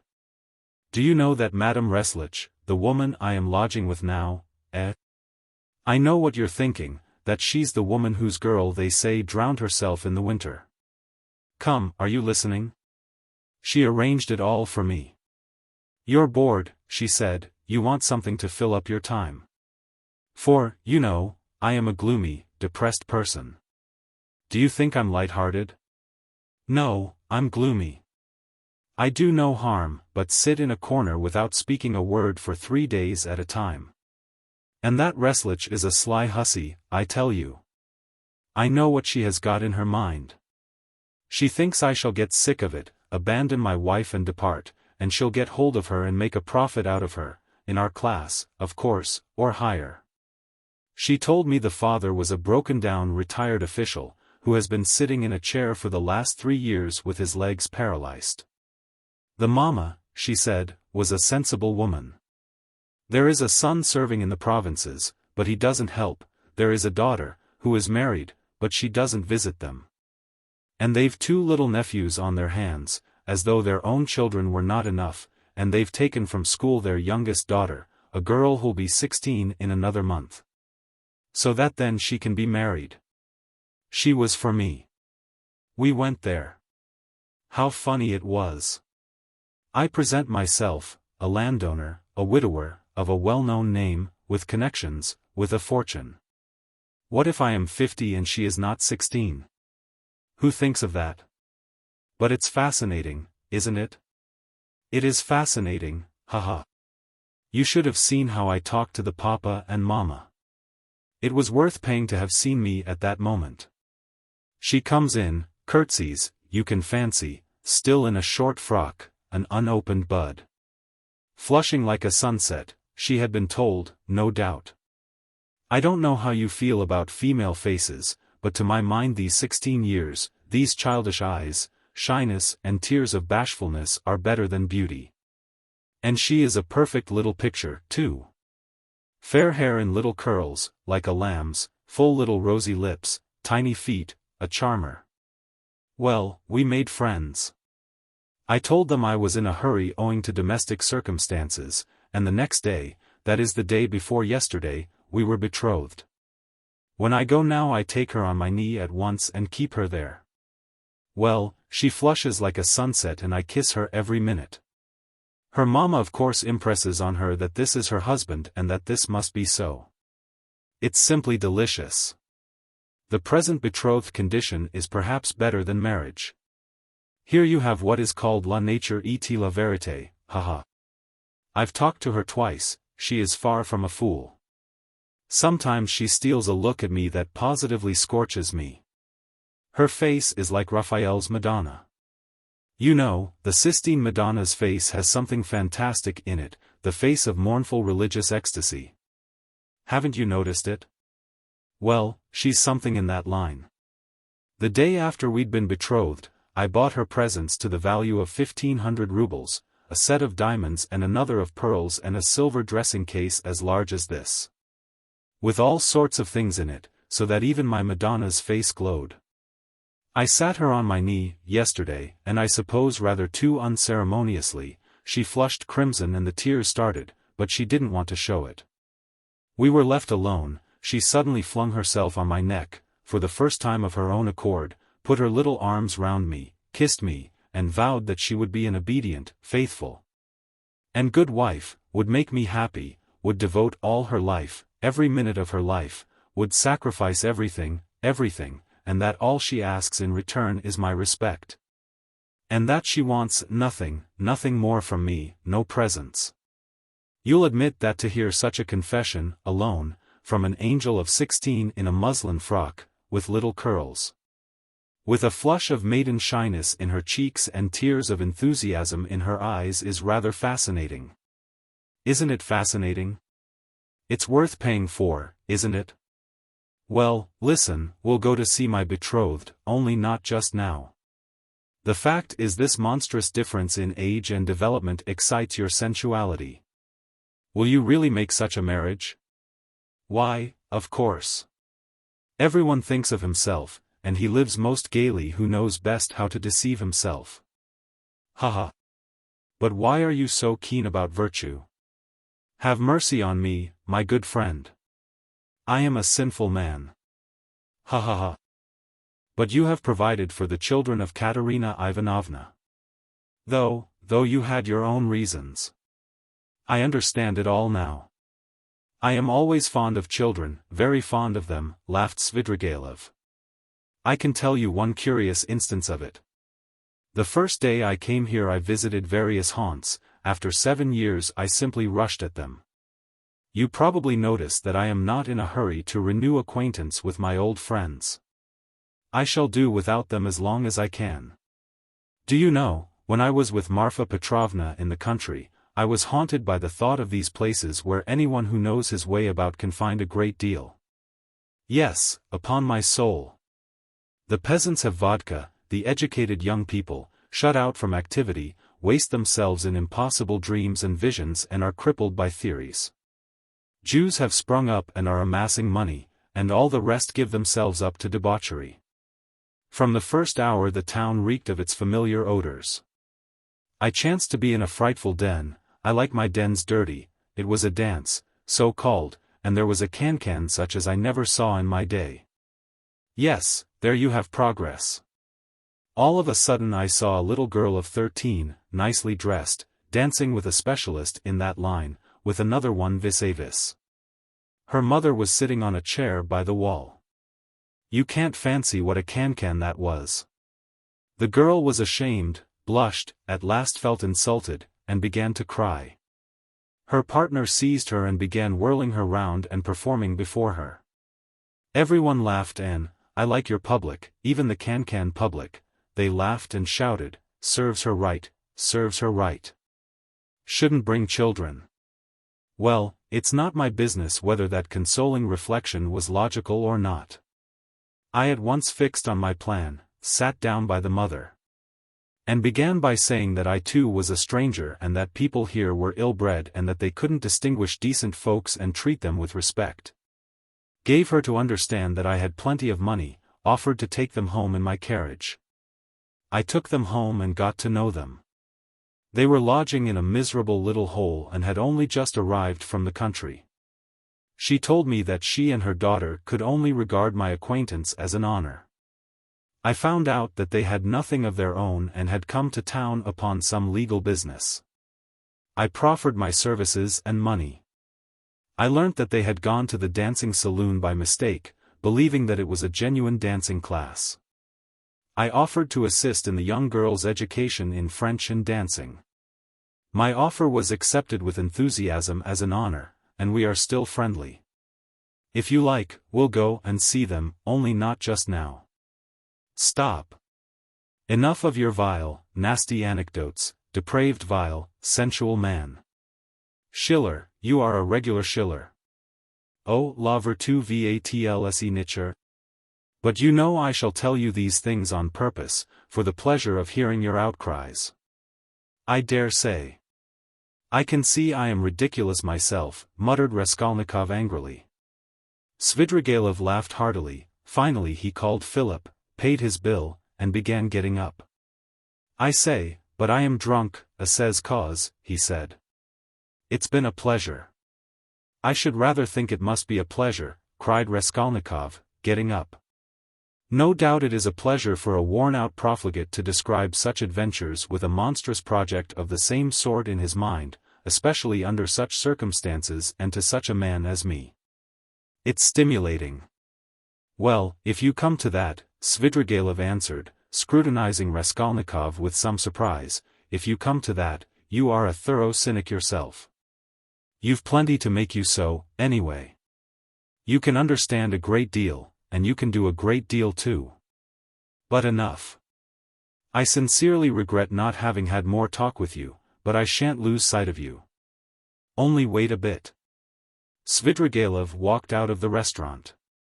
Raskolnikov walked out after him. Svidrigailov was not however very drunk, the wine had affected him for a moment, but it was passing off every minute. He was preoccupied with something of importance and was frowning. He was apparently excited and uneasy in anticipation of something. His manner to Raskolnikov had changed during the last few minutes, and he was ruder and more sneering every moment. Raskolnikov noticed all this, and he too was uneasy. He became very suspicious of Svidrigailov and resolved to follow him. They came out onto the pavement. You go to the right, and I to the left, or if you like, the other way. Only adieu, mon plaisir, may we meet again. And he walked to the right towards the Haymarket. Chapter 5. Raskolnikov walked after him. What's this? Cried Svidrigailov turning round. I thought I said. It means that I am not going to lose sight of you now. What? Both stood still and gazed at one another, as though measuring their strength. From all your half-tipsy stories, Raskolnikov observed harshly, I am positive that you have not given up your designs on my sister, but are pursuing them more actively than ever. I have learnt that my sister received a letter this morning. You have hardly been able to sit still all this time. You may have unearthed a wife on the way, but that means nothing. I should like to make certain myself. Raskolnikov could hardly have said himself what he wanted and of what he wished to make certain. Upon my word. I'll call the police. Call away. Again they stood for a minute facing each other. At last Svidrigailov's face changed. Having satisfied himself that Raskolnikov was not frightened at his threat, he assumed a mirthful and friendly air. What a fellow! I purposely refrained from referring to your affair, though I am devoured by curiosity. It's a fantastic affair. I've put it off till another time, but you're enough to rouse the dead. Well, let us go, only I warn you beforehand I am only going home for a moment, to get some money, then I shall lock up the flat, take a cab and go to spend the evening at the islands. Now are you going to follow me? I'm coming to your lodgings, not to see you but Sofya Semyonovna, to say I'm sorry not to have been at the funeral. That's as you like, but Sofya Semyonovna is not at home.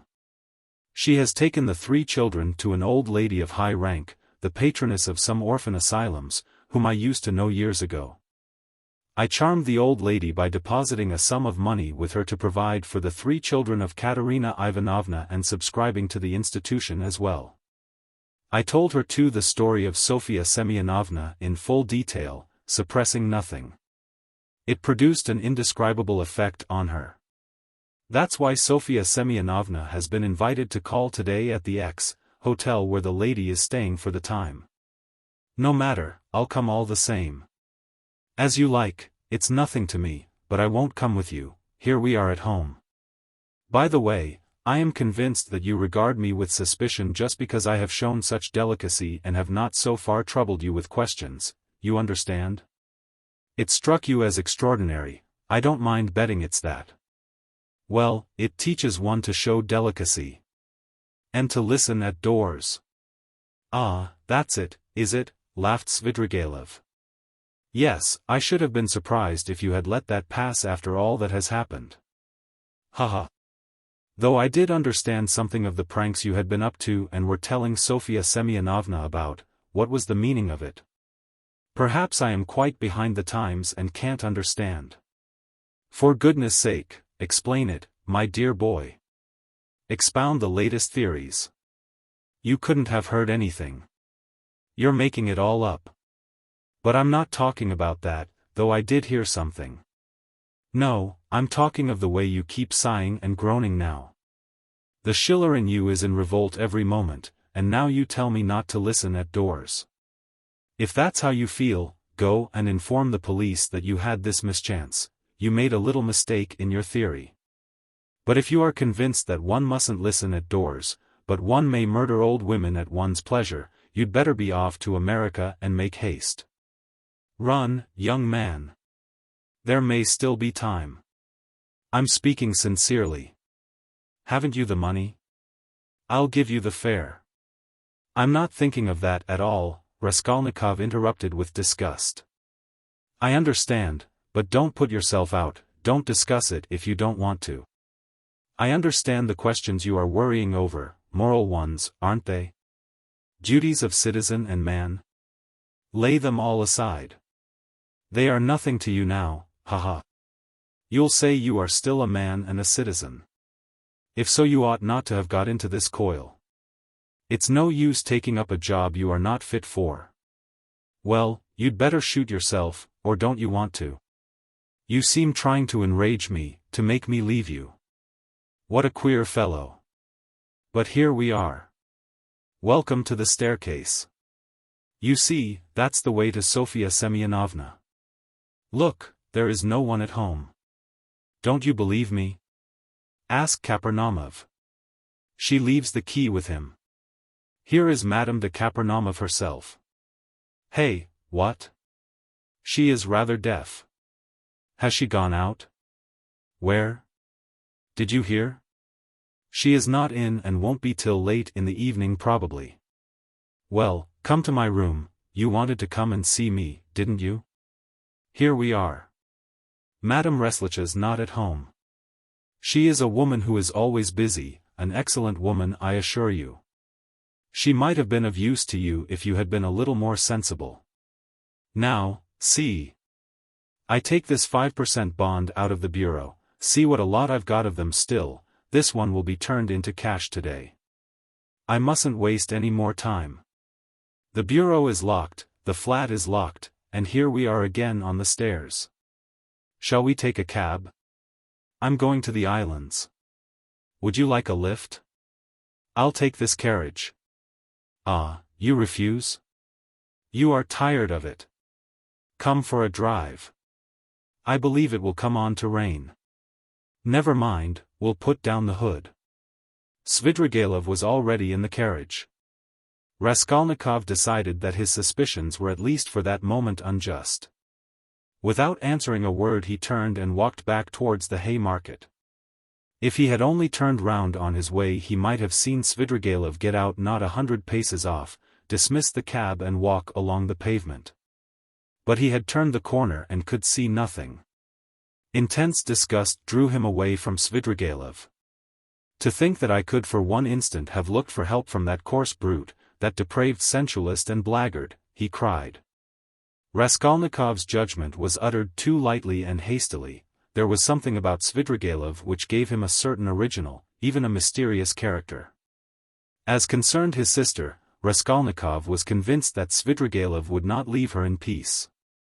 But it was too tiresome and unbearable to go on thinking and thinking about this. When he was alone, he had not gone 20 paces before he sank, as usual, into deep thought. On the bridge he stood by the railing and began gazing at the water. And his sister was standing close by him. He met her at the entrance to the bridge, but passed by without seeing her. Dunya had never met him like this in the street before and was struck with dismay. She stood still and did not know whether to call to him or not.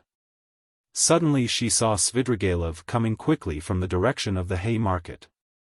He seemed to be approaching cautiously. He did not go on to the bridge, but stood aside on the pavement, doing all he could to avoid Raskolnikov seeing him. He had observed Dunya for some time and had been making signs to her. She fancied he was signaling to beg her not to speak to her brother, but to come to him. That was what Dunya did. She stole by her brother and went up to Svidrigailov. "Let us make haste away," Svidrigailov whispered to her. "I don't want Rodion Romanovich to know of our meeting. I must tell you I've been sitting with him in the restaurant close by, where he looked me up and I had great difficulty in getting rid of him. He has somehow heard of my letter to you and suspects something. It wasn't you who told him, of course, but if not you, who then?" "Well, we've turned the corner now," Dunya interrupted, "and my brother won't see us. I have to tell you that I am going no further with you. Speak to me here. You can tell it all in the street. In the first place, I can't say it in the street, secondly, you must hear Sofia Semyonovna too, and, thirdly, I will show you some papers. Oh well, if you won't agree to come with me, I shall refuse to give any explanation and go away at once. But I beg you not to forget that a very curious secret of your beloved brother's is entirely in my keeping." Dunya stood still, hesitating, and looked at Svidrigailov with searching eyes. "What are you afraid of?" he observed quietly. "The town is not the country. And even in the country you did me more harm than I did you. Have you prepared Sofia Semyonovna?" "No, I have not said a word to her and am not quite certain whether she is at home now. But most likely she is. She has buried her stepmother today. She is not likely to go visiting on such a day. For the time I don't want to speak to anyone about it, and I half regret having spoken to you. The slightest indiscretion is as bad as betrayal in a thing like this. I live there in that house, we are coming to it. That's the porter of our house, he knows me very well, you see, he's bowing. He sees I'm coming with a lady, and no doubt he has noticed your face already, and you will be glad of that if you are afraid of me and suspicious. Excuse my putting things so coarsely. I haven't a flat to myself. Sofya Semyonovna's room is next to mine, she lodges in the next flat. The whole floor is let out in lodgings. Why are you frightened like a child? Am I really so terrible? Svidrigaïlov's lips were twisted in a condescending smile, but he was in no smiling mood. His heart was throbbing and he could scarcely breathe. He spoke rather loud to cover his growing excitement. But Dunya did not notice this peculiar excitement. She was so irritated by his remark that she was frightened of him like a child, and that he was so terrible to her. Though I know that you are not a man of honor, I am not in the least afraid of you. Lead the way, she said with apparent composure, but her face was very pale. Svidrigaïlov stopped at Sonya's room. Allow me to inquire whether she is at home.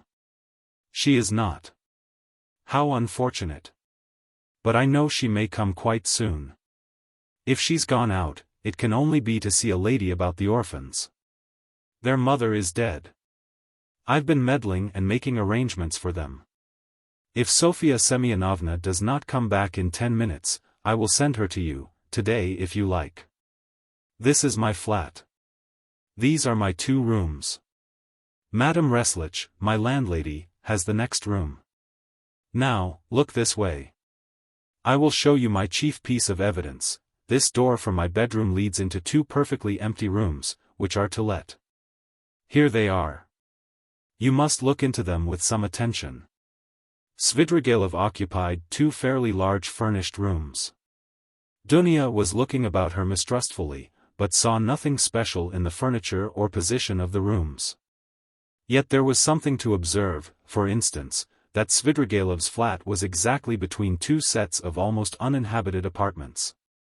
His rooms were not entered directly from the passage, but through the landlady's 2 almost empty rooms.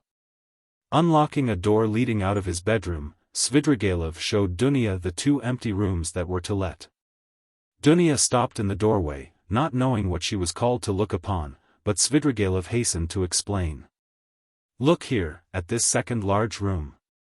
Notice that door, it's locked. By the door stands a chair, the only one in the 2 rooms. I brought it from my room so as to listen more conveniently. Just the other side of the door is Sofya Semyonovna's table. She sat there talking to Rodion Romanovich. And I sat here listening on 2 successive evenings, for 2 hours each time, and of course I was able to learn something. What do you think? You listened? Yes, I did. Now come back to my room, we can't sit down here. He brought Avdotya Romanovna back into his sitting room and offered her a chair. He sat down at the opposite side of the table, at least 7 feet from her, but probably there was the same glow in his eyes which had once frightened Dunya so much. She shuddered and once more looked about her distrustfully. It was an involuntary gesture, she evidently did not wish to betray her uneasiness. But the secluded position of Svidrigaïlov's lodging had suddenly struck her. She wanted to ask whether his landlady at least were at home, but pride kept her from asking. Moreover, she had another trouble in her heart incomparably greater than fear for herself. She was in great distress. Here is your letter, she said, laying it on the table. Can it be true what you write? You hint at a crime committed, you say, by my brother.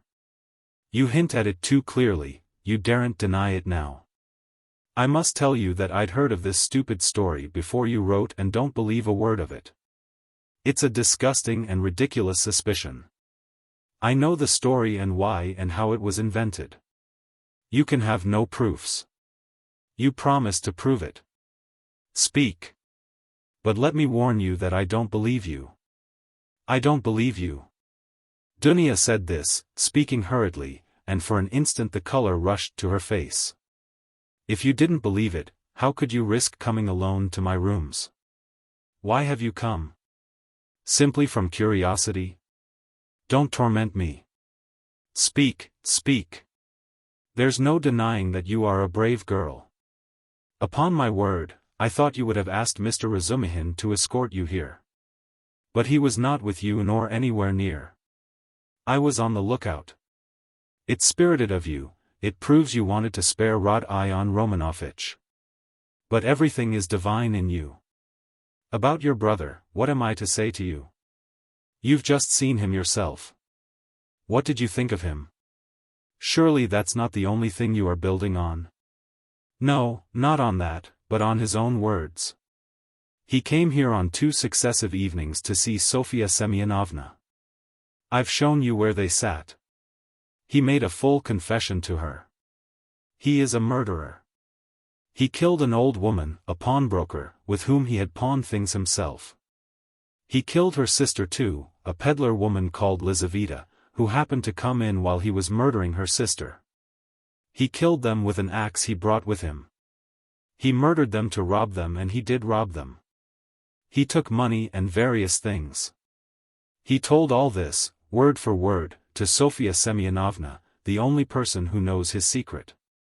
But she has had no share by word or deed in the murder, she was as horrified at it as you are now.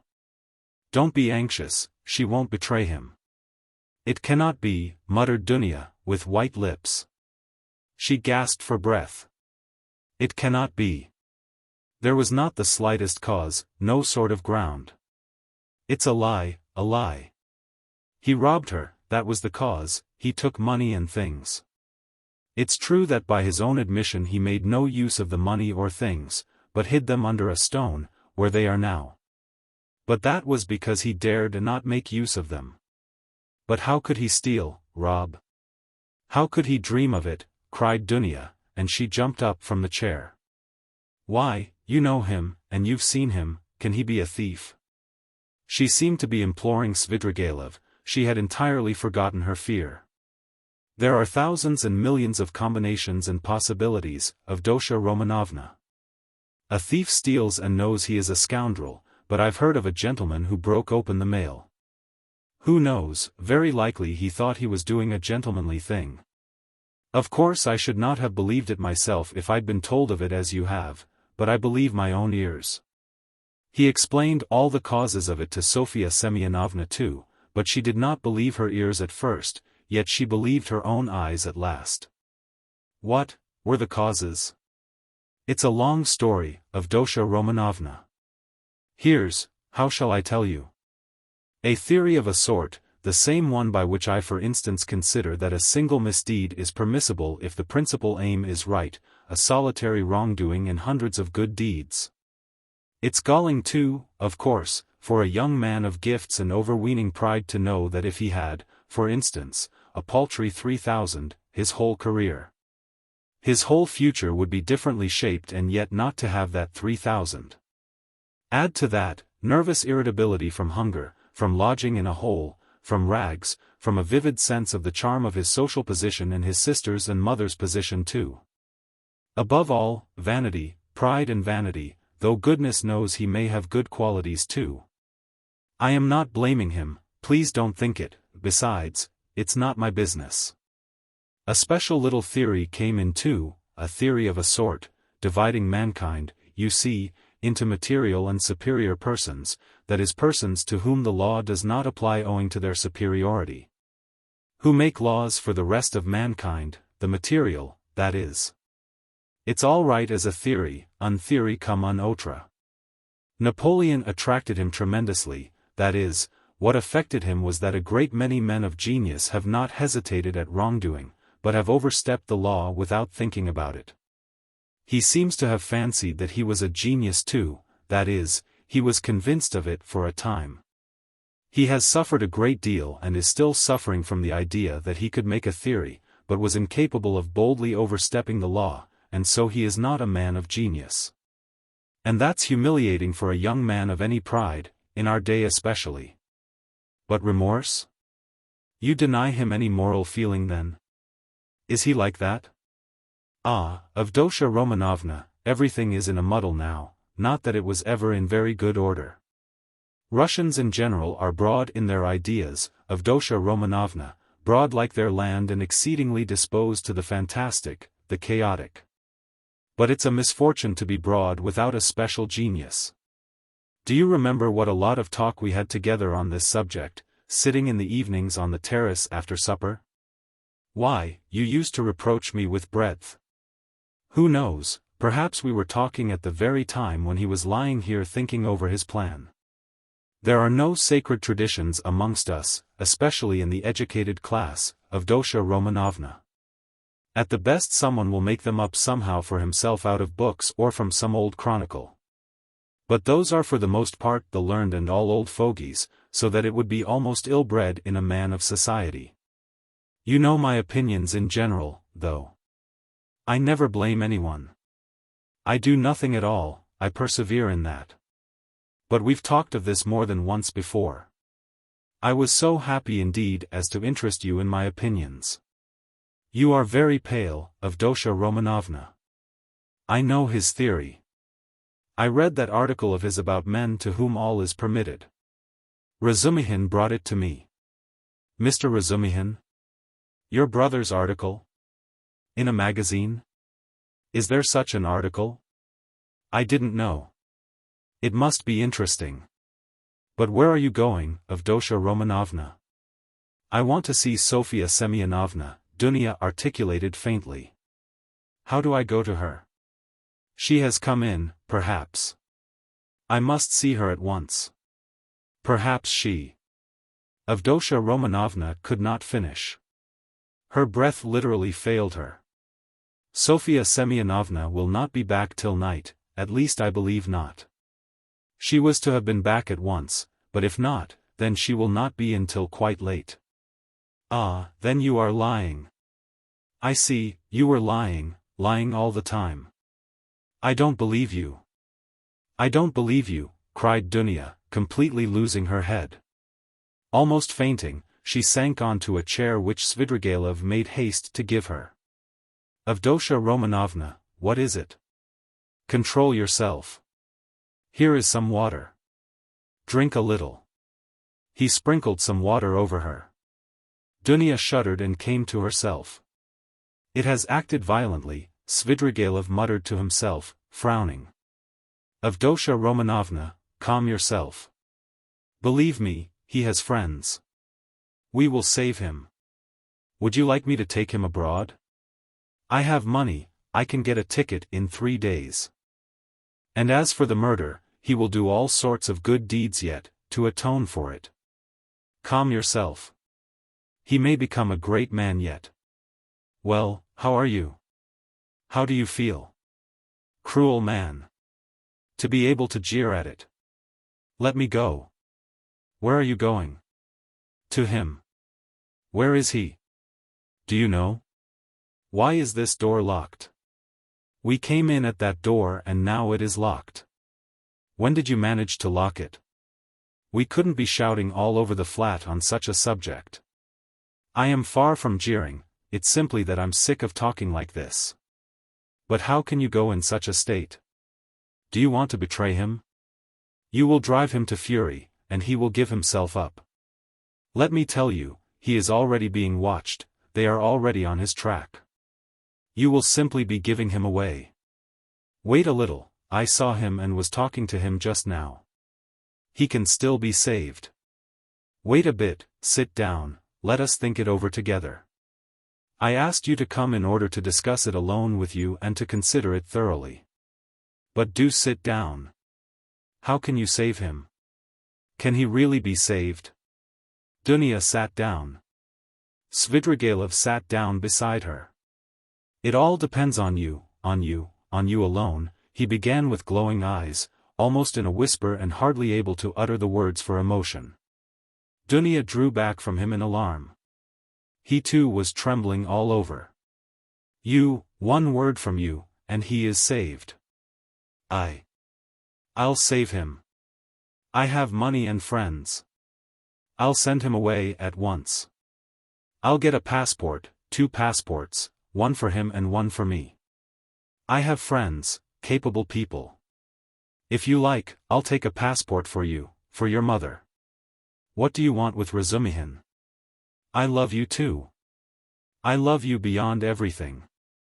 Let me kiss the hem of your dress, let me. The very rustle of it is too much for me.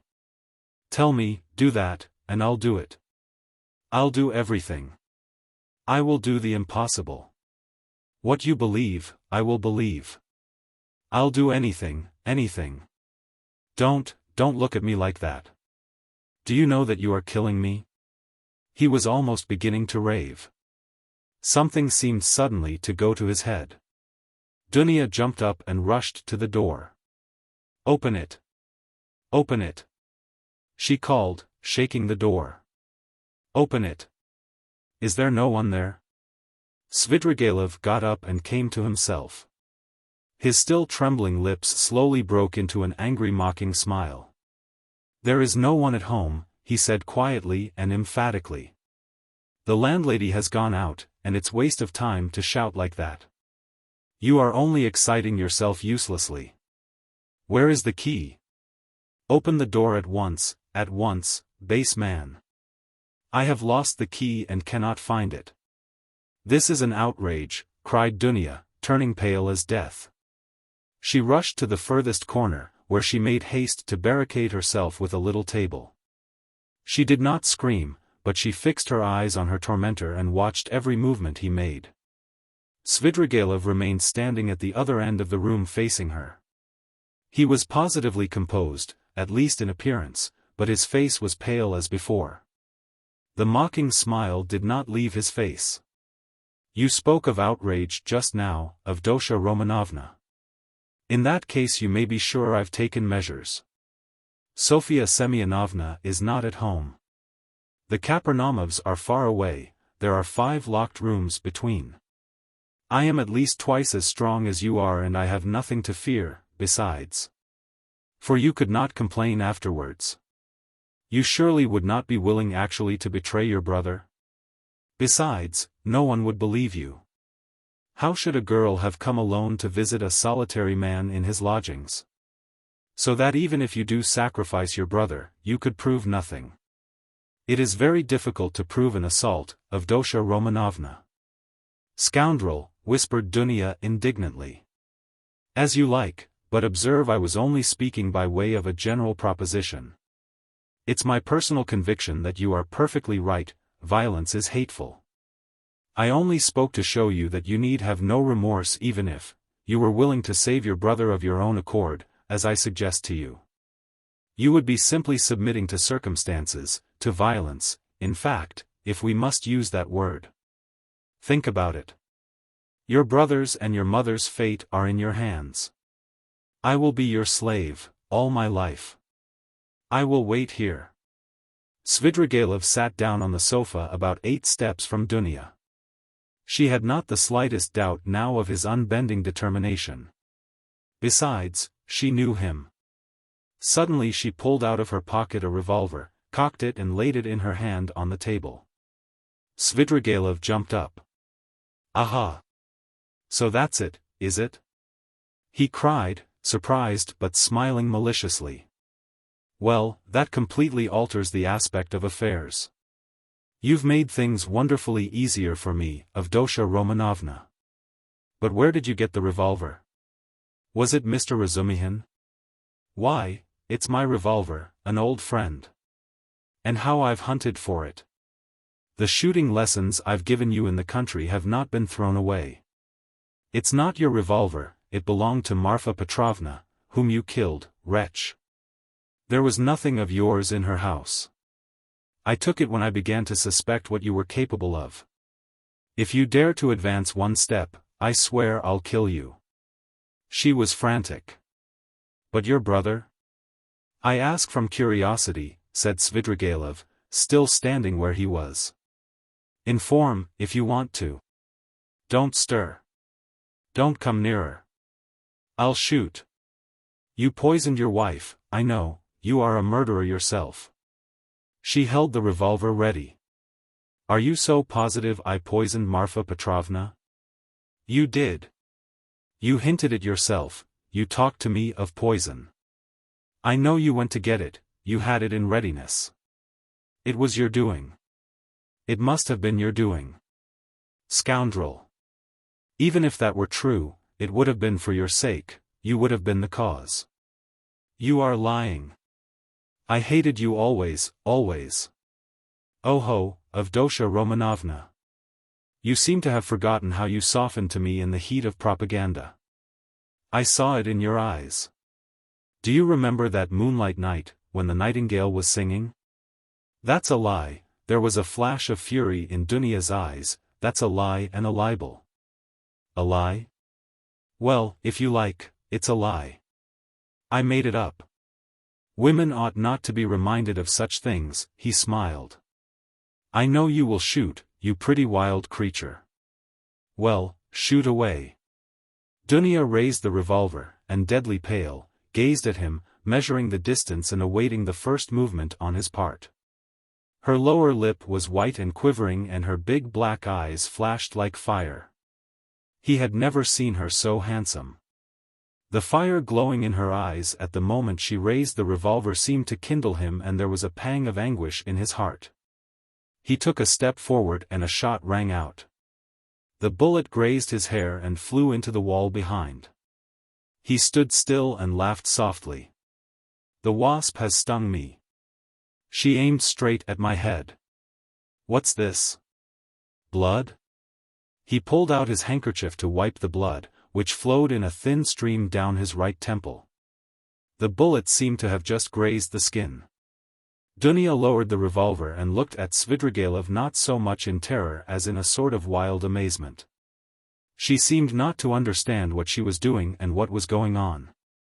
Well, you missed. Fire again, I'll wait, said Svidrigailov softly, still smiling, but gloomily. If you go on like that, I shall have time to seize you before you cock again. Dunya started, quickly cocked the pistol and again raised it. Let me be, she cried in despair. I swear I'll shoot again. I'll kill you. Well, at 3 paces you can hardly help it. But if you don't, then. His eyes flashed and he took 2 steps forward. Dunya shot again, it missed fire. You haven't loaded it properly. Never mind, you have another charge there. Get it ready, I'll wait. He stood facing her, 2 paces away, waiting and gazing at her with wild determination, with feverishly passionate, stubborn, set eyes. Dunya saw that he would sooner die than let her go. And, now, of course she would kill him, at 2 paces. Suddenly she flung away the revolver. She's dropped it, said Svidrigailov with surprise, and he drew a deep breath. A weight seemed to have rolled from his heart, perhaps not only the fear of death, indeed he may scarcely have felt it at that moment. It was the deliverance from another feeling, darker and more bitter, which he could not himself have defined. He went to Dunya and gently put his arm round her waist. She did not resist, but, trembling like a leaf, looked at him with suppliant eyes. He tried to say something, but his lips moved without being able to utter a sound. Let me go, Dunya implored. Svidrigailov shuddered. Her voice now was quite different. Then you don't love me? He asked softly. Dunya shook her head. And you can't? Never, he whispered in despair. Never. There followed a moment of terrible, dumb struggle in the heart of Svidrigailov. He looked at her with an indescribable gaze. Suddenly he withdrew his arm, turned quickly to the window and stood facing it. Another moment passed. Here's the key. He took it out of the left pocket of his coat and laid it on the table behind him, without turning or looking at Dunya. Take it. Make haste. He looked stubbornly out of the window. Dunya went up to the table to take the key. Make haste. Make haste, repeated Svidrigailov, still without turning or moving. But there seemed a terrible significance in the tone of that "make haste." Dunya understood it, snatched up the key, flew to the door, unlocked it quickly and rushed out of the room. A minute later, beside herself, she ran out onto the canal bank in the direction of X bridge. Svidrigailov remained 3 minutes standing at the window. At last he slowly turned, looked about him and passed his hand over his forehead. A strange smile contorted his face, a pitiful, sad, weak smile, a smile of despair. The blood, which was already getting dry, smeared his hand. He looked angrily at it, then wetted a towel and washed his temple. The revolver which Dunya had flung away lay near the door and suddenly caught his eye. He picked it up and examined it. It was a little pocket 3-barrel revolver of old-fashioned construction. There were still 2 charges and 1 capsule left in it. It could be fired again. He thought a little, put the revolver in his pocket, took his hat and went out. Chapter 6. He spent that evening till 10 o'clock going from one low haunt to another. Katya too turned up and sang another gutter song, how a certain villain and tyrant began kissing Katya. Svidrigailov treated Katya and the organ grinder and some singers and the waiters and 2 little clerks. He was particularly drawn to these clerks by the fact that they both had crooked noses, one bent to the left and the other to the right. They took him finally to a pleasure garden, where he paid for their entrance. There was one lanky 3-year-old pine tree and 3 bushes in the garden, besides a Vauxhall, which was in reality a drinking bar where tea too was served. And there were a few green tables and chairs standing round it. A chorus of wretched singers and a drunken but exceedingly depressed German clown from Munich with a red nose entertained the public. The clerks quarreled with some other clerks and a fight seemed imminent. Svidrigailov was chosen to decide the dispute. He listened to them for a quarter of an hour, but they shouted so loud that there was no possibility of understanding them. The only fact that seemed certain was that one of them had stolen something and had even succeeded in selling it on the spot to a Jew, but would not share the spoil with his companion.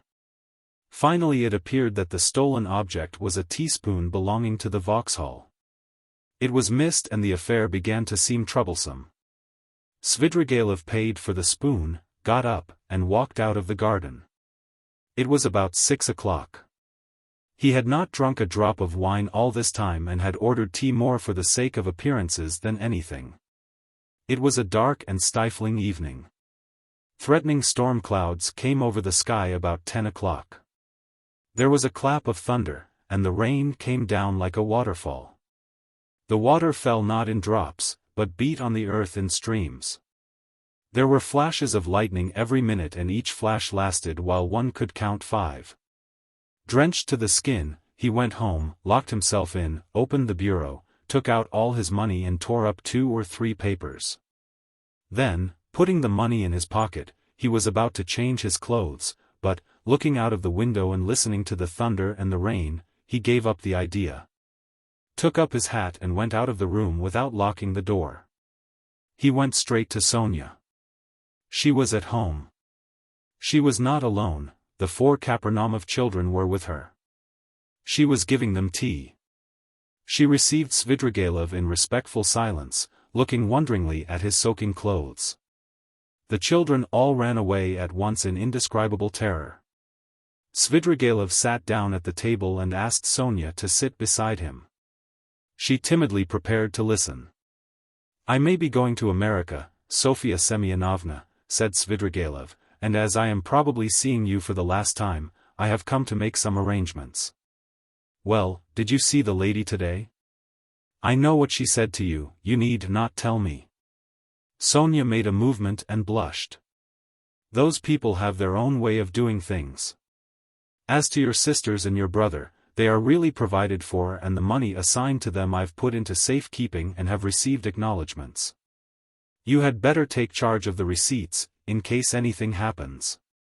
Here, take them. Well now, that's settled. Here are 3 5% bonds to the value of 3,000 rubles. Take those for yourself, entirely for yourself, and let that be strictly between ourselves, so that no one knows of it, whatever you hear. You will need the money, for to go on living in the old way, Sofya Semyonovna, is bad, and besides there is no need for it now. I am so much indebted to you, and so are the children and my stepmother, said Sonya hurriedly, and if I've said so little, please don't consider. That's enough. That's enough. But as for the money, Arkady Ivanovitch, I am very grateful to you, but I don't need it now. I can always earn my own living. Don't think me ungrateful. If you are so charitable, that money. It's for you, Sofya Semyonovna, and please don't waste words over it. I haven't time for it. You will want it. Rodion Romanovich has two alternatives, a bullet in the brain or Siberia. Sonya looked wildly at him, and started. Don't be uneasy, I know all about it from himself and I am not a gossip. I won't tell anyone. It was good advice when you told him to give himself up and confess. It would be much better for him. Well, if it turns out to be Siberia, he will go and you will follow him. That's so, isn't it? And if so, you'll need money. You'll need it for him, do you understand? Giving it to you is the same as my giving it to him. Besides, you promised Alyona Ivanovna to pay what's owing. I heard you. How can you undertake such obligations so heedlessly, Sofya Semyonovna? It was Katerina Ivanovna's debt and not yours, so you ought not to have taken any notice of the German woman. You can't get through the world like that. If you are ever questioned about me, tomorrow or the day after you will be asked, don't say anything about my coming to see you now and don't show the money to anyone or say a word about it. Well, now goodbye. He got up. My greetings to Rodion Romanovich. By the way, you'd better put the money for the present in Mr. Razumihin's keeping. You know Mr. Razumihin? Of course you do. He's not a bad fellow. Take it to him tomorrow or, when the time comes. Until then, hide it carefully. Sonya too jumped up from her chair and looked in dismay at Svidrigailov. She longed to speak, to ask a question, but for the first moments she did not dare and did not know how to begin. How can you be going now, in such rain? Why, be starting for America, and be stopped by rain. Ha, ha. Goodbye, Sofya Semyonovna, my dear. Live and live long, you will be of use to others. By the way, tell Mr. Razumihin I send my greetings to him. Tell him Arkady Ivanovich Svidrigailov sends his greetings. Be sure to. He went out, leaving Sonya in a state of wondering anxiety and vague apprehension. It appeared afterwards that on the same evening, at 11:20, he made another very eccentric and unexpected visit. The rain still persisted. Drenched to the skin, he walked into the little flat where the parents of his betrothed lived, in 3rd Street in Vasilyevsky Island. He knocked some time before he was admitted, and his visit at first caused great perturbation. But Svidrigailov could be very fascinating when he liked, so that the first, and indeed very intelligent surmise of the sensible parents that Svidrigailov had probably had so much to drink that he did not know what he was doing vanished immediately. The decrepit father was wheeled in to see Svidrigailov by the tender and sensible mother, who as usual began the conversation with various irrelevant questions. She never asked a direct question, but began by smiling and rubbing her hands and then, if she were obliged to ascertain something, for instance, when Svidrigailov would like to have the wedding, she would begin by interested and almost eager questions about Paris and the court life there. And only by degrees brought the conversation round to 3rd Street. On other occasions this had of course been very impressive, but this time Arkady Ivanovitch seemed particularly impatient, and insisted on seeing his betrothed at once, though he had been informed, to begin with, that she had already gone to bed. The girl of course appeared. Svidrigailov informed her at once that he was obliged by very important affairs to leave Petersburg for a time, and therefore brought her 15,000 rubles and begged her accept them as a present from him, as he had long been intending to make her this trifling present before their wedding. The logical connection of the present with his immediate departure and the absolute necessity of visiting them for that purpose in pouring rain at midnight was not made clear. But it all went off very well, even the inevitable ejaculations of wonder and regret, the inevitable questions were extraordinarily few and restrained. On the other hand, the gratitude expressed was most glowing and was reinforced by tears from the most sensible of mothers. Svidrigaïlov got up, laughed, kissed his betrothed, patted her cheek, declared he would soon come back, and noticing in her eyes, together with childish curiosity, a sort of earnest dumb inquiry, reflected and kissed her again, though he felt sincere anger inwardly at the thought that his present would be immediately locked up in the keeping of the most sensible of mothers. He went away, leaving them all in a state of extraordinary excitement, but the tender mamma, speaking quietly in a half-whisper, settled some of the most important of their doubts. Concluding that Svidrigaïlov was a great man, a man of great affairs and connections and of great wealth, there was no knowing what he had in his mind. He would start off on a journey and give away money just as the fancy took him, so that there was nothing surprising about it. Of course it was strange that he was wet through, but Englishmen, for instance, are even more eccentric. And all these people of high society didn't think of what was said of them and didn't stand on ceremony. Possibly, indeed, he came like that on purpose to show that he was not afraid of anyone. Above all, not a word should be said about it, for God knows what might come of it, and the money must be locked up, and it was most fortunate that Fedosia, the cook, had not left the kitchen. And above all not a word must be said to that old cat, Madame Reslich, and so on and so on. They sat up whispering till 2 o'clock, but the girl went to bed much earlier, amazed and rather sorrowful. Svidrigaïlov meanwhile, exactly at midnight, crossed the bridge on the way back to the mainland. The rain had ceased and there was a roaring wind. He began shivering, and for one moment he gazed at the black waters of the little Neva with a look of special interest, even inquiry. But he soon felt it very cold, standing by the water. He turned and went towards Prospect. He walked along that endless street for a long time, almost half an hour, more than once stumbling in the dark on the wooden pavement, but continually looking for something on the right side of the street. He had noticed passing through this street lately that there was a hotel somewhere towards the end, built of wood, but fairly large, and its name he remembered was something like Adrianople. He was not mistaken. The hotel was so conspicuous in that godforsaken place that he could not fail to see it even in the dark. It was a long, blackened wooden building, and in spite of the late hour there were lights in the windows and signs of life within. He went in and asked a ragged fellow who met him in the corridor for a room. The latter, scanning Svidrigaïlov, pulled himself together and led him at once to a close and tiny room in the distance, at the end of the corridor, under the stairs. There was no other, all were occupied. The ragged fellow looked inquiringly. "Is there tea?" asked Svidrigaïlov. "Yes, sir." "What else is there?" "Veal, vodka, savories." "Bring me tea and veal." "And you want nothing else?" he asked with apparent surprise. "Nothing, nothing." The ragged man went away, completely disillusioned. It must be a nice place, thought Svidrigaïlov. How was it I didn't know it? I expect I look as if I came from a café chantant and have had some adventure on the way. It would be interesting to know who stayed here. He lighted the candle and looked at the room more carefully. It was a room so low-pitched that Svidrigaïlov could only just stand up in it. It had one window, the bed, which was very dirty, and the plain-stained chair and table almost filled it up. The walls looked as though they were made of planks, covered with shabby paper, so torn and dusty that the pattern was indistinguishable, though the general color, yellow, could still be made out.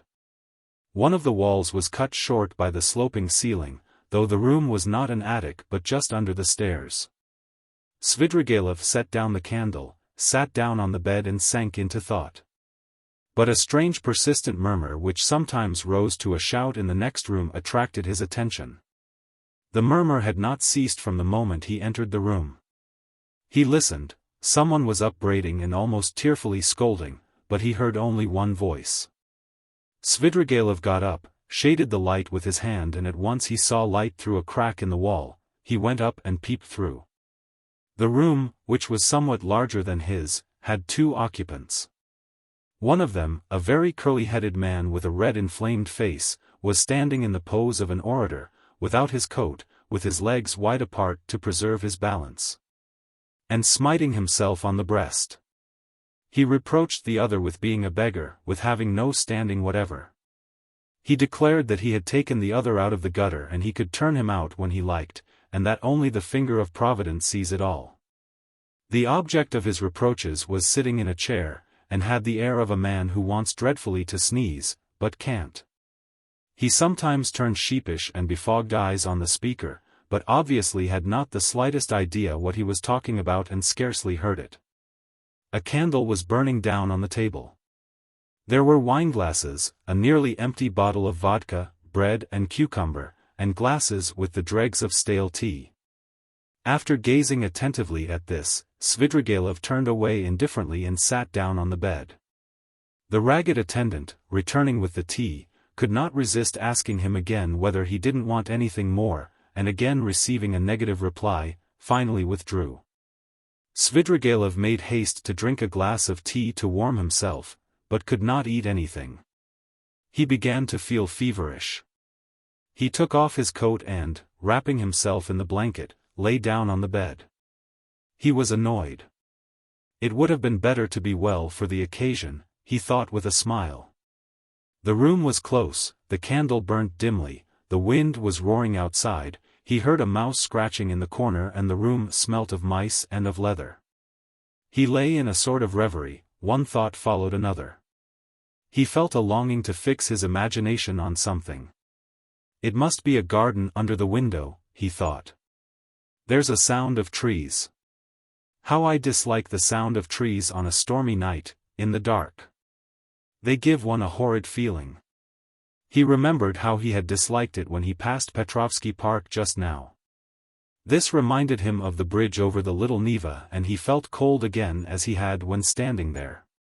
I never have liked water, he thought, even in a landscape, and he suddenly smiled again at a strange idea. Surely now all these questions of taste and comfort ought not to matter. But I've become more particular, like an animal that picks out a special place, for such an occasion. I ought to have gone into the Petrovsky Park. I suppose it seemed dark, cold, haha. As though I were seeking pleasant sensations. By the way, why haven't I put out the candle? He blew it out. They've gone to bed next door, he thought, not seeing the light at the crack. Well, now, Marfa Petrovna, now is the time for you to turn up, it's dark, and the very time and place for you. But now you won't come. He suddenly recalled how, an hour before carrying out his design on Dunya, he had recommended Raskolnikov to trust her to Razumihin's keeping. I suppose I really did say it, as Raskolnikov guessed, to tease myself. But what a rogue that Raskolnikov is. He's gone through a good deal. He may be a successful rogue in time when he's got over his nonsense. But now he's too eager for life. These young men are contemptible on that point. But, hang the fellow. Let him please himself, it's nothing to do with me. He could not get to sleep. By degrees Dunya's image rose before him, and a shudder ran over him. No, I must give up all that now, he thought, rousing himself. I must think of something else. It's queer and funny. I never had a great hatred for anyone, I never particularly desired to avenge myself even, and that's a bad sign, a bad sign, a bad sign. I never liked quarreling either, and never lost my temper, that's a bad sign too. And the promises I made her just now, too, damnation. But, who knows? Perhaps she would have made a new man of me somehow. He ground his teeth and sank into silence again. Again Dunya's image rose before him, just as she was when, after shooting the first time, she had lowered the revolver in terror and gazed blankly at him. So that he might have seized her twice over and she would not have lifted a hand to defend herself if he had not reminded her. He recalled how at that instant he felt almost sorry for her, how he had felt a pang at his heart. Aie. Damnation, these thoughts again. I must put it away. He was dozing off. The feverish shiver had ceased, when suddenly something seemed to run over his arm and leg under the bedclothes. He started. Ugh! Hang it! I believe it's a mouse, he thought, that's the veal I left on the table. He felt fearfully disinclined to pull off the blanket, get up, get cold, but all at once something unpleasant ran over his leg again. He pulled off the blanket and lighted the candle. Shaking with feverish chill he bent down to examine the bed. There was nothing. He shook the blanket and suddenly a mouse jumped out on the sheet. He tried to catch it, but the mouse ran to and fro in zigzags without leaving the bed, slipped between his fingers, ran over his hand and suddenly darted under the pillow. He threw down the pillow, but in one instant felt something leap on his chest and dart over his body and down his back under his shirt. He trembled nervously and woke up. The room was dark. He was lying on the bed and wrapped up in the blanket as before. The wind was howling under the window. How disgusting, he thought with annoyance. He got up and sat on the edge of the bedstead with his back to the window. It's better not to sleep at all, he decided. There was a cold damp draught from the window, however. Without getting up he drew the blanket over him and wrapped himself in it. He was not thinking of anything and did not want to think. But one image rose after another, incoherent scraps of thought without beginning or end passed through his mind. He sank into drowsiness. Perhaps the cold, or the dampness, or the dark, or the wind that howled under the window and tossed the trees roused a sort of persistent craving for the fantastic. He kept dwelling on images of flowers. He fancied a charming flower garden, a bright, warm, almost hot day, a holiday, Trinity Day. A fine, sumptuous country cottage in the English taste overgrown with fragrant flowers, with flower beds going round the house. The porch, wreathed in climbers, was surrounded with beds of roses. A light, cool staircase, carpeted with rich rugs, was decorated with rare plants in china pots. He noticed particularly in the windows nosegays of tender, white, heavily fragrant narcissus bending over their bright, green, thick long stalks. He was reluctant to move away from them, but he went up the stairs and came into a large, high drawing room and again everywhere, at the windows, the doors on to the balcony. And on the balcony itself, were flowers. The floors were strewn with freshly cut fragrant hay, the windows were open, a fresh, cool, light air came into the room. The birds were chirping under the window, and in the middle of the room, on a table covered with a white satin shroud, stood a coffin. The coffin was covered with white silk and edged with a thick white frill, wreaths of flowers surrounded it on all sides. Among the flowers lay a girl in a white muslin dress, with her arms crossed and pressed on her bosom, as though carved out of marble. But her loose fair hair was wet. There was a wreath of roses on her head. The stern and already rigid profile of her face looked as though chiseled of marble too, and the smile on her pale lips was full of an immense unchildish misery and sorrowful appeal. Svidrigaïlov knew that girl. There was no holy image, no burning candle beside the coffin, no sound of prayers. The girl had drowned herself. She was only 14, but her heart was broken. And she had destroyed herself, crushed by an insult that had appalled and amazed that childish soul, had smirched that angel purity with unmerited disgrace and torn from her a last scream of despair. Unheeded and brutally disregarded, on a dark night in the cold and wet while the wind howled. Svidrigaïlov came to himself, got up from the bed and went to the window. He felt for the latch and opened it. The wind lashed furiously into the little room and stung his face and his chest, only covered with his shirt, as though with frost.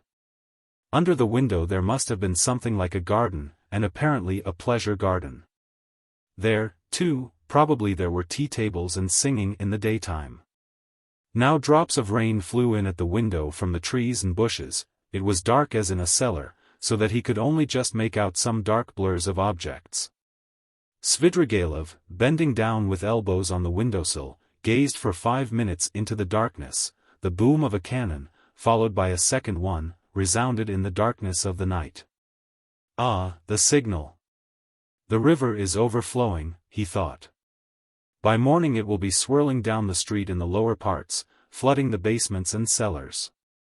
The cellar rats will swim out, and men will curse in the rain and wind as they drag their rubbish to their upper stories. What time is it now? And he had hardly thought it when, somewhere near, a clock on the wall, ticking away hurriedly, struck 3. Aha! It will be light in an hour. Why wait? I'll go out at once straight to the park. I'll choose a great bush there drenched with rain, so that as soon as one's shoulder touches it, millions of drops drip on one's head.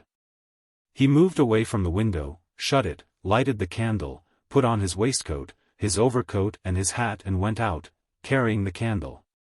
Into the passage to look for the ragged attendant who would be asleep somewhere in the midst of candle ends and all sorts of rubbish, to pay him for the room and leave the hotel.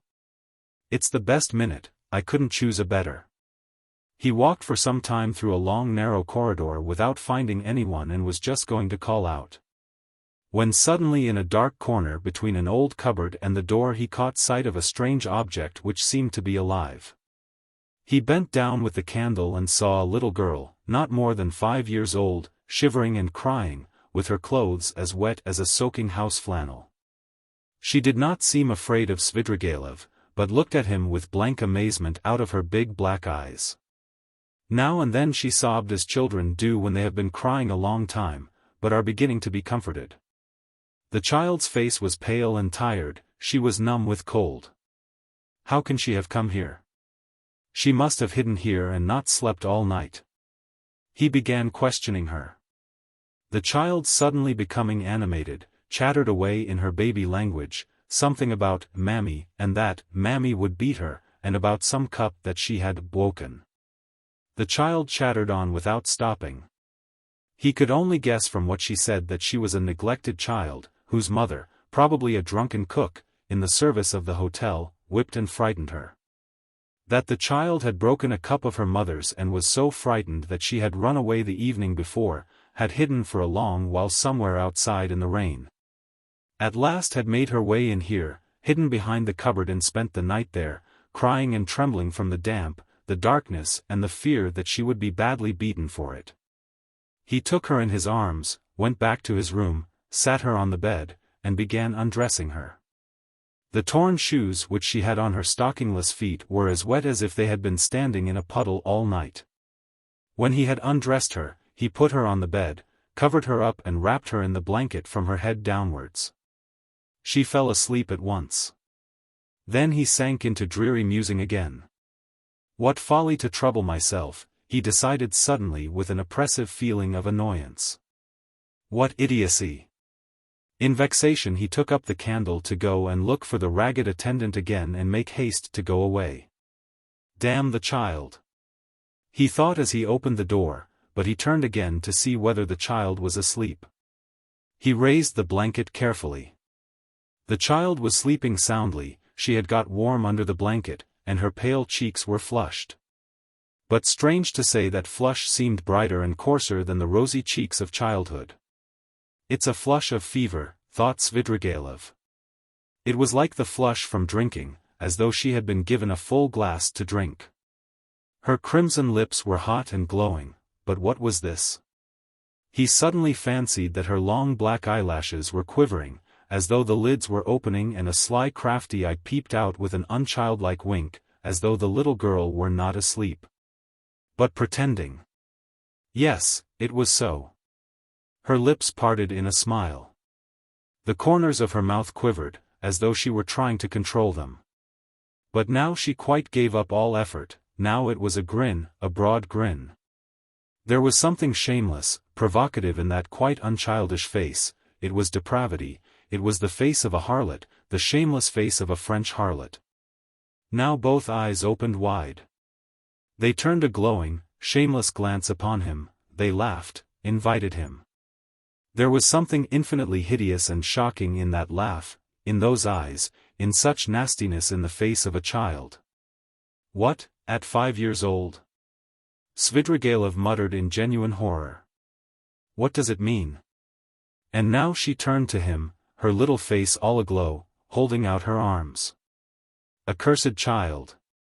Svidrigaïlov cried, raising his hand to strike her, but at that moment he woke up. He was in the same bed, still wrapped in the blanket.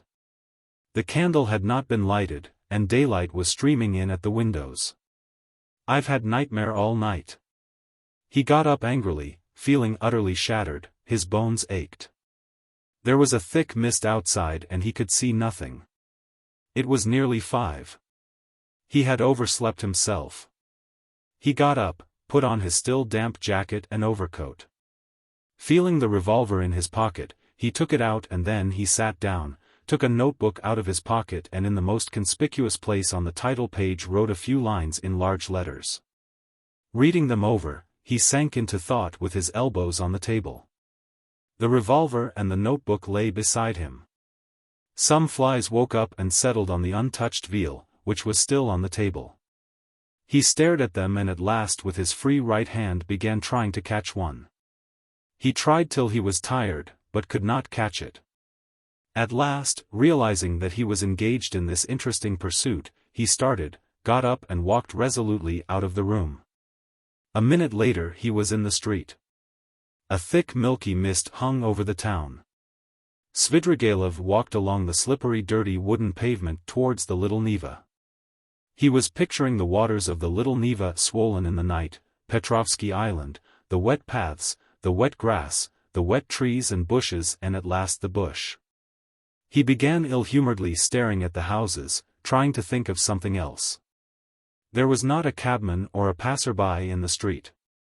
The bright yellow, wooden, little houses looked dirty and dejected with their closed shutters. The cold and damp penetrated his whole body and he began to shiver. From time to time he came across shop signs and read each carefully. At last he reached the end of the wooden pavement and came to a big stone house. A dirty, shivering dog crossed his path with its tail between its legs. A man in a greatcoat lay face downwards, dead drunk, across the pavement. He looked at him and went on. A high tower stood up on the left. Bah, he shouted, here is a place. Why should it be Petrovsky? It will be in the presence of an official witness anyway. He almost smiled at this new thought and turned into the street where there was the big house with the tower. At the great closed gates of the house, a little man stood with his shoulder leaning against them, wrapped in a grey soldier's coat, with a copper Achilles helmet on his head. He cast a drowsy and indifferent glance at Svidrigaïlov. His face wore that perpetual look of peevish dejection, which is so sourly printed on all faces of Jewish race without exception. They both, Svidrigaïlov and Achilles, stared at each other for a few minutes without speaking.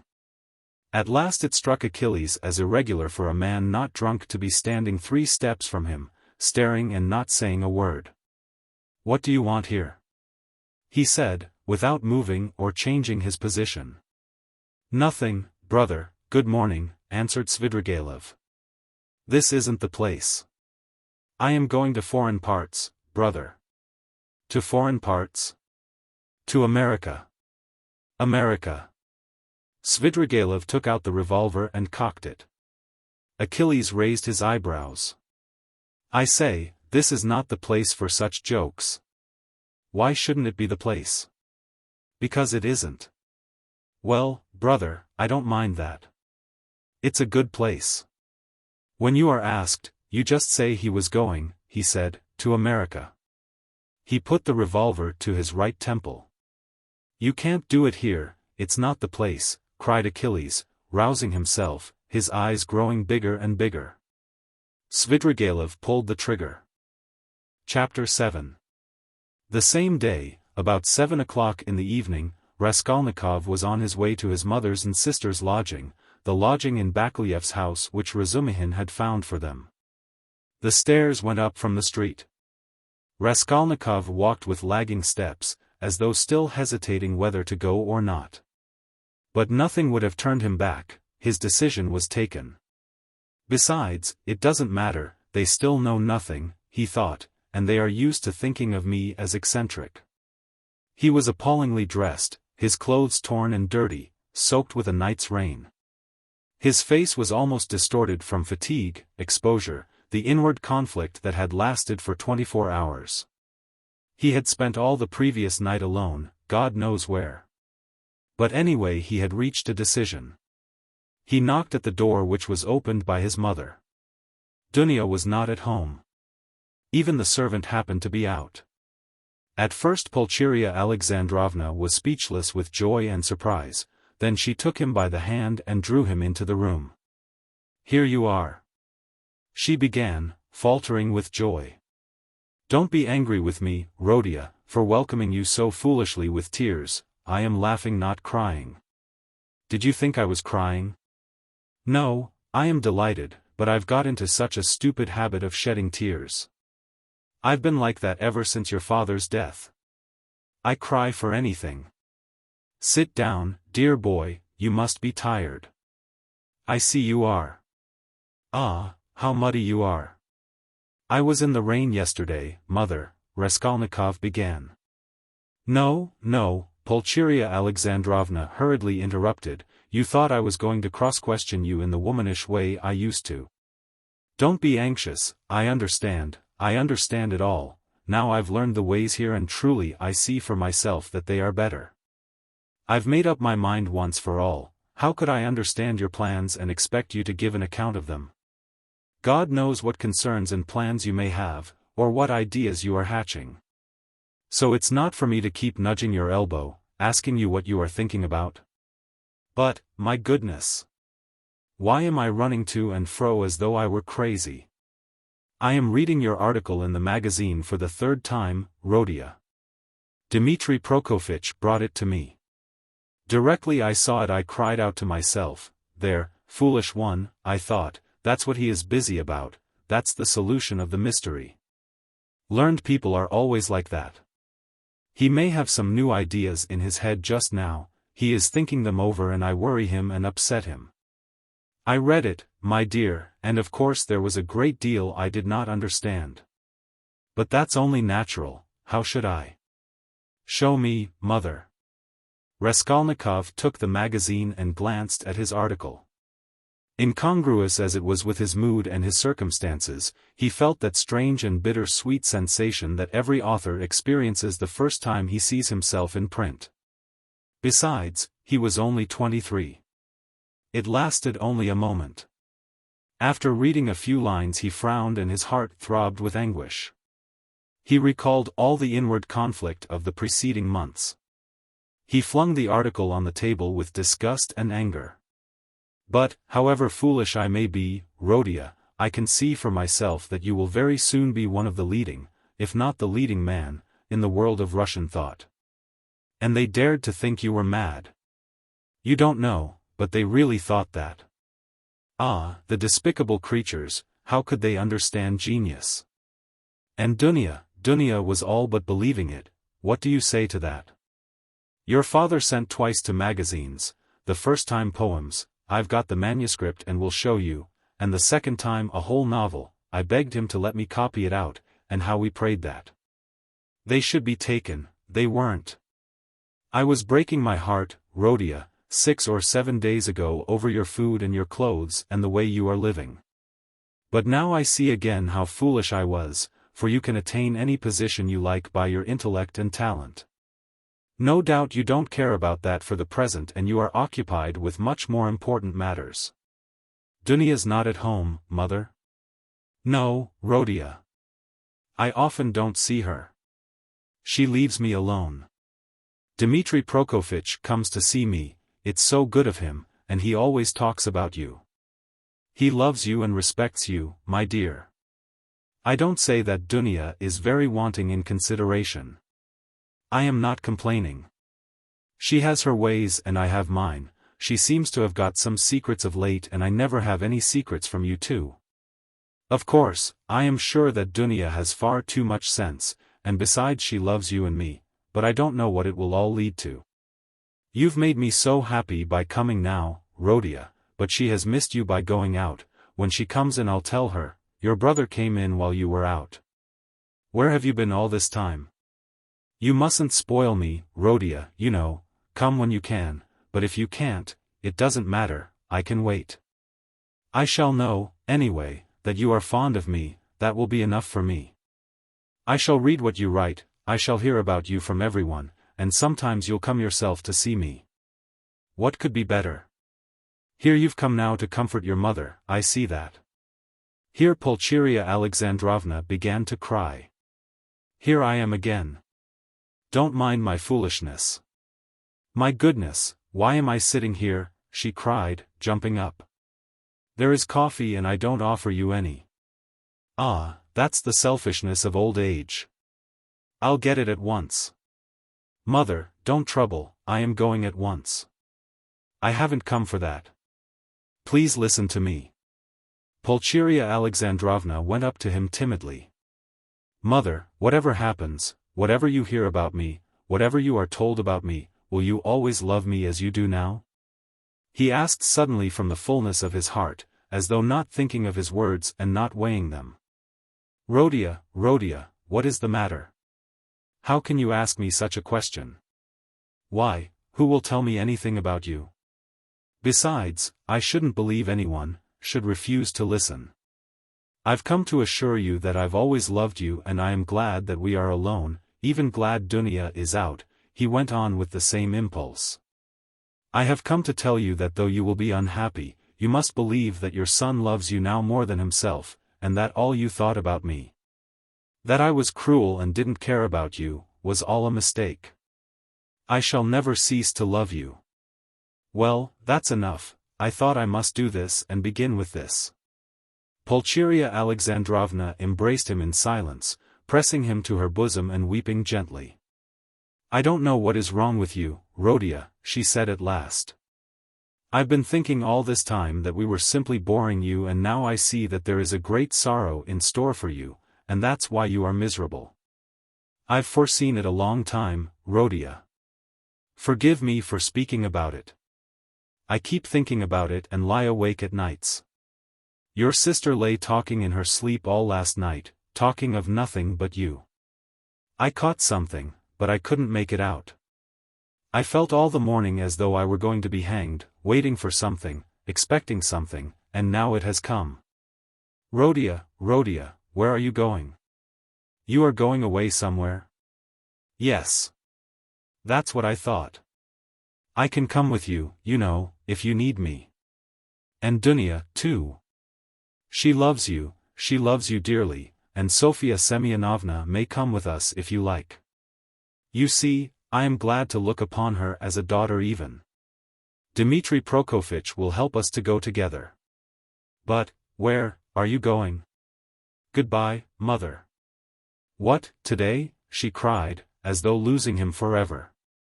I can't stay, I must go now. And can't I come with you?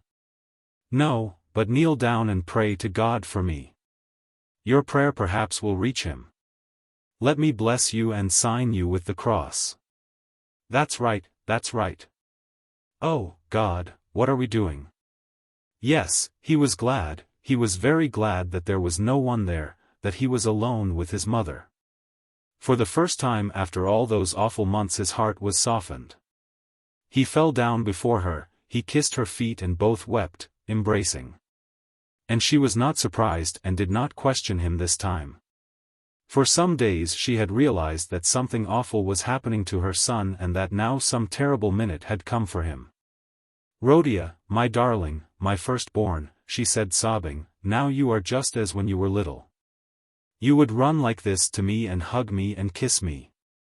When your father was living and we were poor, you comforted us simply by being with us, and when I buried your father, how often we wept together at his grave and embraced, as now. And if I've been crying lately, it's that my mother's heart had a foreboding of trouble.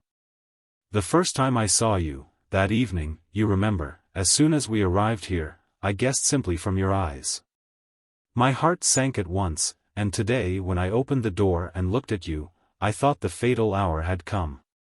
Rodia, you are not going away today? No. You'll come again? Yes. I'll come.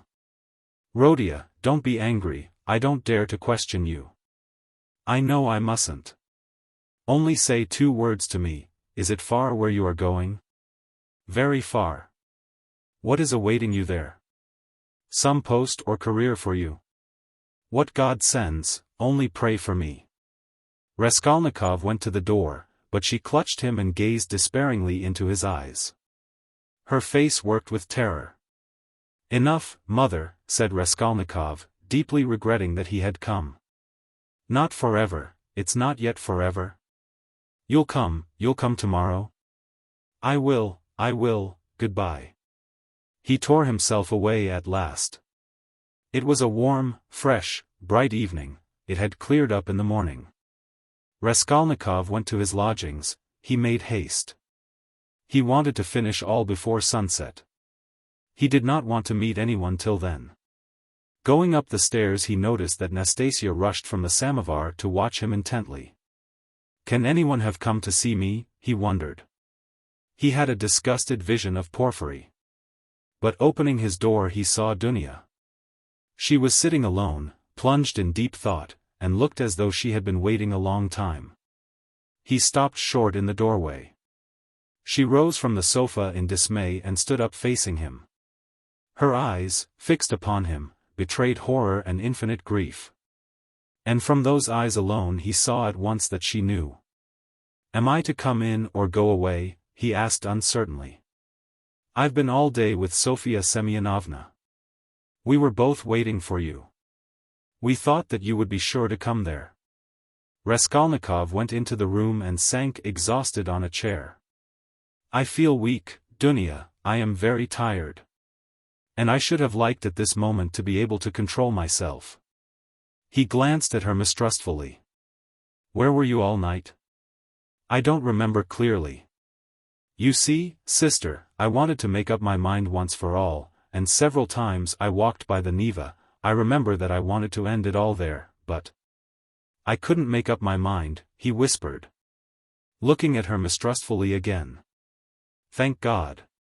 That was just what we were afraid of, Sofya Semyonovna and I. Then you still have faith in life?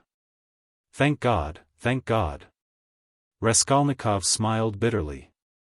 I haven't faith, but I have just been weeping in mother's arms. I haven't faith, but I have just asked her to pray for me. I don't know how it is, Dunya, I don't understand it. Have you been at mother's? Have you told her? Cried Dunya, horror-stricken. Surely you haven't done that? No, I didn't tell her, in words, but she understood a great deal. She heard you talking in your sleep.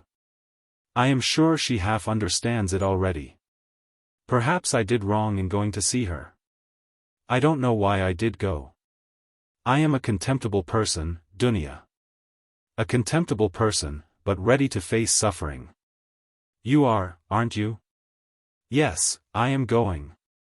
At once. Yes, to escape the disgrace I thought of drowning myself, Dunya, but as I looked into the water, I thought that if I had considered myself strong till now I'd better not be afraid of disgrace. He said, hurrying on. It's pride, Dunya. Pride, Rodia. There was a gleam of fire in his lusterless eyes, he seemed to be glad to think that he was still proud. You don't think, sister, that I was simply afraid of the water? He asked, looking into her face with a sinister smile. Oh, Rodia, hush, cried Dunya bitterly. Silence lasted for 2 minutes. He sat with his eyes fixed on the floor. Dunya stood at the other end of the table and looked at him with anguish. Suddenly he got up. It's late, it's time to go. I am going at once to give myself up. But I don't know why I am going to give myself up. Big tears fell down her cheeks. You are crying, sister, but can you hold out your hand to me? You doubted it? She threw her arms round him. Aren't you half expiating your crime by facing the suffering? She cried, holding him close and kissing him. Crime? What crime? He cried in sudden fury. That I killed a vile noxious insect, an old pawnbroker woman, of use to no one. Killing her was atonement for 40 sins. She was sucking the life out of poor people. Was that a crime? I am not thinking of it, and I am not thinking of expiating it, and why are you all rubbing it in on all sides? A crime. A crime. Only now I see clearly the imbecility of my cowardice, now that I have decided to face this superfluous disgrace. It's simply because I am contemptible and have nothing in me that I have decided to, perhaps too for my advantage, as that. Porfiry suggested. Brother, what are you saying? Why, you have shed blood, cried Dunya in despair. Which all men shed, he put in almost frantically, which flows and has always flowed in streams, which is spilt like champagne.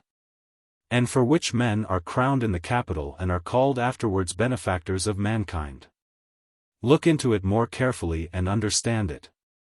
I too wanted to do good to men and would have done hundreds, thousands of good deeds to make up for that one piece of stupidity, not stupidity even, simply clumsiness.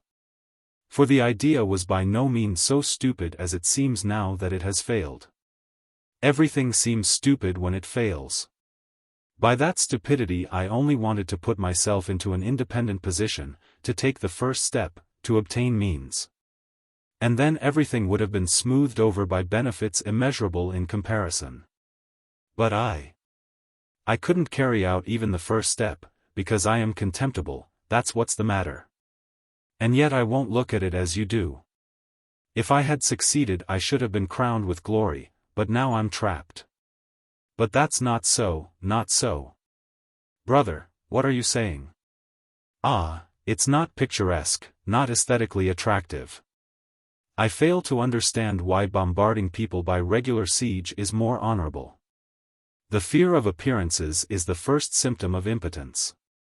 I've never recognized this more clearly than now, and I am further than ever from seeing that what I did was a crime. I've never been stronger and more convinced than now. The color had rushed into his pale exhausted face, but as he uttered his last explanation, he happened to meet Dunya's eyes and he saw such anguish in them that he could not help being checked.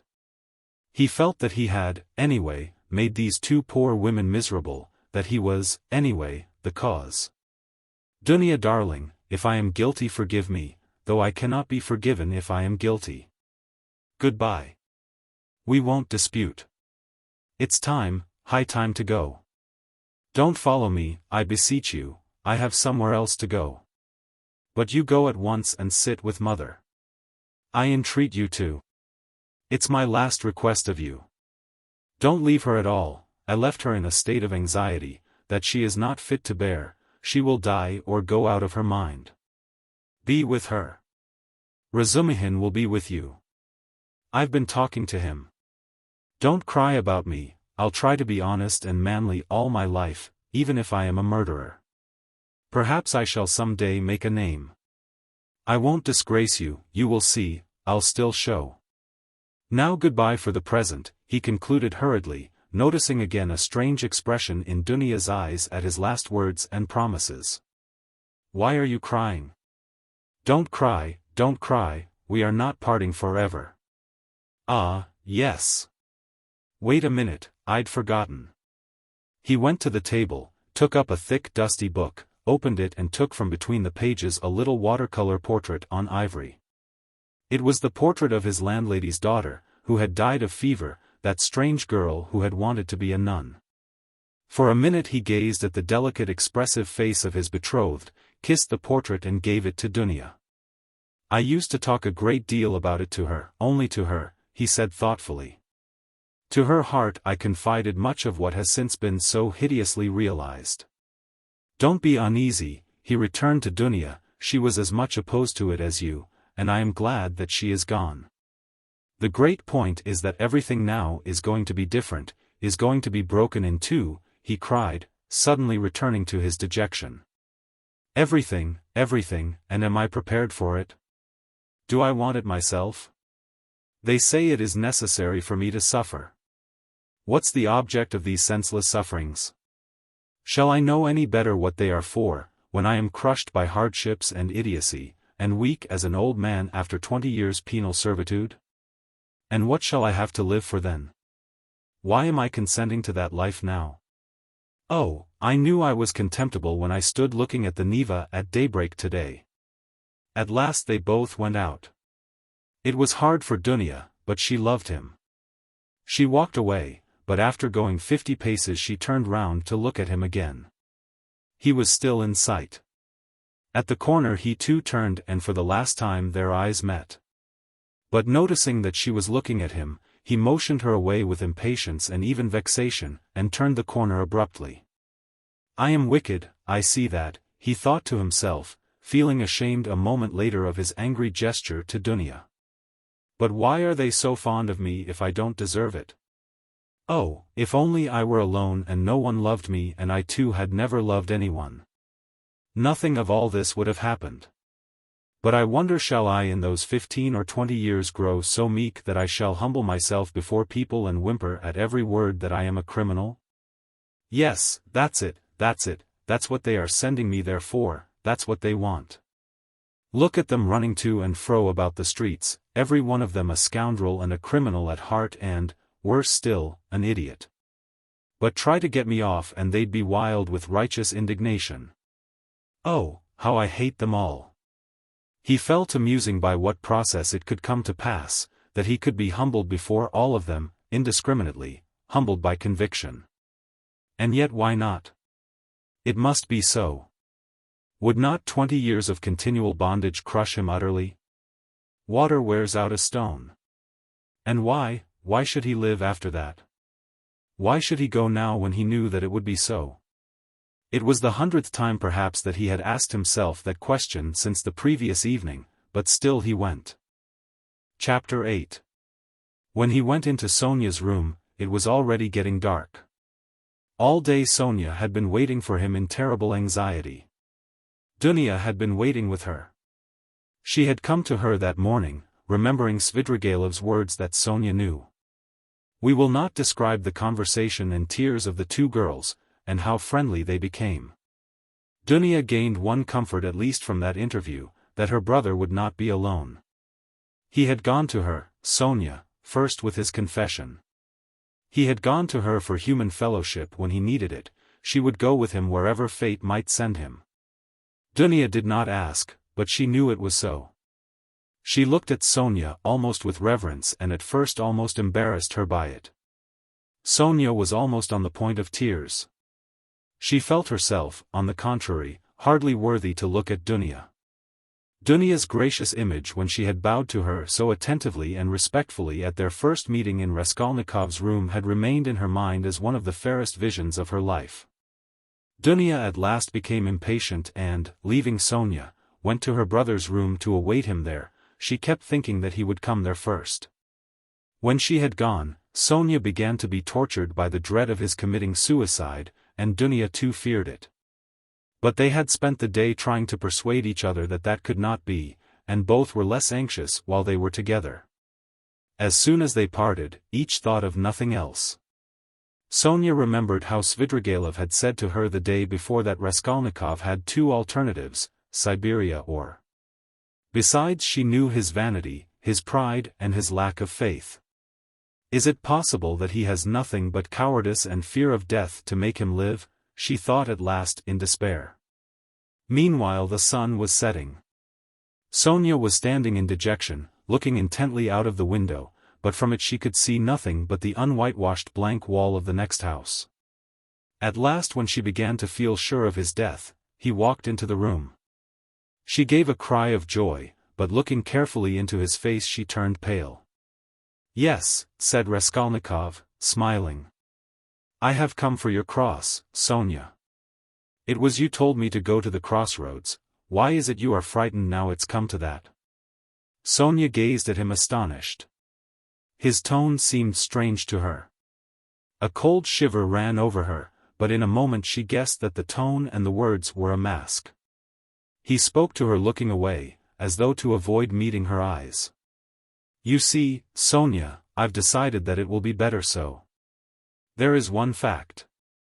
But it's a long story and there's no need to discuss it. But do you know what angers me?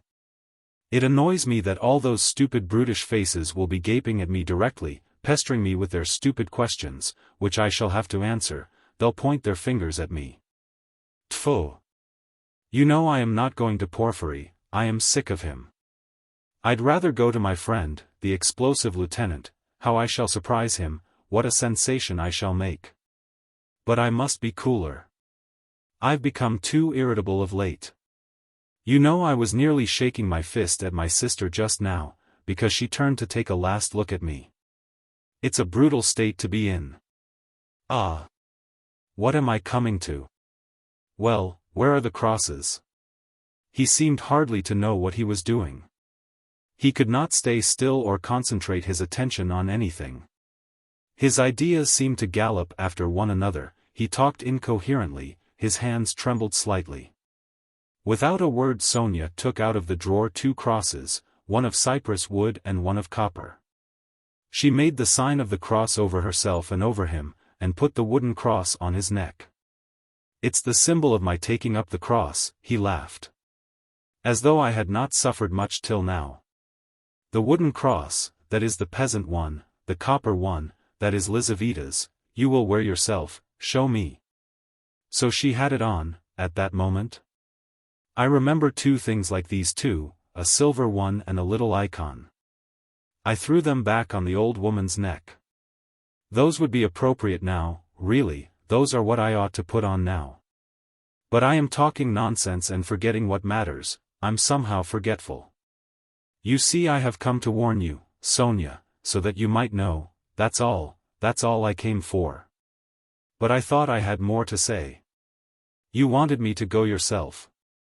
Well, now I am going to prison and you'll have your wish. Well, what are you crying for? You too? Don't. Leave off. Oh, how I hate it all. But his feeling was stirred, his heart ached, as he looked at her. Why is she grieving too, he thought to himself. What am I to her? Why does she weep? Why is she looking after me, like my mother or Dunya? She'll be my nurse. Cross yourself, say at least one prayer, Sonya begged in a timid broken voice. Oh certainly, as much as you like. And sincerely, Sonya, sincerely. But he wanted to say something quite different. He crossed himself several times. Sonya took up her shawl and put it over her head. It was the green drap de dame's shawl of which Marmeladov had spoken, the family shawl. Raskolnikov thought of that looking at it, but he did not ask. He began to feel himself that he was certainly forgetting things and was disgustingly agitated. He was frightened at this. He was suddenly struck too by the thought that Sonya meant to go with him. What are you doing? Where are you going? Stay here, stay.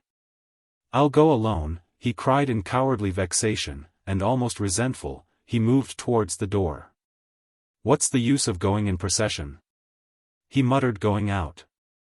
Sonya remained standing in the middle of the room. He had not even said goodbye to her, he had forgotten her. A poignant and rebellious doubt surged in his heart. Was it right, all this? He thought again as he went down the stairs. Couldn't he stop and retract it all, and not go? But still he went. He felt suddenly once for all that he mustn't ask himself questions. As he turned into the street he remembered that he had not said goodbye to Sonya, that he had left her in the middle of the room in her green shawl, not daring to stir after he had shouted at her. And he stopped short for a moment.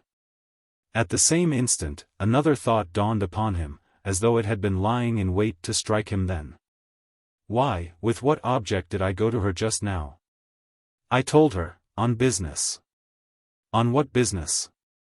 I had no sort of business. To tell her I was going, but where was the need? Do I love her? No, I drove her away just now like a dog. Did I want her crosses? Oh, how low I've sunk. No, I wanted her tears, I wanted to see her terror, to see how her heart ached. I had to have something to cling to, something to delay me, some friendly face to see. And I dared to believe in myself, to dream of what I would do. I am a beggarly contemptible wretch, contemptible.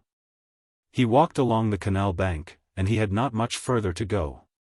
But on reaching the bridge he stopped and turning out of his way along it went to the Haymarket. He looked eagerly to right and left, gazed intently at every object and could not fix his attention on anything, everything slipped away. In another week, another month I shall be driven in a prison van over this bridge, how shall I look at the canal then? I should like to remember this, slipped into his mind. Look at this sign. How shall I read those letters then? It's written here, Campany, that's a thing to remember, that letter A, and to look at it again in a month, how shall I look at it then? What shall I be feeling and thinking then? How trivial it all must be, what I am fretting about now. Of course it must all be interesting, in its way. Ha ha ha. What am I thinking about? I am becoming a baby, I am showing off to myself, why am I ashamed? Phoo! How people shove. That fat man, a German he must be, who pushed against me, does he know whom he pushed? There's a peasant woman with a baby, begging. It's curious that she thinks me happier than she is. I might give her something, for the incongruity of it. Here's a 5-kopeck piece left in my pocket, where did I get it? Here, take it, my good woman. God bless you, the beggar chanted in a lachrymose voice. He went into the Haymarket. It was distasteful, very distasteful to be in a crowd, but he walked just where he saw most people. He would have given anything in the world to be alone. But he knew himself that he would not have remained alone for a moment. There was a man drunk and disorderly in the crowd, he kept trying to dance and falling down. There was a ring round him. Raskolnikov squeezed his way through the crowd, stared for some minutes at the drunken man and suddenly gave a short jerky laugh. A minute later he had forgotten him and did not see him, though he still stared. He moved away at last, not remembering where he was. But when he got into the middle of the square an emotion suddenly came over him, overwhelming him body and mind. He suddenly recalled Sonya's words, go to the crossroads, bow down to the people, kiss the earth, for you have sinned against it too, and say aloud to the whole world, I am a murderer. He trembled, remembering that. And the hopeless misery and anxiety of all that time, especially of the last hours, had weighed so heavily upon him that he positively clutched at the chance of this new unmixed, complete sensation. It came over him like a fit, it was like a single spark kindled in his soul and spreading fire through him. Everything in him softened at once and the tears started into his eyes. He fell to the earth on the spot. He knelt down in the middle of the square, bowed down to the earth, and kissed that filthy earth with bliss and rapture. He got up and bowed down a second time. He's boozed, a youth near him observed. There was a roar of laughter. He's going to Jerusalem, brothers, and saying goodbye to his children in his country. He's bowing down to all the world and kissing the great city of St. Petersburg and its pavement, added a workman who was a little drunk. Quite a young man, too, observed a third. And a gentleman, someone observed soberly. There's no knowing who's a gentleman and who isn't nowadays.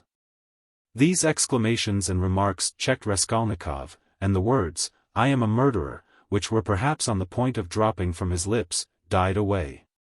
He bore these remarks quietly, however, and, without looking round, he turned down a street leading to the police office.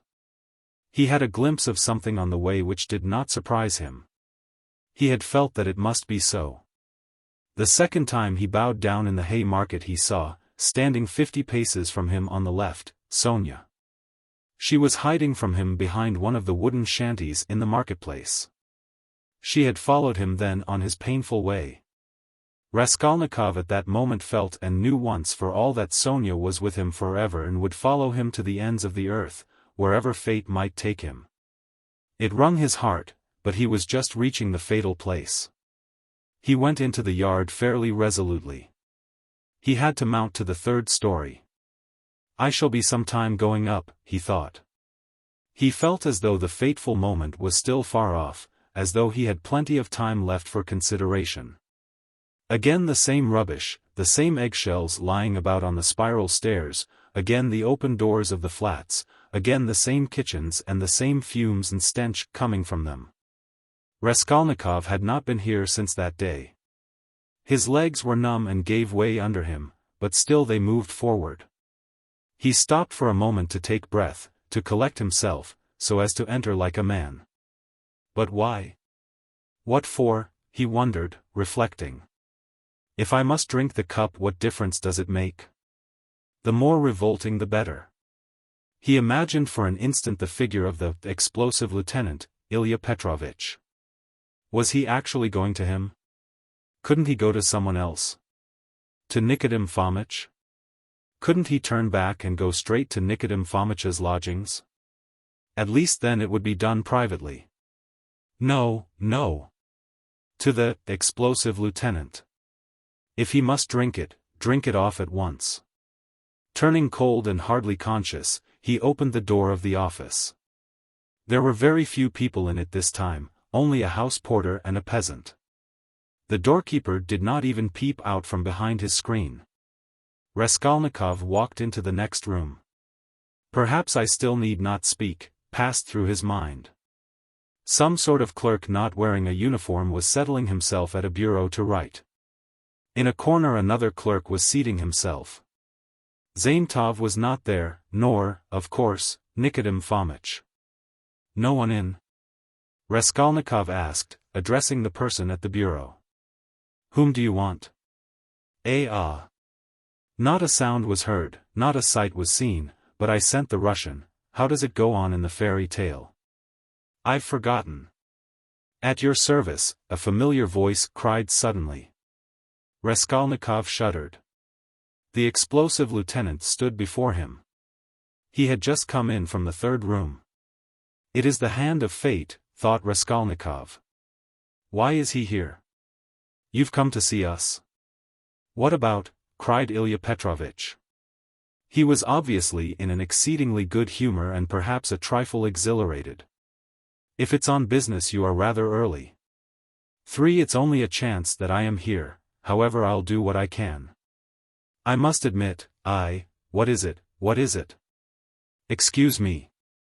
Raskolnikov. Of course, Raskolnikov. You didn't imagine I'd forgotten? Don't think I am like that. Rodion Rodionovich, that's it, isn't it? Rodion Romanovich. Yes, of course, Rodion Romanovich. I was just getting at it.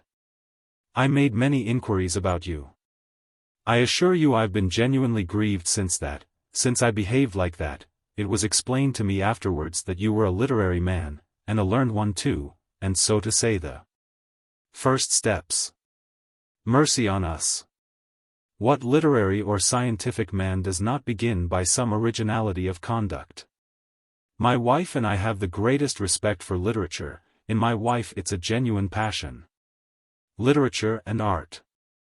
If only a man is a gentleman, all the rest can be gained by talents, learning, good sense, genius. As for a hat, well, what does a hat matter? I can buy a hat as easily as I can a bun. But what's under the hat, what the hat covers, I can't buy that. I was even meaning to come and apologize to you, but thought maybe you'd. But I am forgetting to ask you, is there anything you want really? I hear your family have come. Yes, my mother and sister. I've even had the honor and happiness of meeting your sister, a highly cultivated and charming person. I confess I was sorry I got so hot with you. There it is. But as for my looking suspiciously at your fainting fit, that affair has been cleared up splendidly. Bigotry and fanaticism. I understand your indignation. Perhaps you are changing your lodging on account of your family's arriving? No, I only looked in. I came to ask. I thought that I should find Zaintov here. Oh, yes. Of course, you've made friends, I heard. Well, no, Zaintov is not here. Yes, we've lost Zaintov. He's not been here since yesterday, he quarreled with everyone on leaving, in the rudest way. He is a feather-headed youngster, that's all. One might have expected something from him, but there, you know what they are brilliant young men. He wanted to go in for some examination, but it's only to talk and boast about it, it will go no further than that. Of course it's a very different matter with you or Mr. Razumihin there, your friend. Your career is an intellectual one and you won't be deterred by failure. For you, one may say, all the attractions of life nihil est, you are an ascetic, a monk, a hermit. A book, a pen behind your ear, a learned research, that's where your spirit soars. I am the same way myself. Have you read Livingstone's Travels? No. Oh, I have. There are a great many nihilists about nowadays, you know, and indeed it is not to be wondered at. What sort of days are they? I ask you. But we thought, you are not a nihilist of course? Answer me openly, openly. And no. Believe me, you can speak openly to me as you would to yourself. Official duty is one thing but, you are thinking I meant to say friendship is quite another? No, you're wrong. It's not friendship, but the feeling of a man and a citizen, the feeling of humanity and of love for the Almighty. I may be an official, but I am always bound to feel myself a man and a citizen. You were asking about Zaimtov. Zaimtov will make a scandal in the French style in a house of bad reputation, over a glass of champagne, that's all your Zaimtov is good for. While I'm perhaps, so to speak, burning with devotion and lofty feelings, and besides I have rank, consequence, a post. I am married and have children, I fulfill the duties of a man and a citizen, but who is he, may I ask? I appeal to you as a man ennobled by education. Then these midwives, too, have become extraordinarily numerous. Raskolnikov raised his eyebrows inquiringly. The words of Ilya Petrovitch, who had obviously been dining, were for the most part a stream of empty sounds for him. But some of them he understood. He looked at him inquiringly, not knowing how it would end. I mean those crop-headed wenches, the talkative Ilya Petrovitch continued. Midwives is my name for them. I think it a very satisfactory one, haha. They go to the academy, study anatomy. If I fall ill, am I to send for a young lady to treat me? What do you say? Haha. Ilya Petrovitch laughed, quite pleased with his own wit. It's an immoderate zeal for education, but once you're educated, that's enough. Why abuse it? Why insult honorable people, as that scoundrel Zaimtov does? Why did he insult me, I ask you? Look at these suicides, too, how common they are, you can't fancy. People spend their last halfpenny and kill themselves, boys and girls and old people. Only this morning we heard about a gentleman who had just come to town. Nil Pavlich, I say, what was the name of that gentleman who shot himself? Svidrigailov, someone answered from the other room with drowsy listlessness. Raskolnikov started. Svidrigailov. Svidrigailov has shot himself, he cried. What, do you know Svidrigailov?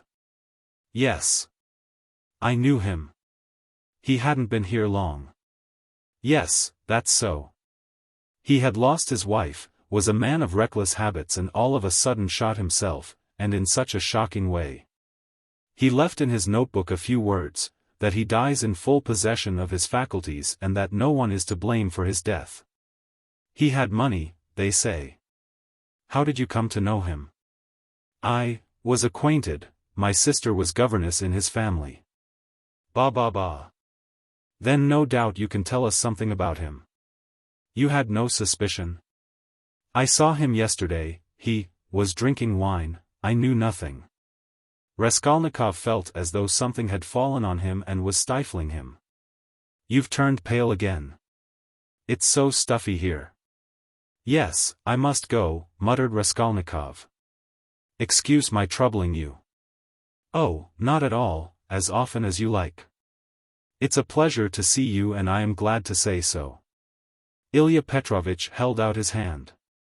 I only wanted. I came to see Zaintov. I understand, and it's a pleasure to see you. I am very glad, goodbye, Raskolnikov smiled. He went out, he reeled, he was overtaken with giddiness and did not know what he was doing. He began going down the stairs, supporting himself with his right hand against the wall. He fancied that a porter pushed past him on his way upstairs to the police office, that a dog in the lower story kept up a shrill barking and that a woman flung a rolling pin at it and shouted. He went down and out into the yard. There, not far from the entrance, stood Sonya, pale and horror-stricken. She looked wildly at him. He stood still before her. There was a look of poignant agony, of despair, in her face. She clasped her hands. His lips worked in an ugly, meaningless smile. He stood still a minute, grinned and went back to the police office. Ilya Petrovitch had sat down and was rummaging among some papers. Before him stood the same peasant who had pushed by on the stairs. "Hello. Back again. Have you left something behind? What's the matter?" Raskolnikov, with white lips and staring eyes, came slowly nearer. He walked right to the table, leaned his hand on it, tried to say something, but could not. Only incoherent sounds were audible. "You are feeling ill, a chair. Here, sit down. Some water." Raskolnikov dropped onto a chair, but he kept his eyes fixed on the face of Ilya Petrovitch, which expressed unpleasant surprise. Both looked at one another for a minute and waited. Water was brought. "It was I," began Raskolnikov. "Drink some water." Raskolnikov refused the water with his hand, and softly and brokenly, but distinctly said, "It was I killed the old pawnbroker woman and her sister Lizaveta with an axe and robbed them." Ilya Petrovitch opened his mouth. People ran up on all sides. Raskolnikov repeated his statement. Epilogue. Chapter 1. Siberia. On the banks of a broad solitary river stands a town, one of the administrative centers of Russia. In the town there is a fortress, in the fortress there is a prison. In the prison the second-class convict Rodion Raskolnikov has been confined for 9 months. Almost a year and a half has passed since his crime. There had been little difficulty about his trial. The criminal adhered exactly, firmly, and clearly to his statement. He did not confuse nor misrepresent the facts, nor soften them in his own interest, nor omit the smallest detail. He explained every incident of the murder, the secret of the pledge, the piece of wood with a strip of metal, which was found in the murdered woman's hand. He described minutely how he had taken her keys, what they were like, as well as the chest and its contents. He explained the mystery of Lizaveta's murder. Described how Koch and, after him, the student knocked, and repeated all they had said to one another, how he afterwards had run downstairs and heard Nikolai and Dmitri shouting. How he had hidden in the empty flat and afterwards gone home. He ended by indicating the stone in the yard off the Voznesensky Prospect under which the purse and the trinkets were found. The whole thing, in fact, was perfectly clear. The lawyers and the judges were very much struck, among other things, by the fact that he had hidden the trinkets and the purse under a stone, without making use of them, and that, what was more, he did not now remember what the trinkets were like, or even how many there were. The fact that he had never opened the purse and did not even know how much was in it seemed incredible. There turned out to be in the purse 317 rubles and 60 kopecks. From being so long under the stone, some of the most valuable notes lying uppermost had suffered from the damp. They were along while trying to discover why the accused man should tell a lie about this, when about everything else he had made a truthful and straightforward confession. Finally some of the lawyers more versed in psychology admitted that it was possible he had really not looked into the purse, and so didn't know what was in it when he hid it under the stone. But they immediately drew the deduction that the crime could only have been committed through temporary mental derangement, through homicidal mania, without object or the pursuit of gain. This fell in with the most recent fashionable theory of temporary insanity, so often applied in our days in criminal cases. Moreover, Raskolnikov's hypochondriacal condition was proved by many witnesses, by Dr. Zosimov, his former fellow students, his landlady and her servant. All this pointed strongly to the conclusion that Raskolnikov was not quite like an ordinary murderer and robber, but that there was another element in the case. To the intense annoyance of those who maintained this opinion, the criminal scarcely attempted to defend himself. To the decisive question as to what motive impelled him to the murder and the robbery, he answered very clearly with the coarsest frankness that the cause was his miserable position. His poverty and helplessness, and his desire to provide for his first steps in life by the help of the 3,000 rubles he had reckoned on finding. He had been led to the murder through his shallow and cowardly nature, exasperated moreover by privation and failure. To the question what led him to confess, he answered that it was his heartfelt repentance. All this was almost coarse. The sentence, however, was more merciful than could have been expected, perhaps partly because the criminal had not tried to justify himself, but had rather shown a desire to exaggerate his guilt. All the strange and peculiar circumstances of the crime were taken into consideration. There could be no doubt of the abnormal and poverty-stricken condition of the criminal at the time. The fact that he had made no use of what he had stolen was put down partly to the effect of remorse, partly to his abnormal mental condition at the time of the crime. Incidentally, the murder of Lizaveta served indeed to confirm the last hypothesis: a man commits 2 murders and forgets that the door is open. Finally, the confession, at the very moment when the case was hopelessly muddled by the false evidence given by Nikolai through melancholy and fanaticism, and when, moreover, there were no proofs against the real criminal, no suspicions even, Porfiry Petrovitch fully kept his word. All this did much to soften the sentence. Other circumstances, too, in the prisoner's favor came out quite unexpectedly.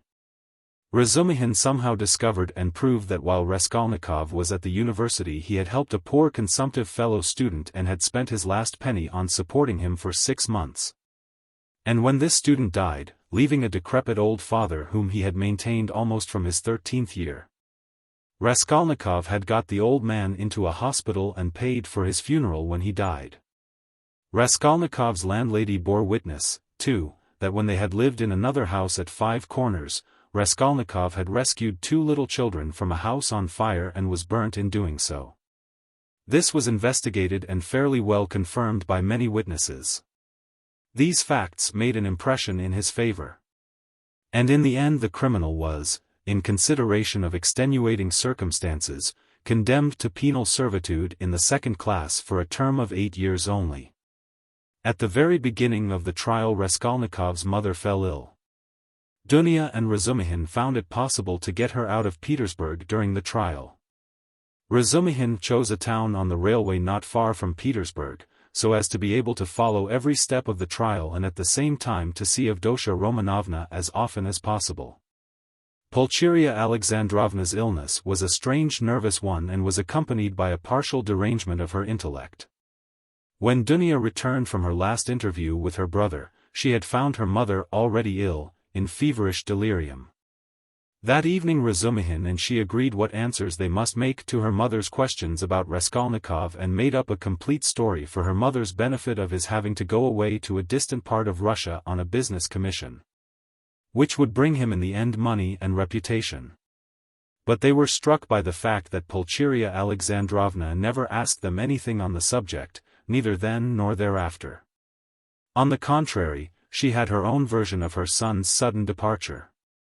She told them with tears how he had come to say goodbye to her, hinting that she alone knew many mysterious and important facts, and that Rodion had many very powerful enemies, so that it was necessary for him to be in hiding.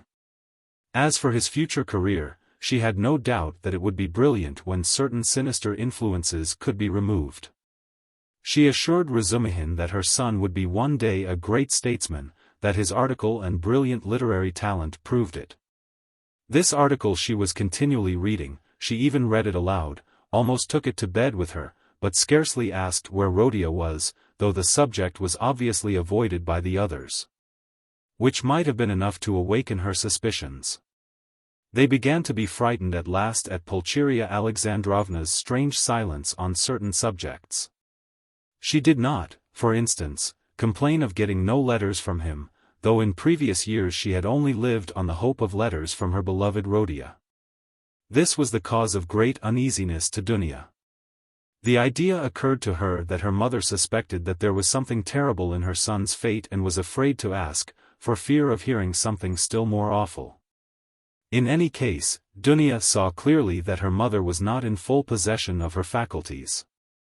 It happened once or twice, however, that Pulcheria Alexandrovna gave such a turn to the conversation that it was impossible to answer her without mentioning where Rodia was. And on receiving unsatisfactory and suspicious answers she became at once gloomy and silent, and this mood lasted for a long time. Dunya saw at last that it was hard to deceive her and came to the conclusion that it was better to be absolutely silent on certain points. But it became more and more evident that the poor mother suspected something terrible. Dunya remembered her brothers telling her that her mother had overheard her talking in her sleep on the night after her interview with Svidrigailov and before the fatal day of the confession. Had not she made out something from that? Sometimes days and even weeks of gloomy silence and tears would be succeeded by a period of hysterical animation, and the invalid would begin to talk almost incessantly of her son, of her hopes of his future. Her fancies were sometimes very strange. They humored her, pretended to agree with her, she saw perhaps that they were pretending, but she still went on talking. 5 months after Raskolnikov's confession, he was sentenced. Razumihin and Sonya saw him in prison as often as it was possible. At last the moment of separation came. Dunya swore to her brother that the separation should not be forever. Razumihin did the same. Razumihin, in his youthful ardor, had firmly resolved to lay the foundations at least of a secure livelihood during the next 3 or 4 years, and saving up a certain sum, to emigrate to Siberia. A country rich in every natural resource and in need of workers, active men and capital. There they would settle in the town where Rodia was and all together would begin a new life. They all wept at parting. Raskolnikov had been very dreamy for a few days before. He asked a great deal about his mother and was constantly anxious about her. He worried so much about her that it alarmed Dunya. When he heard about his mother's illness he became very gloomy. With Sonya he was particularly reserved all the time. With the help of the money left to her by Svidrigailov, Sonya had long ago made her preparations to follow the party of convicts in which he was dispatched to Siberia. Not a word passed between Raskolnikov and her on the subject, but both knew it would be so. At the final leave-taking he smiled strangely at his sisters and Razumihin's fervent anticipations of their happy future together when he should come out of prison. He predicted that their mother's illness would soon have a fatal ending. Sonya and he at last set off. 2 months later Dunya was married to Razumihin. It was a quiet and sorrowful wedding. Porfiry Petrovitch and Zosimov were invited however. During all this period Razumihin wore an air of resolute determination. Dunya put implicit faith in his carrying out his plans and indeed she could not but believe in him.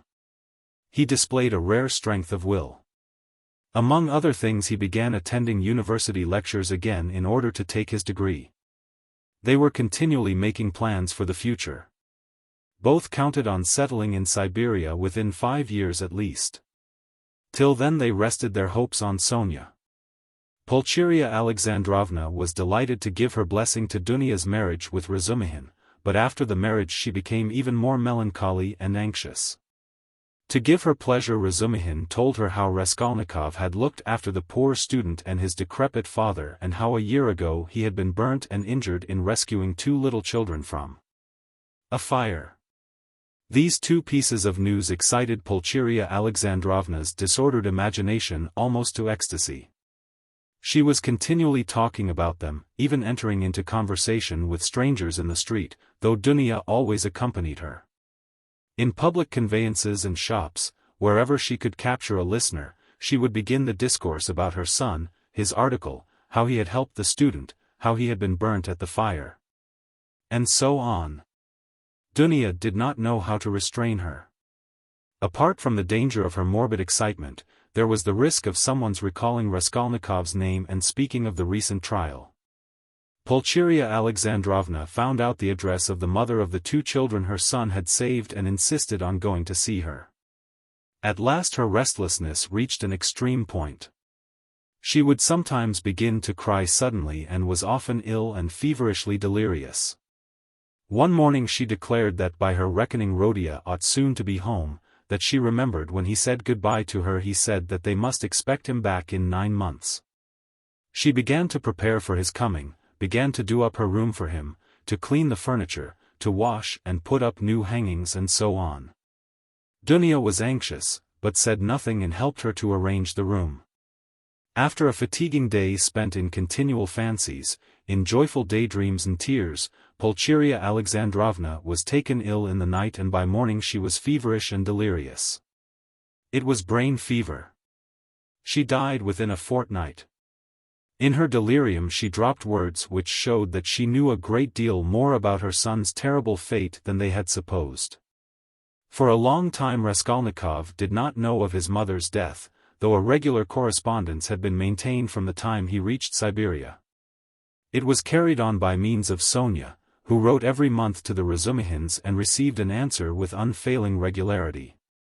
At first they found Sonya's letters dry and unsatisfactory, but later on they came to the conclusion that the letters could not be better.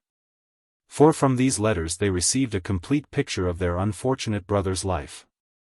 Sonya's letters were full of the most matter-of-fact detail, the simplest and clearest description of all Raskolnikov's surroundings as a convict.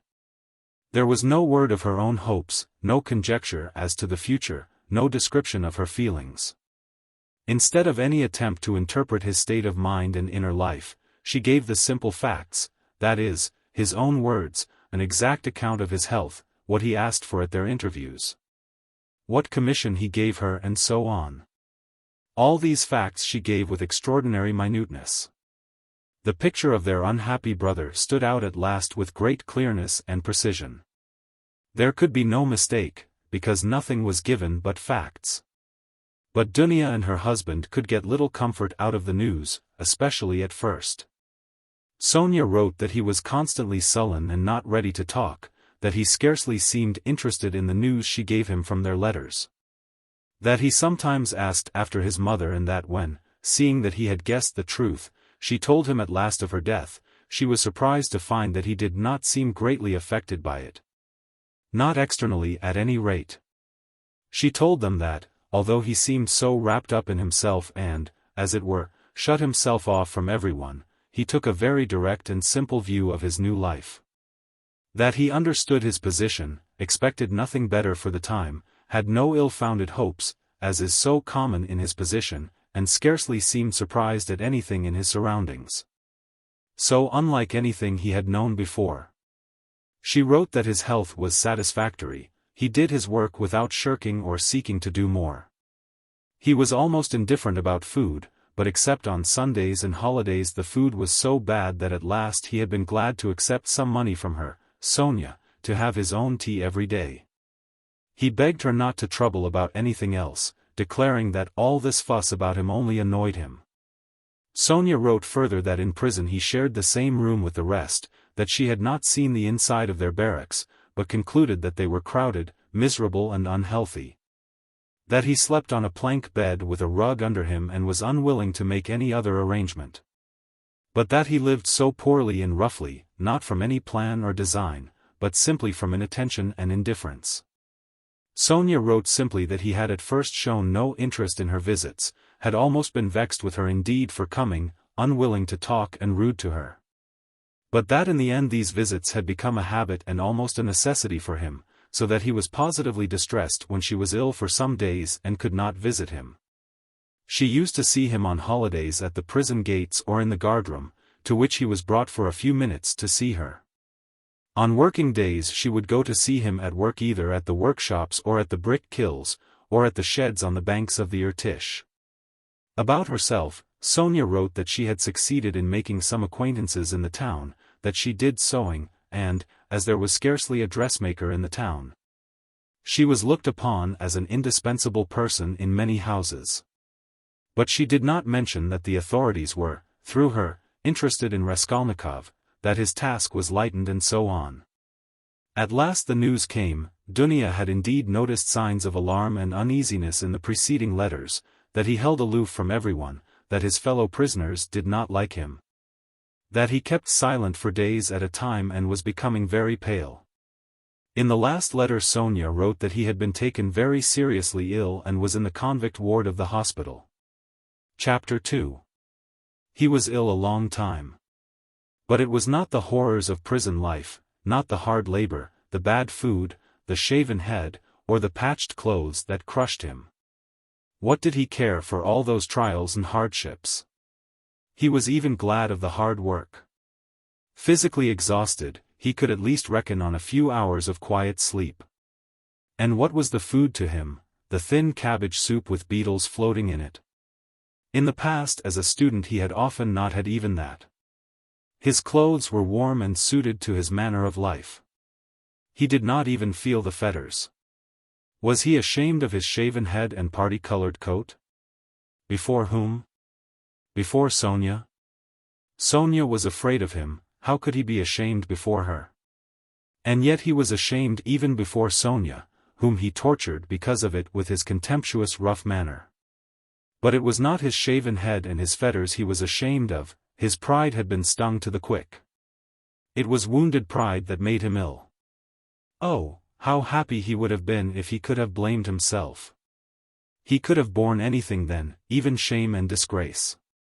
But he judged himself severely, and his exasperated conscience found no particularly terrible fault in his past, except a simple blunder which might happen to anyone. He was ashamed just because he, Raskolnikov, had so hopelessly, stupidly come to grief through some decree of blind fate, and must humble himself and submit to the idiocy of a sentence. If he were anyhow to be at peace. Vague and objectless anxiety in the present, and in the future a continual sacrifice leading to nothing, that was all that lay before him. And what comfort was it to him that at the end of 8 years he would only be 32 and able to begin a new life? What had he to live for? What had he to look forward to? Why should he strive? To live in order to exist? Why, he had been ready 1,000 times before to give up existence for the sake of an idea, for a hope, even for a fancy. Mere existence had always been too little for him, he had always wanted more. Perhaps it was just because of the strength of his desires that he had thought himself a man to whom more was permissible than to others. And if only fate would have sent him repentance, burning repentance that would have torn his heart and robbed him of sleep, that repentance. The awful agony of which brings visions of hanging or drowning. Oh, he would have been glad of it. Tears and agonies would at least have been life. But he did not repent of his crime. At least he might have found relief in raging at his stupidity, as he had raged at the grotesque blunders that had brought him to prison. But now in prison, in freedom, he thought over and criticized all his actions again and by no means found them so blundering and so grotesque as they had seemed at the fatal time. In what way, he asked himself, was my theory stupider than others that have swarmed and clashed from the beginning of the world?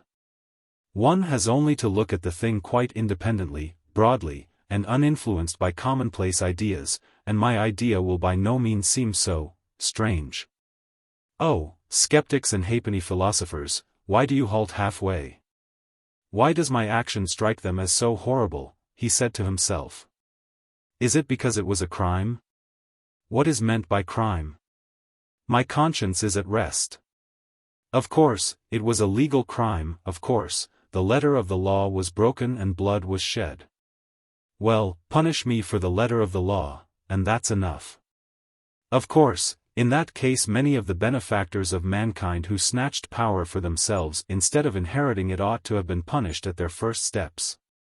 But those men succeeded and so they were right, and I didn't, and so I had no right to have taken that step. It was only in that he recognized his criminality, only in the fact that he had been unsuccessful and had confessed it. He suffered too from the question, why had he not killed himself? Why had he stood looking at the river and preferred to confess? Was the desire to live so strong and was it so hard to overcome it? Had not Svidrigailov overcome it, although he was afraid of death? In misery he asked himself this question, and could not understand that, at the very time he had been standing looking into the river. He had perhaps been dimly conscious of the fundamental falsity in himself and his convictions. He didn't understand that that consciousness might be the promise of a future crisis, of a new view of life and of his future resurrection. He preferred to attribute it to the dead weight of instinct which he could not step over, again through weakness and meanness. He looked at his fellow prisoners and was amazed to see how they all loved life and prized it. It seemed to him that they loved and valued life more in prison than in freedom. What terrible agonies and privations some of them, the tramps for instance, had endured. Could they care so much for a ray of sunshine, for the primeval forest, the cold spring hidden away in some unseen spot, which the tramp had marked 3 years before, and longed to see again? As he might to see his sweetheart, dreaming of the green grass round it and the birds singing in the bush? As he went on he saw still more inexplicable examples. In prison, of course, there was a great deal he did not see and did not want to see. He lived as it were with downcast eyes.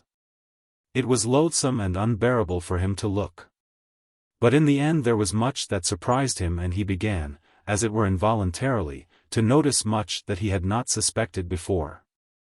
What surprised him most of all was the terrible impossible gulf that lay between him and all the rest. They seemed to be a different species, and he looked at them and they at him with distrust and hostility. He felt and knew the reasons of his isolation, but he would never have admitted till then that those reasons were so deep and strong. There were some Polish exiles, political prisoners, among them. They simply looked down upon all the rest as ignorant churls, but Raskolnikov could not look upon them like that. He saw that these ignorant men were in many respects far wiser than the Poles. There were some Russians who were just as contemptuous, a former officer and 2 seminarists. Raskolnikov saw their mistake as clearly. He was disliked and avoided by everyone. They even began to hate him at last. Why, he could not tell. Men who had been far more guilty despised and laughed at his crime. "You're a gentleman," they used to say. "You shouldn't hack about with an axe, that's not a gentleman's work." The second week in Lent, his turn came to take the sacrament with his gang.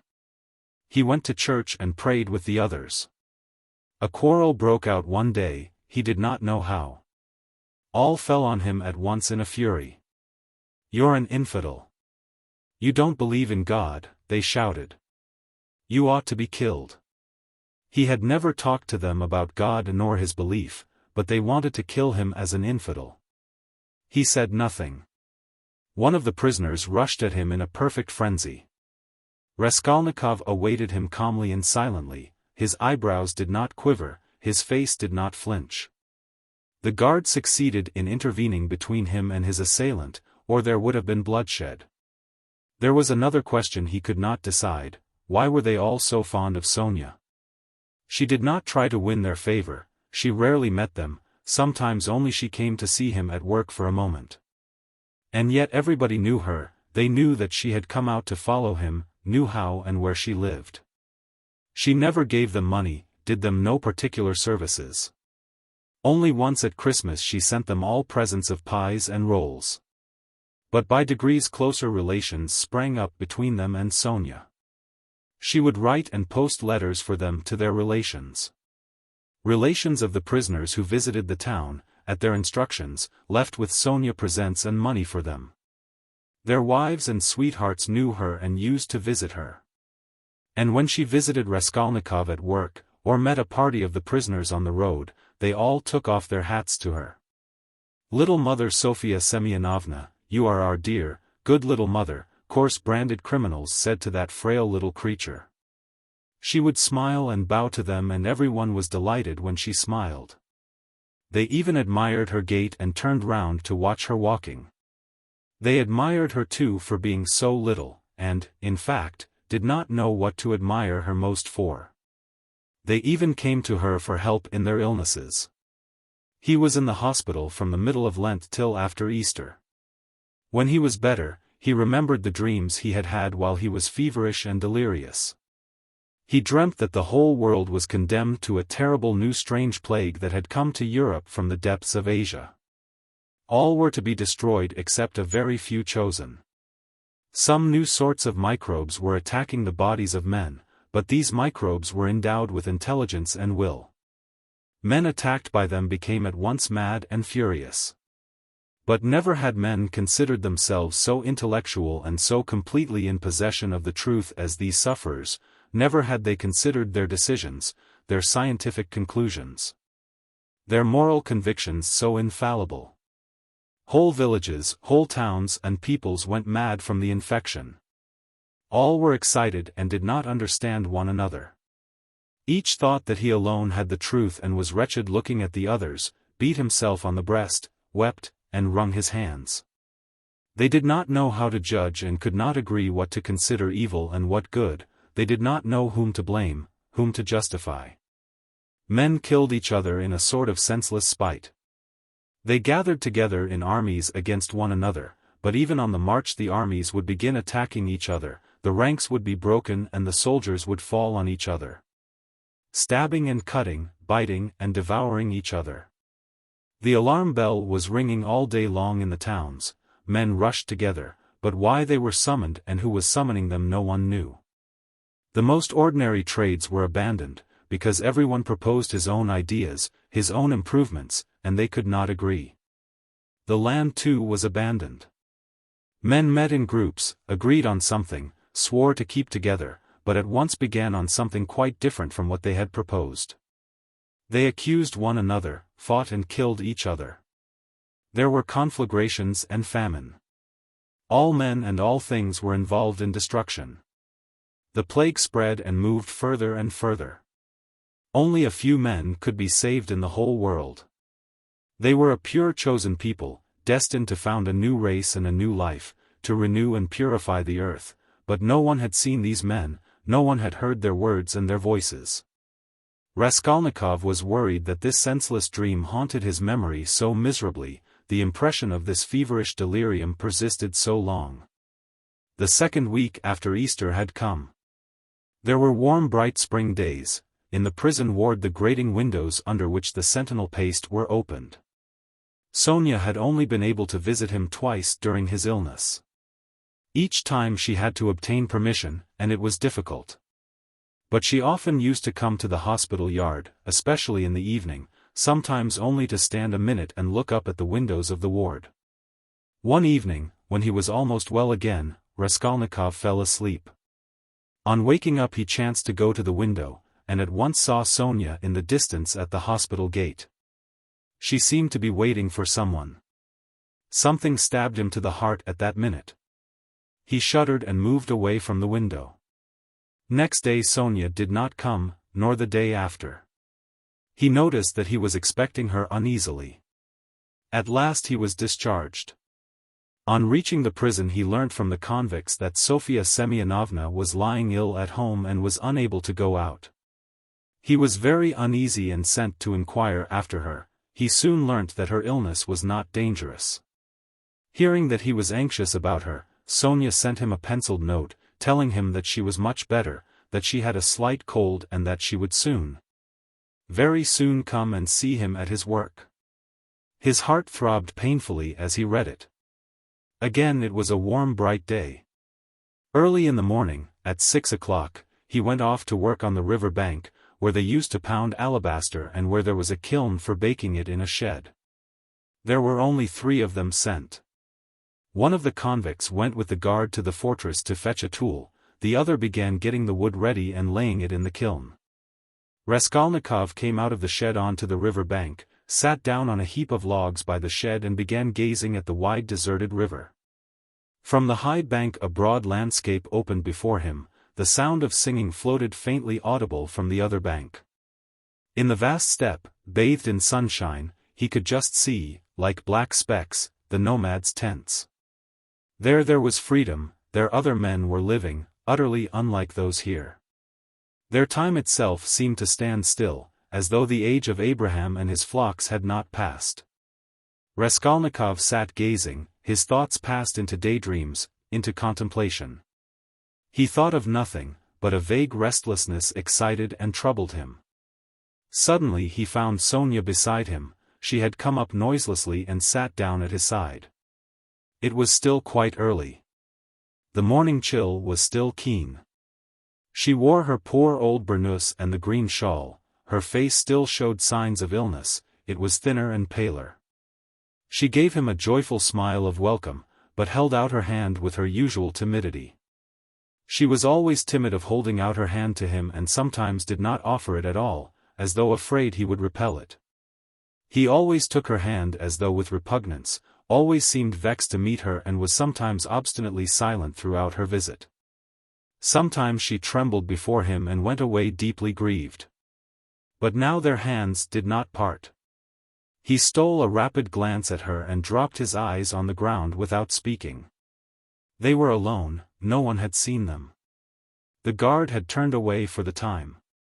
How it happened he did not know. But all at once something seemed to seize him and fling him at her feet. He wept and threw his arms round her knees. For the first instant she was terribly frightened and she turned pale. She jumped up and looked at him trembling. But at the same moment she understood, and a light of infinite happiness came into her eyes. She knew and had no doubt that he loved her beyond everything and that at last the moment had come. They wanted to speak, but could not, tears stood in their eyes. They were both pale and thin.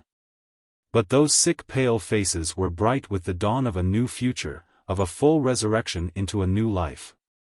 They were renewed by love. The heart of each held infinite sources of life for the heart of the other. They resolved to wait and be patient. They had another 7 years to wait, and what terrible suffering and what infinite happiness before them. But he had risen again and he knew it and felt it in all his being, while she only lived in his life. On the evening of the same day, when the barracks were locked, Raskolnikov lay on his plank bed and thought of her. He had even fancied that day that all the convicts who had been his enemies looked at him differently, he had even entered into talk with them and they answered him in a friendly way. He remembered that now, and thought it was bound to be so. Wasn't everything now bound to be changed? He thought of her. He remembered how continually he had tormented her and wounded her heart. He remembered her pale and thin little face. But these recollections scarcely troubled him now. He knew with what infinite love he would now repay all her sufferings. And what were all the agonies of the past? Everything, even his crime, his sentence and imprisonment, seemed to him now in the first rush of feeling an external, strange fact with which he had no concern. But he could not think for long together of anything that evening, and he could not have analyzed anything consciously, he was simply feeling. Life had stepped into the place of theory and something quite different would work itself out in his mind. Under his pillow lay the New Testament. He took it up mechanically. The book belonged to Sonya, it was the one from which she had read the raising of Lazarus to him. At first he was afraid that she would worry him about religion, would talk about the gospel and pester him with books. But to his great surprise she had not once approached the subject and had not even offered him the testament. He had asked her for it himself not long before his illness and she brought him the book without a word. Till now he had not opened it. He did not open it now, but one thought passed through his mind, can her convictions not be mine now? Her feelings, her aspirations at least. She too had been greatly agitated that day, and at night she was taken ill again. But she was so happy, and so unexpectedly happy, that she was almost frightened of her happiness. 7 years, only 7 years. At the beginning of their happiness at some moments they were both ready to look on those 7 years as though they were 7 days. He did not know that the new life would not be given him for nothing, that he would have to pay dearly for it, that it would cost him great striving, great suffering. But that is the beginning of a new story, the story of the gradual renewal of a man, the story of his gradual regeneration, of his passing from one world into another. Of his initiation into a new unknown life.